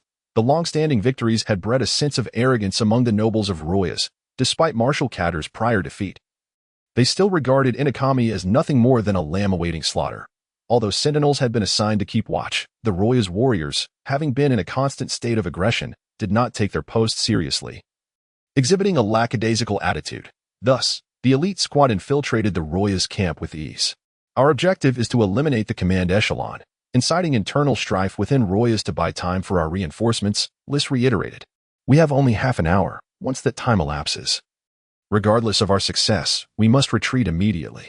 As he observed the others dispersing, Lys absent-mindedly touched a small cloth pouch he had brought along, containing the monstrous tome he had previously unearthed in the graveyard.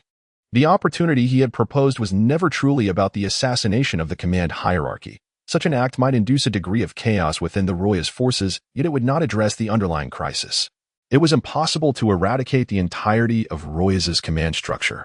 Following a brief tumult, such an assassination would likely accelerate the Roya's military's offensive. To genuinely hinder the Roya's soldiers, alternative methods were required, such as unleashing a plague. Lys's gaze hardened as he made his way toward his objective.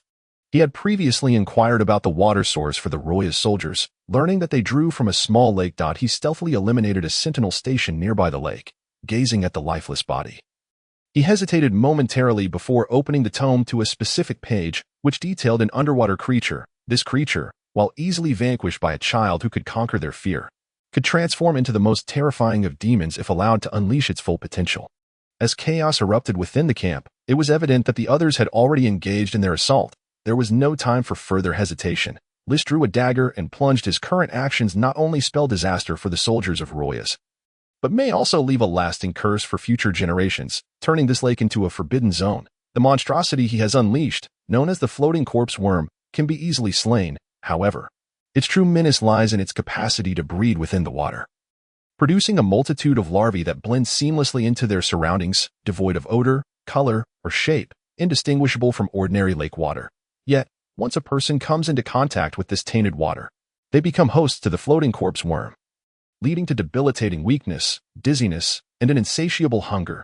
Without adequate nourishment, they are at risk of sudden death. Even if they survive, their physiques will grotesquely distort, rendering them akin to floating corpses in water.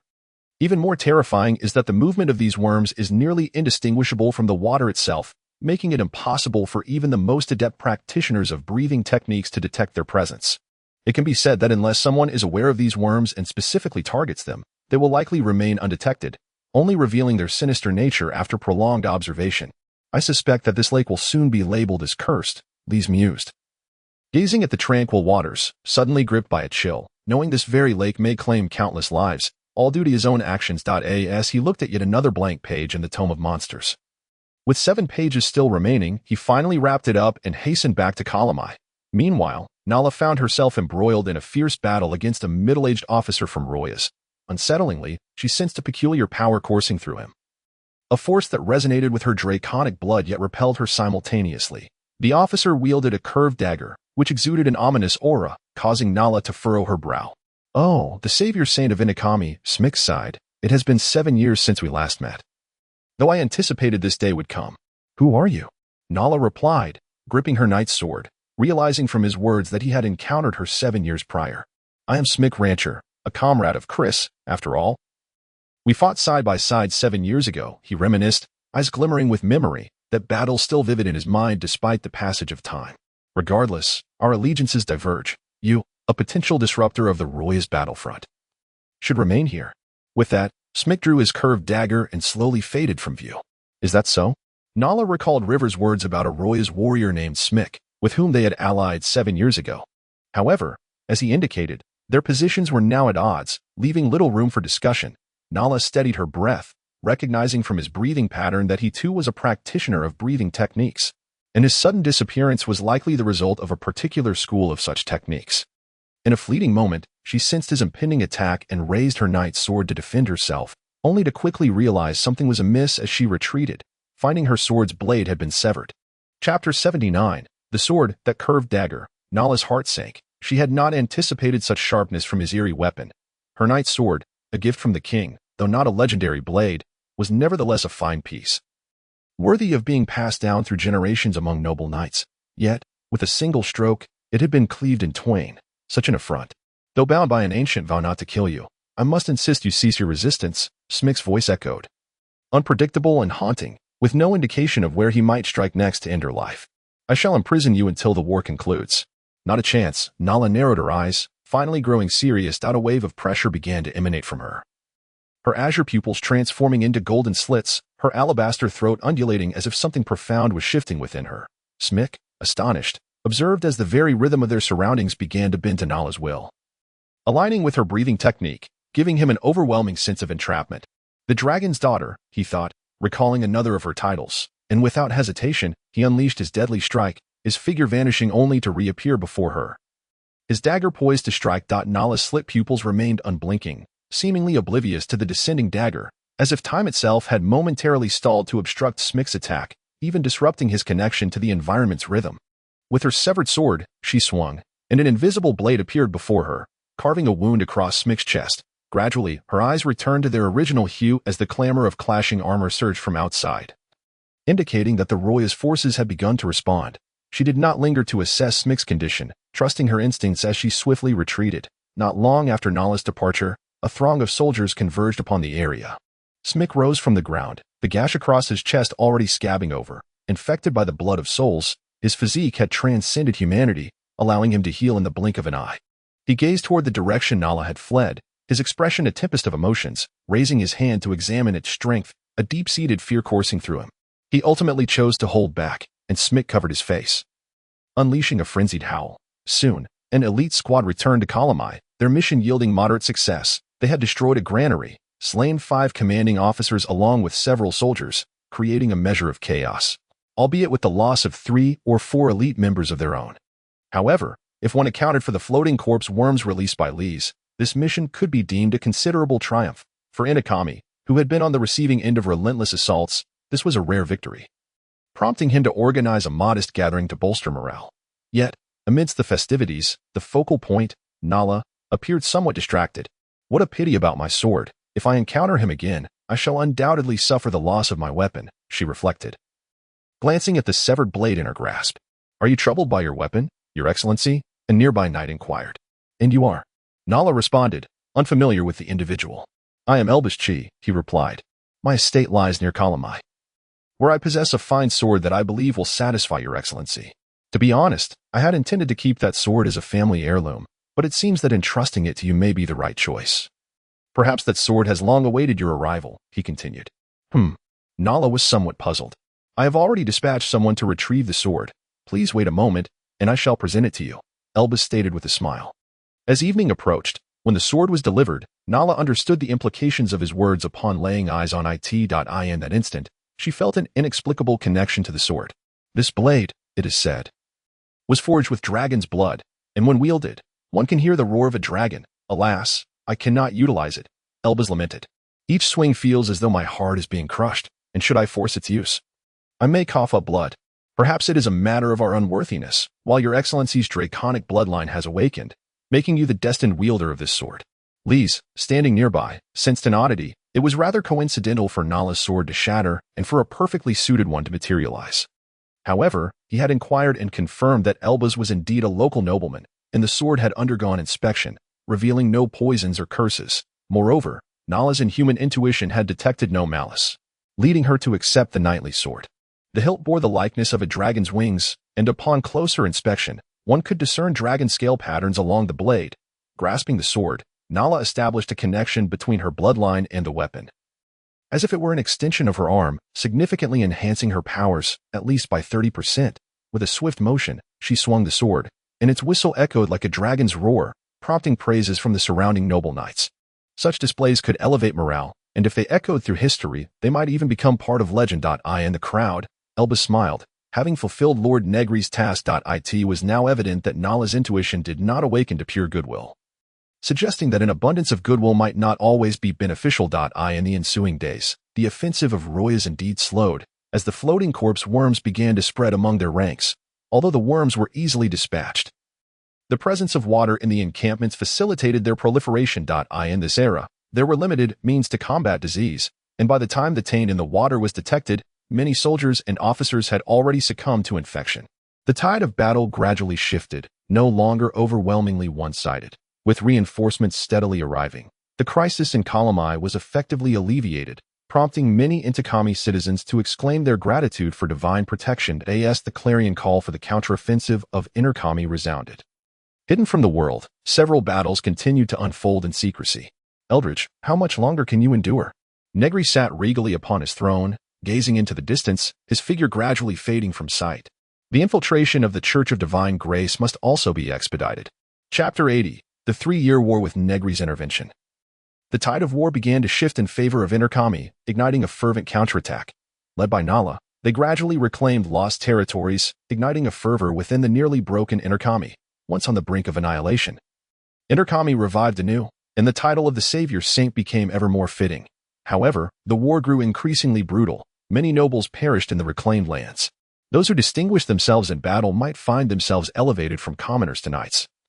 And knights could ascend to nobility and acquire lands. The fervor among the Royas intensified. Under Eldridge's oppressive rule, their power dwindled. If they could not triumph in battle, rebellion against Eldridge would be their only recourse. Thus commenced the 3-year counteroffensive, with the intensity of the conflict escalating beyond previous measures. A long staircase flanked by stone lanterns, their orange flames flickering, led to a colossal black statue at its end.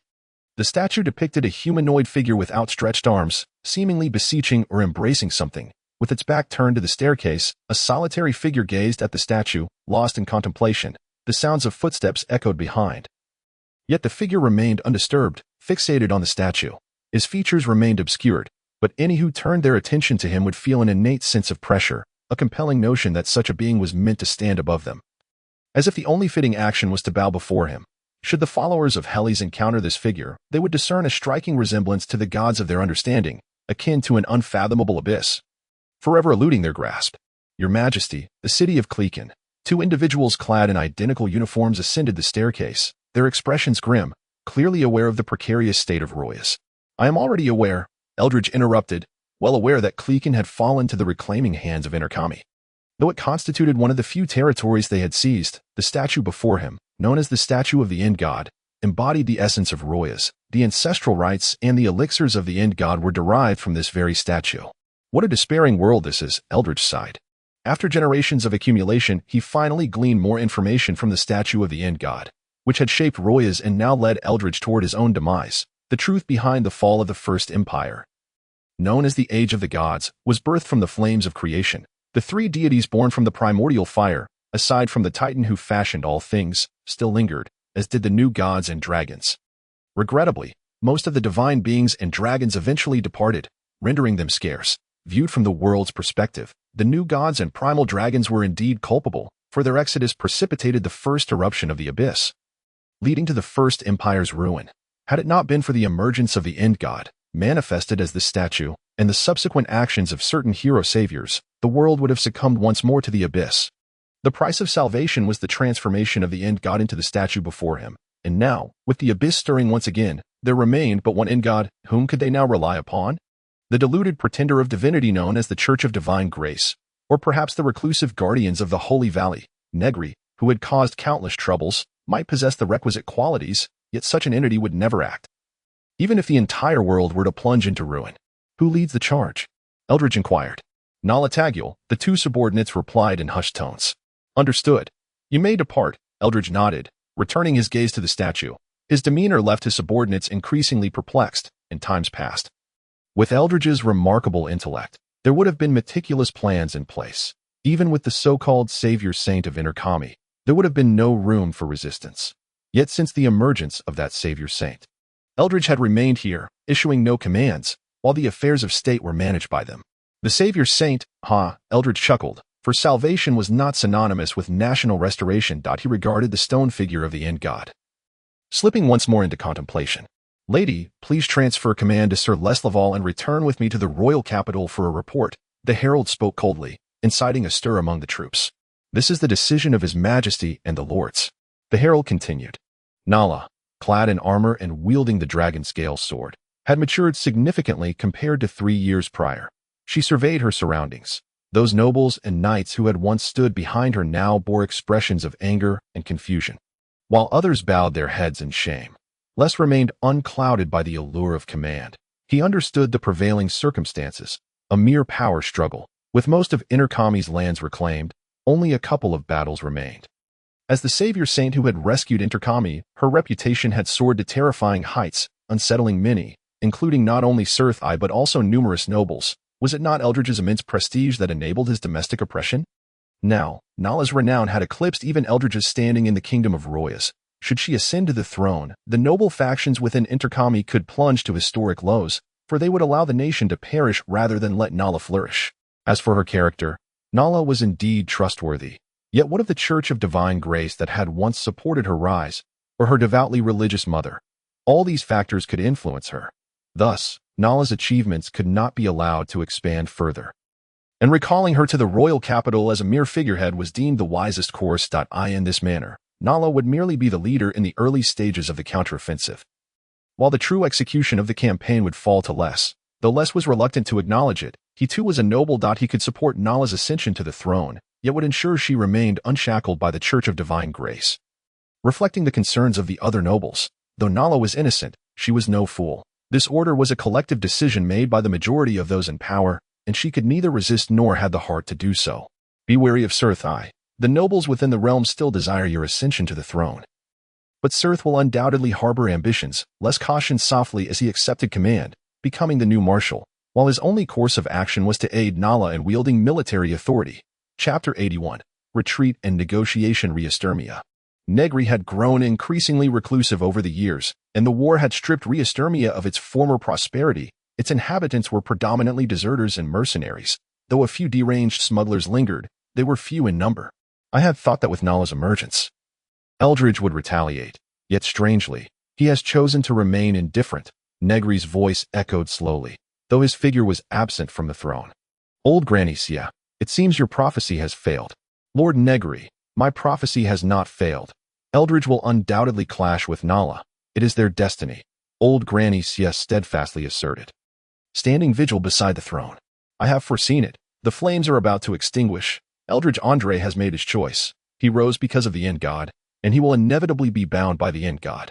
His failure to confront Nala signifies his retreat. Eldridge, Negri sighed, feeling a twinge of disappointment for this elusive yet long-desired rival and prey. So he has chosen to enable Nala. Indeed, he has retreated. He once had no choice. Everything about the End God shackled him.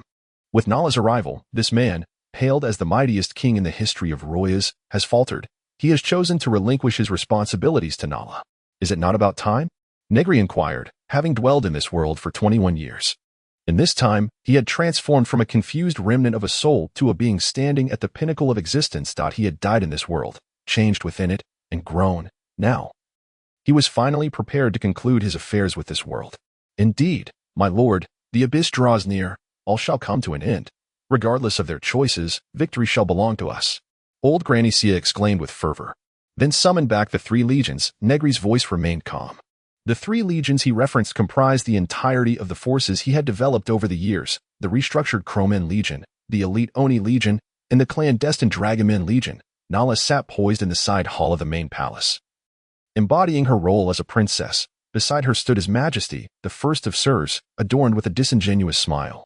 Years had passed, and his physique had slightly rounded, presenting an image of utmost benevolence. Nala shifted her arms uncomfortably. The damnable lady's dress restricted her movements, and a mere exertion of force could cause it to unravel. She pondered the purpose of such garments. Ladies and gentlemen, the counteroffensive has finally concluded. Marshal Reese shall soon return with victory and the envoy from Royas. Following the negotiations for post-war reparations with Royas, all who have rendered meritorious service shall receive their due rewards, His Majesty proclaimed, raising his goblet with a genial smile, delivering this exhilarating news to the gathered nobles and ministers. The war could not persist. The population issue was paramount. Ultimately, war is a game of numbers, and in recent years, countless able-bodied men have been conscripted into the army. Should hostilities continue, the nation would surely collapse. Now, however, a balance had been struck. A cadre of nobles had perished while another had risen, ensuring the nation's stability for at least several decades. Everything appeared so splendid. Wendona, clad in resplendent clerical robes, sat grinning in the seat to the right. At 30, he was considered aged in the context of his impoverished upbringing, yet for those endowed with divine grace, he was still in the bloom of youth. Remarkably, he had ascended to become the youngest pope of the Church of Divine Grace at such a tender age. This achievement stemmed from a confluence of factors. His own diligence could not be denied. Yet his status conferred significant advantages. His mentor, Augustine, was immensely popular within the church, rallying considerable support during his election. Additionally, the war served as a catalyst for the shifting of power. For instance, his rival, the older bishop, had perished amidst the conflict. Furthermore, as a noble, he was better positioned to mediate the relationship between the church and the aristocracy, coupled with a sprinkle of luck. He ultimately realized his ambition of becoming the pope. Next, we shall seize the opportunity to expand the Church of Divine Grace. When mused, glancing at Nala and His Majesty. Previously, the church had consented to Nala's withdrawal due to an agreement he had forged with Sirs in the domestic aristocracy. In the negotiations with Royas, they had worked in concert to exert pressure on Royas' envoy, ensuring the church's missionary activities were included in the terms of defeat, such as humanity. Initially, Wen's aspirations were modest, merely to become a bishop. Once he attained that rank, his ambitions soared toward the papacy, and now, as pope, he yearned to be the greatest pontiff in the church's history, accomplishing the grand vision of spreading the Church of Divine Grace across the entire continent. The light of the divine should illuminate more souls, thereby staving off the encroachment of the abyss. When contemplated, upon becoming pope, he gained access to the church's concealed secrets, with the most significant being the impending calamity of the continent, the abyss, according to the church's records. The divine light had pierced the abyss, igniting sacred flames that purified a fragment of its darkness. Yet, the divine presence did not linger. The struggle against the abyss continued unabated. The First Empire forsook the divine due to the false god and the dragon, leading to the abyss's resurgence. During the era of the Second Empire, the populace had once again sought the divine gaze, which quelled the abyss temporarily. However, that reprieve proved insufficient, and as faith in the divine waned with the fall of the Second Empire. By the time of the Fourth Empire, the worship had shifted to a reverence for myriad spirits. Fortunately, after the collapse of the Fourth Empire, the first pope discovered the original grace of the divine amidst the ruins of the Second Empire. Only through the divine light shining upon the earth could the abyss be entirely purified, restoring normalcy to the world.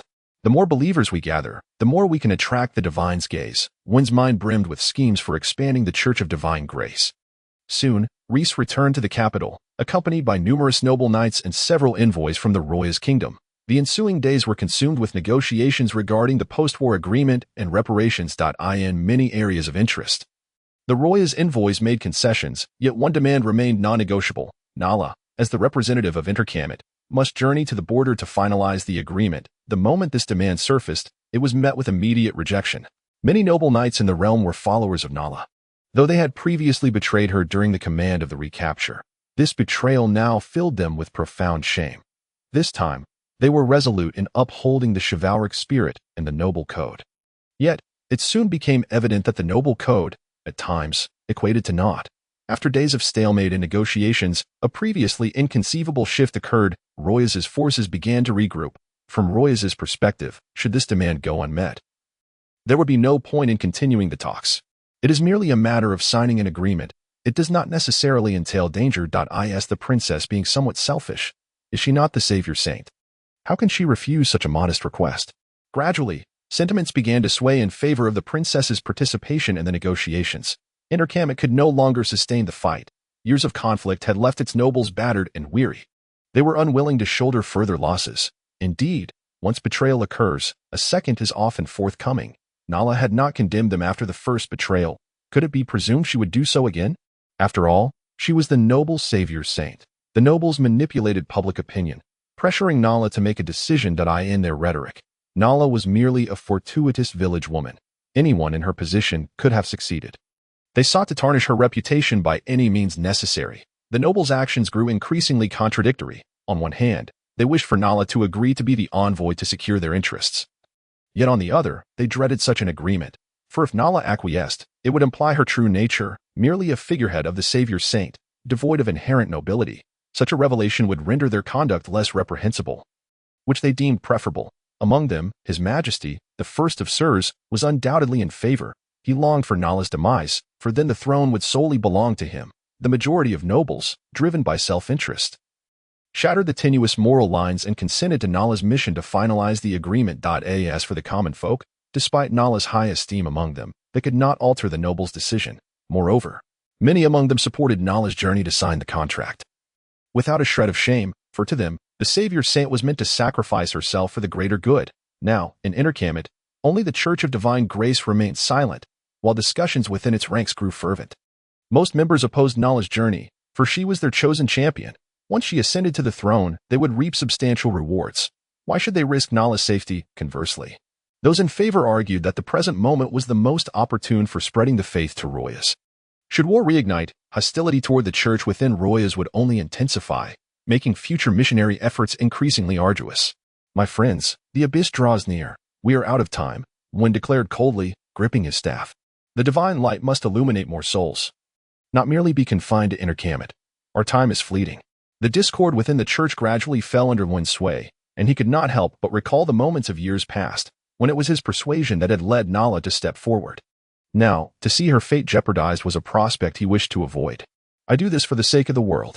Nala had chosen not to engage with the negotiations or the swirling rumors outside, instead remaining at home to tend to the aging Isabella. This woman, though barely in her 40s, appeared to be in her 50s or 60s due to the hardships of early life. The trials of her youth had left her with lingering ailments, particularly after Nala's birth, when she had no time to rest and was compelled to toil relentlessly to provide for herself and Nala. Nala, do not go, Isabella pleaded, grasping Nala's hand with desperation. Do not emulate your father. Years ago, Jacques had been similarly surrounded by villagers, swayed by righteousness, only to walk toward his demise. But it is the right thing to do, Nala replied softly, with unprecedented gentleness. I cannot stand idly by as war threatens to erupt again. If I do not step forward, I fear I shall live with regret. My daughter, I too am torn, yet did you not teach me? When faced with a difficult choice, one must choose the path they believe to be right. Nala declared, now, I must make the correct decision. Isabella's gaze was imbued with an unprecedented sorrow. Her husband had perished years ago, having made the right choice, and all she could do at that time was to support his decision. Now, however, she yearned to intervene, only to realize that she could no longer stop Nara, since the moment she had propelled Nara into the role of the savior saint for the sake of their homeland. She had rendered herself powerless to prevent it. Watching Nara step out of the manor, amidst the cheers of the crowd, Isabella suddenly felt that the very notion of a savior saint ought never to have existed. Those people had clearly forgotten that Nara had earned the title through her actions, not because the title necessitated certain deeds. These individuals, in truth, were not worthy of salvation. Yet, it was too late, with Nara's agreement. The negotiations were swiftly concluded, and now there was but one task left. The representatives of both parties were to sign a peace treaty beside the border. Accompanying them were the missionary group of the Divine Grace Church, a knightly honor guard, and the savior saint, Nara. Your Excellency Nara, please allow us to accompany you. A band of knights approached, kneeling before Nara, led by Alx Rie, the heir of the Steel Flow Law. Alx, if I recall correctly, you have been granted the title of Viscount, and weren't you engaged in discussions regarding a marriage with the Count's daughter? There is no need for you to follow me this time, Nara replied with a smile. Those matters are of no consequence. Alx rose, drawing his knight's sword, lifting it before him. The polished blade reflected his visage. Behind him, several knights simultaneously revealed their swords, raising them before themselves, proclaiming in unison, we are knights, and we fear not death. Chapter 83. Some do not deserve salvation, I knew it. Lady Nara would surely agree. After all, she is the savior saint. Such sentiments had echoed in Leslie's ears countless times since Nara made her choice, observing the smiles on the faces of those around him. Leslie felt an unprecedented revulsion. Having succeeded Nara in the reclamation campaign, the title of Marshal had elevated him to great renown, even exaggerated by the machinations of those with ulterior motives. His nobility had been elevated, and on the surface, he appeared to be a paragon of success. These people are not worthy of salvation. Leslie recalled their recent actions and suddenly felt that despite gaining prestige, status, and power, he had never attained redemption. He had been traversing the shadows all along. Should he choose to sink further into darkness, it was foreseeable that in the coming decades, regardless of whether Sirs could maintain his throne or if the Divine Grace Church could extend its reach to Royas, he would obtain what others could scarcely dream of, a central position in the heart of Inarkami's power, replete with wealth, title, honor, and women. Alas, Nara remains too naive, Leslie mused, pulling out the Tome of Monsters and opening its pages, without my assistance. She is merely a young girl. I walk in darkness, yet I pursue that pure radiance. Turning to the final page of the tome, he beheld a description of an immensely powerful creature, one without form. Commonly referred to as a plague, once unleashed, it could extinguish the lives of an entire city, and if left unchecked, might even lead to the collapse of a nation. Leslie dripped his blood upon its surface, activating the book, and then placed it within a secret chamber, providing sufficient flesh as sustenance, sealing it away. As a noble, others dared not intrude upon his estate. Thus, as long as he lived, this chamber would remain undisturbed. Should he fail to return this time, those greedy fools would undoubtedly not spare his treasures. As Leslie sat in the carriage, observing the jubilant crowd celebrating the arrival of peace, he smiled. Pray for Nara's safety. For otherwise, you all are unworthy of salvation. Eldritch and Nara will soon meet, and the dragon scale sword shall reveal its purpose. Negri awaited in silence. Since the time of old Granny C's defection, he had been plotting this very affair. In this world, he had reached the pinnacle. Constrained by the limits imposed by the world and himself, there was no further ascent. Hence, he needed to find a way to depart from this realm. Having obtained the true spirit transmigration technique from interdimensional soul travelers, Negri had once tested it with a subject whose soul, upon shrinking into the true spirit, had perished immediately, much like a soul's reincarnation after death. It did not traverse worlds, leading Negri to understand that his acquisition of the true spirit transmigration technique was not erroneous, merely lacking in certain details, such as the coordinates of other worlds and methods to lock onto them. The so-called true spirit transmigration was nothing more than a rebirth. Therefore, to escape the shattered world, he must devise alternative means, akin to how the new gods and primordial dragons had departed during ancient times, taking their kin with them while leaving behind those unwilling to follow. Consequently, the new gods and primordial dragons must have possessed the coordinates to another world, which had informed their decision to leave. Granny C's foresight corroborated this. Of course, regardless of whether it was feasible to utilize the portals from that time to escape the world, preventing the abyss from descending was imperative. Otherwise, under the abyss's shroud, everything within this world would transform. And even Negri could not ascertain what he would become once enveloped by it. This was an unacceptable prospect. Thus, it was essential for someone to inherit that mission, to continue the flame and halt the abyss's advance. However, not just anyone was qualified for this role. Why had the new gods and primordial dragons chosen to depart? They had originally been creatures of the abyss, transformed by the flames that altered their very essence. The three gods, emerging from the flames, had from the outset been the kindling of that fire's continuation. Yet, aside from the giants who chose to bear the burden, the new gods and primordial dragons did not return to the abyss nor perpetuate the flames. Instead, they opted for evasion. Strictly speaking, had all the new gods and primordial dragons chosen to shoulder their responsibilities, the circumstances would not be as dire as they are now. Regrettably, they all fled. And thus the end god became a mere substitute for the new gods, yet merely a substitute. Ultimately not the genuine article. Thus, today, the hierarchy of this extraordinary world had deteriorated to its current state. The flames were on the verge of extinguishing, and Eldritch, having acquired the powers of the end god, became bound by duty, emerging as a new substitute. Until Nara's arrival awakened her dragon blood, she barely qualified to succeed the primordial dragon, yet she remained too weak. Hence, Negri entrusted the dragon scale sword to her. That sword was an invaluable treasure for all blooded with dragon lineage. Prolonged interaction with it could potentially awaken the dragon blood within. For Nara, the purpose of this sword was to draw her ever closer to the dragon. Before the signing of the peace treaty, might I request, Your Highness, that you accompany me to meet someone? The envoy from Royas, an acquaintance of Nara, was the increasingly aged Smick rancher who held the peace agreement firmly and insisted, should Your Highness refuse, the kingdom of Royas shall be compelled to wage war once more. At long last, it has arrived. Several knights who accompanied Nara bore serious expressions. The kingdom of Royas, willing to forsake numerous interests to incite war anew, clearly harbored ulterior motives in compelling Nara to the border. Should they hope to pressure her step by step through this affair, they would find her unwilling to comply. Please do not misunderstand. We harbor no intentions of harming Your Highness. Smick's expression bore bitterness. At this point, we cannot harm you. It is His Majesty Eldritch who wishes to see you, Smick announced. His Majesty is not far from here, and the knights may accompany you. The kingdom of Royas indeed harbors ambitions to wage war. Yet it is an act of necessity. The underlying circumstances will be divulged by His Majesty, Smick declared, placing a hand over his heart. I swear by the light flow law, in the name of the rancher family, that this journey shall not bring harm to Your Highness. Nara regarded Smick before her and ultimately nodded in acquiescence. Chapter 84. Walking the right path, the future's development is becoming increasingly clear. Lord Negri, Granny Cia cackled beside him. Eldritch machinations have obliterated Nara's chance at a tranquil life, she continued with a grin. Nara will acquiesce to Eldritch, becoming the continuation of the flame, while Eldritch shall lose his claim to kingship. Once Nara ignites the initial fire camp, the portal to leave this world will open. We shall ultimately depart from this despairing realm under Lord Negri's guidance, Granny Cia stated with conviction. Has the dragon body been completed? Negri disregarded Granny Cia's flattery, pointing to his forehead with a question. It has been successfully concocted. Your body now represents the pinnacle achievable in this realm. When combined with the dragon language, you can wield powers that exceed the limits of this world, Granny Cia replied earnestly. Then, I entrust you with the task of assisting Nara in igniting the initial fire camp. You may command the 3 divisions as you see fit.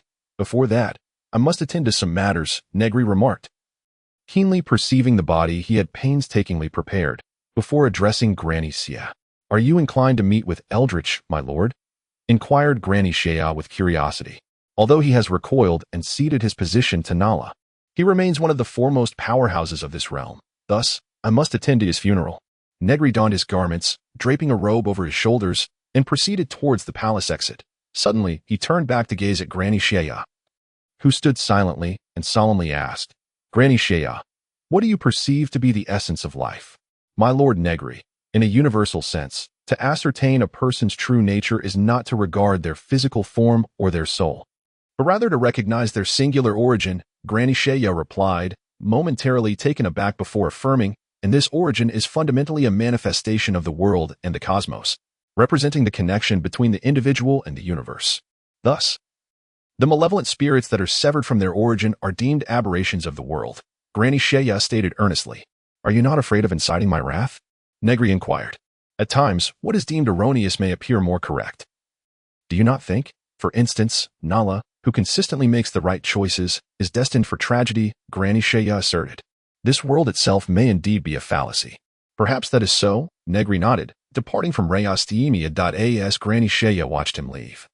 She commanded the 3 awaiting contingents, some to target members of Hellies, others to create obstacles, assisting Nala in her growth, compelling her to continuously harness dragon blood, thereby drawing ever closer to the dragon, ensuring that Nala could become a substitute for the primordial dragon.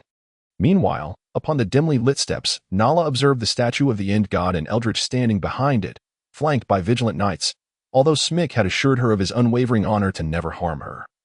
Honor is a fickle entity, sometimes weighed heavily and at other times rendered worthless. Placing everything above the honor of another is the most foolish of actions.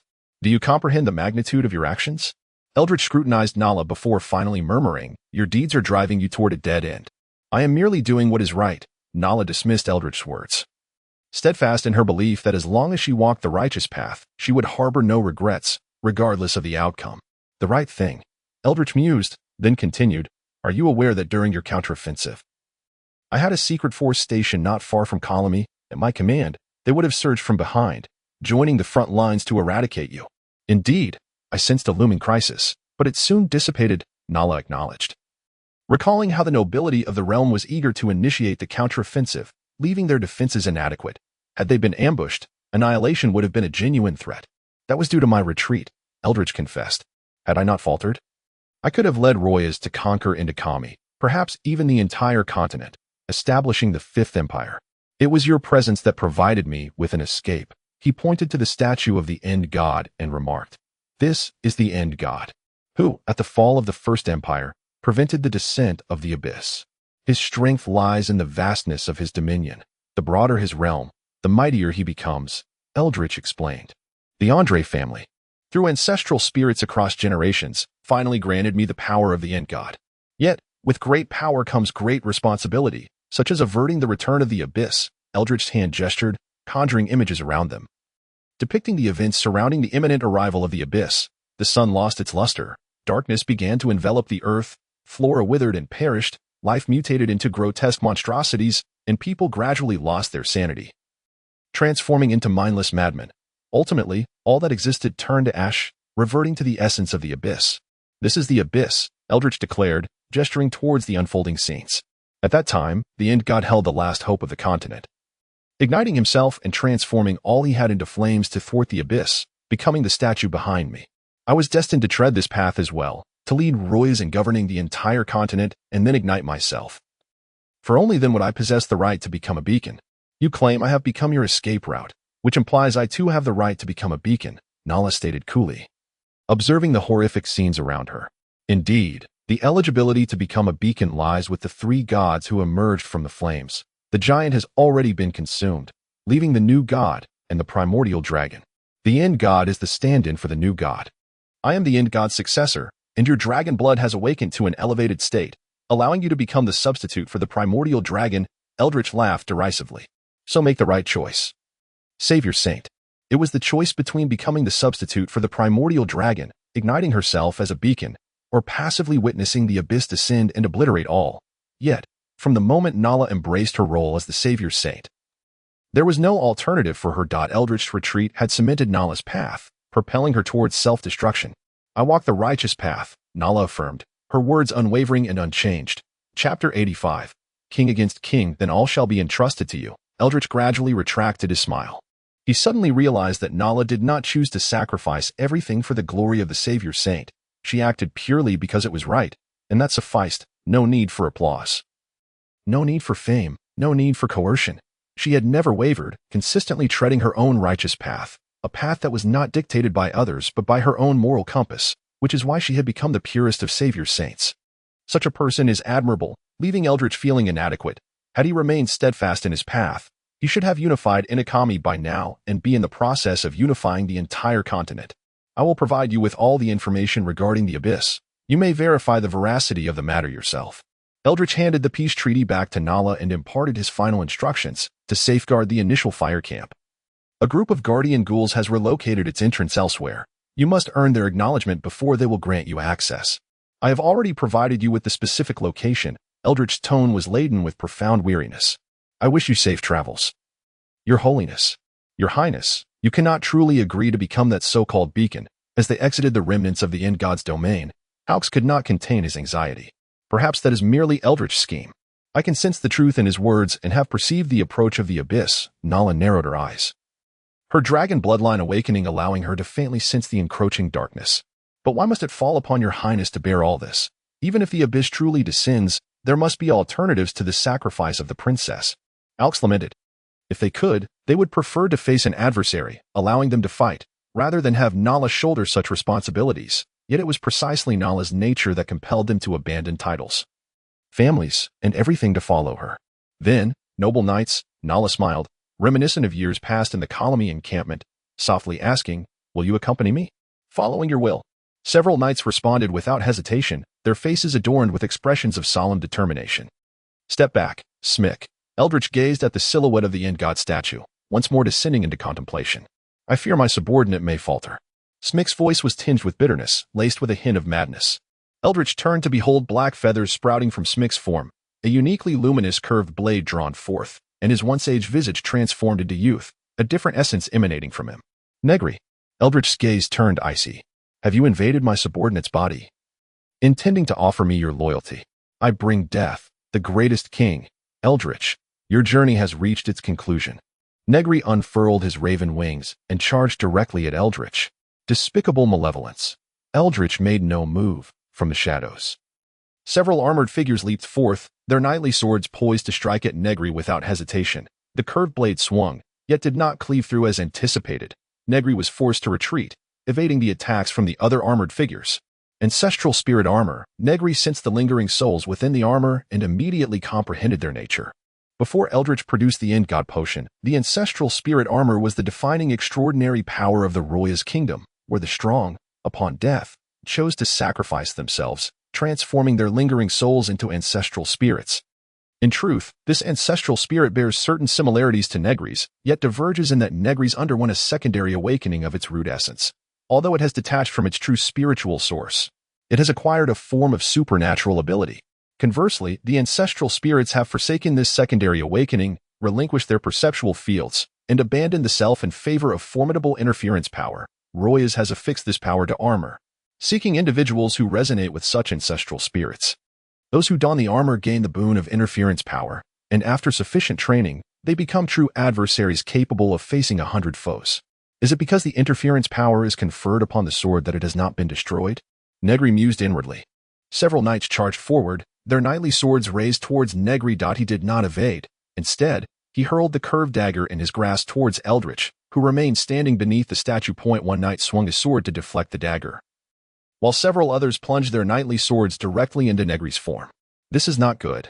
Eldritch sighed quietly, witnessing Negri's body explode, showering the area with copious amounts of dark red blood that stained the ancestral armor. The knights who were splattered with this blood began to scream in agony. To wield the ancestral armor, one must harmonize their spirit with that of the ancestor, should the armor become tainted. The knight connected to it will also be afflicted. Eldritch reflected. Negri's blood, infused with a significant portion of his spiritual will, rendered this squad of ancestral knights effectively incapacitated. Before Eldritch could lament further, An immense force surged forth, distorting the light and shadow before him. A hand, covered in scales and bearing claws as hard as steel, materialized before Eldritch. Had he delayed a moment longer, that hand would have plunged directly into his eye socket, shattering his skull and scattering his brain matter. The overwhelming interference power erupted like a tidal wave, forcing the owner of that hand to retreat, revealing their form. Negri. Eldritch murmured the name, diverting attention to the body of Smick, while he himself concealed his presence, seizing the opportunity for a lethal strike. This was the level of the continent's foremost assassin. Jliest. The bizarre incantation, coupled with draconic majesty, obliterated Eldritch's turf within the ideal realm of Eldritch. Negri felt as though he were single-handedly opposing an entire nation, as if the very air conspired to hinder his every movement. Though there were no overt attacks, his combat prowess had been diminished by at least 30%. With the suppression of his dragon might severely restricting his draconic language, a battalion of uniformed Roya's soldiers, armed and resolute, surged towards Negri. These individuals embodied the hopes of the Roya's people. They neither quailed nor retreated. Yet, being manifestations of Eldritch, each soldier possessed combat experience from that realm, united in purpose and capable of unleashing terrifying power. The soldiers advanced like a relentless tide. And while Negri could easily rend them apart with a mere punch or kick, their sheer numbers were overwhelming. More infuriatingly, they left no corpses behind. Upon death, they transformed into mere phantoms, causing no disruption to the advancing ranks. Furthermore, Negri surmised that these soldiers were not truly slain, but instead could regenerate. As he observed, the enemies in the square were no longer confined to just soldiers. Archers, cavalry, and even siege engines slowly emerged. In Eldritch's Imperial chapter, any commonly used weaponry of the state could materialize. And as long as Eldritch could sustain it, even ancestral armor and divine elixir troops could manifest within this fantastical realm. If this is your reliance, Eldritch, then I can already declare your demise, Negri proclaimed as he advanced towards Eldritch, dispatching any obstacles with a mere wave of his hand. The draconic traits upon Negri's form multiplied: scales, horns, wings, and a tail. As his physique grew increasingly immense, the semblance of humanity fading away, exuding the scent of sulfur from his maw. Ultimately, a golden dragon soared into the sky, its belly undulating, unleashing a torrent of searing flames that incinerated all soldiers in its path, crashing down upon Eldritch and pulverizing him into oblivion. This draconic form had taken Negri a decade to forge. If it were merely for the purpose of employing draconic speech, it would have been unnecessary to go to such lengths. His true aim was to resurrect the might of the dragon. His current form bore little difference from the colossal dragons of ancient times. This marked the closest existence to a dragon since the death of the last great dragon, Vansis, of the Third Empire. Negri, if you are willing to perpetuate the flames, perhaps there will be no matter between Nala and me. Eldritch's voice echoed from the other side, revealing that the body Negri had crushed was merely an illusion. In response to Eldritch, a thunderous roar erupted from Negri, whose draconic body swelled ever larger, emanating a fearsome aura that caused the surrounding environment to crumble in silence. Ultimately, the current support within the Roya's realm for Eldritch was at a nadir. Had it been during his zenith, Negri would have had no choice but to adopt a defensive stance against the Imperial chapter, rather than forcibly shattering it as he did now. You can hear their support for you, yet you must also hear their grievances, Negri remarked as his draconic form gradually reverted to that of a man. His golden slit eyes gazing upon the particularly despondent Eldritch. The Imperial chapter, sustained by his mental will, was forcibly breached, inevitably resulting in backlash against him. As the complaints of the Roya's citizens echoed louder in his mind, blaming him for inaction during the war's latter stages, for allowing Nala's counterattack to unfold, for oppressing the nobility, and for waging war that drained the populace. Do you regret it? Negri cautiously approached Eldritch, aware that despite his apparent lack of resistance, there might still be unforeseen countermeasures. Regret what? Regret retreating? Eldritch no longer fled. He had lost out. If so, he would retain a modicum of royal dignity. His complexion was notably poor, yet when he smiled, it was strikingly handsome. Responding to Negri's inquiry, he said with a serene demeanor, I am a king. That is merely the burden of a king. I believe my descendants will fulfill the dreams I could not achieve. Eldritch rose, adjusting his final appearance like a great monarch surveying his subjects, softly declaring, the Roya's empire shall surely prevail. Then I shall grant you a funeral. Negri's draconic might surged forth, enveloping the space around him as he extended a clawed hand, piercing through Eldritch's neck and severing his head. After a cacophony, Negri turned to behold the statue of the end god behind him, which faced away from the crowd, arms outstretched, exuding a sense of grandeur, like a guardian deity of all beings. After all, it was he who had chosen to sacrifice himself to thwart the abyss's descent. Yet, Upon viewing the statue's front, one would discover numerous faces intricately carved upon it. Faces of dragons, valiant humans, enigmatic witches, and exalted gods. Their diverse races bore one commonality. Each visage was marred by anguish, resentment, and despair. If sacrificing a single end god could have prevented the abyss, why then did the new gods and primordial dragons flee? Betraying their own mission? It seemed a simple choice, yet the new gods and primordial dragons must have paid a steep price. At that time, the abyss was far more formidable than it is now. Thus, the end god commenced his hunt, merging with numerous powerful beings, burning alongside them. It could be said that the end god consumed more than half of the world's extraordinary beings, compelling them to burn together. Were it not for him, the current extraordinary powers of the world would likely not have dwindled to a mere handful, had Eldritch chosen to walk the path of the end god. Becoming his successor, those citizens who supported him would also have transformed into torches alongside him. Hence, upon sensing Nala, he opted to retreat.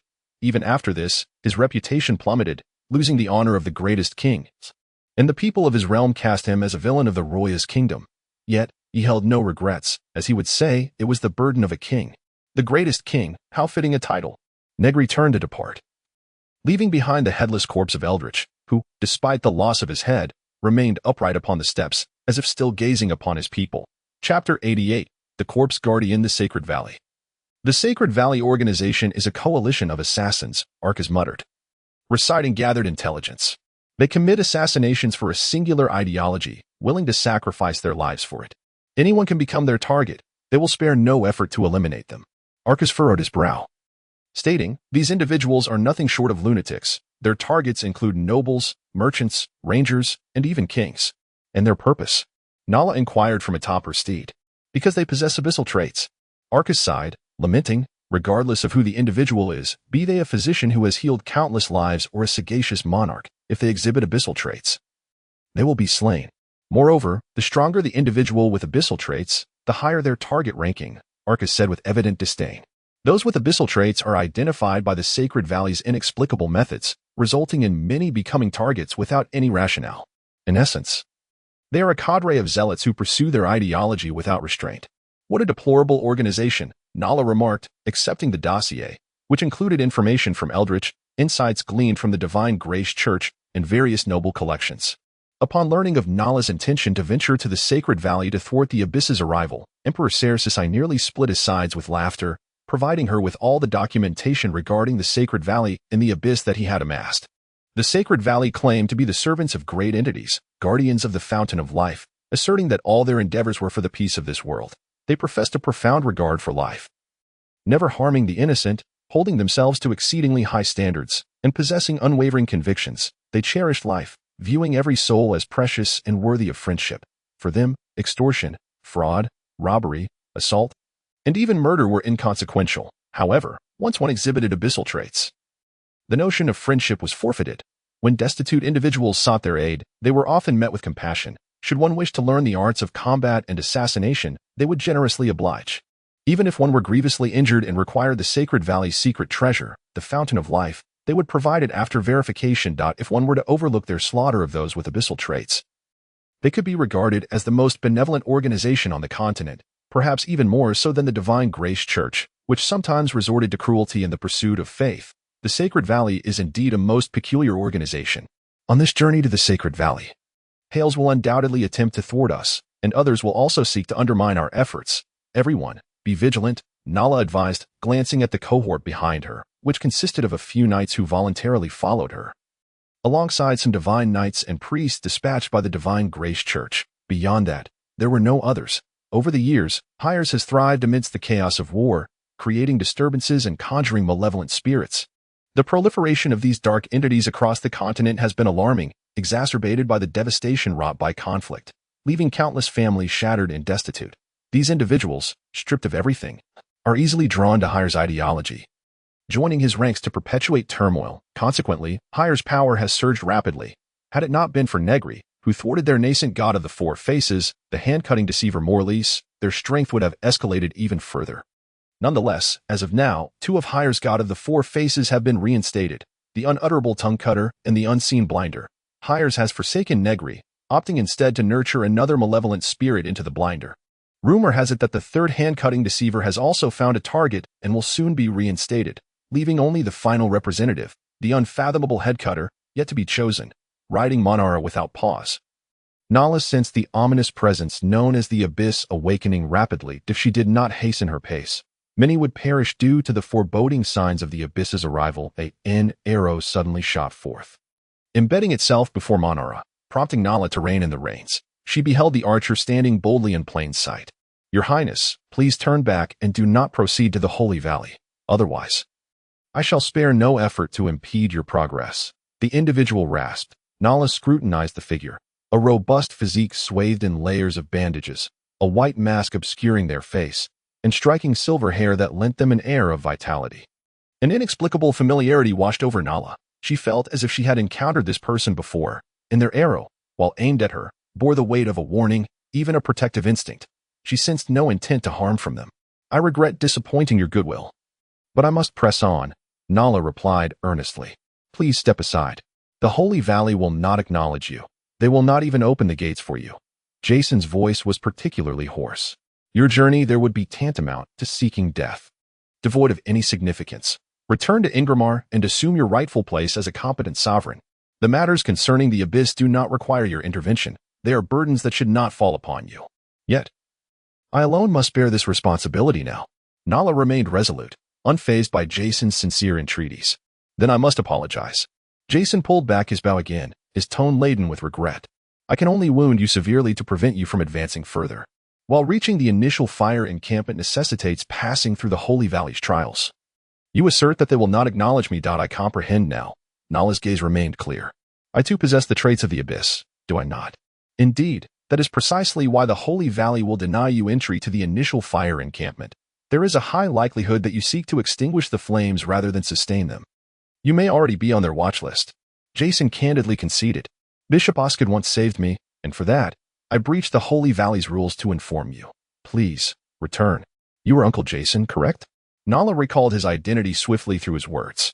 He had been hired by Oskid to vanquish Negri and had been ambushed by the Crow people, only to be rescued by Oskid. Regardless, he shared a connection with Nala, understanding her plight and admiring her resolve, prompting him to wish fervently to prevent her from throwing her life away in vain.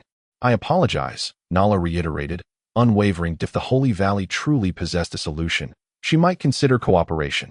However, from any perspective, the Holy Valley appeared to be merely reacting passively to the impending arrival of the Abyss. They sought to eliminate all individuals exhibiting abyssal traits, but failed to truly preserve the flame. Chapter 89. May the glory of the Sovereign forever shine upon me. With a sigh, Jason released the arrow without hesitation. Each person harbored their own convictions and principles. Nala was unwilling to alter her intentions. Nor did Jason wish to become an obstacle. If Nala could not conquer herself, her journey to the Holy Valley would be futile. Only by mastering herself could she earn the right to proceed. Wielding the dragon scale sword, Nala cleaved through the incoming arrows, dismounting and advancing towards Jason. She addressed her followers. "This is my battle. Simply await my victory." "No, now is our opportunity to shine," Alx urged. "Though reluctant for our Lord to become a torchbearer, since she has resolved to do so, we must wholeheartedly support her. Time is of the essence. Our Lord's progress should not be hindered. I will confront this individual." Alx dismounted, drawing his knight's sword and positioning himself in front of Nala. "Please, focus on reaching the Holy Valley." "I understand," Nala replied, observing Alx's resolute visage beneath his helmet. She bestowed a radiant smile upon him, remounting her steed and setting off towards the Holy Valley. "May glory always be with you." Alx, brandishing his knight's sword, charged at Jason, resolutely proclaiming, "I am a knight, following my Lord's will, victorious in every battle." Jason squinted, his expression obscured beneath the mask.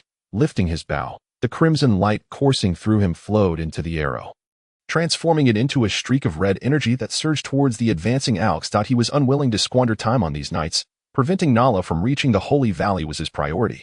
This red energy was a power granted to him by the Holy Valley, one he believed capable of dispatching the knight. Renowned for their assassination techniques, the Holy Valley's members could endure any injury as long as they returned to the valley, where they could receive treatment.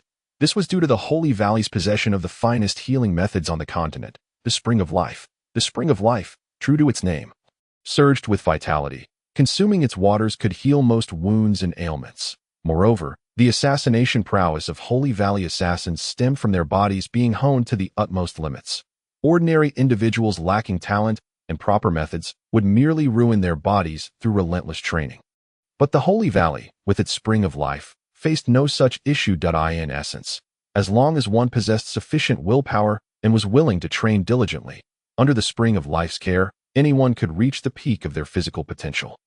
Additionally, the spring of life possessed another function, such as the transformation Jason underwent to become a bloodburner. Their hearts were modified to connect with the spring of life, allowing them to store immense life force and thereby harness extraordinary abilities.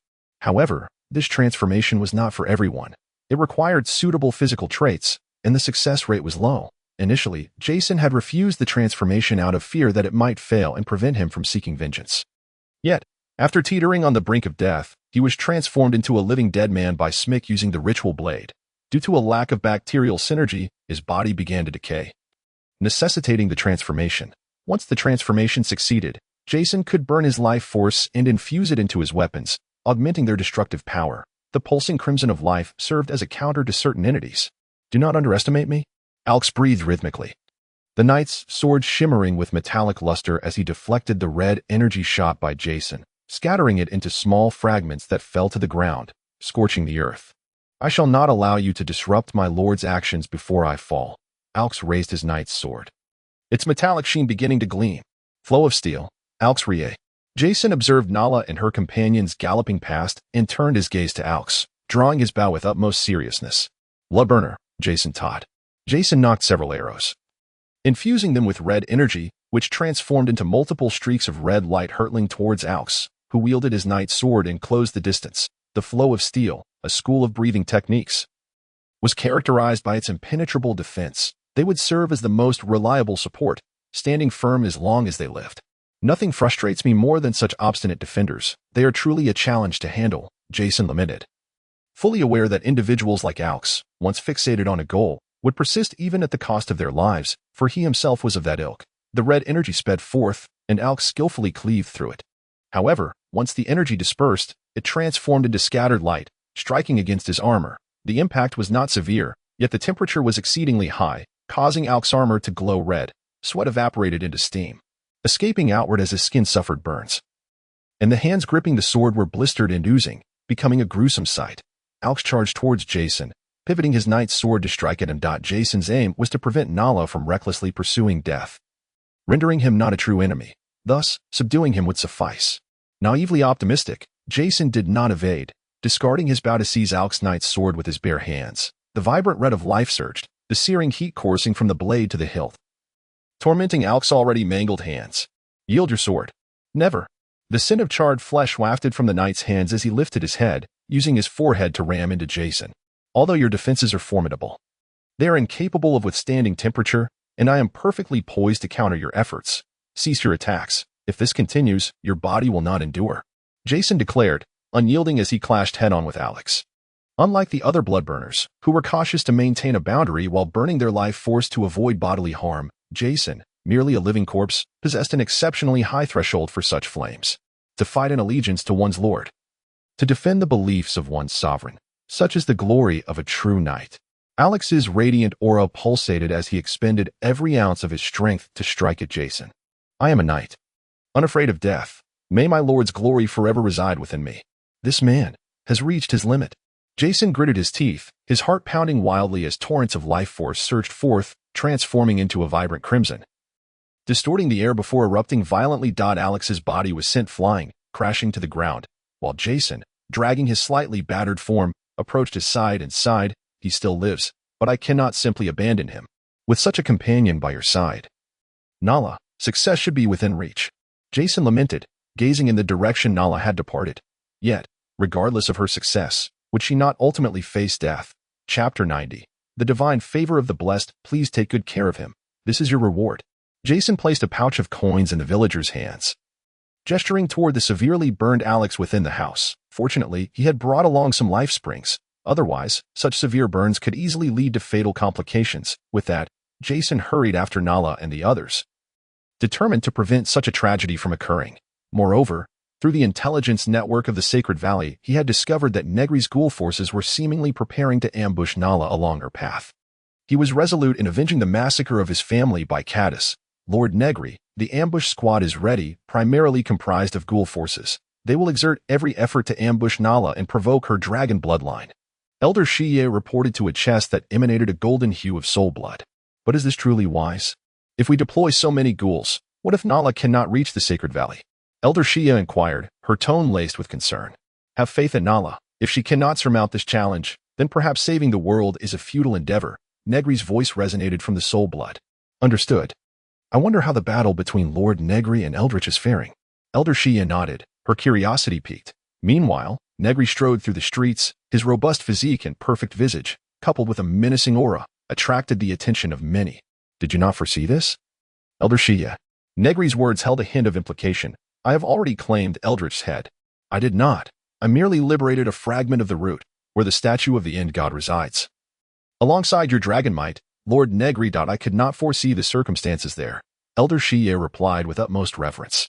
Indeed, Lord Negri is invincible. Eldritch was merely an unworthy king and could never rival you.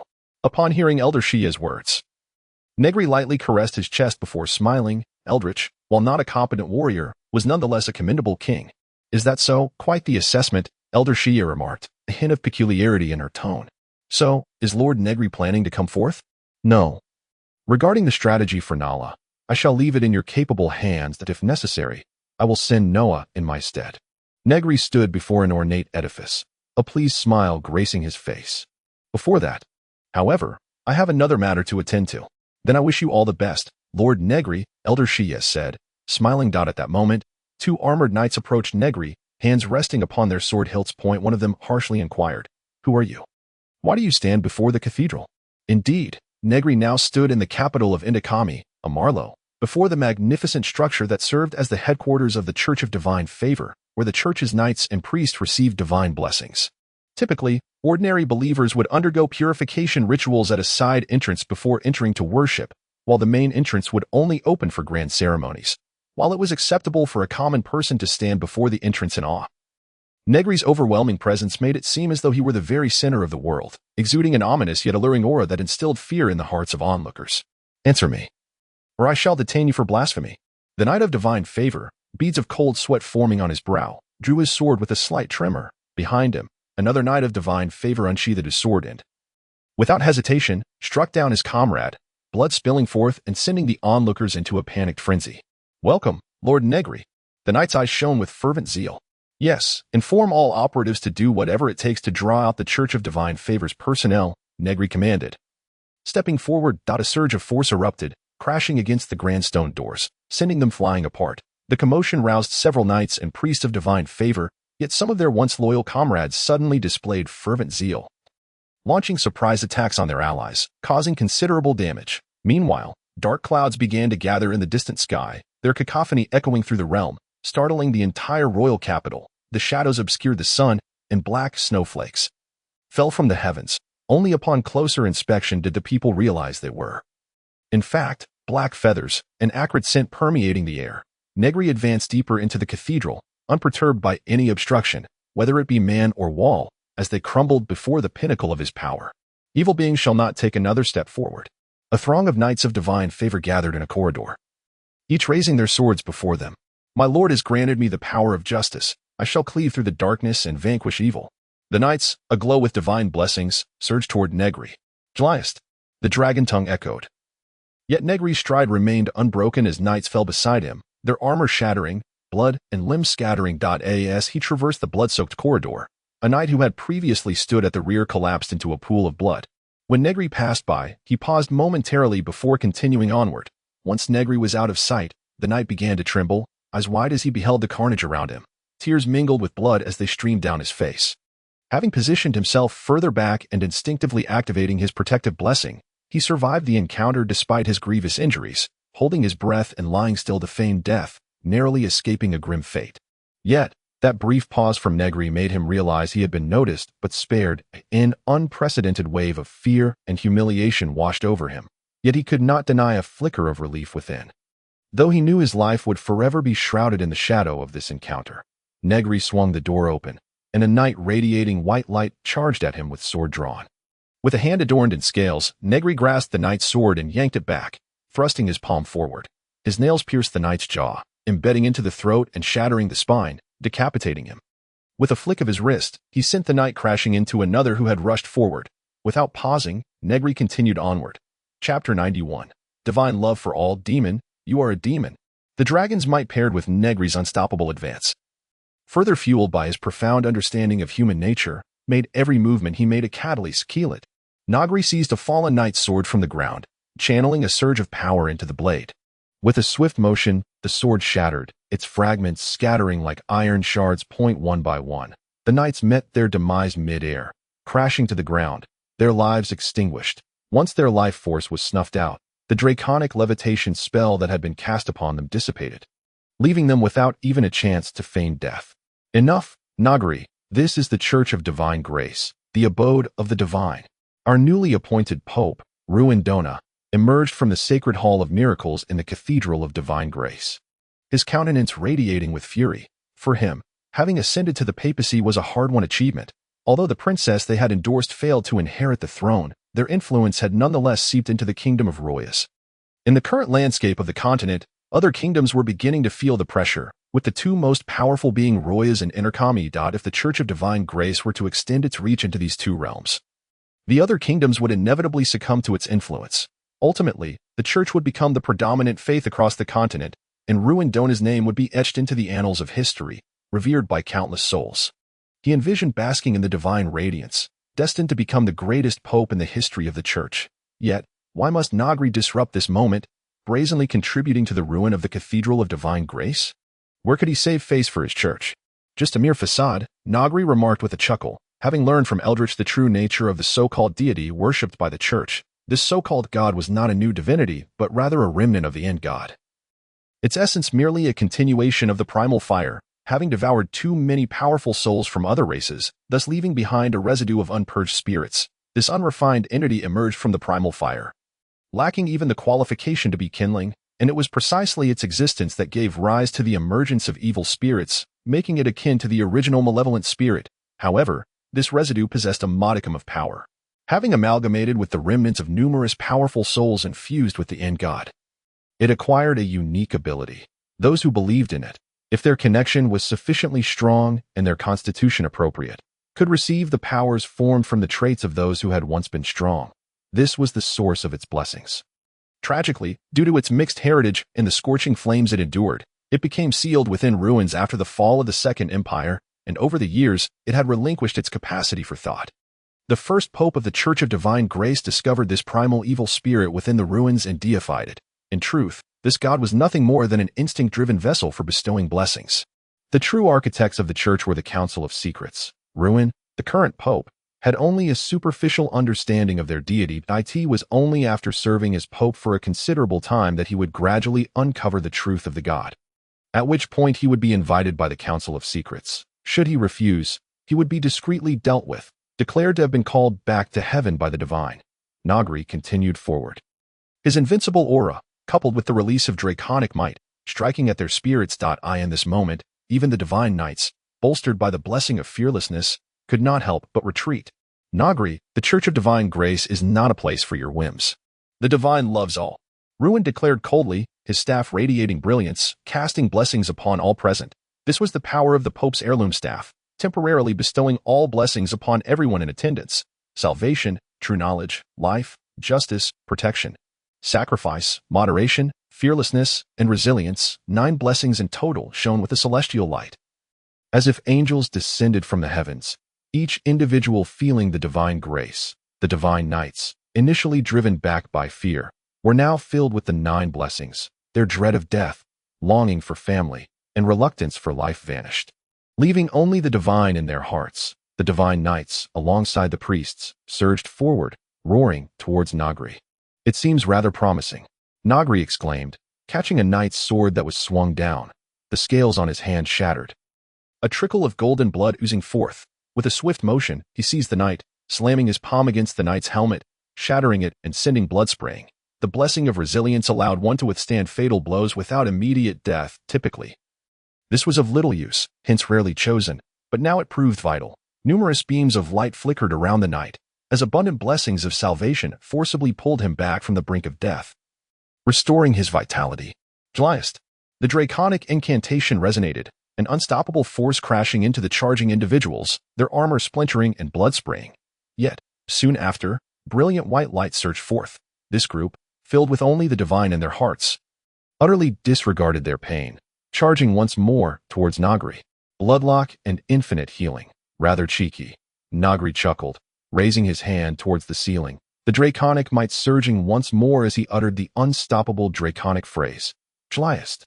The roof was torn away, revealing the expanse of the dark sky. In the next moment, a torrent of blackness surged through the breach, the cacophony of cawing crows filling the air, the darkness enveloping the white light of the blessings entirely.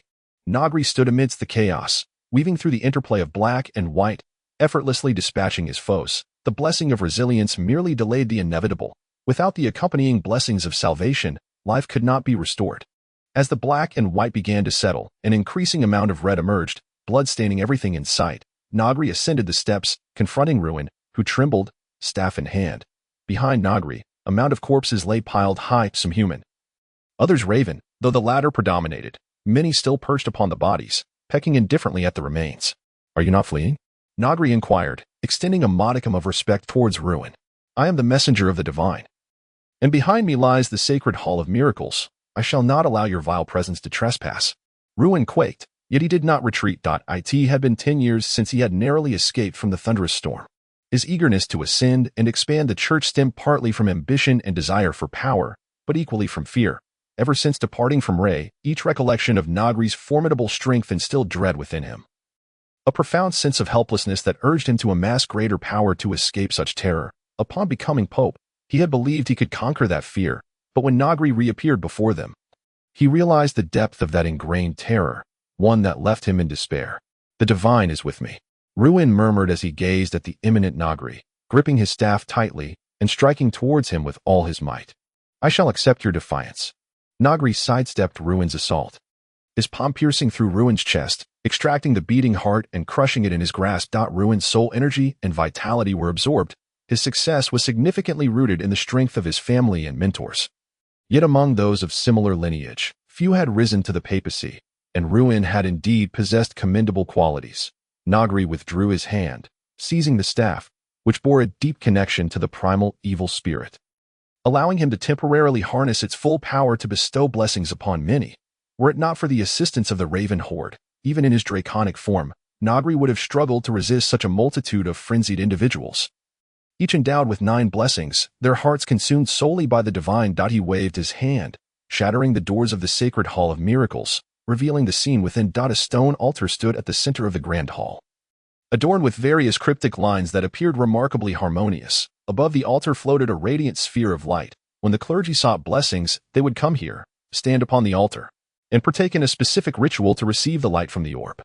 Generally, due to physical limitations, humans could endure a maximum of 5 blessings, while 6 could be considered powerful. Historically, the mightiest divine knight bore 7 blessings. Negri gazed at the luminous orb suspended in the air, intrigue flashing in his eyes. If anyone else were to arrive here, they would undoubtedly feel an innate sense of sanctity, as if the orb represented the very embodiment of the divine, the creator of all.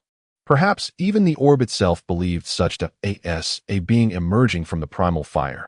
The original malevolent spirit had been thoroughly brainwashed by a throng of ordinary people, a truly humiliating fate. In the shadow of the miraculous sanctuary, several figures clad in white robes emerged. Had Ruin been present, he would have recognized these individuals as some of the more venerable archbishops within the Church of Divine Grace.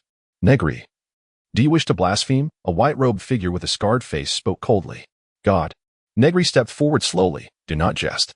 Though his soul's essence may surpass mine, such a thing, governed by the will of scum like you, can hardly be deemed divine. Negri scoffed, causing the others present to visibly pale. For the Council of the Hidden Gods, the annihilation of the Church of Divine Grace was inconsequential. As long as they continued to wield the primordial evil spirit, they could still bestow blessings and potentially reconstruct a new Church of Divine Grace. However, should the Church's secrets be unveiled, the enigma of the divine would dissipate, transforming divinity into a mere artifact that anyone could control, rendering the Church of Divine Grace a target for all.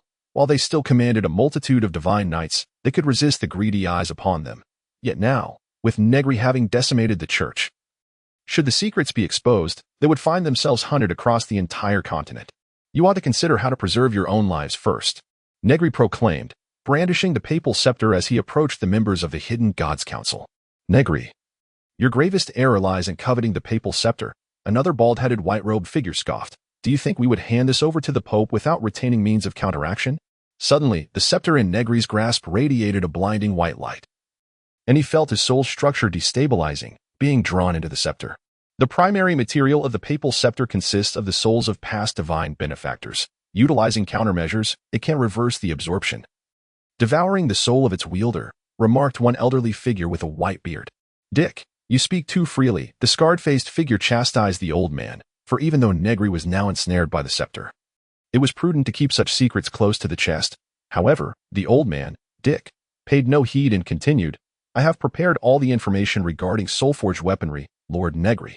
Well done, Dick, Negri said, swinging the scepter to crush the scarred face.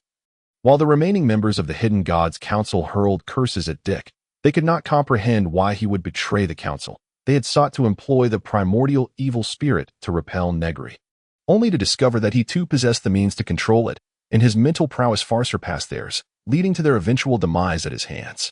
Indeed, Lord Negri is a figure of despairing might, Dick obsequiously remarked, his aged face contorting in a grotesque smile. This Dick Sacker was the most significant traitor within the Church of Divine Grace, swayed by the simple fact that he had grown old. Despite having commandeered the primordial evil spirit and receiving the gift of life, he felt the weight of his years pressing upon him, for he sensed his time was short. Thus, he chose to ally with Negri. Betraying the secrets of the Council of the Hidden Gods, Negri turned to this man, beckoning a raven, his fingers piercing its body, as visible tendrils of black material seeped forth, eventually settling upon Sacker's head. Your body shall gradually be supplanted by the black raven contagion. Yet vitality is not obtained without cost. You must consume the lives of others to sustain the contagion's activity, but I trust you shall not mind. Thank you, Lord Negri. Thank you, Lord Negri. Sacker fell to the ground, the contagion burrowing into his skull, inflicting excruciating pain as he collapsed into a pool of his companion's blood. Yet he voiced his ecstatic gratitude. Take care of yourself, Negri remarked as he withdrew the primordial evil spirit. Moving towards the exit, where several ravens clutched volumes of texts, knowledge from the Church of Divine Grace provided by Sacker, a multitude of ravens descended upon Negri, lifting him skyward, heading towards the Sacred Valley, a place where all the truths of this world should be unveiled. Chapter 93. The Remains of Giants. Lady Nara, flee, leave this to me, a divine knight, wielding a rusted knight's sword, declared before a massive, mud-like creature. The world had grown increasingly abnormal. With the approach of the abyss, the sky turned a murky gray, perpetually shrouded in gloom. Moreover, certain individuals, after the descent of the abyss, underwent grotesque transformations. Their flesh began to rot, resembling flayed frogs, their bodies shedding pieces of meat, and their human forms distorted, bones melting into a puddle of muck. Wielding 5 writhing tentacles, these monsters attacked indiscriminately, seeming to be humanity's nemesis. Once they pounced upon a human, their flesh would begin to dissolve, and weapons that struck them would corrode at an alarming rate. Even elite mercenaries could fall prey to these abominations if they were not careful. Should these creatures consume enough humans, their size could increase infinitely. And most horrifying of all, they were indestructible. Fortunately, these monsters were still few in number, primarily lurking in remote areas. The more prosperous the city, the rarer these creatures became, thus sparing the world from widespread chaos. Yet time was not on their side. The transformations continued, and everything was changing. Nara could feel a force attempting to alter her, but the dragon blood within her fiercely repelled that influence. However, should she yield to this change, she could acquire remarkable power. It was while passing through a village that they encountered this wretched creature, which had slaughtered the entire populace, growing to its current size. As they rode past, the mud monster's tentacles suddenly lashed out, wreaking havoc on their horses, while many other knights and divine benefactors were caught off guard and struck by the tentacles. Numerous lives were lost on the spot, and during the ensuing struggle, more perished. Nara and her companions devised various plans to vanquish this creature, yet it seemed supported by some unseen force. Though the monster was enormous and amorphous, its speed was not to be underestimated, and its repulsive attacks made fleeing perilous. More lives would be lost in the attempt. Reluctantly, the divine knight proposed to remain behind to hold the creature off, lest the entire party be ensnared. The abyss loomed ever closer. The light of the flames was fading, and time was running out. My Lord grants me the right to sacrifice. The divine is with me. The divine night was enveloped in radiant white light.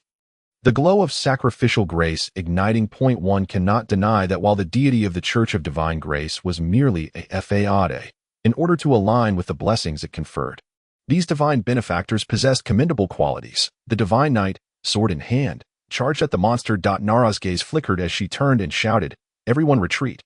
Do not let his sacrifice be in vain."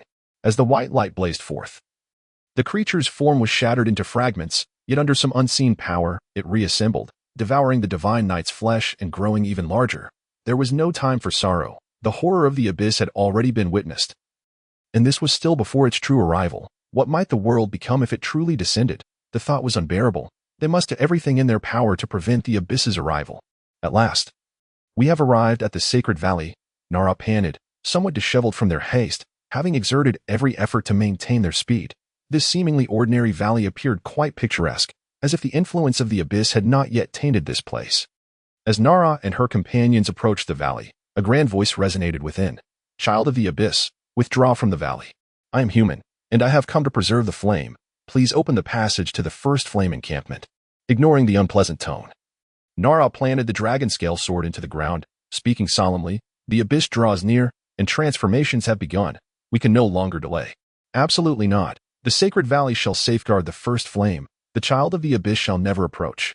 The voice was unyielding, refusing to compromise. "As long as the first flame endures, the abyss shall forever be barred." How absurd. Nara sighed, for although the flames were on the verge of extinguishing and she lacked kindling, she was still obstructed from adding fuel to the fire, merely because the other party might snuff out the flames. Indeed, Eldridge's assertion regarding the guardians of the sacred valley held true. Each individual harbored their own convictions and thoughts, if mere reasoning could persuade others to concede. This world would not be plagued by so many conflicts. Then let us act according to our own will. I firmly believe our path is the correct one. Nara withdrew the dragon scale sword, her steps resolute as she advanced into the valley. That if persuasion failed, then let there be battle. A multitude of ravens bore Negri aloft towards the sacred valley. Although he could fly using dragon speech, maintaining it required constant exertion. In such critical moments, it was wiser to conserve energy. High above in the heavens, Negri closed the tome in his hands. Along the path he had traversed, he had thoroughly examined the truly valuable text of the Divine Grace sect, absorbing the useful knowledge contained within. After all, an organization that has endured for so many years undoubtedly possesses its merits.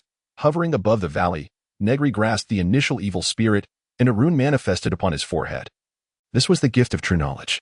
As he surveyed the locale known as the Sacred Valley, the once ordinary valley transformed in his eyes. The mountains and clay lost their hue, revealing the hidden truths that lay beneath. The entire valley resembled a colossal handbone. As if yearning to grasp something, the mountain ranges on either side represented the index and thumb, while the valley's terminus symbolized the space between the fingers. The remaining portion of the hand lay buried deep underground. Yet from this singular hand, one could infer the immense stature of its owner, making his identity abundantly clear. Emerging from the initial fire were the three deities, with one among them bearing the burden of responsibility. Having nurtured the majority of life in this world, the original assassins of the Sacred Valley were, in fact, followers of this giant, and the so-called Fountain of Life was a manifestation of the giant's flesh and blood. Humanity in this world was thus birthed from the giant's essence. Naturally, the Fountain of Life could effortlessly heal various human ailments. Was the initial fire placed within the giant's remains? As Negri descended into the valley, he beheld the devastation left behind by a fierce battle involving multiple factions. Numerous corpses littered the ground, those of the Sacred Valley assassins, knights, and his own 3 battalions, the ghosts, the crows, and the dragons. Yet, within those lifeless bodies, there was no trace of soul or vitality, indicating the presence of a powerful evil spirit. If this formidable spirit had not been eliminated by Negri himself, it could only have been the work of Hales and his ilk. Chapter 94. Initial Fire, Part 1. Surrounded by a throng of crows, Negri made his way toward the cavern's entrance. Inside, a broad staircase descended into the abyss, seemingly without end. The sides of the staircase were embedded with luminous stones that provided illumination. Upon entering, Negri's perception was swiftly suppressed by an unseen force, hindering his ability to extend his senses. No wonder the ghost lost contact upon entering here. In such an environment, even through the blood of souls, I would struggle to connect with the outside world. Without hesitation, Negri continued his descent. Along the way, he encountered several corpses, predominantly of the Sacred Valley assassins, along with some crows and dragons, and even ghosts. However, there were no bodies belonging to Hale's members in sight. It was to be expected, as most of Hale's members bore the traits of the Abyss. With the Abyss drawing near, those who had acquired some of its power were more prone to becoming mud beasts. While transforming into a mud beast indeed conferred great strength, the cost was the complete loss of personality, rendering them mindless monsters that even Hale's own could not control, allowing them to wreak havoc across the land. Further weakening the flames of life, among those attacking the Sacred Valley, only the 3 returning deities and a handful of others without abyssal traits remained. Ha ha ha, O mortal shrouded in ashes, you cannot resist the divine. I have shed my facade and achieved the visage of a god. A tremendous sound echoed from below, accompanied by a great commotion. Are they engaged in combat below? Unhurriedly, Negri continued his descent, deducing from the voice that its owner was one of the deities.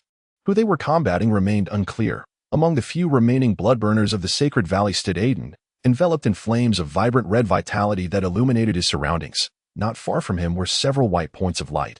He recognized them as the Grey Sparrows of the Divine Grey sect exerting their gifts to the fullest. It was a stark reminder of the unpredictability of fate. Not long ago, the 2 factions had stood opposed, yet now they united against a common foe. Their adversary was the encroaching darkness surrounding them. Representing the unseen, blinding force of the divine. If one were to be exposed to this darkness, all would be consumed. Without the illumination of the flame of life, Aiden would likely have perished. However, beyond its devouring nature, the darkness concealed unknown threats that relentlessly attacked. With a muffled groan, one of the white points of light gradually extinguished, signaling the fall of another Grey Sparrow to the consuming darkness. TSK. TSK. TSK. What are you still holding on to? The voice from the darkness echoed once more. Life is but a deception. Flames transform emotions into shackles that bind you. Break free from them, and you will uncover the world's true nature. Damn it. What should I do? Aiden continued to burn with the flame of life, his heart racing with anxiety. Though he had willingly stayed behind to hold off the enemy, it did not mean he wished to die in this manner. A wave of danger washed over him, and sensing something amiss, Aiden rolled to the side, but it was too late. An unknown entity severed his left hand, pain seeping into his very soul. The life force stored within his heart surged forth, staunching the blood from the severed limb. Yet, it was merely a futile effort. His life force was dwindling, and the flames of vitality that burned upon his skin gradually dimmed as darkness enveloped him, consuming all he knew. With no power to retaliate, I find myself defeated. How truly feeble I am. Aiden collapsed into the darkness, his red light fading slowly. Just before his complete demise, he heard a sound, followed by an agonizing sensation of being torn apart. Glyast. An irresistible force surged forth, scattering the darkness that had lingered in the corridor. However, those who had struggled within the darkness were also caught in the wave. Their resistance against the darkness had already been tenuous. And now, with the power of the dragon tongue washing over them, their bodies disintegrated alongside the vanishing darkness. Negri strode forward, casting a cursory glance at those he had inadvertently slain. Before addressing the blinding entity now shrouded in darkness, these few cannot possibly impede your progress. Is there some ulterior motive for lingering here? Negri, the blinding entity hissed through clenched teeth. Before Hales discovered him, Negri had been the ideal target for the blinding entity, which left him feeling like a mere substitute. Now that the true figure appeared before him, disrupting his hunt, the blinding entity's envy for Negri only intensified. Just as well you have come. I shall slay you to prove my superiority. The blinding entity spoke with a voice filled with malice. As darkness surged toward Negri like a tidal wave. As the abyss draws nearer, my power grows ever stronger. Negri, confined to the power of evil spirits, you stand no chance against my strength imbued with the abyss. The entity's voice reverberated through the darkness, enveloping Negri.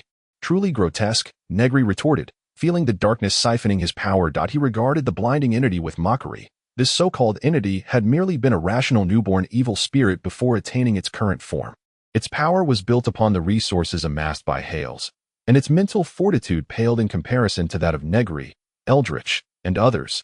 An edifice constructed upon a foundation of borrowed strength that a white luminescence ignited in Negri's left hand.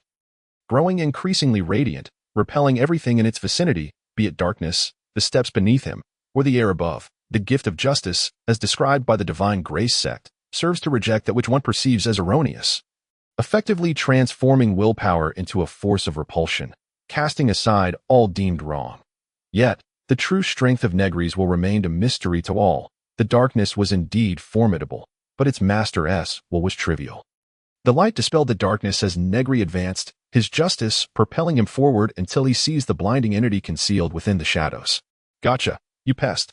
In his grasp was a grotesquely shaped humanoid evil spirit. As the darkness dissipated, it frantically recoiled, attempting to shield its hideous visage. With a firm grip, the blinding entity exploded into fragments, and just as Negri prepared to absorb the escaping soul energy to glean some information, everything vanished with a surge of power. The abyss. Negri stowed the initial evil spirit and continued onward. Chapter 95. Initial Fire, Part 2. It must be said that while the initial evil spirit retained only its instincts, it proved to be quite useful. As Negri pressed forward, he continued to hear the sounds of battle ahead. Perhaps due to their proximity, the connection through the blood of souls re-established itself, allowing Negri to discern the unfolding situation. Nala, wielding the dragon scale sword, battled several ghosts, the draconic pressure emanating from her intensifying, indicative of her dragon bloodline awakening rapidly. Miss Nala, it is as I said, you must defeat them to earn the right to pass through this gate, echoed the voice of Elder Sia. She stood before a great door of bones, flanked by a pool of water, the very fountain of life held by the Sacred Valley Assassins. 3 individuals engaged in combat with Nala, the traitor from the Divine Grace sect. The captain of the Demon Corps, and Meyerson, who has been implanted with the remnants of Chris's soul. Additionally, there is the portly Connor Kenway, possessing the ability to reflect damage, and a new demon who has been infused with the essence of Marilis. Meanwhile, on another battlefield, the vengeful Jason Todd confronts the embodiment of pure malevolence, Caddis Mareg, a long-awaited confrontation for Jason that has been 17 years in the making, hidden in the shadows. Lays battles the Demon Slayer Jack with 3 knights.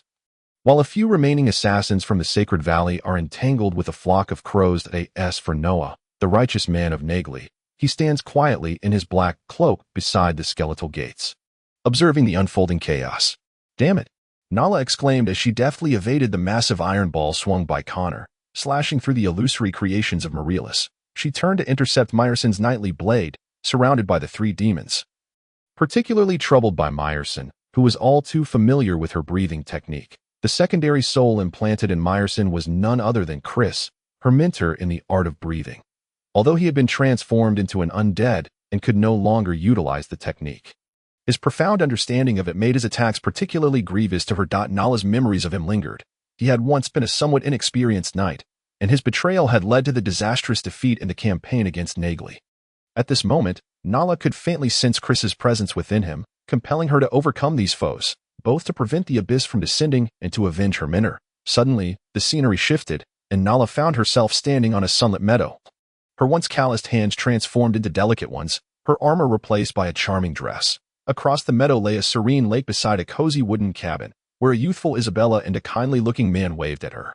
This was the scene Nala had yearned for in her childhood, her mother untouched by toil, and her often absent father alive, and by her mother's side. A smile graced Nala's face as she swung her sword, dispelling all illusions. Her resolve remained unshaken. The dragon scale sword clashed against Meyerson's knightly blade, the dragon's might surging forth, expanding once more. The steps of Negri cracked open as a monstrous entity, with a gaping maw, leaped forth from the fissure, intent on devouring Negri whole.